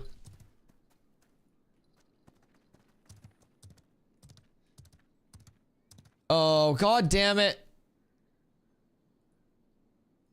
I was just yapping, wasn't I? Because I got more from this than I did. Did I not get money for that?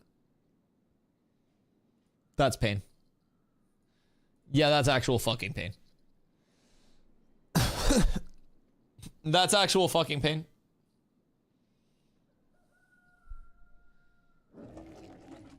You're welcome. Yeah, thank you so much. Yeah, I really appreciate you. My face is fucking hilarious. God, I hate that, but I also love that. That's really good. God damn it. That is so good. All right. Who we got a group in what level? We got some 15s. We got some 17s. Let's scoop, perhaps. God, I really want to get a small group together to, like, glint farm. 5 gold for keeping my van. Your van doesn't cost 5 gold. Okay, your van literally costs like 4.5 gold, I think. All said and done. Yeah, I'm kind of thinking this glint farm. Because, like, look at this density. This is going to be good glint. Yeah, let's give it a try. I'm gonna get out of this. Just for perspective, by the way, they're still over there hitting caravans. They haven't even broken them all yet. I think that, like, hitting caravans is so rarely, like, actually worth the time, too. Oh. I must reset this. Brisket made me do it. Dude, I want brisket so bad now. Incredibly badly. Exploiters out in force tonight. Oh no, what happened? I hope my low-level crates are worth it. I missed 20 or so minutes because UFC. Did you guys get attacked? Yeah, we got pulled up on by an entire guild, so they probably had, I don't know, probably honestly closer to 15 to 20 the second time I ran by. But we were just massively outnumbered. So we actually kind of like went down with a decent little fight, made them work for it. But yeah, they had too many people out there. We weren't really able to do anything, especially having a lot of lower levels. Like we have so many people that are like 10 to 20 and aren't even above 20 right now in this group. So our goal is just going to continue to be getting people leveled. Now they have to split that caravan between 20 people. Oh yeah. Yeah, their payout per person would literally just be better hitting the scorpions. But I mean, I bet it's fun. I bet it's fun.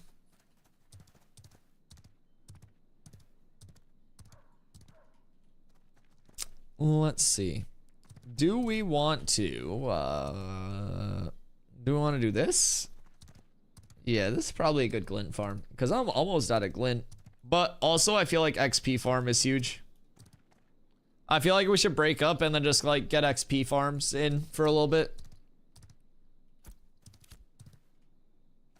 My 3 dim. Oh no. They're down horrendous. I'm down for more Carf. Yeah, Carf's really good. I think I might go up to Carf, get a little bit of farm in with the boys. Anybody that's like right around 15, you guys should go over to like Seth or Oakenbane. I'll actually run. I'll run. It's a relaxing run. I'll run up with the lads. Yeah, we should just hoof it back up to Mirror together real quick. Hi, Trub. All right, I'll be right back. 1 sec. Save mine 5 gold to save my 9 gold van worth. That's not too bad. Excuse me. Hi, Skippy. I love you. I hope you're having a fantastic night. Hold on. I'll be right back. I'm just going pee.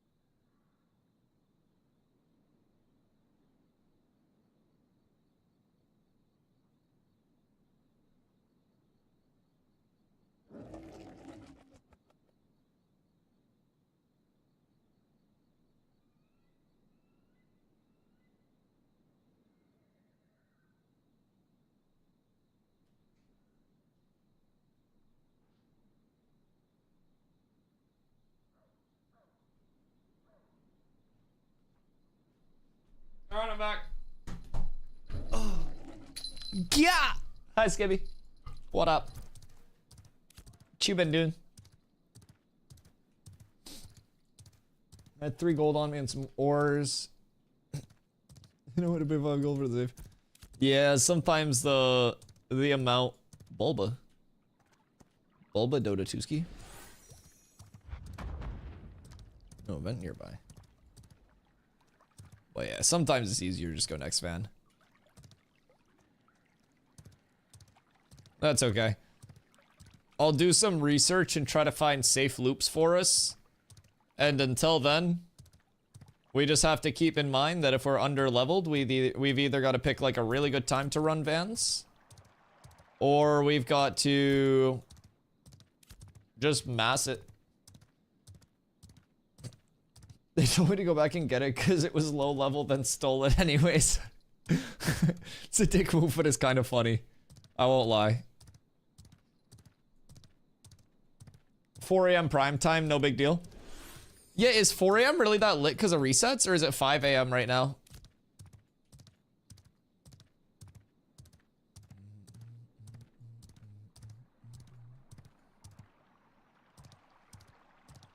Enjoy the 3 dim glint. Yeah, legitimately, they're losing more time.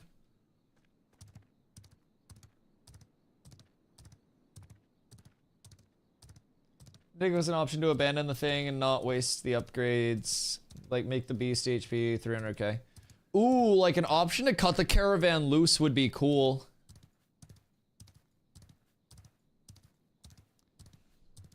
I sent you a whisper. What, on Twitch? What are you, Dr. Disrespect?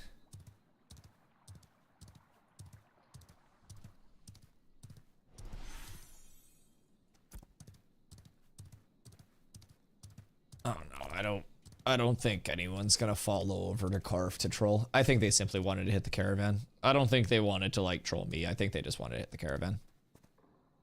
Oh!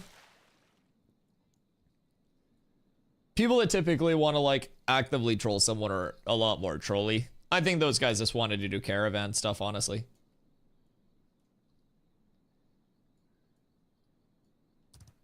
Fair. Fair.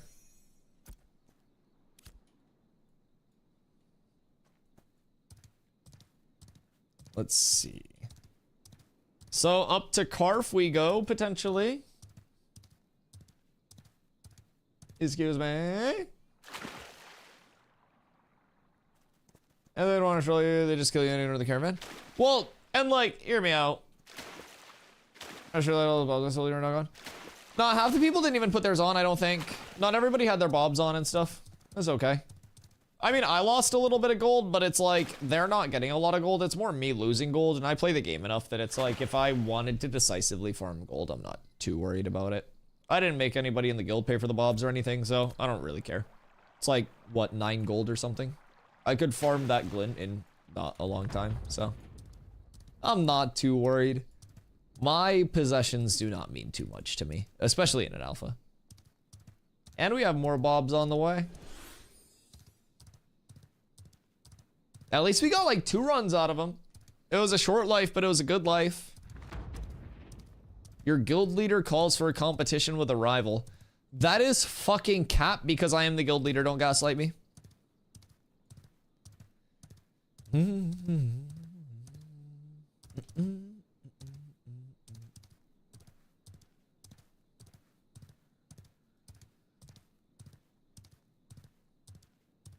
Fair. But yeah, no, I think those guys are just caravan thieves, rapscallions, hooligans, highwaymen, so to say. Which is cool. I respect it. Sign me up for Carf. Bet. Betty White. Nim. Savo. Fuck. Yeah. Kyan. Kai's in a group. Good. Hoofs.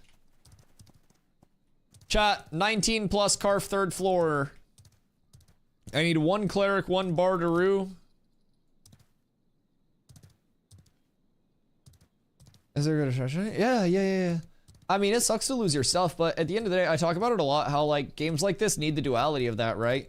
So you need the people who are like more focused on hitting caravans to make the caravans themselves interesting for the people who want to escort them / protect them. Carf, 3rd floor. And so like with them, they hit that, gives us some motivation to level, regroup, hit them back, blah, blah, blah. Starts that fun rivalry. I like it. I like it. They're funny. Yeah. I do like that they were shit talking too. I like playing CS. It was so fun and I felt at home.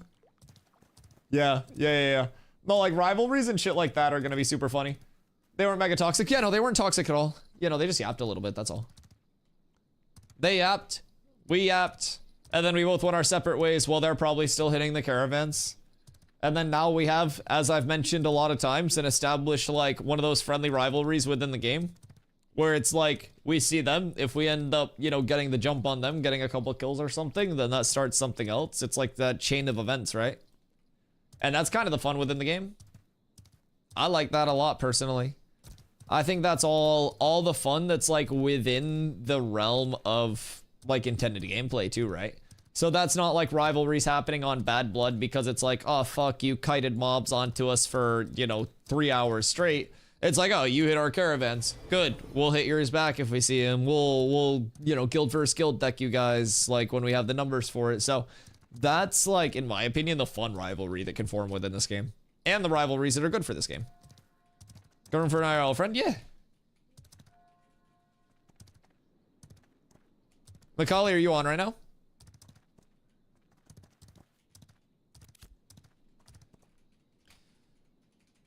Whoops.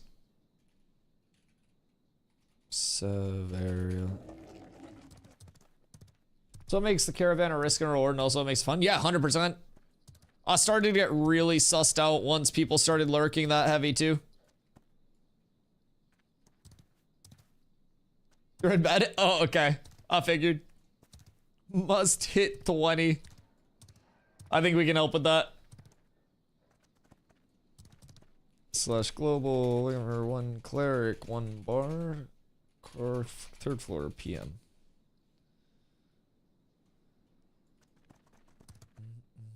$22+ for 3rd floor. What the fuck? I got 19s in my group for 3rd. Jesus. 0.4% into 22. You're up huge. I like how they asked me to show the abs and my response was literally you have to ask Dusty that. Listen, I showed the abs that I could with my PvP build.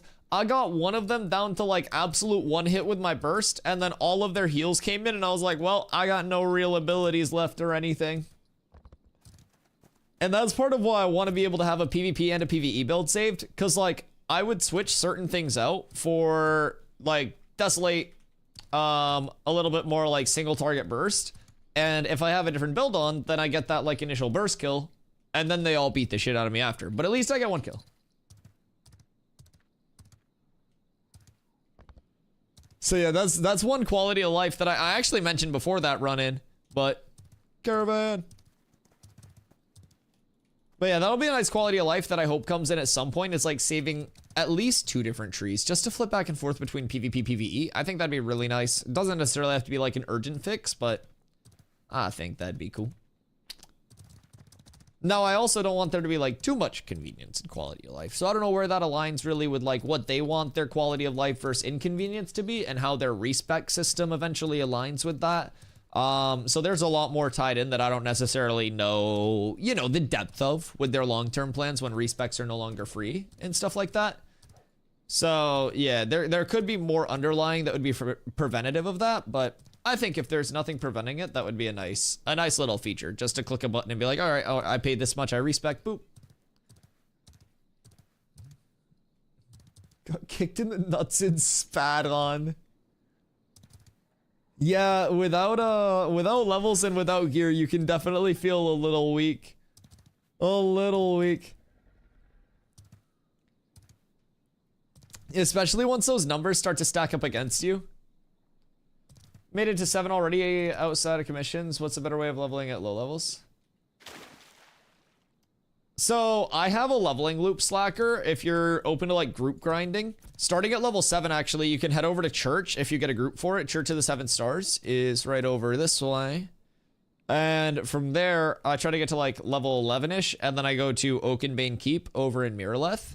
And I do that until like, honestly, anywhere from 16 to 18. And then from there, I like to get a group for Seth, which is down here. And then from there, you can basically do whatever, because that'll take you to like 21 plus. Dedicated to the group grind route now, and it starts at 7.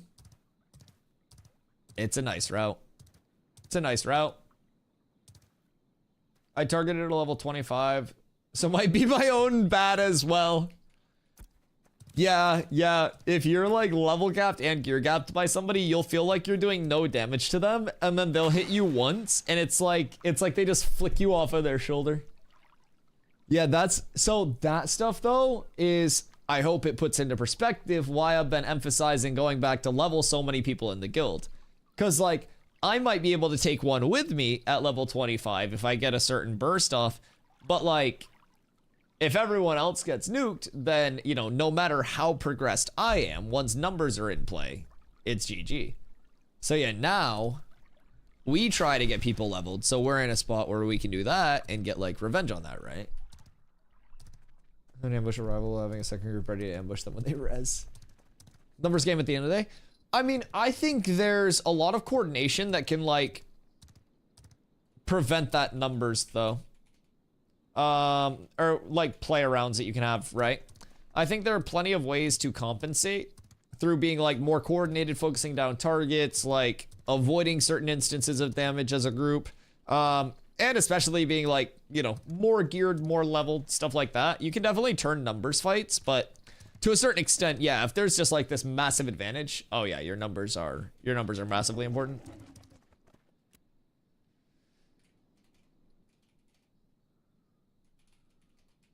Chat, excuse me. Chat, anybody in chat want to come carve 3rd floor? I just like choked. The yapping's about to kill me. 100% of level 25s with 20 gear nuke. Scrubs. Yeah, I mean, even worse if it's level 10 enchanted gear in terms of the DPS. That's the biggest DPS stack.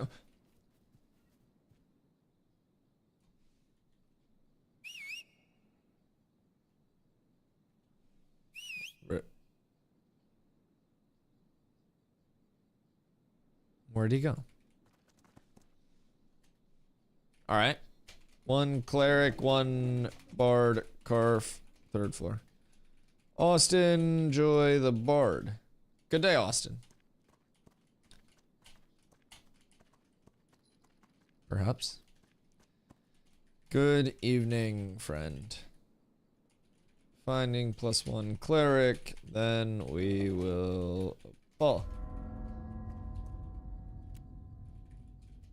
Slash global looking for 1 cleric, Carf, 3rd floor, PM. Don't forget to pray. Oh, true. Yeah, definitely pray and repair. Oh, fuck. Do I have to repair? Nope, we're good. We're up tremendous. Yeah, pray at the statue in Miraleth before you come over. Hour buff. Sleep in someone's bed. Pray. Yeah, so in Miraleth right now, we actually have a short about this as well, but in Miraleth, there's a statue in the center of town that you can go pray at, the memorial site. It gives you a 1 hour buff where if you're a citizen, it's 10% XP gain, and if you're a non-citizen, it's 5% XP gain. And then you can sleep in freehold beds for another XP gain.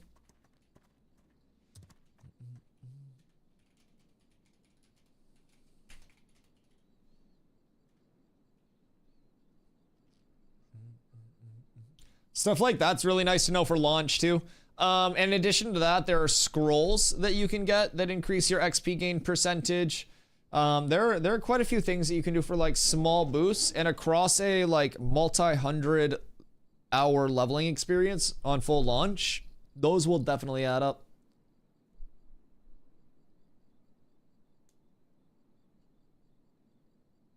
Freehold by the Carfin Stone you can use for 5%. Yeah, it's that like bottom right, yeah? Right down here. Yeah, big orgy in the random freehold bed.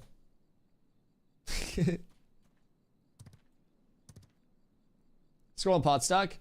I think scrolls and pots are independent buffs, yeah. I haven't done too much with like consumes because we've been poor as shit, but 5% XP hosts. Yeah, you sleep in the bed and it's another 5%.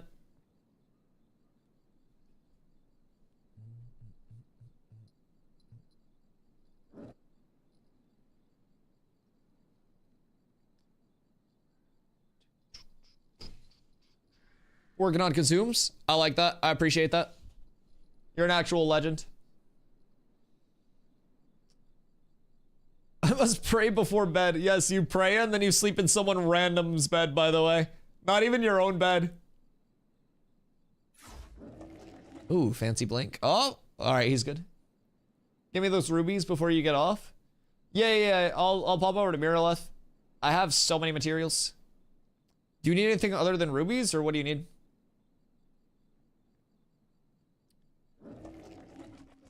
Stacks of scroll and statue.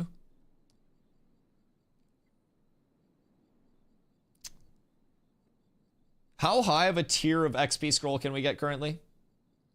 And like, what's the availability of those? Rubies and flax are the hardest to find right now. Is flax and herbalism gatherable? Is that what we're looking at there? Yeah. Okay. We can put out a feeler in the Discord and see who's been doing herbalism and may have some like stockpiled. Because I think everyone's kind of been just like casually going about gathering with the intent to funnel to somebody. If I was rich, I'd get 4% scrolls. God, that's a large jump. I have some flax somewhere, I think. Bet. We appreciate that. Treasure maps have a decent chance at bulk flax. Yeah, you want to know something cool? I can't do treasure maps. My character's still buggy wuggy. I don't know what I did to deserve this, but yeah, I can't do treasure maps right now. I've been bricked. I bricked my character like long ago, and it's never come out of the brick state. I submitted a bug report, but unfortunately for me, streamer firms are not a real thing, so I continue to be in a brick state until it gets fixed, but I patiently await. I submitted a bug report, and I wait in the line.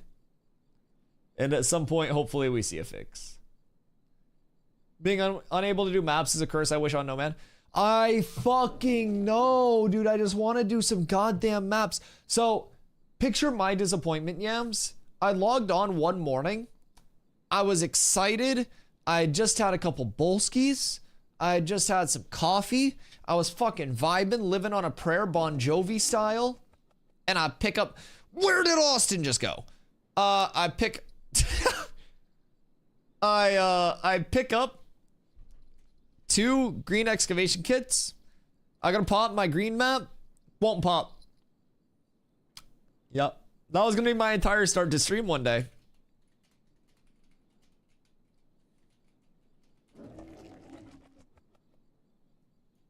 Boop. Can you train maps? Yes. Yes, indeedly.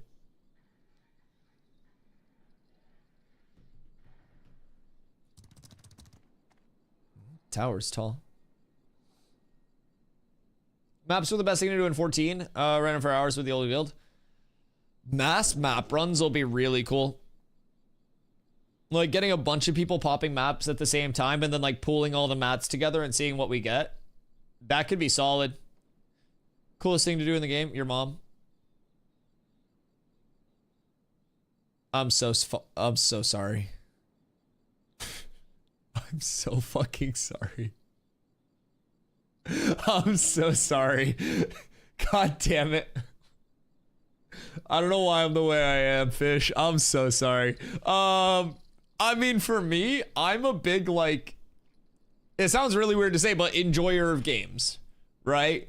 So it's like, PvE is fun for me, PvP is fun for me, caravans are fun for me, dungeons are fun for me, open world grinds are fun for me. What the fuck is your problem? I don't know. It's undiagnosed. I'm out of control. But so like I always kind of say I'm like such an enjoyer of games that if something is good, I'll play it. So for me, the entire fucking game has been fun. And it sounds like a cop-out answer, but like there's no part of the game where I'm like, man, I really hate that. Yo, what up, Rodolfo? Do you have any idea how many players are online on the server? The servers can host up to 6,000 at a time, but there's no like live poll on a, you know, a current number, so to say. But yeah, Cozy, like in WoW, I was very PvE based. WoW PvE didn't hit for me. I thought it was always like a little slow and, you know, just in terms of my personal preference. New World 7K plus hours, all PvP, PvE in New World didn't hit for me. So I come here and it's like the PvE elements of WoW that I really liked, the PvP elements of like New World and other fast-paced PvP games that I really like. And it smooshes them all into one. And then it's also like, oh, you want to do that with your community and be rewarded for building that community? Bam. Caravans, guild versus guild, like node wars, like building up the nodes as a community.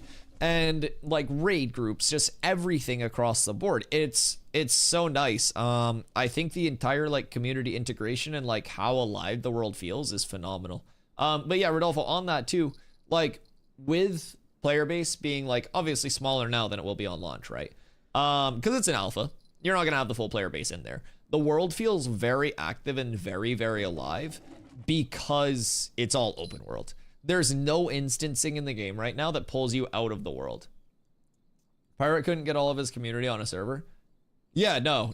And keep in mind, people bring up Pirate as an example a lot, right? Just in terms of like, oh, he couldn't fit his community on one server. If you average 15,000 viewers over the course of a 10-hour stream, 10 to 14 hours, which is what he streams for blocks, right? You're having hundreds of thousands of unique individual people come through your stream. Because those 15,000 people aren't all there start to finish. A lot of those people are lurkers that come and go. They have a couple hours to watch here and there, but not everyone's going to sit there and watch 14 hours of a stream, regardless of how much they like you. So you may very well see, like if Pirate Software were to show like one of his stream summaries, I'd be willing to wager he's probably 200,000 plus unique people coming through his stream each day. If I had to guess. I don't know what his like full metrics are on that stuff. Only he knows that. But yeah, there's a unique viewers and then there's a live views. And oh my god, I can only imagine. Yeah, his stream summary probably has so many numbers on it. It's more than like any of mine have combined. But yeah, that's also part of it too, right? Like if he's able to pull his entire community together to be on at that certain time, what's really gonna happen? I guess Fed showed. But there's an extent where like how many people can he get on? Like can he get enough people on that it simply doesn't matter like if the entire rest of the server is against him? Like if he has 4,000 people currently on, what's gonna happen? And that's kind of like the level that it could go to, right? I think that it's really cool to think about the direction of the game and how like truly so many different possibilities are happening. It's getting wrecked by the Federation every day.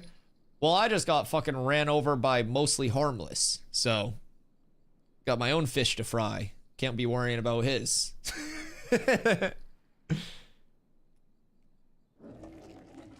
You're on that server? Did you came over to Vyra with us though, right? How was Lenneth compared to Vyra? So the band over 30k people this month? Yeah, I thought I might just start banning some of you guys someday for fun. I was thinking about it because like I'm very open. I have favorites and I have least favorites, and I never reveal like who's who. I always just leave it up to you all to guess, right? And I'll never tell you who's who. I'll always leave it up to you guys to try to like sort it out in your heads. So someday I might just start Thanos snapping. We'll see. We'll see. I'll pick my favorites. Send Snorse picks.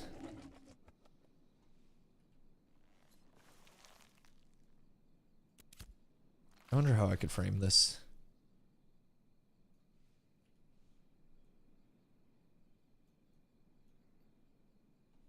That's kind of cool. A lot of snow there, though. I need a better spot.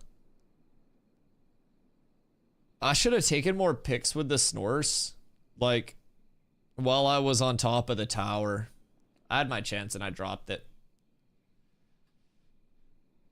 Keep flexing that mount. Well, in all fairness, I'm either going to be flexing a Snorse, a Plumed Halberdier, or a Flail Runner. So pick your poison. I've been very blessed, man. I've been fucking incredibly blessed with very cool mounts.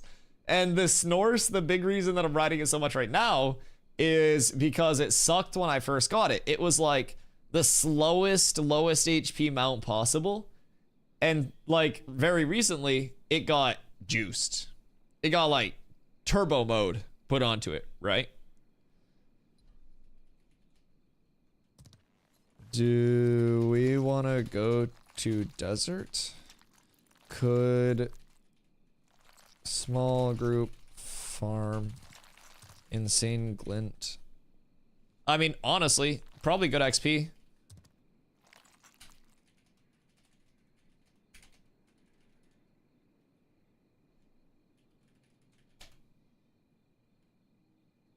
I can try to keep finding stuff, but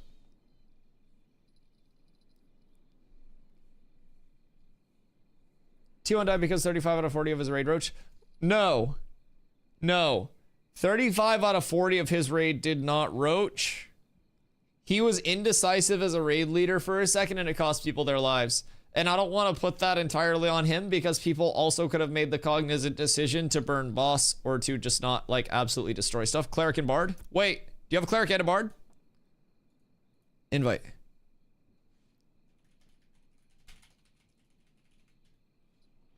Cleric and Bard? Wait, if we get a Cleric and a Bard, we can do Carf. We'd be up tremendous. But yeah, so I've been talking about that a lot, right? Yeah, come through. Come through. Guy with the Living Bob did nuke a few members though. Oh yeah, 100%. Like, a lot of people did things very poorly. But we were talking about this yesterday before the raid happened and after the raid happened. Because I talk about a lot. My entire life, since I was literally like 10 or 11 years old, I've been main tanking and raid leading simultaneously.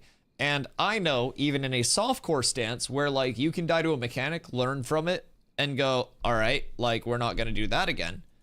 Like, I know the difficulty of keeping track of all of those things while simultaneously keeping track of up to 40 people and ensuring that nothing goes wrong. Lever 2 DPS, Carf, 3rd floor, PM. So I was talking about it like a little bit before everything started, right?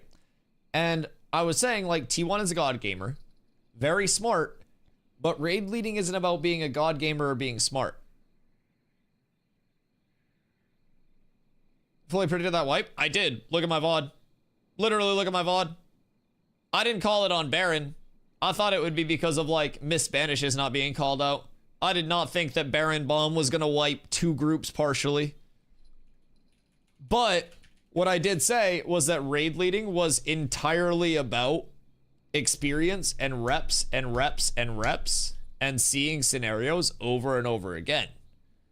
And despite T1 being a god gamer and being incredibly smart, he hasn't seen a ton of like those death scenarios to be like, oh shit, I gotta recognize this and adapt on the fly, right?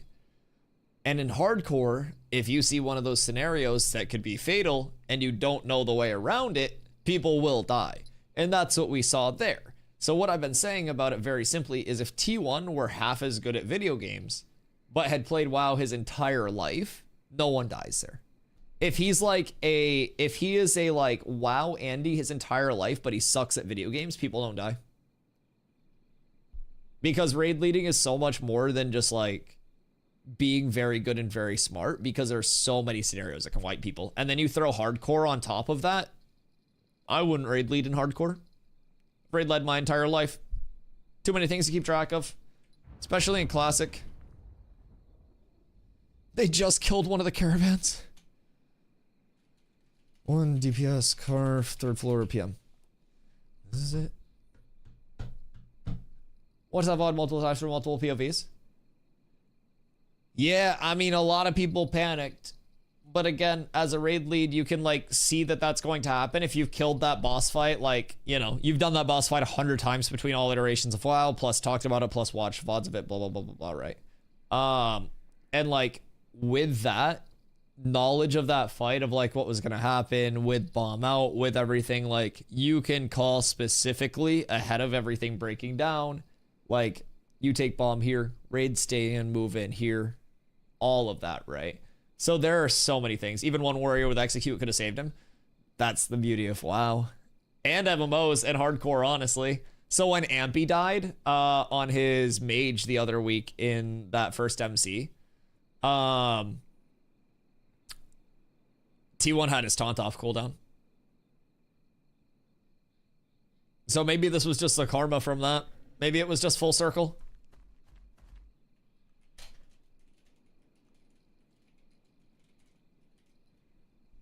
There was no confusion that T1 was going to commit. No, but there are also a lot more things that were going on than simply everybody in full in commit when you have bombs out in the raid. You have to position a lot around bombs plus explode. But yeah, there were a lot of things that could have happened, but everything that does happen in a raid can break down to if the raid leader... Was this something I said? Wait, did Eternus message me? Oh fuck, I'm sorry. My bad, I was yapping. My fault. Good evening, friend.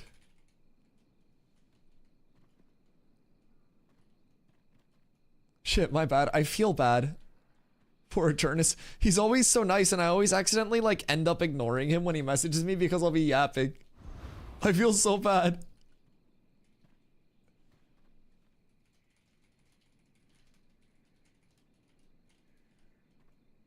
Unless they're already in there. Unless already there. Oh, did I break it? No, we're good. First time on the game, level 8. What up, Chewy? What would you consider my first skills to unlock? Very good question. Early build progression as a tank.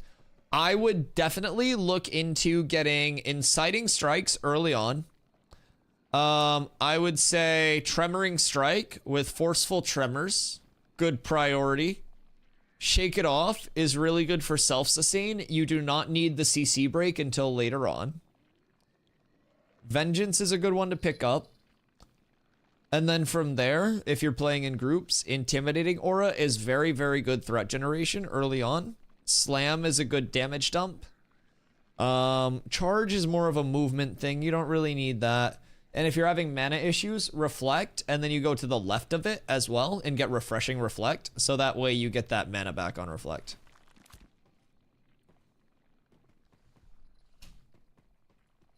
Here, Sev, I got you. There you go.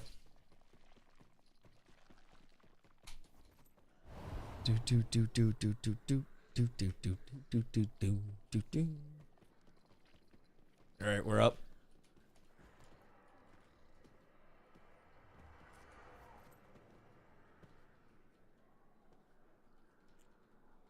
$200 gold.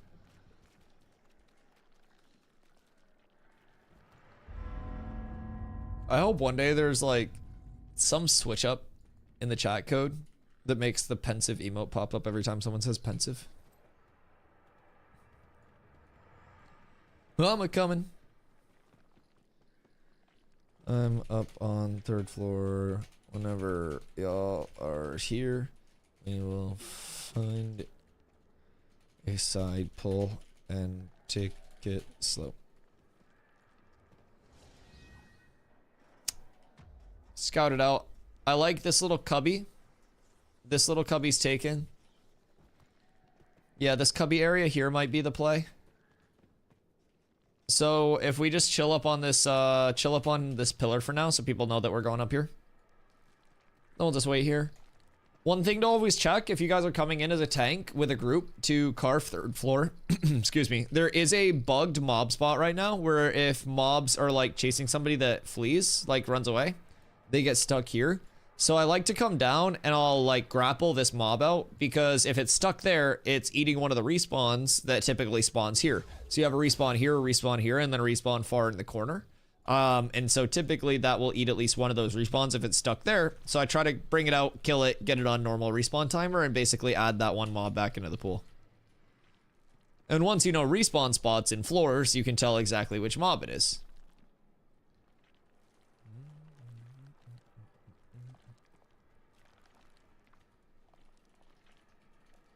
south side of 3 floor as you go up the stairs.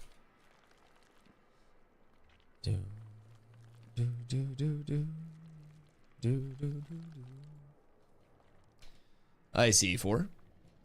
Oh, this is one of Derek's lads. Hey, wait. Oh, nobody's shooting at that mob. That's mine. That group's pulling from up top. So we should be able to go here. These mobs. I'll grab this war mage for us. I'll probably try to pull them into like here. Oh. Good day.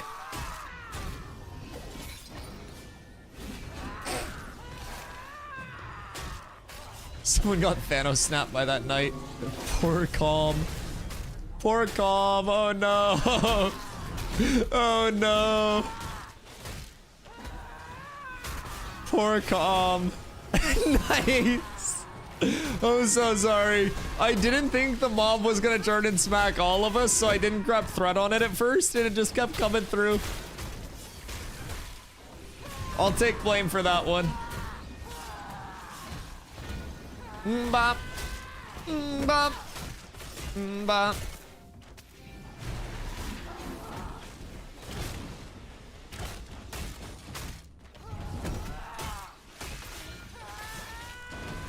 Oh, lordy, what do we have here?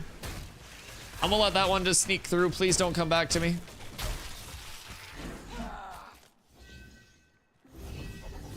One, 2, 3, 4, 5, 6. All right, waiting on 2.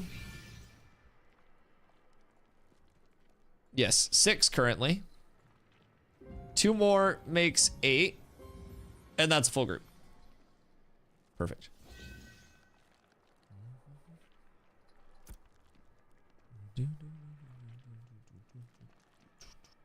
Ah, yes, they're going over to Freehold now. Okay, cool. I'll drop with this. Biggest issue is that WoW is a 21-year-old culture. T1 doesn't share that culture. I'm not surprised by his raid's actions. Psychology makes sense. Understood that he would run. If they follow T1 and stood with him, no one dies in a fight, would run with him at 44%. Oh yeah, I mean, there are a ton of things that could happen. I'm not like fucking trying to villainize T1 by any means. I don't even think it's that deep.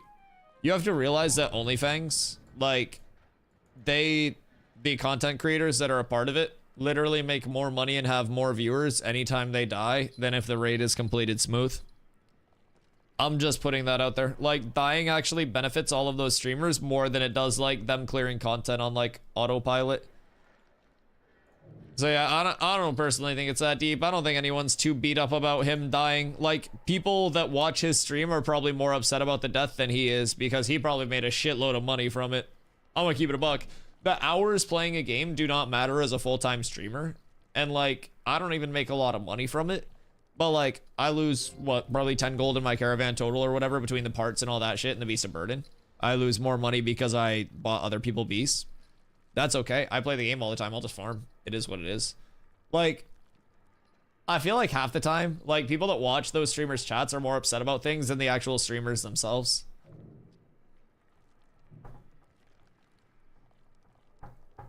But yeah, I still think, like, if T1 had even had, like, 5 to 10 more reps, like, through MC as a whole and had just seen more scenarios, I also think that's entirely avoided, you know? Like, I think, again, T1's a god gamer. He's a very smart player in any game that he touches. It's just raid leading and, like, small things like that in hardcore where it's, like, one call difference can make that much of a thing. Like, it's just... there are too many variables to really just, you know, decisively be like, oh, this person was all at fault. I think there are just too many things there. Let's see. Alright, I'll be right back. 1 sec. We'll wait for the last couple to get over here, and then we'll start pulling. I'm gonna get one more good bonk skin, and then we're up. Right back.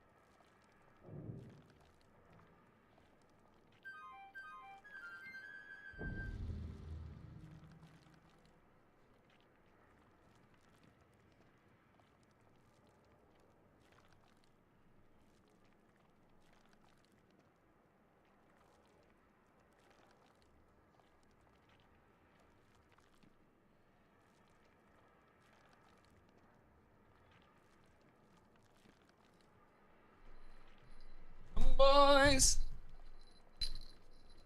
What do we have? 1, 2, 3, 4, 5, 6, 7, 8. All right, we're up. I believe everybody's good. Let's give it a look-see. Come this way. Oh, I guess that guy's from down there. He's from somewhere else. Goes to another school. Let's see. Will spawns be super contested right now? I'm gonna try to pull to like under that canopy. I just need to like find mobs that are available. Cause they're pulling from up there. Maybe I can snag another stray from up here? What's up on top? I don't think there's a group up top right now. Come up top.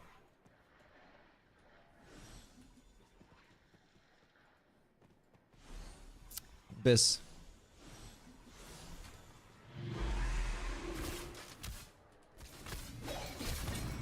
Come down here, and then you guys stand underneath me here. In this playlist later, I got you.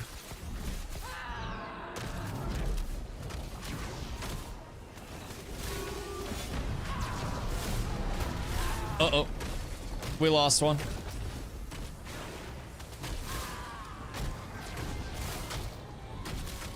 Can one of the clerics pop down and res Kai?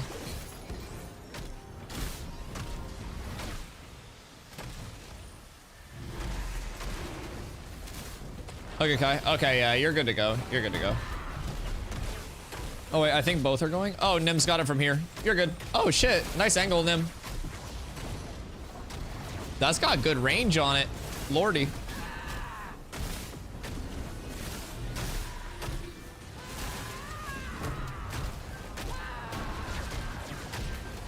Da, da, da, da, da.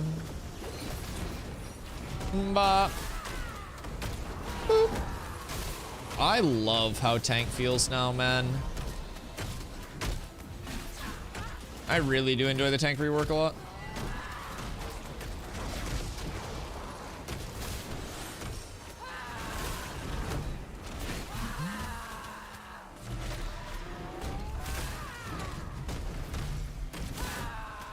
Alright, we've got a night pull here. I will do the pulling just to make sure that everything remains nice and smooth. But honestly, we're in a pretty good spot because I think... Oh, no! Alright, just save trips for the golems. Disintegrate, please. If you guys all stay on the high ground, nobody's at risk of dying except me.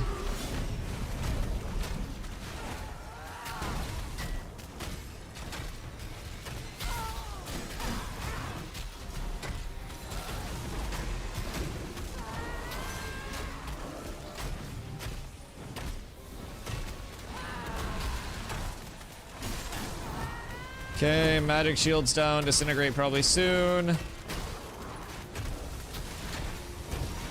Come on, you rat bastard. I'm just gonna trip combo him. Oh, is he trip locked out? Nope, we're good, no disintegrate. All right, cool. That was one of the good golems. I love that.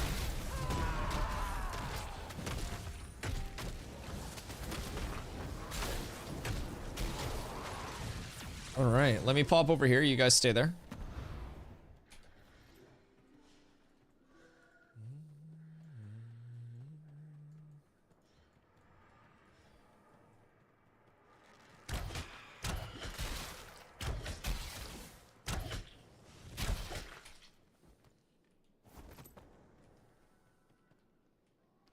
Boop, boop. Careful, I'm gonna bring the mobs up to the top and I'm gonna grab them this way and then I'm just gonna bring them back around. You can just give me 1 second. Beautiful. Alrighty, have fun. Good day, sir. May I interest you in hitting me instead? Oh, that mage damage. Oh my god, dude, the DPS is so good. What the hell? Woo. We're good.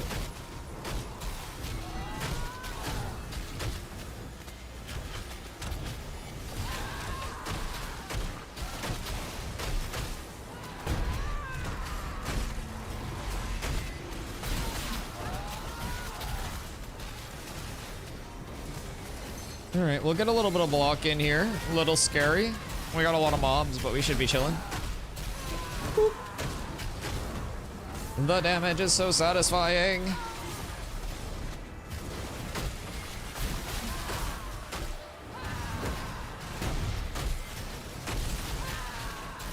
Yeah, we're good. This group's pumping. I like this.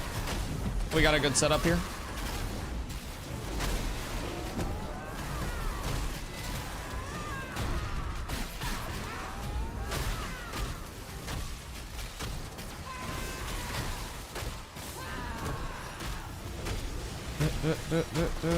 All right. That was most of these respawns. That means Golem will probably be up soon. But these respawns seem really quick up here. I like this. Spot's kind of nice too. I don't know. I haven't come up here much, but I thought of it as kind of like an after. I looked up here and didn't see anyone here, and I was like, all right, maybe we send it. Maybe we check it out a little bit. Seems like good mob density. Respawn rate's good. Like mob security is actually really good in terms of like being able to group them in a safe spot. Third floor teleporter key. I don't think we need that right now, right? Because we can just use the box. But yeah, like being able to tank the mobs in a super safe spot is also something that I consider like pretty important. So that way I'm not just insta-giving my group. So here I can group all the mages. I can keep them in a spot because of the LOS where they have to like come down here. If they walk back up, then, you know, everyone's just able to chill in a safe spot. All the projectiles shoot down towards me. No one's really like at risk of anything here except for me, which is the best case scenario. Best type of farm. Check left here.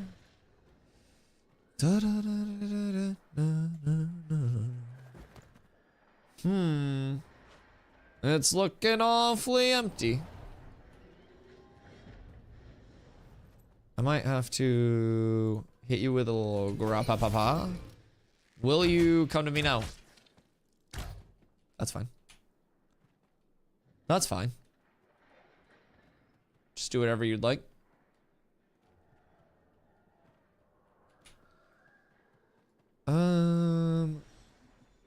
Not a lot of mobs in this this neck of the woods. You know what? Fuck it. We're doing God's work. Careful.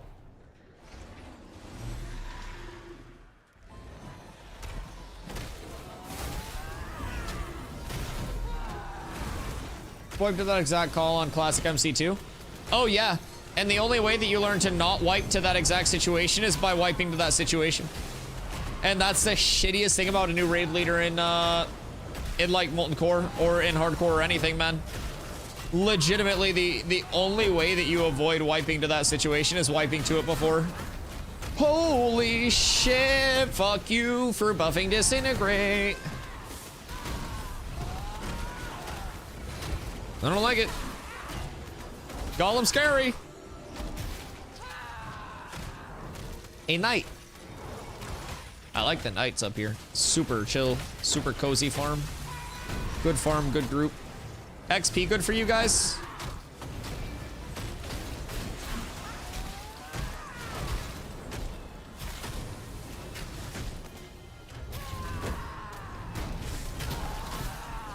Almost 7K per kill? Oh, let's go. We're up. This is great. Dude, the respawns are phenomenal up here. Just like this little shelf area is great.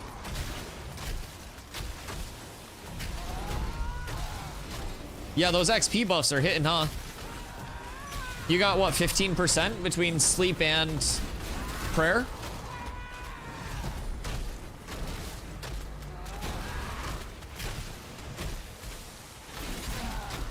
Level 8 tanking mobs outside of church. Can't keep aggro or keep myself alive. Any tips? What abilities do you have currently?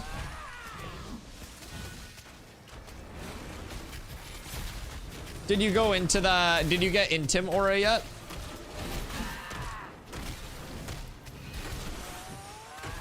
In terms of early sustain, Fortify, really good. let's see, when you get grit up. You're gonna want grit up as much as you can get it in terms of your uptime. So it lasts for 10 seconds and you can put 2 stacks of that up for 40%. Fuck me. I'll be right back. There was an accident. You can get 2 stacks of grit up for 20% mitigation stacked up, right? And then on top of that, you can layer your fortify, which starts out at 10% mit. But if you have max courage to put into it, which is our like builder spender, right? Oh fuck, that's who I just almost tabbed to that column. But yeah, so if you're layering both stacks of your grit and then you're saving your fortify pop, which when you pop it on full courage is another 20% mitigation, then you should typically be good for layering, like keeping all those staggered instances up. Grit, shield assault, desolate slam, vengeance, inciting strike. Desolate slam. Let's see. Try to take off slam for intimidating aura.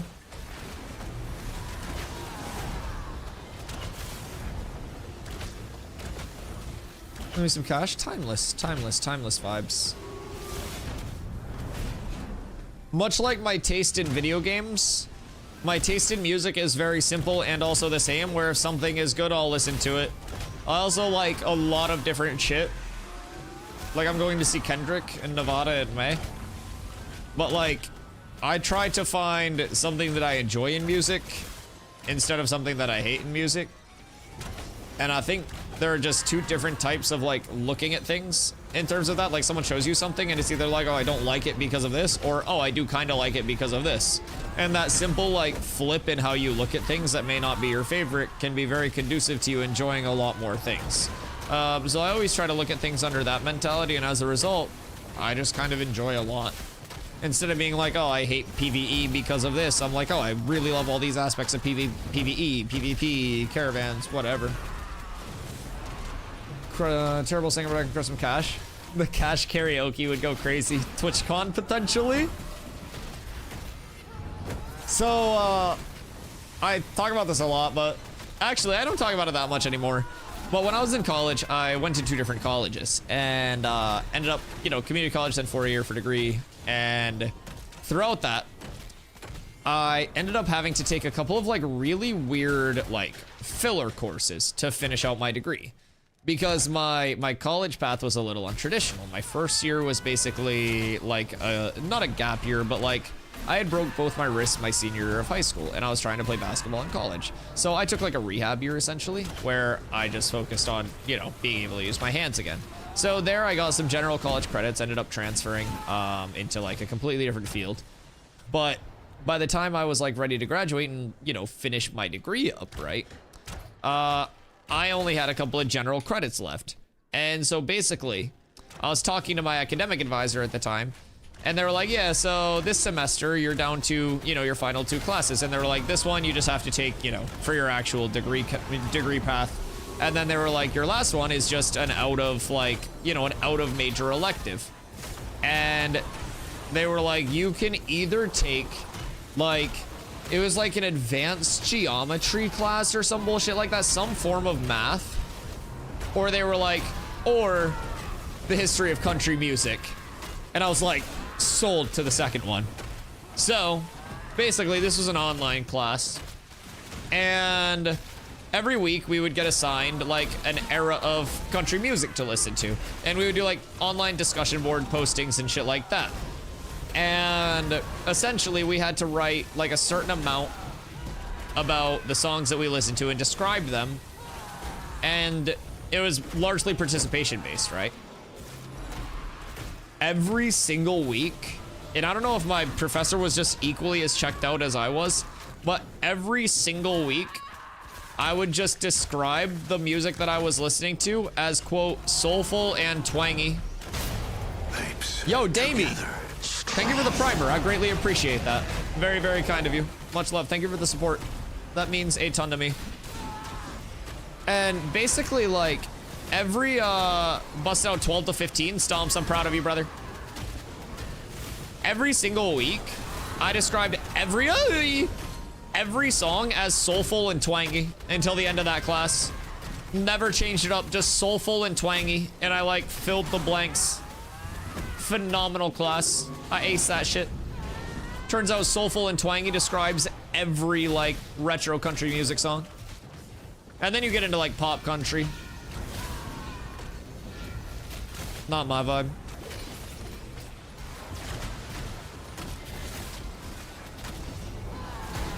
I can appreciate good classics though. My daily listening is very like, very back and forth across the board. Where do you do 12 to 15 stomps? Boom. All right, we'll wait on post for a sec.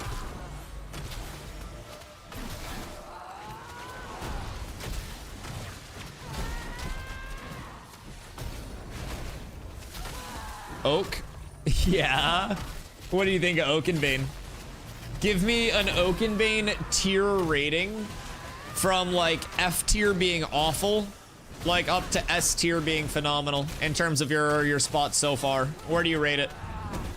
Didn't know that as a ranger on the polar. Oh yeah, so that's one of the pretty cool systems about this is as a ranger, you'll want to be looking for little AoE chokes.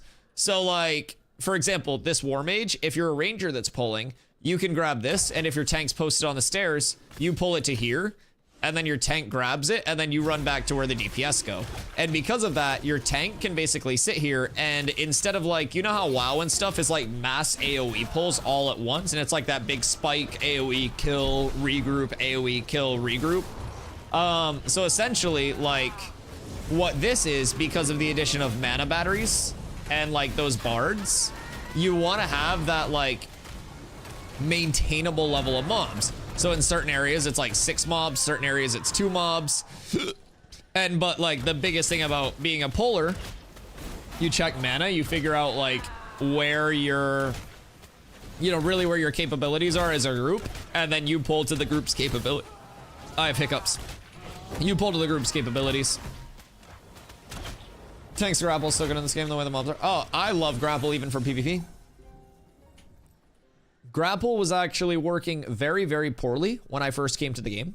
And every mob that you would grapple was essentially clipping into terrain shortly after like being grappled. And so the ability itself was like borderline unusable. And I was talking about it a lot, how it was like one of the abilities that I wanted to have the most fun with, but it just wasn't in like a very great polished state. And they fixed it so quickly. It feels incredible. When I was pulling goblin choppers and cutting them in front of the group till they were ready, tank would pull it from me. Yep. That's how you do it.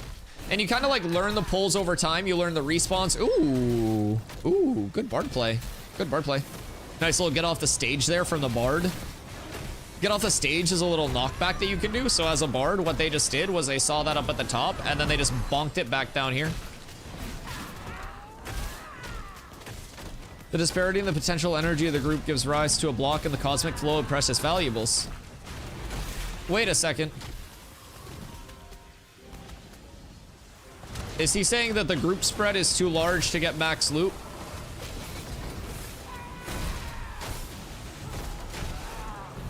This man's eloquent as fuck. God damn, he put some thought into that. Worry not, brother. We shall harvest experience. Fuck! Leading to the finest of shinies. Sorry, I had to RP back. That man put some thought into that RP, and so I had to engage in the RP back with him.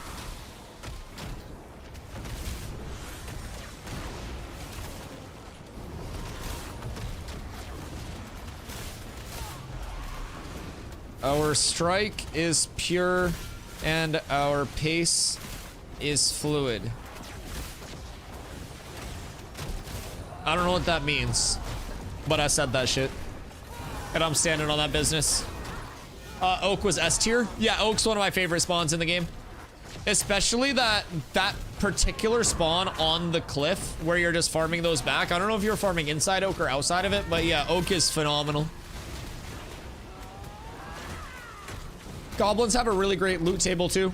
I bet you were getting some solid drops there. I think inside's really good. There are a couple spots where like you can have a tanker and AoE, tanker or range DPS just like chain like crazy. You're that king? Okay, true. Was that like the fastest XP cadence that you've had in the game so far? Just like in terms of levels per hour? Oh yeah. Yeah, now you understand why I like it so much, dude. I love Oak. There's a reason I tell everybody, like, do anything in the game until you get to Oakenbane level, and then do Oakenbane from like 10 to 18. Oak is so ungodly good. I did Oakenbane until level 18 on this character. I was with a group, did 11 and 12 in about 40 minutes. Yeah, it's unreal. It's unreal. Oakenbane, in my opinion, is like the best, like, Diddy range farm in the entire game. I was able to pull any small dudes and paste choppers into the rotation. That's great. Pulling small ones on respawn and then like pulling those like larger ones is beautiful. I think I was with Stomps. How was his pulling? Give it an honest 1 to 10 rating. You can be honest here. 10 being great, 1 being terrible. Was he ass? Was he good? He's staying with me at TwitchCon, so it's all fair game. W, let's go. Whole game is strong. He's up tremendous. All right, Stomps, that's 1 positive review, brother. You're well on your way.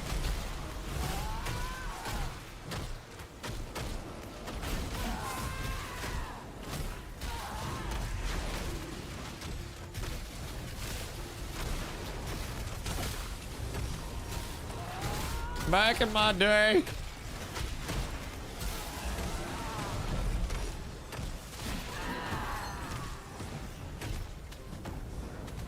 Chewy, did you end up getting Intimidating Aura instead of Slam on your build, by the way? I think that would probably help with the threat gen just a lot across the board, and then you'd also just be able to keep grid up.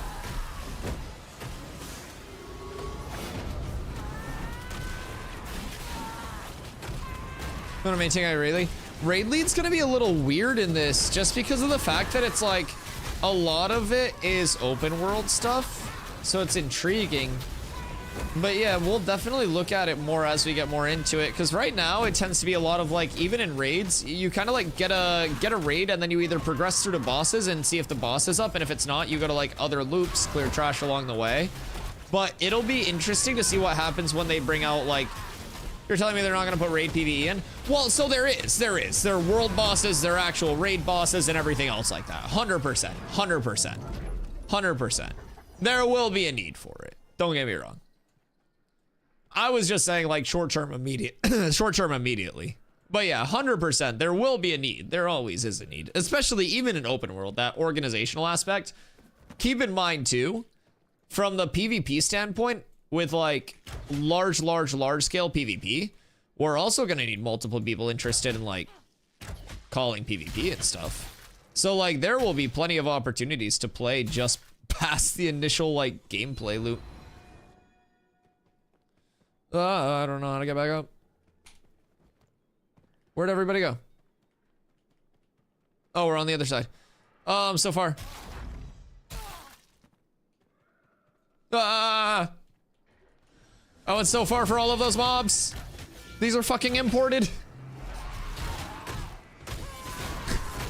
Holy shit. I didn't realize I went that far for those. My god.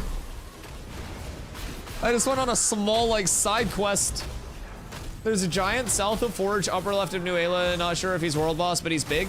Tropics has a lot of those giants that I want to farm. There are a lot of farms that I look forward to hitting with raid groups. There's already a lot of raid content, and there are world bosses that spawn on reset.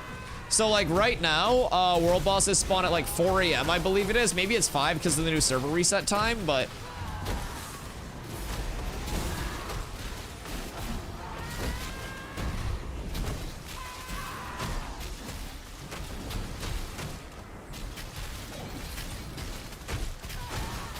Boop.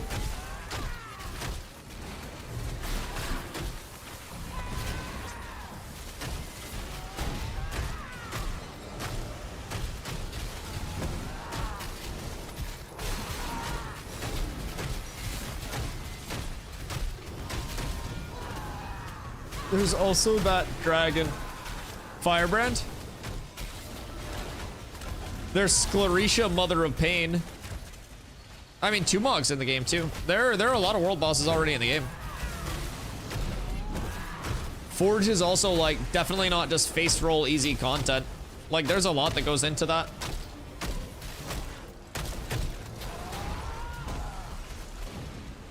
Especially people's first time if they haven't seen like the jumps and stuff before.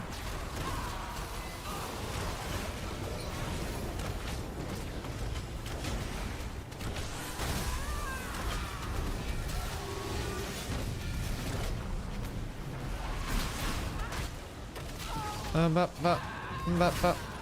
don't know those are mine, but I stole them.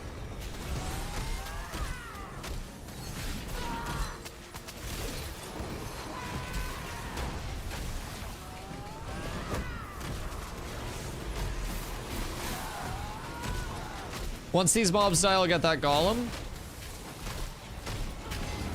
And then we're chilling there.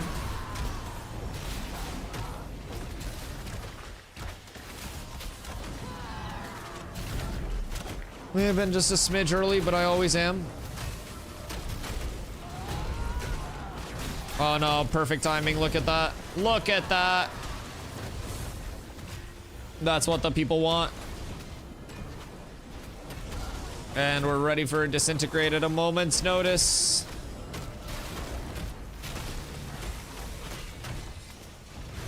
Whoa, not that one. Okay, we're good. Somebody was ready at that moment. I was doing some other stuff.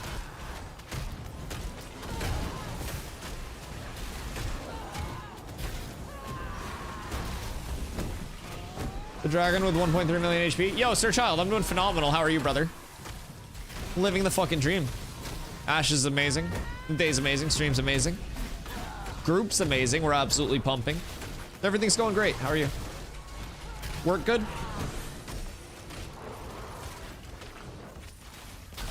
Stairs may be open. Wait, no, there's a group down at stairs, isn't there? Is there a group down at stairs?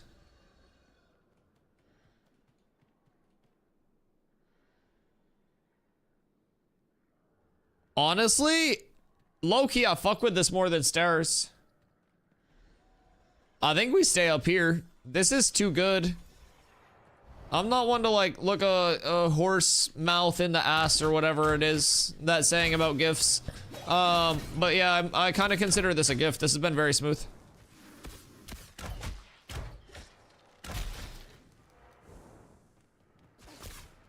Doing some classes on video editing. Oh, fuck yeah. Oh, fuck yeah.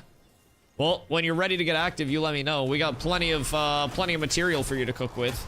Drewski, Kando's also been learning editing lately. So we have a lot of people that are trying to get involved, and it's really cool. So I mean, if you're trying to get some practice with clips and shit, let me know.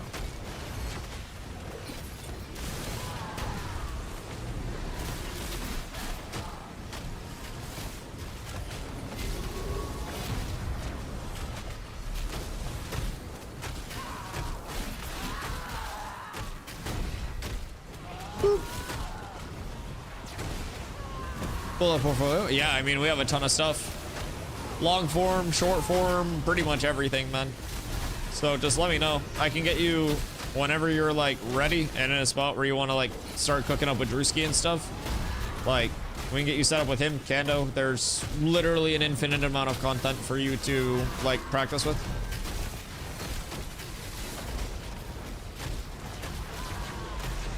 Good opportunity to get like a lot of different content too.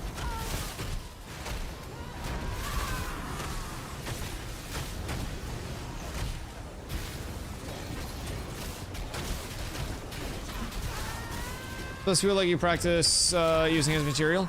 Yeah, and in like a true like benevolent, you know, being moment, I would even post it after you do it for free to my hugely successful social media presence to show it off on your behalf, and I won't even charge you for the promo.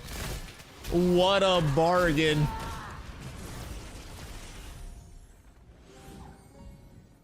God, I love capitalism. You don't even have to pay Dusty for this opportunity. That's what I'm saying, dude. That's what I'm saying. It's phenomenal. Like, usually promo is paid, but here, nah, man. tainted by Steven, pays me in nightly beatings. You wait till that spear's in the game, buddy. You're gonna feel it. Ah!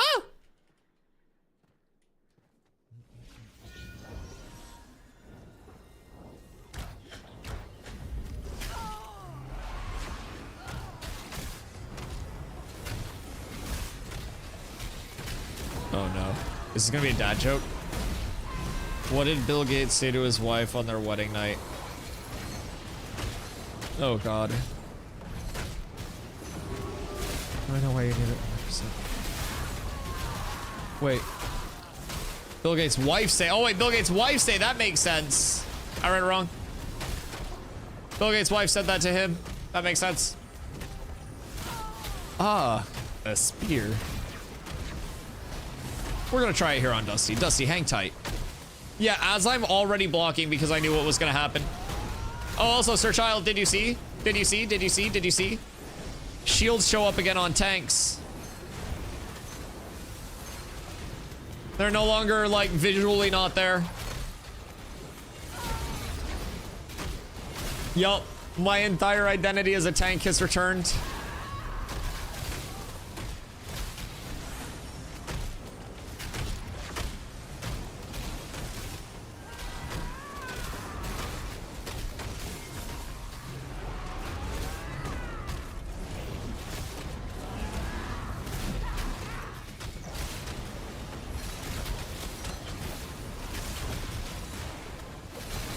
We'll go over around here.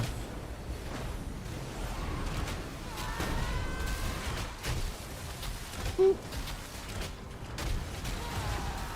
I feel like we're up tremendous.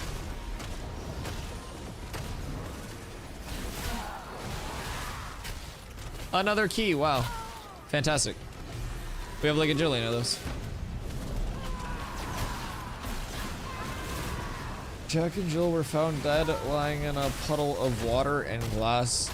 What happened? Is this a murder mystery? Was I supposed to study? This sounds like a quiz. This sounds like something I should know. It's like a fucking nursery rhyme or something. Is this morbid?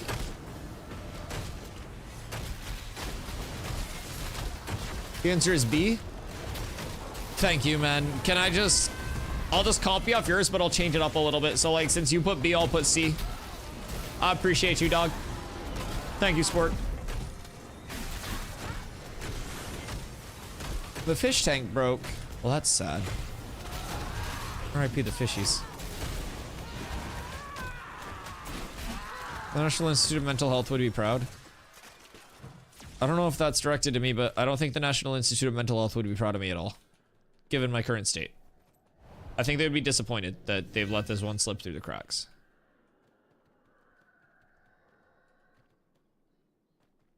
Playlist is so good. I'm going on a quick hike to get mobs again.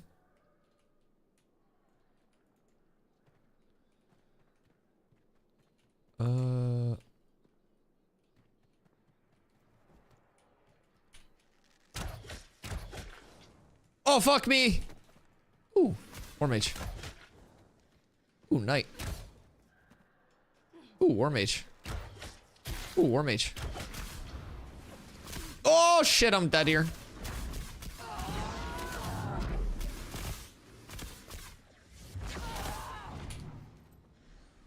Oh my god, there are so many fucking mobs.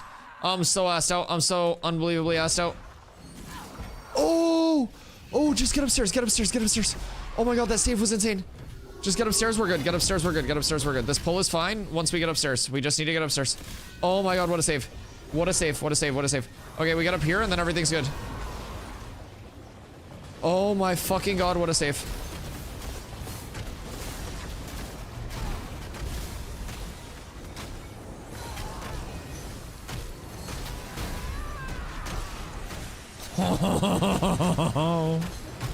Oh yes, this is good. Phenomenal, phenomenal save.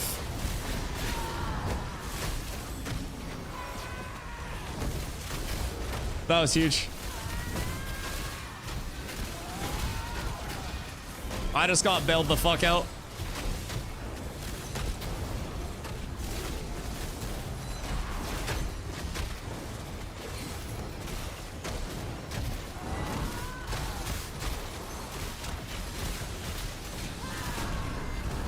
Note that taunting an enemy will not like pull aggro on them if it's the first like instance of damage.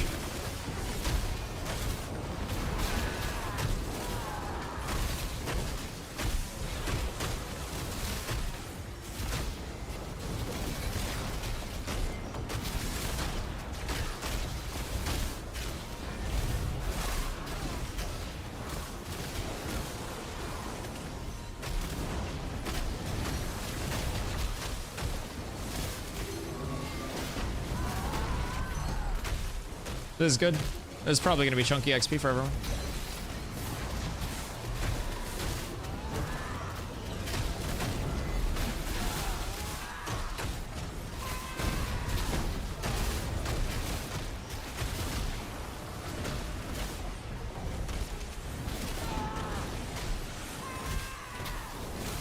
No, my grit. 2 people were found dead in a cabin in the woods. What happened?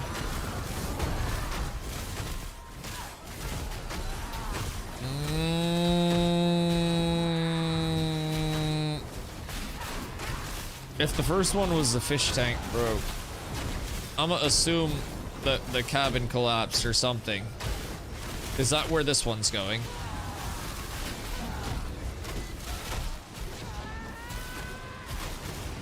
Am I supposed to know this? I feel like I should know these. Like, I feel like I'm stupid for not knowing these.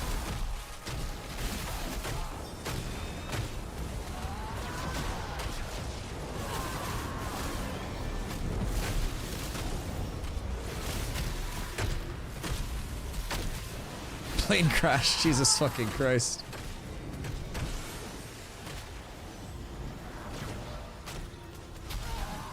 What an M. Night Shyamalan plot twist.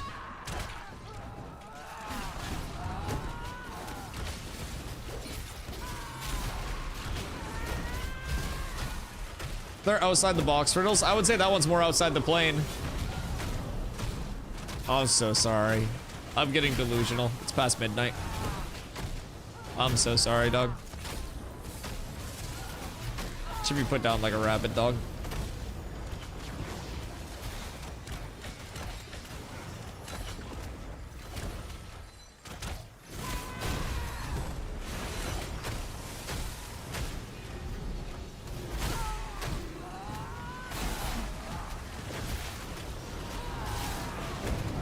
They were in the cabin. Oh, of the plane. The cabin of the plane. See, you gotta realize, I grew up really poor, so I've only flown like once, well, twice technically, to San Diego and back for TwitchCon. Before that, I had never flown in my life, and that was last September. So yeah, I was thinking more like rustic Maine cabin in the woods type shit, and then a plane fell on top of it. Playing your warrior, play with my nut, play Ashes of Creation. Sorry, wrong response. Wrong dialogue box. 18 strength axe, a thermal plug. Huge. Huge. Does that cover you until Whirlwind Axe? Or not Whirlwind Axe, is it Whirlwind Axe?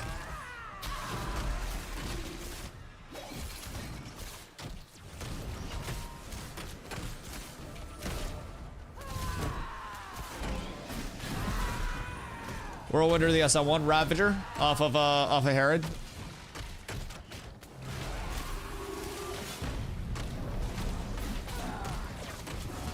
Flown one 17 years ago from deep south country hillbillyville. Yeah, I'm from kind of like the country hillbillyville of Maine. I don't live there anymore, but I grew up in an incredibly small town. Not incredibly small. It had a few thousand people in it. So like larger than a lot of Maine towns, but you can crash, no worries. I'll pull slow until then. Okay, if you guys are come to the middle.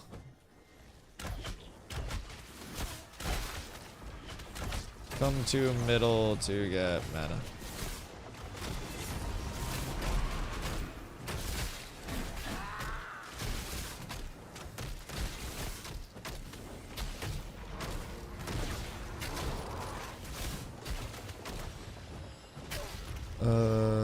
Kick from party, Alt F. Invite to party, Alt F.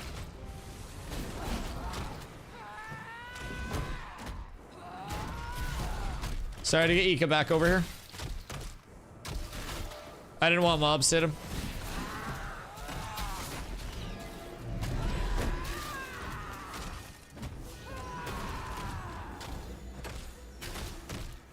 Walking outside, it was common to see wildlife.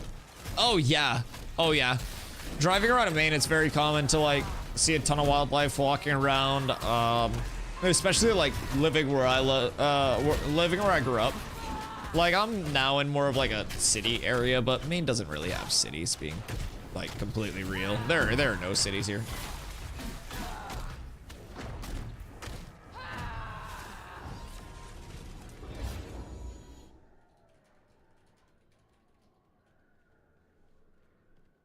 Let's see. Grab this guy. He's probably here. He's been spamming. Ika's back. Invite to party. Sorry, I had to kick you so I could hook you over. That sounds like when you accidentally hit a goose with a car. Who honked first? You're the goose.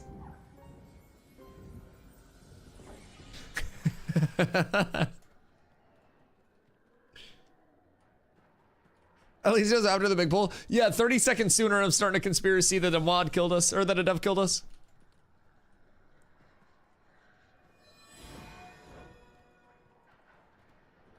Yo, Joker. We are up top above 3rd floor.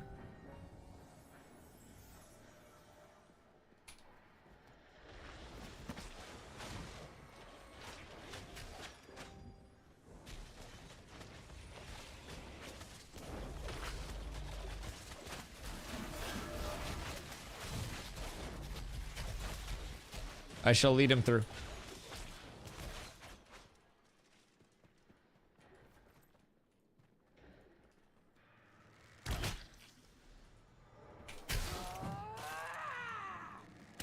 Come on. No shot. Wait. May or may not have spent the last 15 minutes cleaning Taco Bell Chipotle sauce out of the center of my keyboard 2 keycaps at a time. Like, from an actual Taco Bell order, or just like the standalone sauce that comes in the bottle?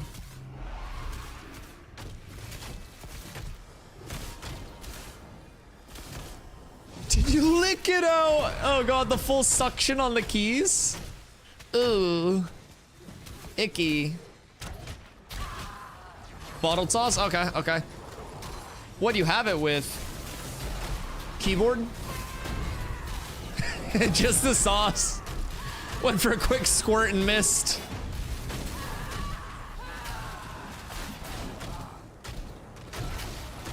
Carrots and celery. Okay, so is that another one of your fucking celery carrot bowls of doom? Like, is that actually just like fully celery and carrots and nothing else? Like, it's just celery, carrots, and like Taco Bell sauce? Or you got like rice or something in there?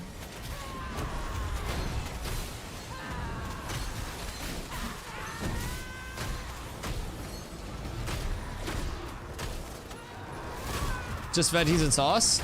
I mean, I respect it. T-Bell Chipotle sauce also fucks. Are you vegetarian? Or do you just fuck with, like, carrots and celery?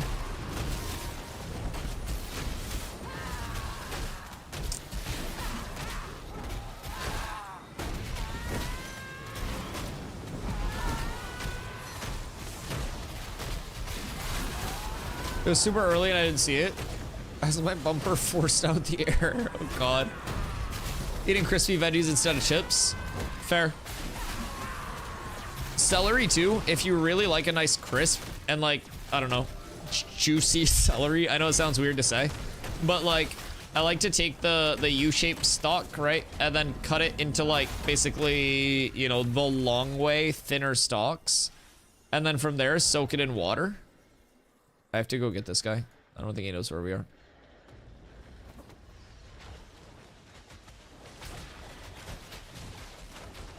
Where's our friend?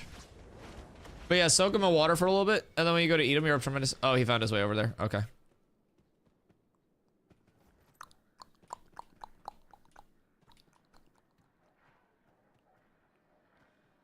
Excuse me. 38 fall damage. Fuck you. I want that 38 health back. Eating celery burns more calories than it offers. I mean, so that's either a net loss or a net profit, depending on where you're looking. Okay, come stand back up here. DPS up here. No longer sticky keys. What keyboard do you have? Careful, hoofs. You're in the danger zone, brother.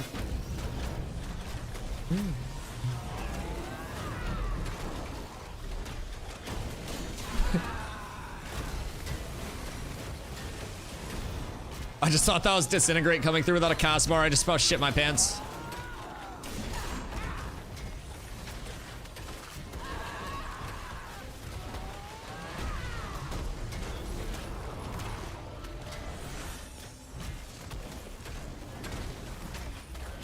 Oh, oh. What up, Grandpa? Hope you're having a good evening, man.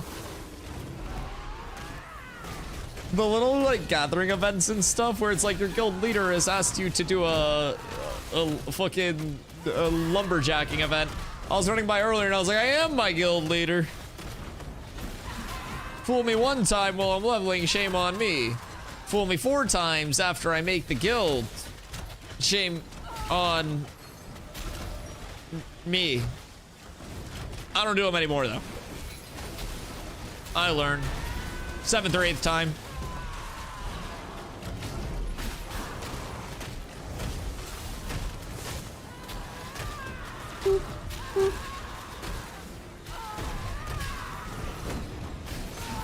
Yeah, so I have a white mouse mat down right now, and like I use Glorious 3XLs, so they're 24 by 48 inches. They're very, very long and large, unlike my dick. So having a white mouse mat is incredibly dangerous, considering I like to sit at my desk and snack after streams and like watch TV or something, right? And I have to like put a full towel down whenever I bring food in. So on my mouse mat, I have like a dishcloth spread out on top of the mouse mat, and then I have my food on top of the dishcloth. And even still, somehow I managed to get buffalo sauce on my white mouse mat recently. It was outside of the range of like dishcloth surface area. So it's kind of like a sad set of circumstances. But yeah, Olympus has fallen there. I mean, I do have like 4 other mouse mats and they're all black and washed, but like I like the white mat too. It's clean when it's clean. The only issue is I suck at keeping it clean. Excuse you.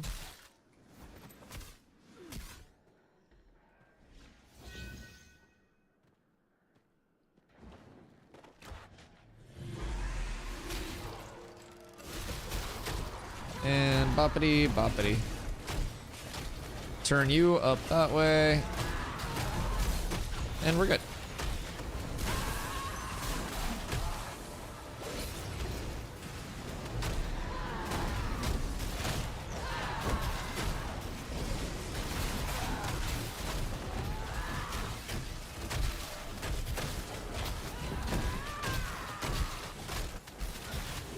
I actually really like this spot.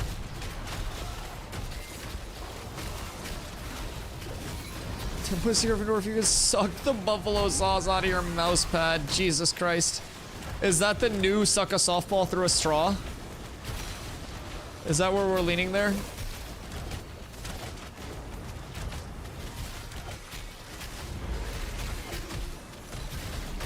It's fucking crazy.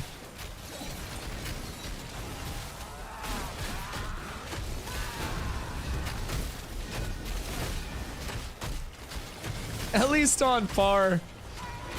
I mean, you'd have to like rehydrate the buffalo sauce too, because that shit's, I mean, yeah, that's in there. Because I don't even think it's like flaky anymore. I think it's just a red stain. Like, it's not like I just have buffalo sauce like sitting on my desk. Also, I went back to a bottle of Frank's after using Valentina for the better part of like probably like a year and a half, 2 years or so. And Frank's is really fucking watery compared to Valentina. I don't know, like Frank's really thin. And I know it's probably just a different type of sauce, right? Just like as a fundamental sauce diff, but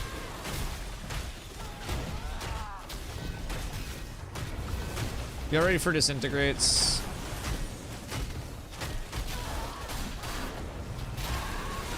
Nice.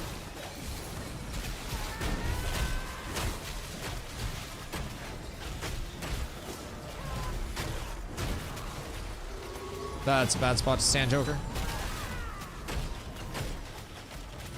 If we miss one trip, we're down a... Okay. Down a ranger, but we should be chilling.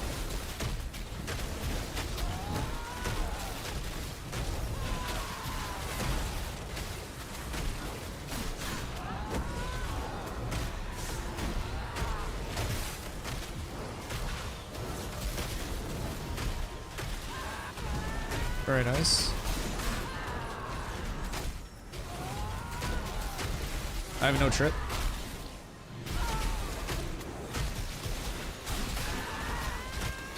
Nice, we're good. Golems are always pretty scary, man.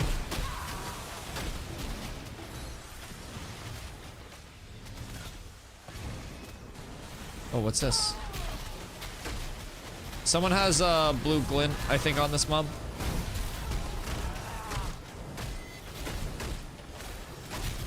Valentina's more of a Soleil. Wait, what's a Soleil? They have a powder version of Frank's now? Oh, I've seen that before, like Sam's Club. Cholula's goated for casual hot sauce. I haven't tried Cholula before. How's the... I mean, like, I don't mind spice level. Like, I like spicy shit, but it's like, I feel like some hot sauces just, like, sacrifice flavor to try to be too spicy. Like, I hate Tabasco. I think Tabasco is ass. Cholula's interesting. Doss, what's that S word? Same level as Valentina. I really like Valentina. And like, don't get me wrong, like Frank's is good, but it's just like, I don't know. I would toss tendies in Valentina, and it would like, it would fully coat them beautifully. Like, I don't know. It was different. I type out salsa. Oh, I was like, what the fuck is a Soleil? Man of culture. The charcuterie boards have influenced him. Yeah, it's definitely a bit thicker. Buy some Cholula, you won't buy Valentina ever again. I like Sriracha a lot too. I'm like, I fuck with Sriracha. Biscuits with mustard? What kind of biscuits are we talking about?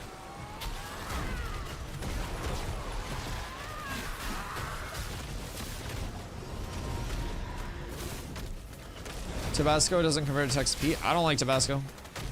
I'm gonna stand on that business. Sling Blade. I'll add it to the watch list.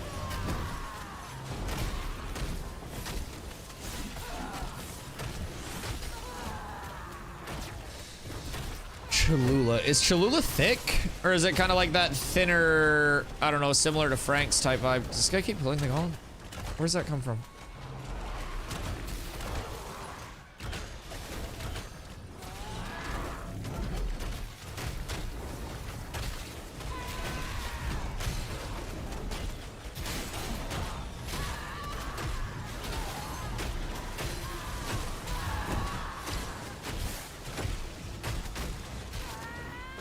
It's not running, I wouldn't call it thick though. Okay. I love you, Quack. I hope you have a fantastic night. I'll see you tomorrow.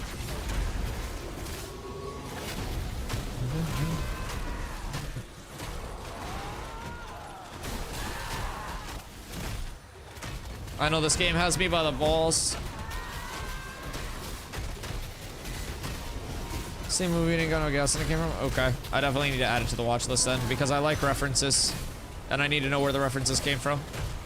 I must be a man of culture. Or I'm a man of nothing.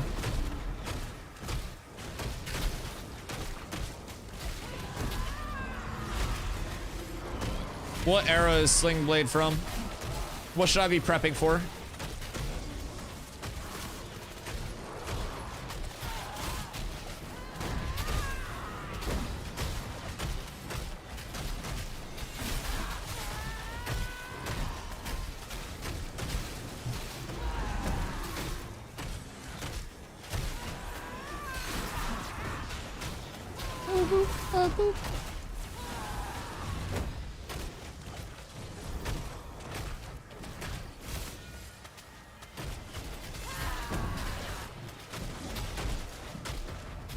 Live up Thornton. Oh, okay. Dope.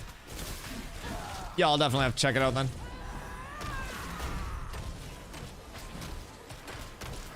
Oh, okay. Joker's pulling. I was wondering if he was like accidentally hitting golems or not, but cool.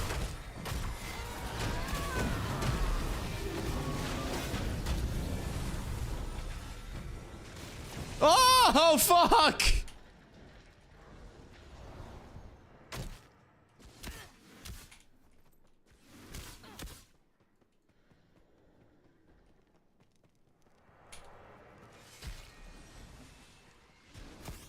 Come in. Sorry.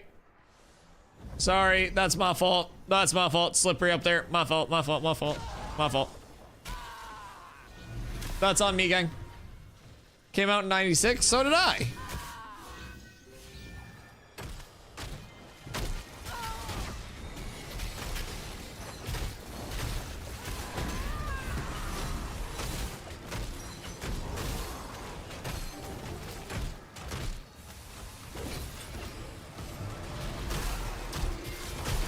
What do we got joining us over here?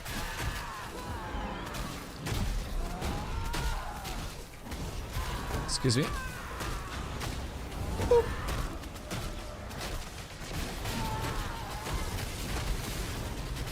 We said in Arkansas from our insane time period. Never been to Arkansas. It'll be a cultural experience for me. I've heard it's flat as fuck out there. Because that's in like Tornado Alley, right? I'm not very good at like geography or many educational topics, but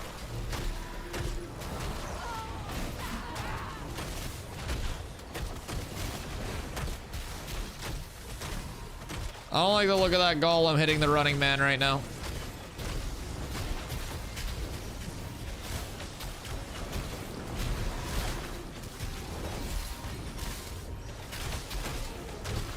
East of Oklahoma, so maybe Tornado Alley. I had an uncle that lived in Oklahoma for a little bit. Oh no, we lost Kai. I'm so sorry, Kai. I don't even know what I pulled on you to kill you. My apologies.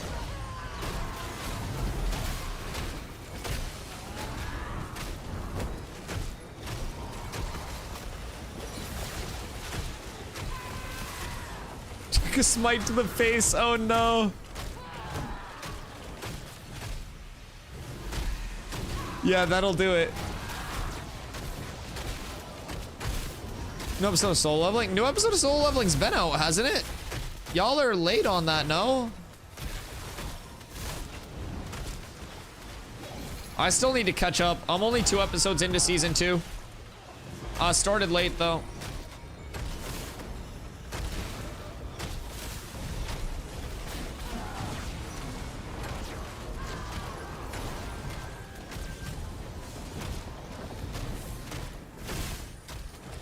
Watching Gary Owens this morning overnight with Friday unites everyone on this planet. We all have one thing in common, it unites us. What's that?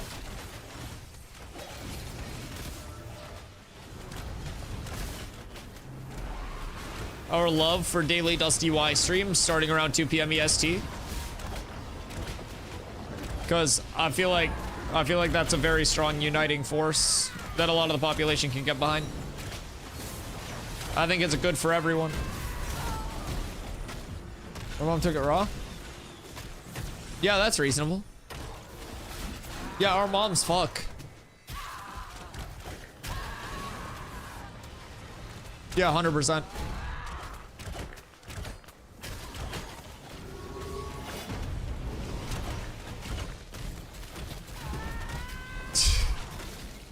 Don't give me that shocked face, you know.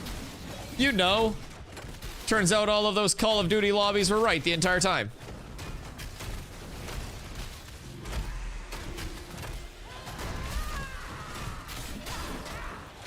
I don't really know what's happening with this golem, but I'm not convinced I like it. He's like one of the gargoyles now. It's fine. Okay. I think he's down.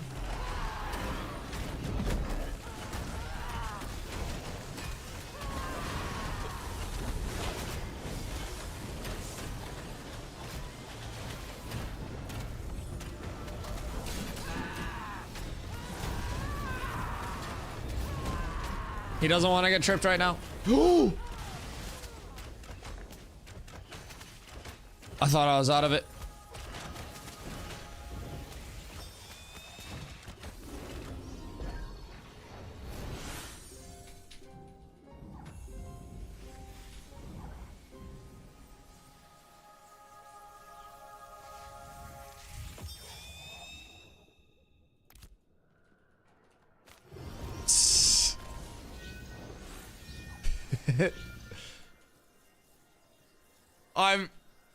I did say DPS up there. That's not something that can be argued here. I pointed that one right out. And the golem getting trip locked though is not me. My trips hit and he had trip lock out. I did what I could.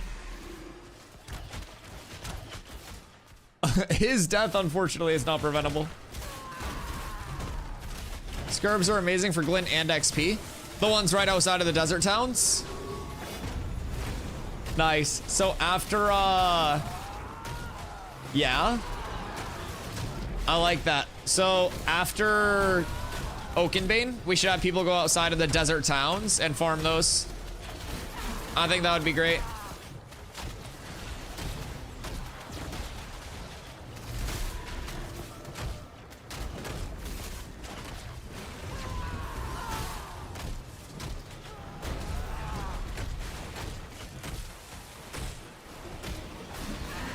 You said the glint's nice too?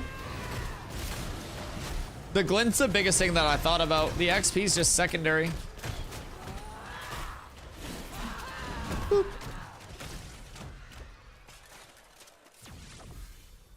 Oh, grats. You're up tremendous. 5 dim glint for each big scarab. Oh, fuck.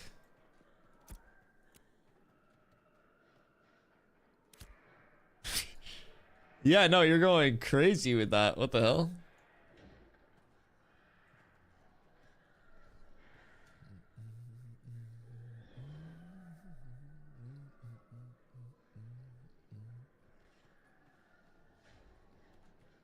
All right, where are we at? Where are we at? Where are we at? Where are we at? I think Joker's down getting mobs. I don't want him to, like, die down there if I wait. What's he pulling up? Okay, he's pulling up one. I think. What's going on here? 2?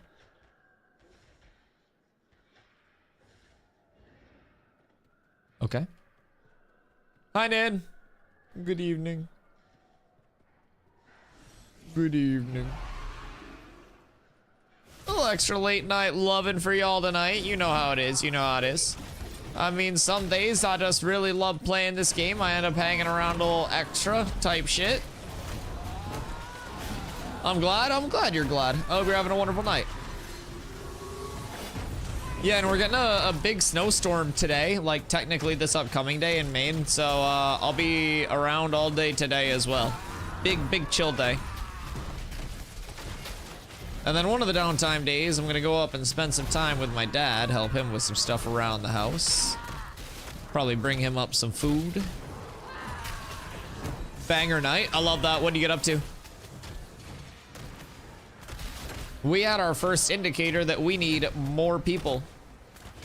More people, more levels. What a good son. Oh, I have great parents. I try to go up and spend as much time as I can with my parents. That's one of the things that I really love about streaming, is that, like, my schedule allows me to kind of like flex around, and if, you know, there's a family event, or if, you know, my mom wants to grab lunch, or I want to go up and see my parents, I'm kind of like able to do that. And that freedom is, you know, that stuff that I've never had before being able to stream full time. And it's part of the reason why I'm so grateful to be able to do what I do, and why I always talk about how grateful I am, man. It genuinely gives me so much more than you guys realize, aside from the simple level of, oh, you get to play video games full time. Since going full time on stream, like, I've been able to spend so much more time with my family.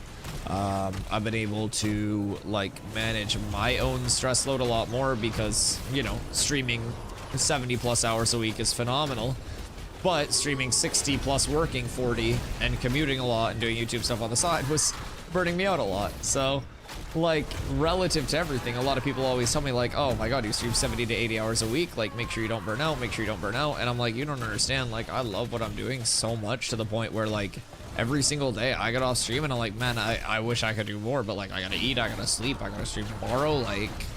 And it's really to that point where like it still doesn't feel real that I'm able to do this full time, and I'm so incredibly grateful for it, man. I'm so incredibly grateful for it. And I hope that I'm able to continue doing it for a long time. Bought some 40k stuff. Okay, okay, fucking around in the mall. Did you get it on sale? Big sale lover here. I appreciate that stuff. I appreciate that stuff. Yeah, I think Ash is gonna be really, really good. Really, really good. You know, I come from New World, 7,000 plus hours, and like, I gave up a lot of viewership, a lot of subs in New World to come over here and take a chance on something.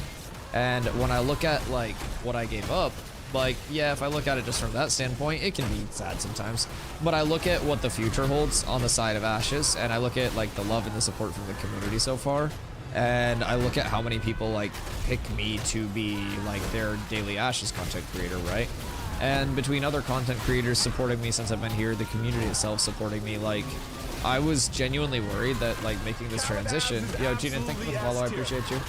Well, like I was worried making this transition that, you know, streaming full time would be a very finite thing, like very, very short term with the transition, that it wasn't gonna like work out, people would choose to watch, whatever it may be. Because like switching directories as a streamer is incredibly hard every time.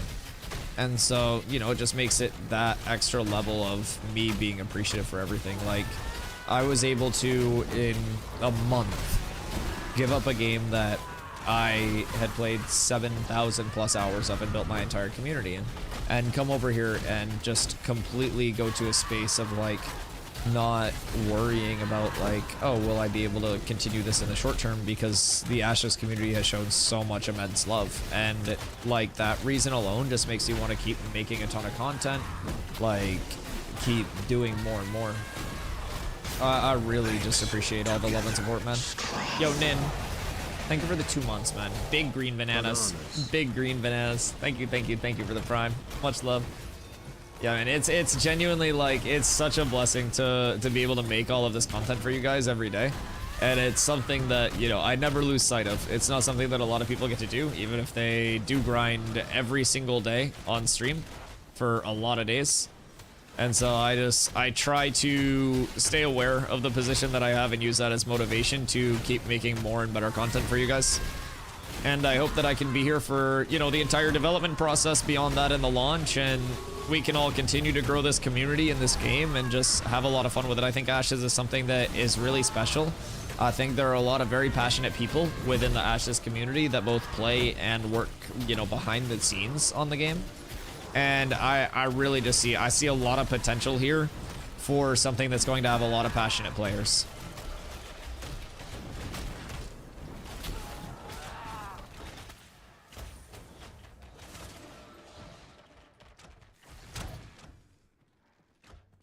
Okay, that one's the bugged one.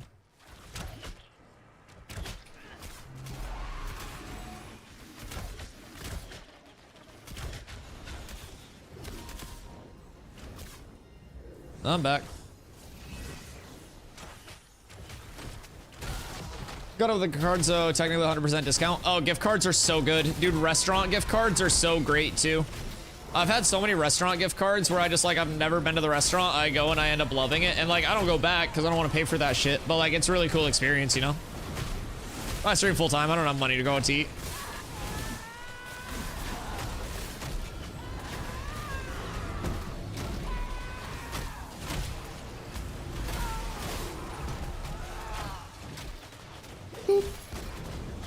You're getting a tattoo? What are you getting? Is it my name? Oh my god, you should get some cat ears. Some Bloodborne Huntress. Mark, let's go. Are you integrating that into a larger piece someday? Or is it gonna be like a standalone?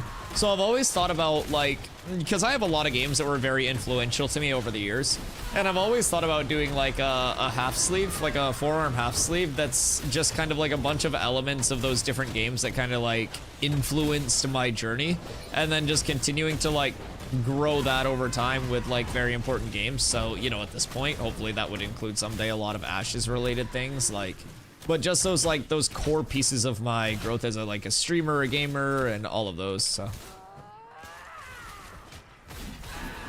B-A-N-A-N-A-S. Yeah, shit slaps.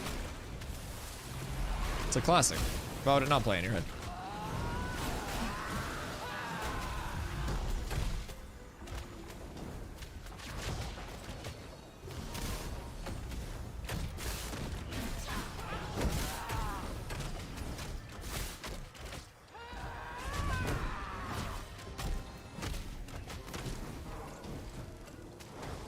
Some Elden Ring stuff too. Nice, nice, nice. Where are you getting it?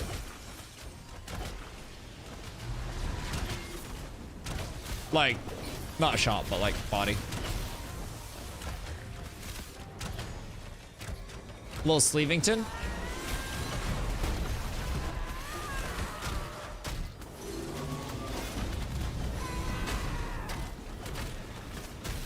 Forearm, nice, nice, nice, nice, nice. Yats are scary, man. My biggest fear is like getting a tattoo and then like having it be complete and just being like, oh no. But I have some friends who are like incredibly artistically talented, and a couple of them have gone into like tattooistry. So I'd like to think that I would have very good odds of having something that I thoroughly enjoy.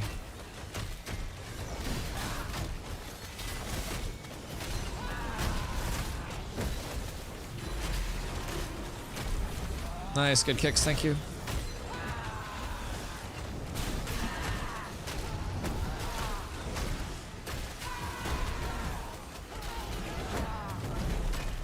Got a portrait of my wife with an owl face headdress.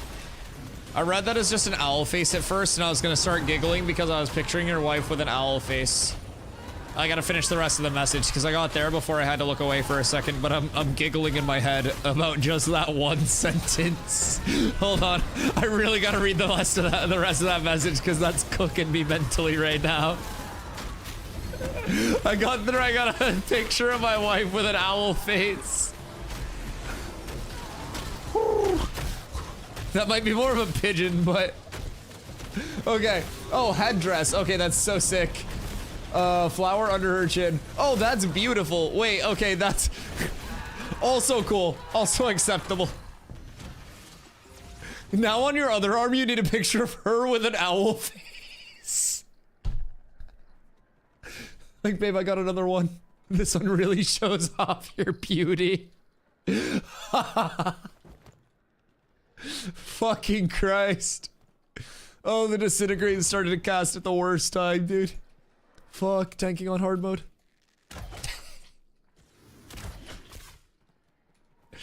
No, that's sick though. 9 hours to complete. The forearm ditch is a bitch. Wait, what do you mean the forearm ditch?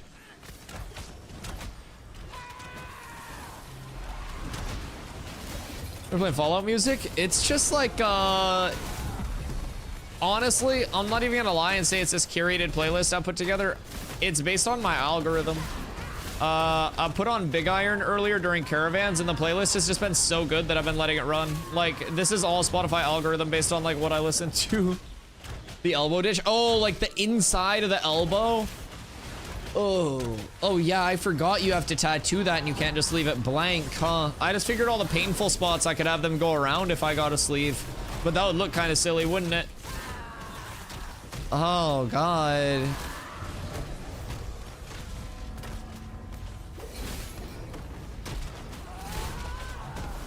Damn, yeah, there are gonna be ouchies.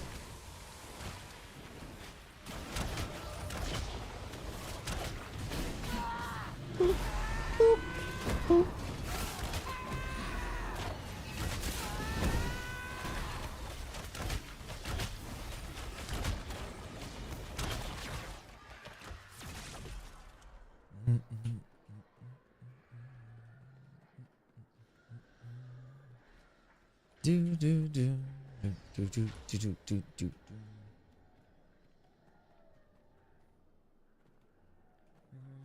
First, so I found something that resonated. That's reasonable though. That's reasonable. Solo leveling's been very good for me. I don't know, it's my first like real exposure to, I guess, actual anime, but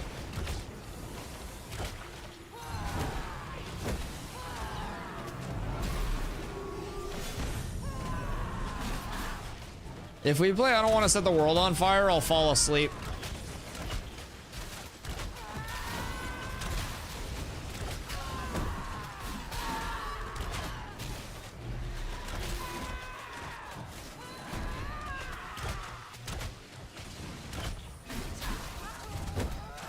Blasphemy. All right, fine.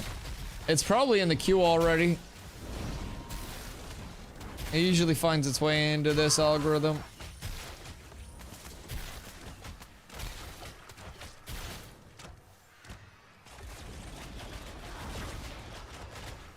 Add to queue. All right, there you go. You're in. By popular demand. You're lucky the rest of chat also went with you. It's just such a relaxing song.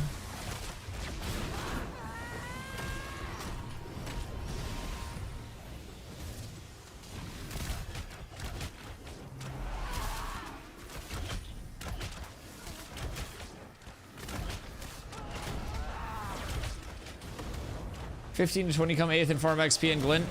Dude, I'm telling you, that farm is phenomenal. Can I request a song? Is it good?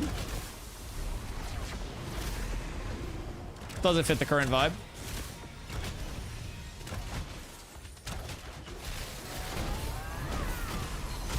Yeah, I think those farms are the next level.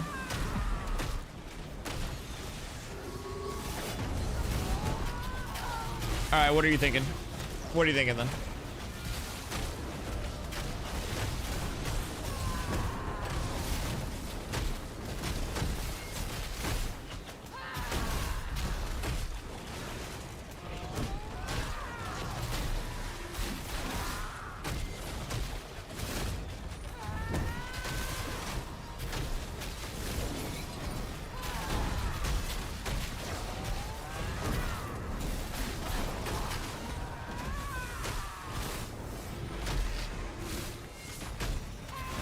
Alright, I'll throw it in the queue.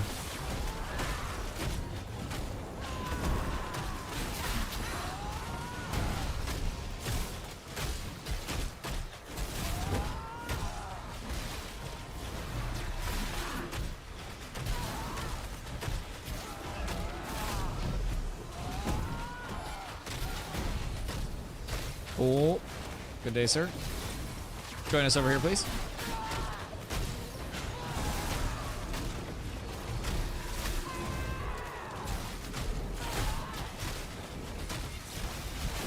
What would you say you guys are making like glint per hour if you had to guess with just the two of you over in that area?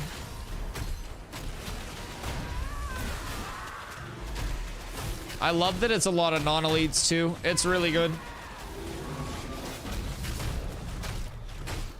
Like bug and beast drop tables are wonderful.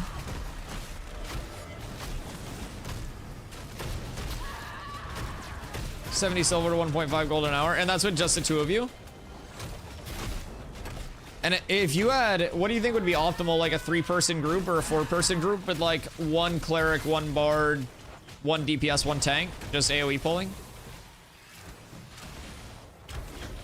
3-person to 4-person? Yeah.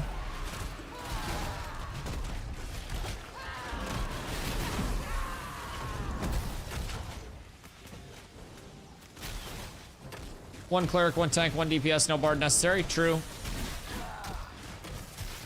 Yeah, there's a certain sliding scale of like kills per minute into like, you know, drops per hour, and then splitting the loot that you have to factor in and stuff, but there's a certain level of efficiency. Scorpion, since we don't know if we can take it. Fair. Fair, yeah, the big boys. No, that makes sense. And with those 4 people, you'd just be able to do those like, those small little AoE loops.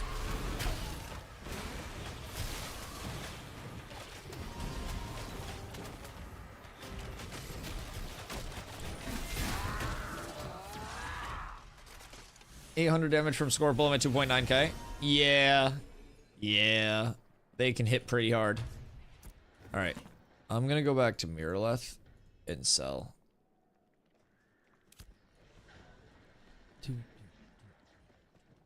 Oh wait. I have to add the other one.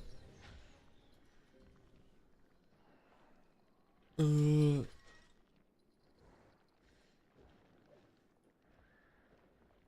this fit like...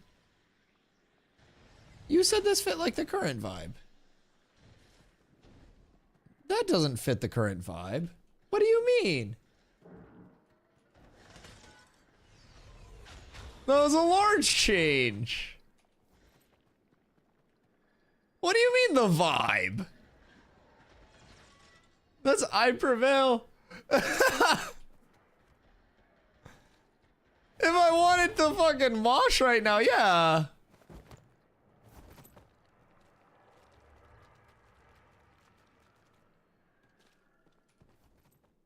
Are you not slaughtering mobs? Eloquently right now. Eloquently. Good day, Stealth. Hello, my friend. Trigger the devil. Oh no. Wait, was he not paying attention to us all leaving? Oh no. I can tell you it wasn't a vibe, but it's it wasn't the vibe, but it's a vibe. I respect that. I respect that. No, I mean it's a slapper. I got a spot for like every type of music, right? Cybermail, not eloquent. All right, maybe a bad usage of terms from me there. Maybe I'm selling the bag there. Maybe I'm just closed-minded, you know?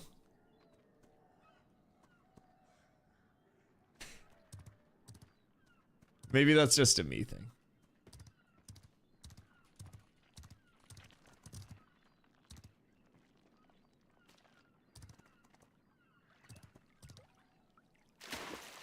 Gabe equals every armor. Okay.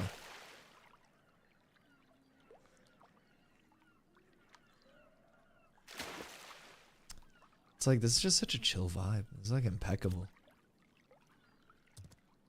The algorithm has been insane for us tonight.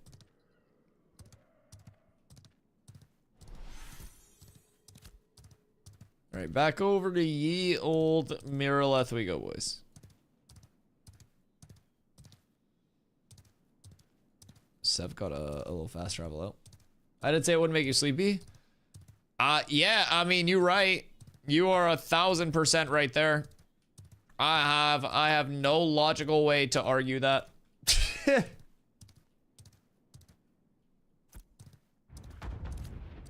I'm not calling for a tree chopping race. That's false. That is legitimately false.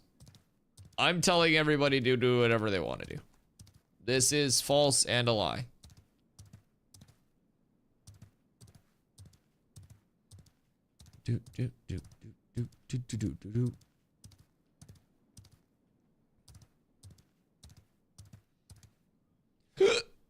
Oh my god.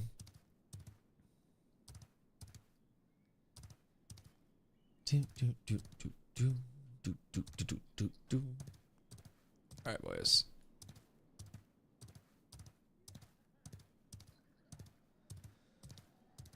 Oh, let us see. What's going on here? What you doing there, buddy? Are you lost? Purple and Lost Boys, 54-2. Very close affair. Oh shit. Someday all of this will come in handy.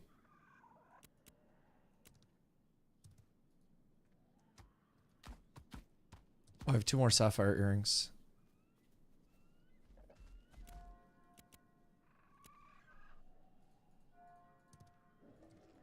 Oh, this isn't bad. We're slightly up there. Bop, bop.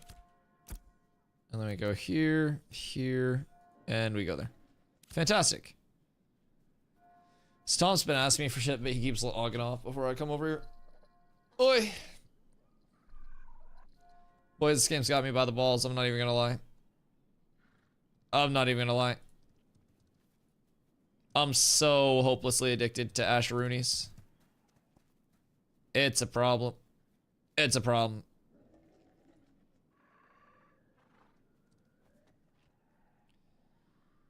Do. Okay. I gotta get some food. Apocalyptic. I personally will add it to the playlist for tomorrow. We'll add it to the playlist for tomorrow. We stay locked in. Boys, I gotta get food. I legitimately... You guys might be mad at me for this, but I haven't eaten.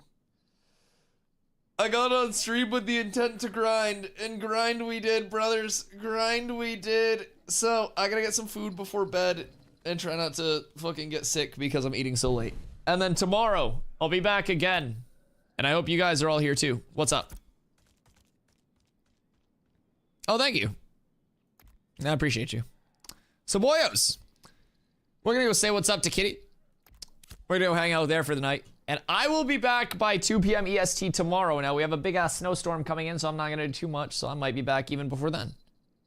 So, got to a 7 bard. Let's go. Did you get your invite in game?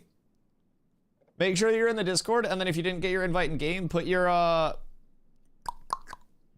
character name in that, like, request join. Big Scorps are easy. Oh, you're up tremendous then. You're up tremendous. All right, boys. I hope you all have a fantastic night. I'll be back on tomorrow. We'll be doing some more leveling, getting people pumped as much as we can. Stay on the grind. Stay working. I'll see you boys tomorrow by 2 p.m. EST. Maybe even a little earlier. Who knows? Thank you guys for being here. Much love. I'll see y'all tomorrow. Peace. Bye, YouTube. Have a great night, guys.